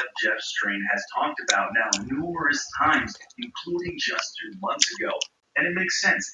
Jeff Strain himself, former head at Undead Labs, has an MMO background. He came from Guild Wars and World of Warcraft, but probably saw Guild a Wars, hole in the baby. market for that type of title, maybe on a lesser scale with zombies many years ago when they made the first game. Now, also in a video that ironically didn't gain much traction on my channel, but shows some very heavy hints of an online world within State of Decay being built. There was a job listing for a principal system designer. This was many months ago, who's going to lead the economy systems in the game. But also it mentions in this listing, it says skills in economy design, live ops experience, that part right there is key, and balancing interconnected systems. But right here's the most damning part. It says experience with the design of online games as a service, including player retention mechanics and live game system balance and maintenance. Now, I gained further confirmation about this job listing from someone high up in the gaming industry who works for one of the biggest publishers in the world for some clarification on this listing, because, you know, I'm just a pleb here, and he said he absolutely thinks this is them building an online game. And again, this was a job listing that was found for State of Decay 3 on the Undead Labs website some time ago. So yeah, all signs point to what Jeff Strain is saying. So what did I discover that's not been really mentioned publicly or picked up by anyone? Well, the YouTuber Colt Eastwood, who prominently covers Xbox content, he made a video months ago breaking down information regarding with what's coming with State of Decay 3. I mean, it's a great video. It contains stuff that I've talked about for a year, just in a bunch of separate videos. One thing he mentioned that, again, I mentioned in 2021 is this quote here by Jeff Strain that says the ultimate vision. And in the video, he mentioned just what I repeated about the thousands of simultaneous players in an online world. I really didn't think anything of it when that video dropped about 5 months ago, because it's all speculation as far as I'm concerned. But a few months ago, in his very own comments, he answered somebody who doubted his information about the full online world game, to which Colt responds, talking to a source close to Undead Labs. Now, guys, this is a person who's pretty plugged in with all things Xbox related. Then mixed with the constant quotes from Jeff himself, I'm kind of now at a point where if there is smoke, there is certainly going to be fire. So what would this new State of Decay 3 full online game contain with thousands of players in a hosted world? Well, I mean, I don't know. My guess is going to be as good as yours, and I'd love to hear what you guys think about that down below. But honestly, me on a personal level, I just imagine something like DayZ, only much, much bigger, and of course in the State of Decay lore. Now, there's a bunch of caveats that I want to talk about. One, the game is still in pre-production. I've covered that like about a half a dozen times. It's been confirmed via news sources. So when you're in pre-production, still a lot of the game can change and even the vision. But for those who are hearing for the first time or hearing this for the first time and you're really worried about the direction of State of Decay 3, well, I got some news for you. It might be some old news, but news nonetheless, that I don't think you should actually worry about that. And I'm going to explain a little bit more in detail in a second. But what I think is actually happening, and this is just me guessing, if there will be a full online world with tons of players running around in it, it will be separate from the game that we know today,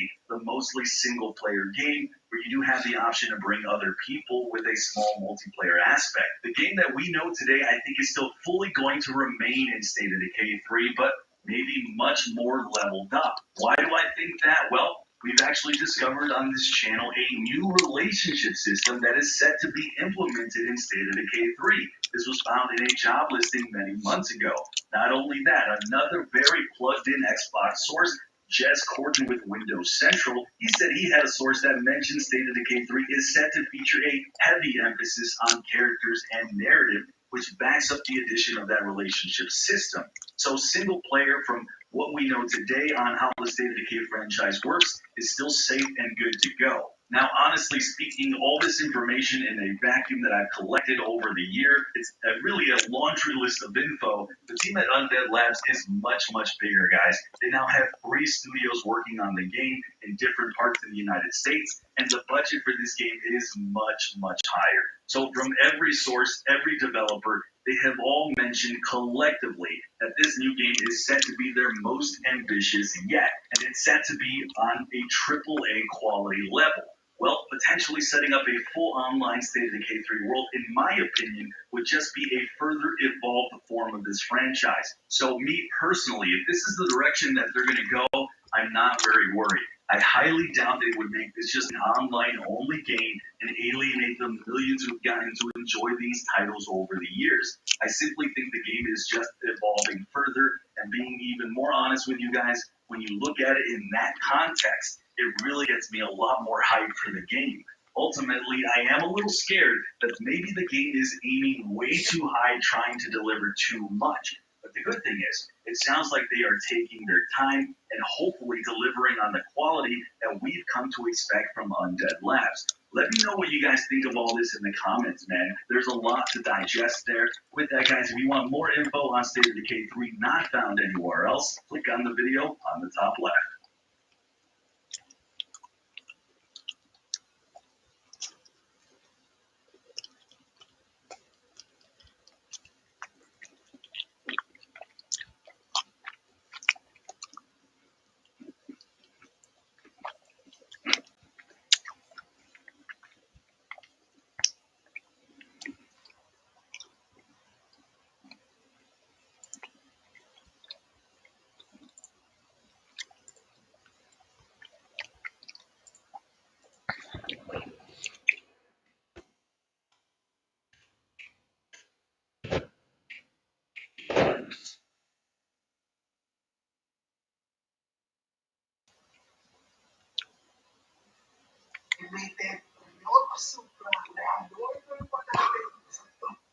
Now I know what you guys are saying. Halloween already. Some of us are just starting back school.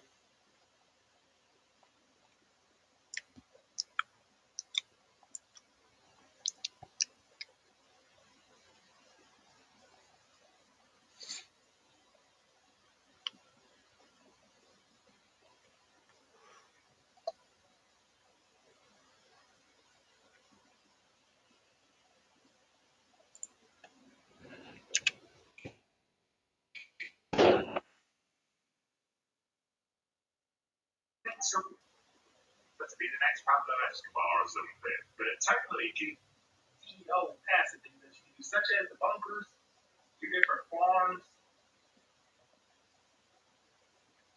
You just have to be brave and confront.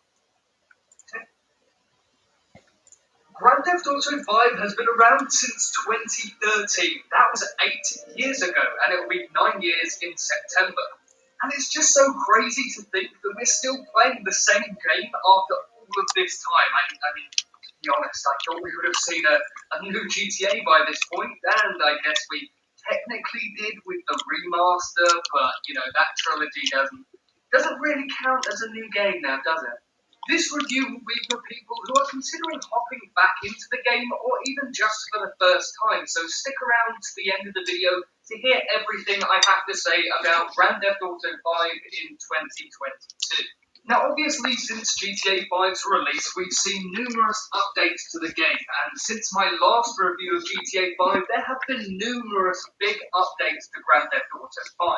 But before we get any further, I would just like to say that this isn't necessarily a review of the story of Grand Theft Auto 5, it's mainly just the online, considering that's the only part of the game that's ever got any substantial updates. The Cayo Perico heists, which released on December 15th, 2020, added a brand new approach to the heist design that had been seen in Grand Theft Auto 5. And this included being able to play any heist mission solo, which was absolutely fantastic considering that usually my teammates are quite incompetent. In addition to this, we got a new location, which was the Cayo Perico Islands, as well as new vehicles, tactical weapons, as well as a submarine that would be your base of operations. This is personally one of my more favoured updates to Grand Theft Auto 5,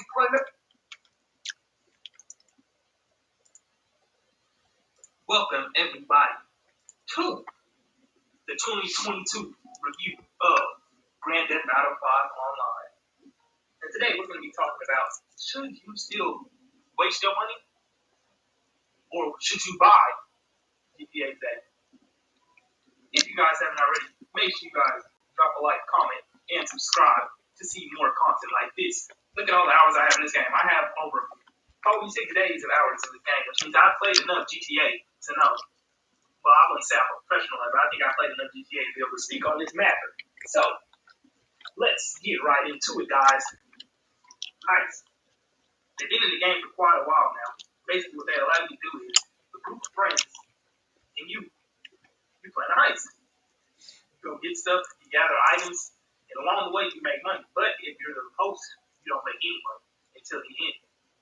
And then once it's time for you to pick the money, you're going to have a large argument with your friends about 25.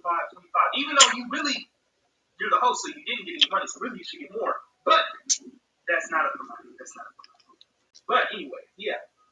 Once you do the heist, you get a reward. Now, I would say the reward is alright, but for the amount of money that things cost in this game, and the amount of work that you should have to do to get that, I don't want to say it's great money, it's just alright money. Next up, we have crates.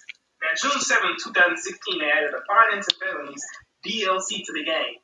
Basically, what that allowed the user to do was to steal crates. You could either pick to steal 1, 2, or 3 crates. Then you would have to do a mission, and you would have to return it back to your warehouse. Now, let's say something. Let me say something right now. The warehouse was not the cheapest thing, but it also wasn't expensive. By the time the game came out, I feel like those warehouses were pretty pricey. But in today's GTA, I feel like you could probably get $1 million or however much they cost. With ease. I wouldn't say it's difficult to get that much money, but it's not easy to get that much money either. But when you're doing crates, you have to worry about things such as people trying to kill you. What are they? The NPCs I don't know why, but the NPCs in the game are terrible drivers. And you also got to deal with the AI. But we will speak on that later. Lastly, when it comes to making money, there's also the CEO passive things that you can do, such as the bunkers, your different farms, and I guess your arcade, if you want to count that. I wouldn't count it. And you can also count, the most important one, I almost forgot, the nightclub. Now, they're all great things to make money, but they're passive money at the end of the day. So, while those things are happening, you could be doing other things, which is great. But selling them is a whole different story because you have to sell them in a public lobby. And we all know, or at least you've heard stories, that public lobbies are war zones in this game. And GTA has made it insanely difficult to get into a solo lobby by yourself. So, you're either not going to sell anything or you're going to have to face the fire in a public lobby. That's the only thing you can do. Now, speaking of free play, one of the biggest things in the game is the main world where you free play around. It's where you show off all your vehicles. It's where you do everything pretty much. And that's where the game is adapted to pretty much. Everything in free play. But in free play, it's crazy. From things such as oppressors, the AI, it's crazy. But first things first, we're going to talk about the calls. Stop calling me!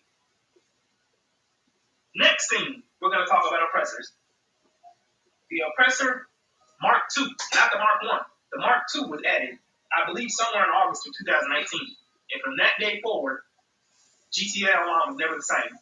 Because the oppressor was dang near probably one of the fastest vehicles in the game, and it still to this day is, and we're in 2022, one of the fastest things in the game. And I'm talking air vehicles, land vehicles, boats, and all. One of the fastest things, so you're not running that. It has a boost on it, which I don't know why it has a boost, because it's already a pretty fast vehicle. And the missiles, it doesn't have the regular missiles on it, which is kind of crazy. It has the lock-on missiles. And we're not talking about the regular lock-on missiles that are on buzzards or anything. We're talking about the missiles that are in some of the futuristic stuff that doesn't miss those type of missiles. Which means if you shoot the missile, there's a 100% chance that it's going to hit the target. Which is crazy. Now, they've tried to add vehicles such as a Night Shark and other things like that, and also make it harder for them to lock onto you. But at the end of the day, they're still lock-on missiles, so you can't do anything about it. There are a lot of things that GTA could do to get rid of the oppressor, but they haven't done anything. They could easily just take off lock-on missiles off the oppressor. I don't know why they still have that, because I feel like you shouldn't be able to have something that fast at the same time and shoot missiles that do not miss. That's crazy. Do better, GTA. Now, the next thing in this game we're going to talk about, AI. And we all know exactly what I mean when I say AI. We're going to break this up into two sections, though. First, we're going to talk about driving.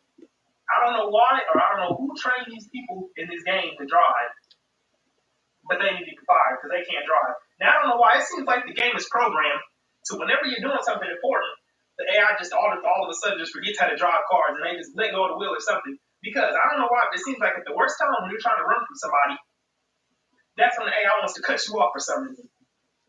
That's crazy. And it only seems to happen when you're doing missions. I don't know if it's supposed to be like that or if everybody's just unlucky, but I know I'm not the only person this happens to. Can't be. Second thing, I don't know if the game didn't used to be like this when it first started, but I will say the AI in this game has marksman accuracy. Everybody out here is John Wick because no matter what they're sitting in, they can be in a car going 90 miles per hour. They can be in a helicopter flying 100 and some miles per hour. They can be 1,000 feet away from you. The AI in this game has marksman accuracy. They're not missing you. It's crazy how good of accuracy they are. And all of a sudden, this came out of nowhere. Maybe it's just me, but I don't know why, but it seems like AI can take shots. Now, I know this isn't supposed to be just a mad realistic game, but these AI can take headshots from shotguns. That's crazy. The last thing we're going to talk about right here is the players. Now, I want everybody to listen to me when I say this. Everybody, come close. Come close to the headphones. You don't get shit for blowing up other people's cargo and shit. You don't get anything for that. The amount of money that you get is minuscule. It's not even worth the time that you have to go through to get it. But in this game, for some reason, people just feel like they need to go out of their way to disturb you. Whether you're selling stuff, whether you're trying to resupply, whether you're just walking around, people just feel like they need to come kill you. And I feel like at this point in the game, that's childish. You don't need to do that no more. Grow up. Now, I know it sounds like I'm going on a rant, but I know I'm not the only person that feels this way. Now, I love GTA, but I'm speaking to the community right here. Do better, guys. We're supposed to all be making money together. Why are we fighting each other? It doesn't make sense. Now, this last part, this might just be a me thing right here, but I just feel like playing the game in 2022, just if you're just starting a new game, you're not going to get the full experience that people that have been playing the game got. Because things such as the first heist that came out, nobody really wants to do the prison break heist anymore. Nobody wants to do the main lab heist anymore because you don't get a lot of money from it. And I don't know why they never changes. But if you die, you have to start over, and the checkpoints in that game are bullshit. So that's another reason. But yeah, it's just the cast is minuscule, and it just, I don't like how if you die, you have to start over. And also, another reason that I feel like you're not going to get the full experience is because there's a lot of things that people play back then, such as team deathmatch, just pretty much any of the jobs, from missions to team death matches, from even the adversary modes that people don't play like that anymore. Because nobody wants to play because they're not going to get a lot of money. Because what is $5,000 of cash going to do for me if I'm trying to buy a car that costs $2 million? $3 million. I'm going to have to play at least 100 games to get the amount of money that I need to get what I want. Basically, GTA, we have to figure out a way to get more money. But hey, 2022, I've been playing the game for a while, like I showed you earlier. That means I think the game is fun. I think it's a great game. And I think that if you just have some extra money, you should give the game a try. But I will say, playing by yourself is going to be different than playing with a group of friends. If you have a group of friends, GTA is a great game to play. If you got 4 friends or even more to play with, even just 2 or 3 friends, it's going to be a great game because you'll be able to do everything in the game. That playing solo, think about it a little bit. You can do everything in the game also, but it's going to be way harder. You're not going to have as easy of a time doing things that you could do if you had 4 other people, such as crates, such as anything in the game. It's going to be harder to get in the heist because nobody really does heist anymore. You can do any of these jobs, really. You can do missions. You can do team deathmatch. You can do 2-on-2. You can do anything. But just keep that in mind when you buy the game. But at the end of the day, I'm going to just tell you, I think you should still give it a try in 2022. It's a great game, in my opinion. I mean, why would you be playing it 7 or 8 years later after it's come out? It can't be trash. But I'm going to leave that up to you guys. With that being said, thank you guys for watching my video. If you guys haven't already, make sure you guys drop a like, comment, and subscribe. GTA Online is one of the most profitable games out there, but why is this? Is it because it's a genuinely good game with fun content, or is it so explored? Is GTA 5 Online in 2022 truly worth playing, whether it's on Xbox Series X, PS5, PC, or the old-gen consoles? Let's break down the roots of truth and find out. If you guys do enjoy this video, giving it a quick like racing helps me out immensely. Let's get straight into this. Don't miss the latest news from my sponsor, Console Warehouse, the home of custom RGH consoles. Now we'll be covering the following at the end of this video. GTA 5 Online has been running since 2013, and it's no secret that the player count just keeps rising, which indicates why Rockstar are not in a rush to bring out GTA 6. For piss sake, stop playing GTA 5, goddammit, and massive credit to the GTA YouTubers who are still able to somehow make content on this almost 10-year-old game. How is this even possible to come up with these ideas? But anyways, is it actually worth playing GTA Online in 2022? And is there still fun to be had? Now, if you are completely new to GTA Online somehow and haven't played it before, there is many videos already on YouTube where you'll see people play GTA 5 Online in 2022 at level 1. On the videos I've seen, it's a real struggle to grind from absolutely nothing without the use of spending fortunes on threaded shark cards. So as a new player, this is definitely something you want to consider. But I guess a majority of people have played GTA Online in the past, so at least they're going to have something. They're not starting from level 1. So which platform is best? Now for players who have played GTA 5 before and are thinking of playing it again, perhaps even trying it on the current gen consoles, I highly recommend you watch my breakdown of GTA expanded and enhanced versus the old gen version. Now sadly, the truths uncovered in that video really don't make purchasing the enhanced version worthwhile, unless you are really desperate to play 60 FPS on your console. I still personally believe PC is the best platform to play GTA.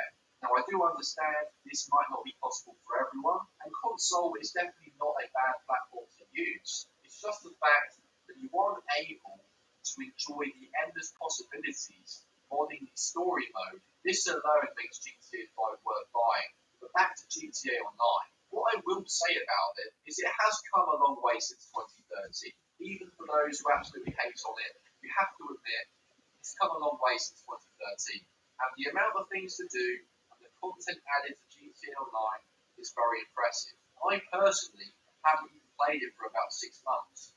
But when I did used to play it, there was always things to do, and the constant updates are really appreciated because they are free, technically, despite cars and items being priced at really silly money to entice you to buy shark cars, of course. And if you guys would like to see me play GTA Online for the first time in 6 months, just let me know by liking the video. I might do this really soon. But yes, they keep updating it. There is always things to do, and at least you don't have to pay for DLC or anything like that. But what it does mean is that you're going to have to grind a lot more or purchase shark cards to get these new added items in the game. But at least it's things to do. So what's the overall thoughts on whether GTA 5 Online is worth playing in 2022? What it comes down to, if you are prepared for a huge grind and have the patience to ignore creepers in oppressors trying to blow the piss out of you on a regular basis, and don't want to see GTA 6 being released for another 10 years, then yes, play GTA 5 Online in 2022. However, if you don't want to grind so much that you have piss ants living in the same room as you, and you don't want to spend your hard-earned cash on in-game items, it's definitely not for you. And maybe you should just replay the story mode, or even jump onto GTA 4 for nostalgic purposes. I think what happens to a lot of people that have played GTA over the years is, despite the constant updates, which is good, don't get me wrong, I think the majority of people that have played it since 2013 are just a bit bored of it. Because let's be honest, despite things being added to the game, we are still playing on the same maps, same in-game mechanics, same characters, and yeah, it just gets boring over time. GTA 6 is long overdue. Oh my god, it could be a few more years yet till we can see it. I have to rewind this back a little bit. I will say that's part of the reason why I'm iffy on playing GTA 5 again, is because I never really liked the characters that was in GTA 5. That's part of the reason why I stopped playing in the first place. One is because there was a mission that they didn't tell you where to find these cars, and it was a pain. And the second thing was it's a bunch of old dudes. It's a bunch of old men. You want me to play as hardcore gangsters that are like 60 years old and have drug problems? Much that you have piss ants living in the same room as you, and you don't want to spend your hard-earned cash on in-game items, it's definitely not for you. And maybe you should just replay the story mode, or even jump on the GTA 4 for nostalgic purposes. I think what happened will be See, my thing is, whatever he's talking about here, maybe he's talking about it being really expensive. My thing is that if I play the online thing, I think all I would want is maybe like an AR-15, a little decked out, and some military gear. Other than that, I don't really care about what I drive or anything else. see or anything like that. What it does mean is that you're going to have to grind a lot more or purchase shark cards to get these new added items in the game. But at least it's things to do.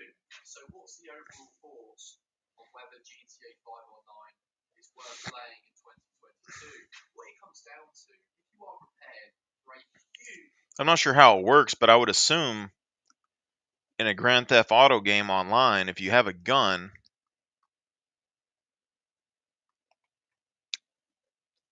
I would think you should be able to go find an enemy player, stalk them with your car.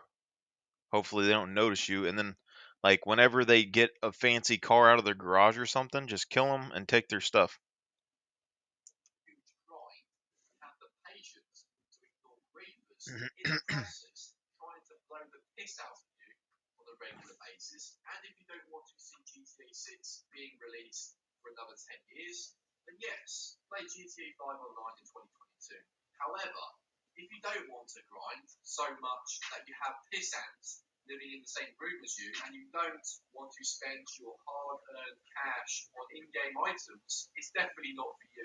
And maybe you should just replay the story mode, or even jump onto GTA 4 for nostalgic purposes. I think what happens to a lot of people that have played GTA over the years is, despite the constant updates, which is good, don't get me wrong, I think the majority of people that have played it since 2013 are just a bit bored of it.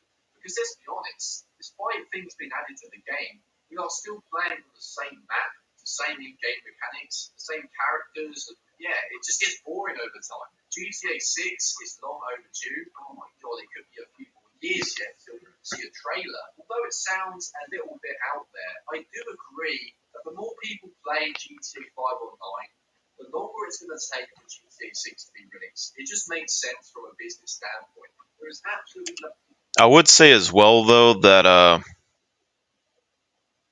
forgot what I was saying.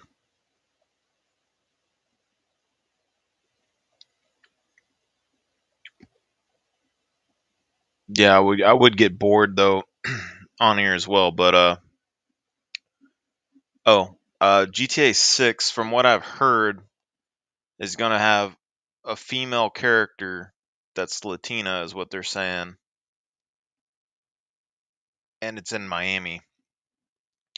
Now, if that's the only playable character, I might be a little upset. Like, I get that in 5 that you had 3 guys you had to play as, but if they have like an online thing for GTA 6 or something, hopefully you can make your own character.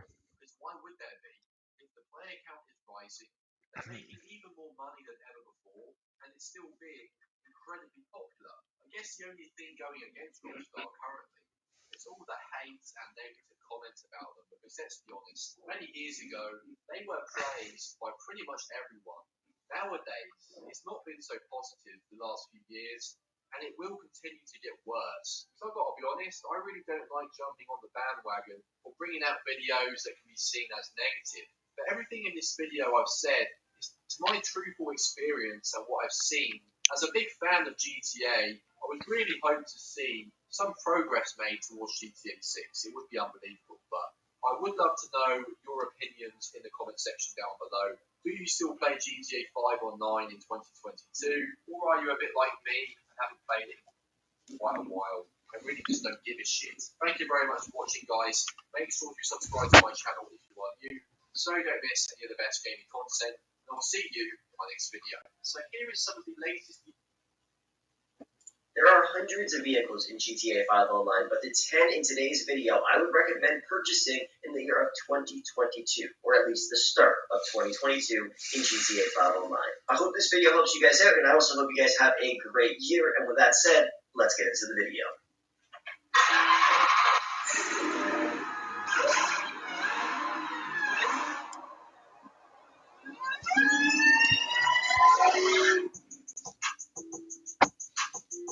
The very first vehicle is the Patriot military spec. I absolutely love this thing. You could buy it for only $1.28 million in GTA 5. The regular Patriot is pretty okay, I guess. It doesn't have a ton of upgrades. And then you move over to the Squad. It has a ton of upgrades, but the styling of that, I'm just not a huge fan of. I love H1 Hummers. If I could have one in real life, I would buy one, but they're like $300 grand. And this thing in GTA 5 is phenomenal. The only thing I would change is adding a customization where instead of having a sloped rear, we could have just a box rear and have the doors on the back, which I would personally love, but I still love this styling as well. I think it looks phenomenal. Now, the performance of the vehicle isn't that great. The acceleration is not amazing. The handling is honestly pretty decent. Off-road capabilities aren't really that great, but in my opinion, it's just a really nice vehicle to own in GTA 5. Tons of customizations you can do to it, and it just looks beautiful. So I would highly recommend buying it if you're a fan of Hummers and you would like to own a nice military one in GTA 5, because I'm telling you, you will love driving this thing around. The next vehicle I would highly recommend purchasing is the Buffalo STX. It's amazing, and if you unlock the trade price for it, you could buy it for $1.6 million, which is still pretty expensive, but it's awesome. Now, in real life, I prefer Challengers over Chargers every day of the week, unless I had a family, then of course, I'd opt for the four-door sedan with a 700 horsepower V8 engine, obviously. But in GTA 5 recently, Rockstar has been putting a lot more work into designing the vehicles they release in updates, and this is a great example of it. In the last update, every vehicle that was released looked phenomenal. You go back to when the Gauntlet Hellfire was released, it looks pretty great, but back then, that's when Rockstar just started to, put a little bit more work into customizing the vehicles that they were going to release in updates. And that's just the one thing I love about the Buffalo STX. The upgrades and the overall styling and look of the car just looks amazing, in my opinion. Plus, it also sounds great. It obviously has that supercharged engine, which I personally love. I love superchargers on any vehicle. If I hear one whine, I'm in love instantly. It just sounds like heaven. Another thing that's great is it's also pretty damn quick and it handles very well. When you compare it to the Gauntlet Hellfire, which is one of the fastest muscle cars in GTA Online, that thing handles like garbage. But this car feels like it has all-wheel drive, which I really love. So if you're going to do muscle car races, this car is going to do wonders for you. Plus, it looks amazing. That's one of the things I love. And we've been waiting for a nice, brand new Hellcat in GTA 5 for years, ever since the Gauntlet Hellfire came out, even before that. And now we finally got one, and it looks amazing. So props to Rockstar on that. They did a great job. By the way, if you need some money in GTA 5 or some credits in Forza, check out Digazani. The link is down below in the description, and get 10% off by using code FROLIX at checkout. The next vehicle is an obvious choice. It's the Oppressor Mark II. I'm not going to spend too much time on this because I've talked about it a ton of times before. It's $2.9 million if you unlock the trade price. It has amazing agility, and it is the best vehicle to help you make money in GTA 5. I've made videos on it in the past. I'll leave a link down below in the description if you want to know why it is the best vehicle to make money in GTA 5 Online, even now in 2022. And another great thing about the Oppressor Mark II, I don't really see too many griefers using this vehicle anymore, which is awesome. I see Oppressor Mark IIs everywhere in GTA 5. They don't have high mental states. They are just doing their own thing because they know how amazing this vehicle is. It seems like all the griefers have kind of just stopped playing the game, and now that gives us room to actually enjoy the game and make some money. Can you please continue to play for 8-9 years? The Oppressor Mark II is amazing, and it is the #1 vehicle I would recommend buying if you want to make some money in GTA 5. Like I said, that link is down below. Next up is the Akula, which you can purchase for $2.78 million if you unlock the trade price. And I still believe this is the #1 helicopter in GTA 5. It's got pretty decent armor. It's also the strongest helicopter in the game, by the way. And also, you can completely go off the radar on it if you want to. You just click one button, the missiles go away, and you're off the radar indefinitely until you decide to go back on the radar. You just pop those missiles out again.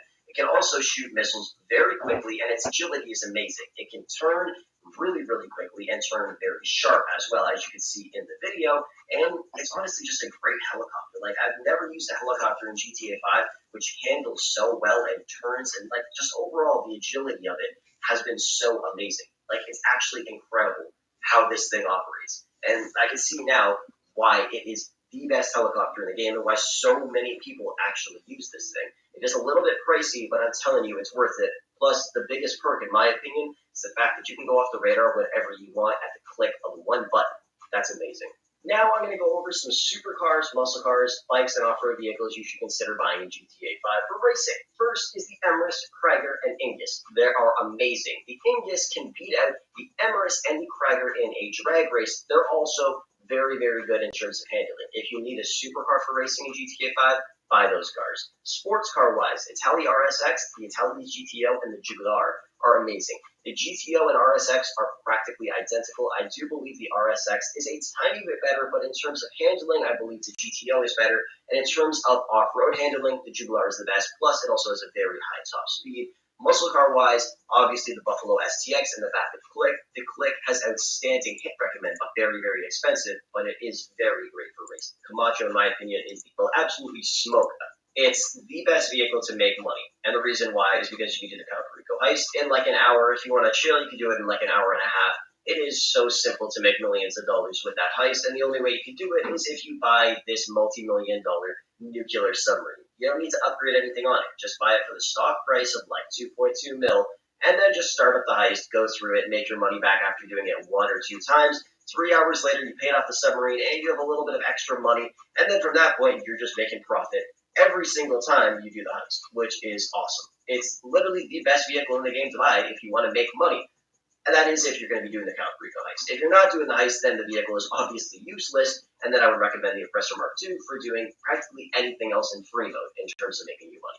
But if you want to do the heist, you're going to need this thing, and believe me, if you haven't done it already, you're missing out because you will make a ton of money from doing it. Now, of course, if you are doing the Count Rico heist, I'd recommend purchasing the Sparrow along with the submarine for $1.8 million, just because instead of, getting in the submarine, driving back to land, then calling in a vehicle there, you could just walk inside the submarine, start up the next prep, grab this extremely fast helicopter, shoot some missiles or whatever you need to, collect whatever you have to, and then just head back to your submarine and boom. It is a great helicopter, and if you're comparing it to the Buzzard, the Sparrow, in my opinion, is a lot better. I will link that video as well down below in the description. In terms of health, the Sparrow actually does have a little bit more health than the Buzzard. Not a lot, but a little bit more. It's also a lot faster, has a higher top speed, and rises up through the air a lot quicker. Plus, it's a lot more beneficial to just purchase this vehicle if you are grinding at the Count Rico heist, because, like I said, you just start up a prep, hop in the helicopter that's inside of your submarine, and then go into the prep instead of wasting time going back to land. Next up is the Torador, which you can purchase for $3.6 million. It's a great vehicle. Number one, it has an insanely fast recharging rocket boost, just like the Vigilante does. If anything, it's a little bit faster. That's not the only thing that's awesome about this car. The next thing is the fact that it can turn into a submarine and dive underwater, just like the Stromberg can. But the main difference is the fact the Torador is 2 times faster underwater than the Stromberg is. Actually, it's a little bit faster than that even. It also has a higher top speed while being underwater, but you can use the boost underwater, which makes it way faster. Now, this vehicle isn't for everybody, but it is better than the Stromberg. So if you are the person that is using the Stromberg all the time, I would recommend upgrading to the Torador because it's the exact same thing, but it's 2 times faster and has a rocket boost, which is obviously awesome and will help you a lot in GTA 5. Plus, you can escape people really quick. Like I said, it's just like the Vigilante in terms of boosting. It's a phenomenal vehicle, but it's not going to be needed by everybody, especially if you're not the type of person that requires the perks that it offers. And the final vehicle you should consider buying in GTA 5 is the Apollo in the air, and it will glide. You don't need to do anything. Just get into the right position, the bike won't move or turn or anything likely, and then do the same thing over and across the entire in the next video. I don't know. I kind of want to play it again, but the other hand, I don't think it's going to be worth the time.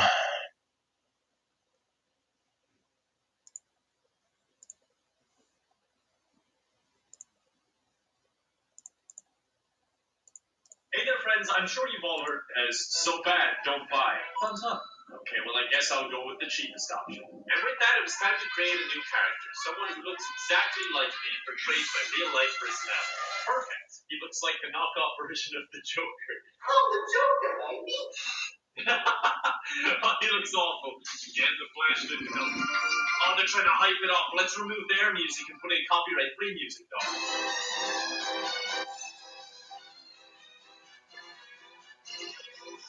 There he is, plotting his chemical attack on the city. What is that shit? Welcome to Los Santos. Why would you arm this man, you lunatic? Holding hands, that wasn't a high five. That was holding hands. That is so cute. Wait, is that the rating of the race? Has it got a 1% approval rating? Wow, that is impressive. Aha, I won. I didn't see the entire race. So do I just have to wait here until they're finished? Because I would like to move on. Ah, finally, there we go. And you know what? I'm going to say I like that race. So I can finally be a part of the 1%. That lady is flipping me off for literally no reason. So, did they give me money to start with? No, I have 1,300. I thought I bought a premium pack or something. Get the drugs. I've killed my first gen. Oh my god, there's many more. I thought it would just be like one enemy to start off with. We live in a society, gentlemen. Well, I live in a society. You are all dead now. Where the hell did all of you come from? Why are you running into the alley with gunshots? Go away. I'm doing crime. Come on. Maybe I just have a friendly face because they're all gathering around me. Clown jester left. Oh, could have been such a good friend of mine. I killed 20 people for whatever this bag is. I'd love if I showed up and Gerald was just like, oh, what's up? I see you got the drugs. Yeah, that was all just a test. Those were my homies. That you just had to be brave and confront to get the drugs. We just had to see you were hardcore. It was at this moment that he knew. Okay, either Old Turtle 666 is an alien trying to make contact with the human race through GTA Online, or he's up to something dodgy, because that doesn't look good. There we go, I'm making a conversation. Oh, he left! Maybe he was an alien and I alienated him. So LeBaron told me to get some new clothes because he didn't like my quote, trends, but I had something more important on my mind. Wait, why don't they have a damage tattoo? Sleepy. Yeah, that's pretty much the same as damage. Wait, it's bringing me to the shark card screen. Can I not afford the tattoo? I'm $400 short. Okay, hello. This is a robbery. We live in a society. Oh shit! Shout through your headset. Excellent screaming, Kevin. Oh, now I have to deal with the police. Oh, I hate when my actions have consequences. You'll never catch me, coppers. It seems so unnecessary. I just want a tattoo. Oh, no! I lost them, but then I did my trademark. Is it a front flip? Is it a back flip? It's neither. And killed myself. They didn't even take any money off me. I still have plenty to get my tattoo. It just goes to show that sometimes crime does pay. Give me your wallet. This is a Sharpie I'm not afraid to use. That's right, yeah. Hand it over. Very good. Good job. Okay, now that we have the mugging out of the way, I'm going to make like you just asked me who is the most relatable character in Snow White, and I'm going to go with Sleepy. That has taken about 97.5% of my net worth away, and something tells me this tattoo is not going to appreciate the value. It's not about the money. It's about sending a message. I'm the Joker, baby. All right, I don't know where that leaves me for buying clothes, as I have next to no money. Why is the tooltip telling me to kill myself? I feel like a GTA Online boomer. I can hear them shooting miniguns out there, and I'm like, what's a clothing item I can actually afford? Yeah, they look great. Lamar will like them. Is that mission complete? They didn't give me any money. Can I get a respect plus, please? Oh, thank you so much. That really helped. Hey, it's your boy LD. Ahoy, hoy. Invite to hold up. What the hell is hold up? It just says hold up. There's no description. Okay, I'm really starting to feel like an NPC now, and I don't know what to do. I need some guidance. Maybe I can ask God through song. Too confused and like an NPC. I'm driving around in my SUV, and I'm running out of money. Don't find it funny. Oh Lord, just tell me what I am to do. Oh Lord, just tell me I need another point of view. Oh my God, it's him! It's really him! God, what am I to do to become the main character again? Go rob that store, I don't know. Well, okay! It's like getting robbed by an ape. There goes a family vacation. Sounded like you were a whole family yourself there. I heard that so many times in the echo. All right, time to add drunk driving onto my list of crimes. I just really want to get into character as, the protagonist of this story. I think I have in-game depression. This is not GTA, it's a bad game of Sims. Okay, that's it. I'm going on foot. They might shoot me on the way up, but that's a chance I'm willing to take. Ow! It turns out that's a chance I shouldn't have taken. Oh, my phone is calling. Is this where the barrage of phone calls comes in? Maybe you should improve yourself with a fine car.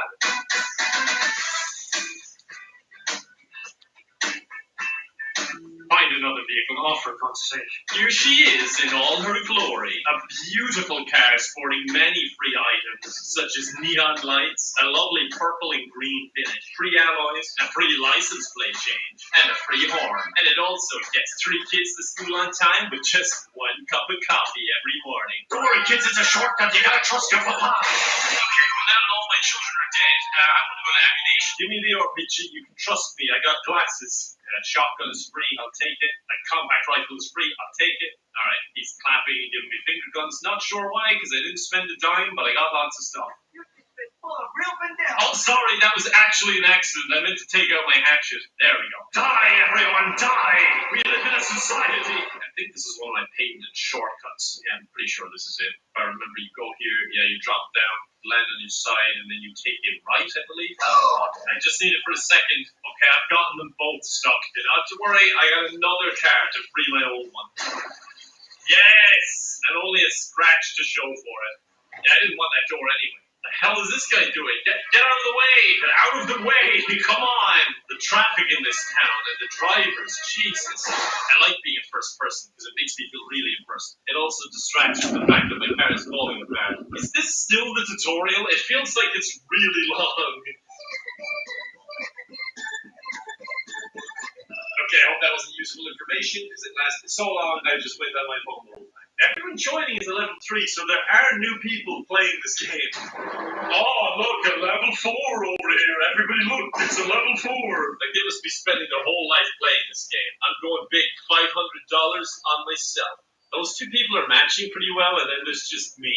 It's like when your custom character appears in a cutscene. Okay, I went up on the roof to get a height advantage. Oh, they thought of the same thing. That's right, I'm no noob. I'm really good at games. I was an esport captain. Well, there goes my $500. Board the USS Luxington. What? Out there? But I only have a car. Oh, there's boats over here. Okay, I can be involved despite being new. Okay, yeah, now everything is spamming me, so the tutorial-y parts are definitely over. What the hell? Why is it all the way out there? What is this boat for? Oh, they have a helicopter. Wait, what? What is happening? Should I jump? I feel like I should jump. I just died in midair. I don't even know what killed me. Last mission was just to steal a car, go buy some snacks, that sort of thing. Now I'm on a U.S. aircraft carrier and I feel a little exposed.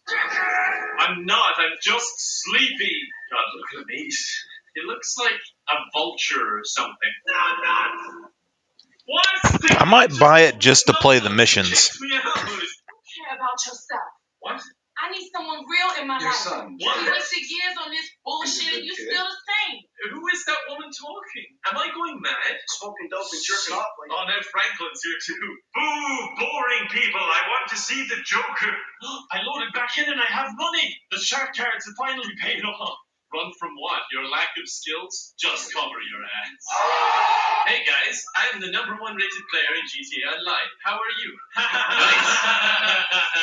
Just don't even think about messing with me, and we might become friends. I'm not going to mess with anyone unless they started. Hopefully no one forces my hand then.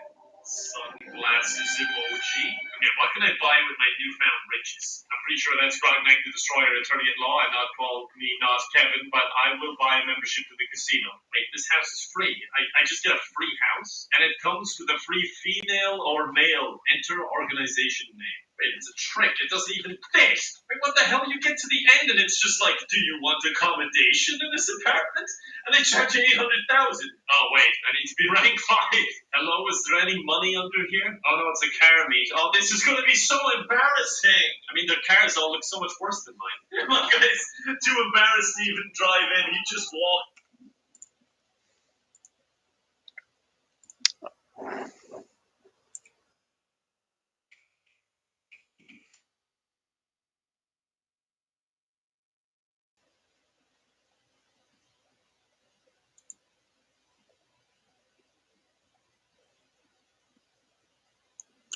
So probably a year or two, and then release date. Look, I just looked at this.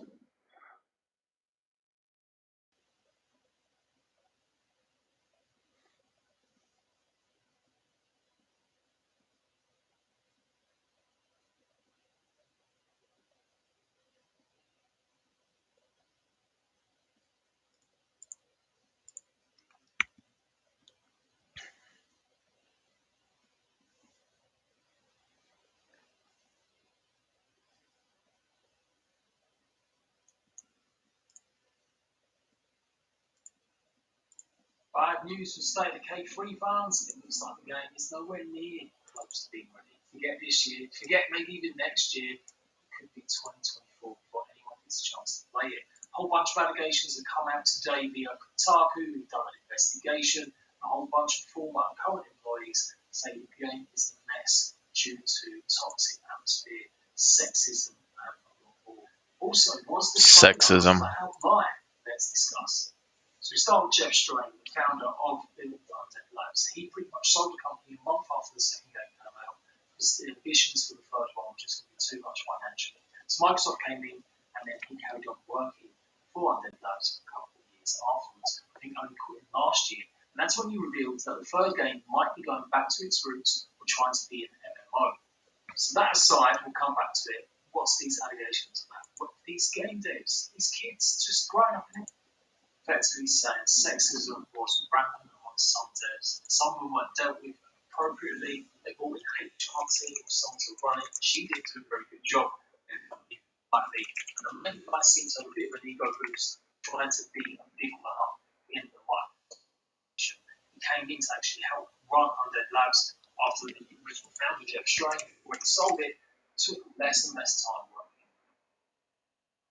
Labs more at home, he moved halfway across the country. He's actually responded on a Medium post with some questions that Kotaku asked him to try and get ahead of the spin, I guess, and pretty much saying that he had to sell the studio because their plans for the third game were so ambitious, he just simply couldn't support it financially. So even though he was working on the game, the third one, the series, with good ideas and stuff like that, he wasn't really a big part of it, and hence why there has been maybe some leadership issues, and it's just got a bit worse.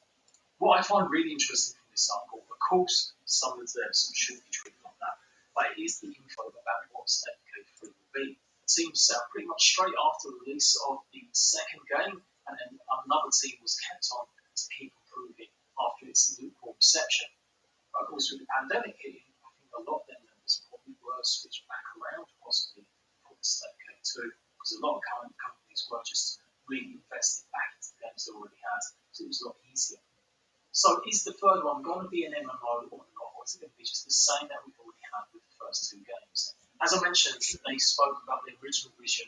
In fact, Jeff had mentioned it in his lead articles that the team is in good hands and to deliver. Apparently, if you didn't know, the original pitch for State of Decay was to be a proper MMO, but they scaled it back because they were just a small indie studio at the time. But even now with the third one, a lot of developers still don't really know what the game is. That's not unusual for pre-production, but the already messy phase was further sabotaged by rapid expansion, poor leadership, and excessive turnover. They had strike teams checking out prototyping mechanics, but it looks like they redeployed a lot of these people in different teams and lost progress. This meant the models who worked pretty much just didn't have consistency, resulting in a buffet of game systems of no main course. Too much time spent preparing features like defined parkour or dynamic animal spoilers based on the weather, or the player fantasy at the centre meant to hold it together remained undercooked. Other issues were brushed under the rug. Now this is interesting, given that State of Decay 2, one of the big criticisms of it was the amount of bugs and issues the game had. QA would work extremely hard to catch all bugs and try to take care of them, said one developer, but the leadership would ignore their concerns and say things like don't block multiple bugs in an attempt to show artificial progress in State of Decay 3. Multiple developers worried about the rising cost of tech debt that would come due in the future when the game went into full production. Milestones consisted of a pile of disjointed features that were less about making a fun video game and more about checking off a list. Now these are all hurdles that most game companies have, but this was made worse apparently by the misogyny that was being shown to female number one in 17, rejecting women's opinions, even extremely basic code and people's knowledge, even to level positions were out board, basically. And it all falls under the kind of leadership of Hawks, who's so this guy just maybe didn't really solve a lot of the problems and was kind of running up bills he couldn't pay, promising demos to Microsoft that weren't going to be able to achieve, in fact having to cancel one of their planned demos or gameplay on these, as it was pretty much a shock to some of the developers. That was even in the trailer. Microsoft would basically actual progress. Well, it gets worse. It seems like the trailer, the original one, could be even a lie. You may not even see Undead Zombies, as it was pretty much a shock to some developers. That was even in the trailer. Microsoft were basically pressuring their studios to give them something. They needed as many of their studios to hype up the Xbox Series X and S launch. So Holt was the one that was maybe cheerleading, getting his trailer done for Microsoft to show he was the big daddy. But yeah, it might have been a lie. Although Microsoft denied this and said it was optional, just like it was for the other games, Fable, Fable, Force 7, and Everwild. We didn't want to announce the game because we didn't know what it was at that point. But the Zombie Game, the announcement teaser became a phone call for fans. With a new game included Undead Fauna, it caught some developers by surprise as well. We didn't recall ever setting on whether there would be a feature or not. An internal demo went terribly later that year, and management began to panic in 2021. There still wasn't a coherent slice of the game to show Microsoft. They were still prototyping, but also still trying to make playable demos. There were just contradictions everywhere. They kept putting more and more features for these demos, but it just ended up being a complete mess. Coming, so yeah, it doesn't look like the devs are trying to minimize the advances. They just love it, but if you want it, in. Oh, floating cigarette. Interesting. I was going to say smoking's bad for you, but if you're already a ghost, I guess work away. Okay, this is really distracting. I feel like this is some subliminal advertising for cigarettes. It's just constantly in frame now. Yes, just being in that cutscene leveled me up. If the membership costs 50 grand, I guess I don't really have any choice. I need to level up if I want a home. Other than a new tattoo store, I don't think this is really giving me anything. Okay, I got some big letters on my map now, and if I know anything about GTA, that means good stuff. I need a high-end apartment to work with Lester, so I can't do that. Not sure why that's a requirement when his place is a shithole. This went from babying me to just unloading everything at once, and now I don't know what to do. All right, everyone, get in. Wait, why do you not want to get in? No, my car's cooler. Get in. Get in. All right, look, I want to travel with someone, so let me in with you then. I'm just flipping him off the entire journey there. Okay, something is wrong. I think this is supposed to be open, but for me it's closed, and I can't get in. Oh my god! I'm going to ruin the mission for everyone. Yeah, I'm kind of the leader of the crew. They kind of look upon me for advice and more moral support than anything else. Should they just walk in and try and get it? Unfortunately, the situation is not resolved. I can't get in. Ah, good, he's on the plane and getting the last car. Fantastic. He must be like, what is this guy doing? Even when it was just one cop I had to kill, they ended up killing me. I've lost all of my team's lives. Good job. All.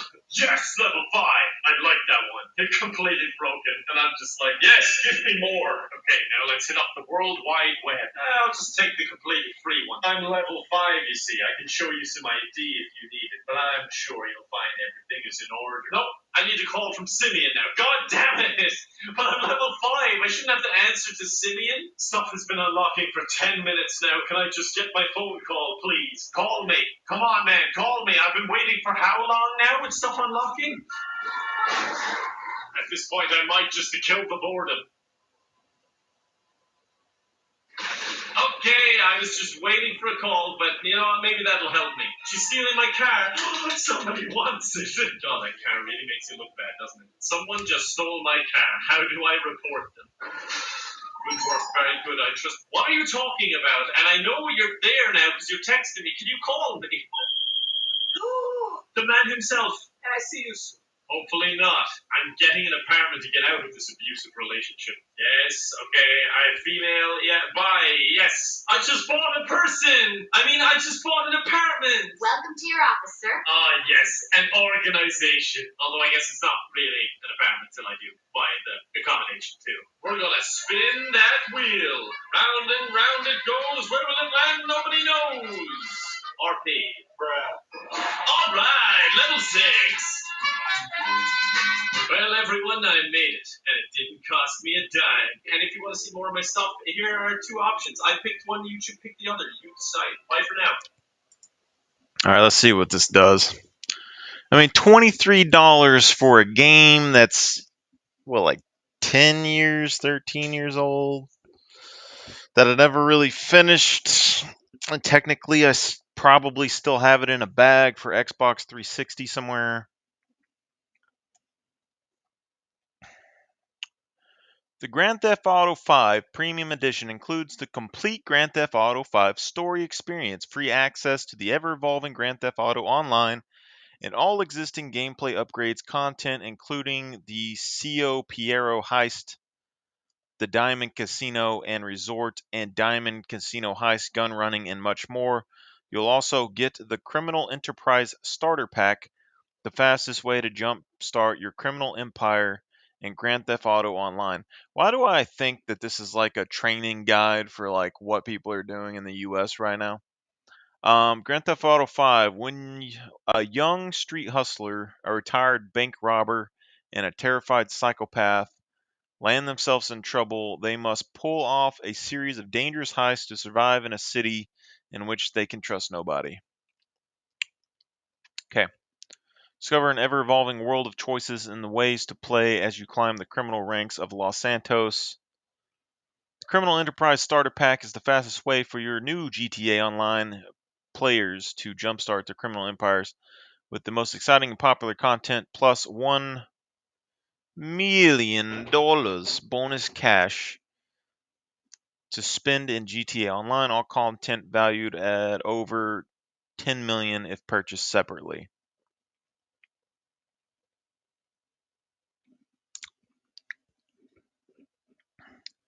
I don't like when things say they're valued at something. It's like when people go and they put all the information on a website page, and then they're like, all this information was valued at $900, but you can buy it for $20.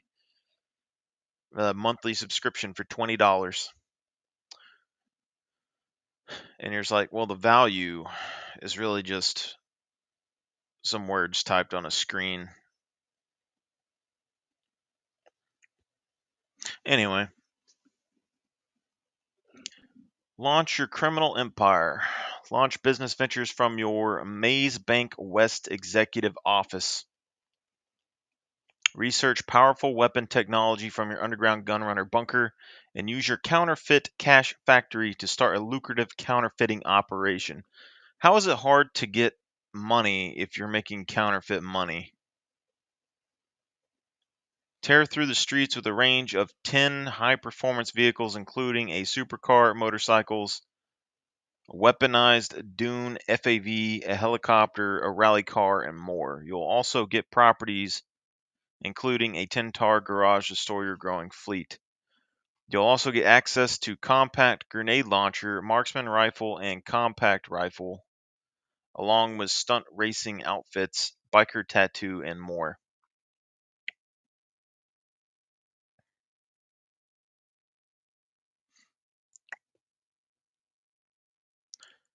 I don't think I want the starter pack, to be honest.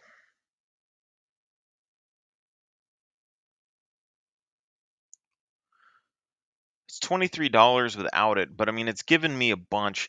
Like, after I get this, like, what would I possibly need after this? I mean, I got $1 million to buy, my gun that I want probably, or my clothes. They're giving me a thing that makes money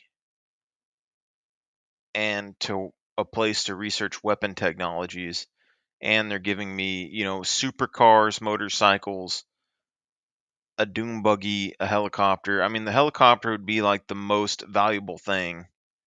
A rally car and a 10-car garage. So let's just go back here and let's select. Is there not just a normal buy option?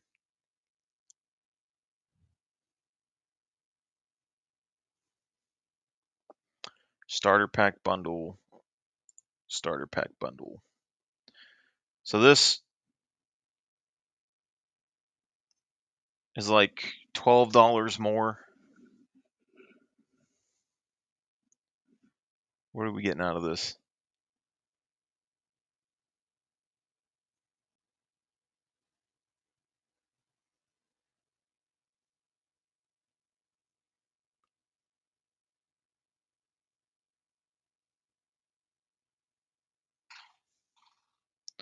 A great white shark cash card worth $1.25 million.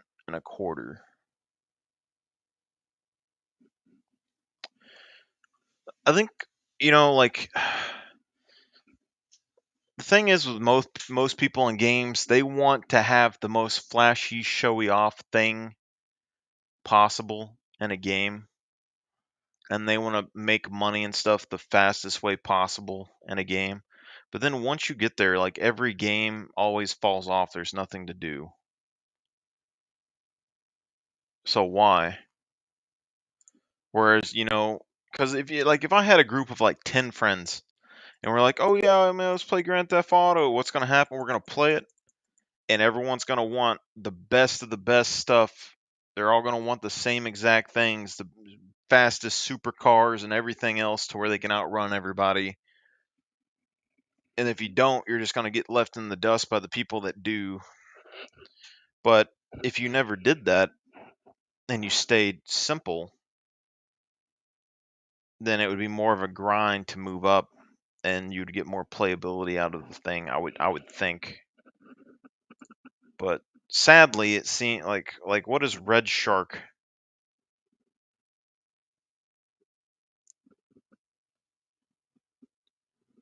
Like, can I remove this?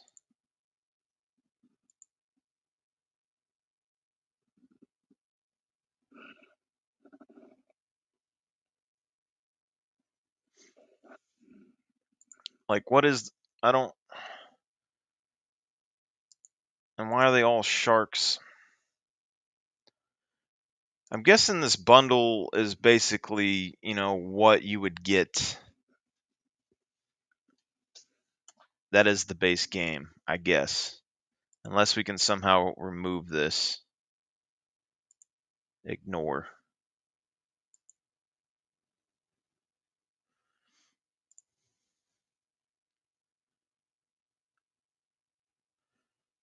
The Criminal Enterprise Starter Pack is $10. So I should be able to buy the base game for 13 bucks. So let me buy the base game for 13 bucks. Here's what you save by buying the bundle, $16, but you don't save buying the bundle. So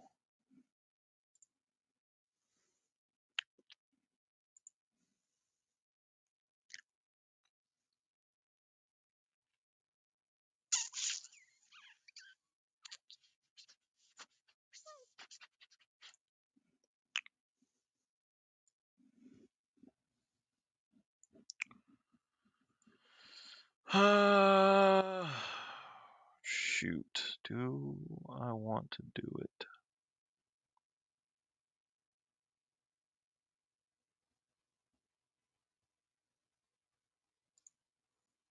The only developers who have pressure on it, with 2 of the 3 gaming efforts at AGS already. Do we want to do it, people? I mean, we don't even have Scum fully figured out yet.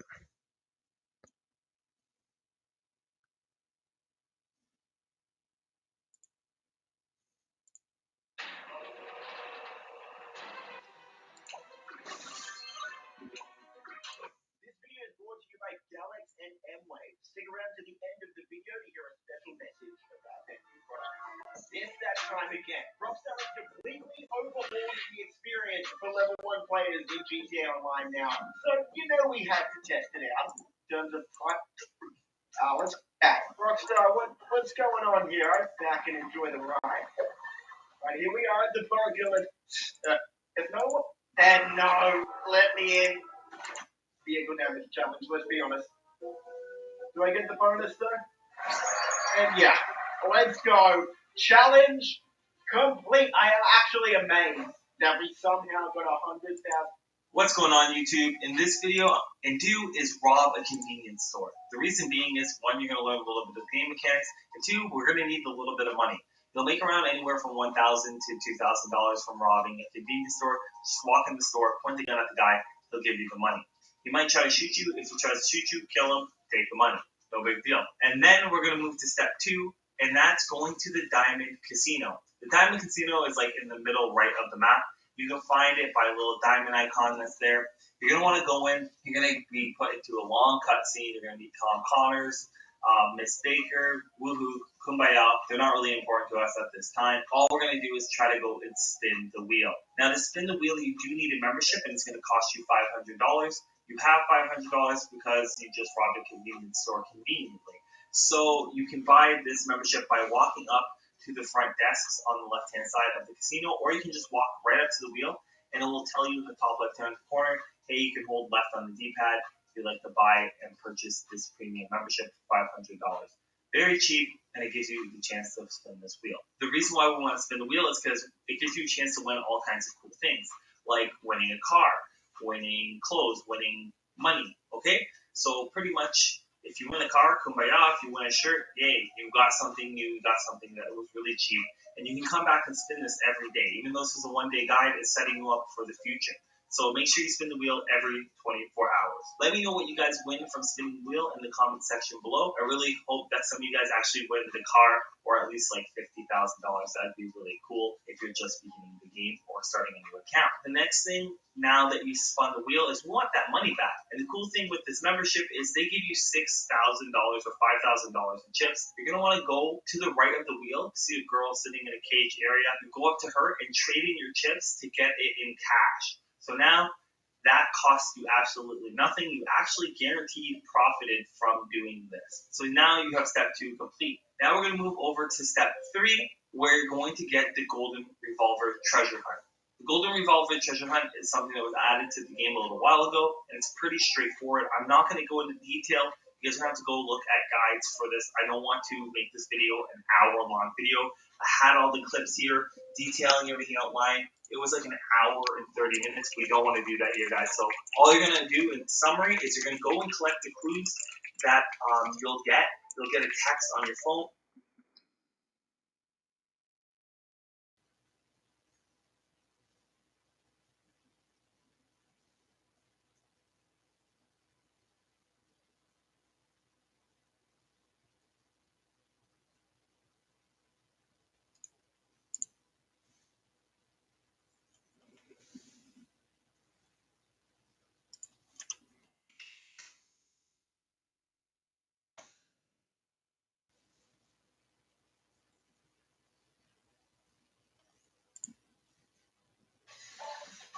Back with another GTA funded on it. But let's go ahead and jump into this tutorial. I also have other outfits too. If you believe the package. Beige detailed battle vest, 29 out of 38. And let's go ahead and get the parachute out of the way. Oh, you go over here. Black fingerless gloves. We'll find them here in a second. Or black. Let's go ahead and go over here to hand harness twist. My left already scrolled that down. And throw the combat helmet on. Called combat. Go through all the helmets they own. I don't know why I own these. There we go, follow. And then for the glass back on. Let's go this way. And I'm gonna be just done too many glitches with this vest and stuff. But for me it does not work that way, so we're gonna go to Pan Desert. Get rid of that interact. Oh. Well, I died. Well, if you did like the video, living. Whew.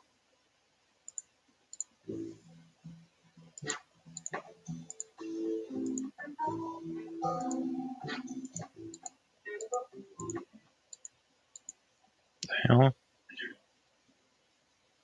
What's there in your interaction menu?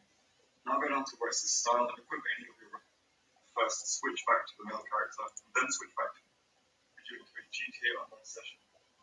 Please do know that you just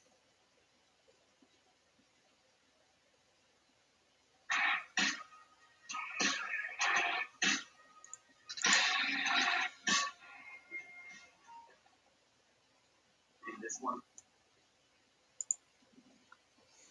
We are going to purchase, we're going to leave the animation and hit created and go down to mission. We're going to purchase the grey color waterproof and accessories as soon as you go nice. But make sure that jacket is at go. Next, we're going to back onto the path, then go back onto the parachute and exit the car.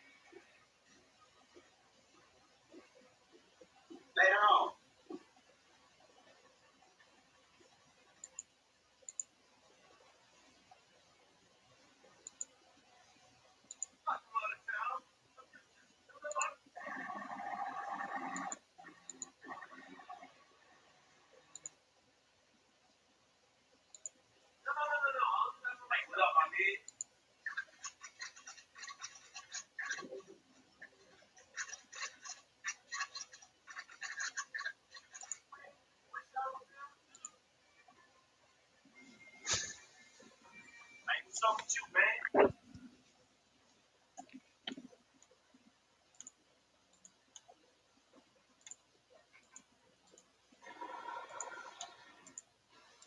Oh God, thank you so much. I'm starting to. What? Man, you kidding? You don't see a girl screaming in a wedding. Who you think you fucking with, fool? Let's see what you got.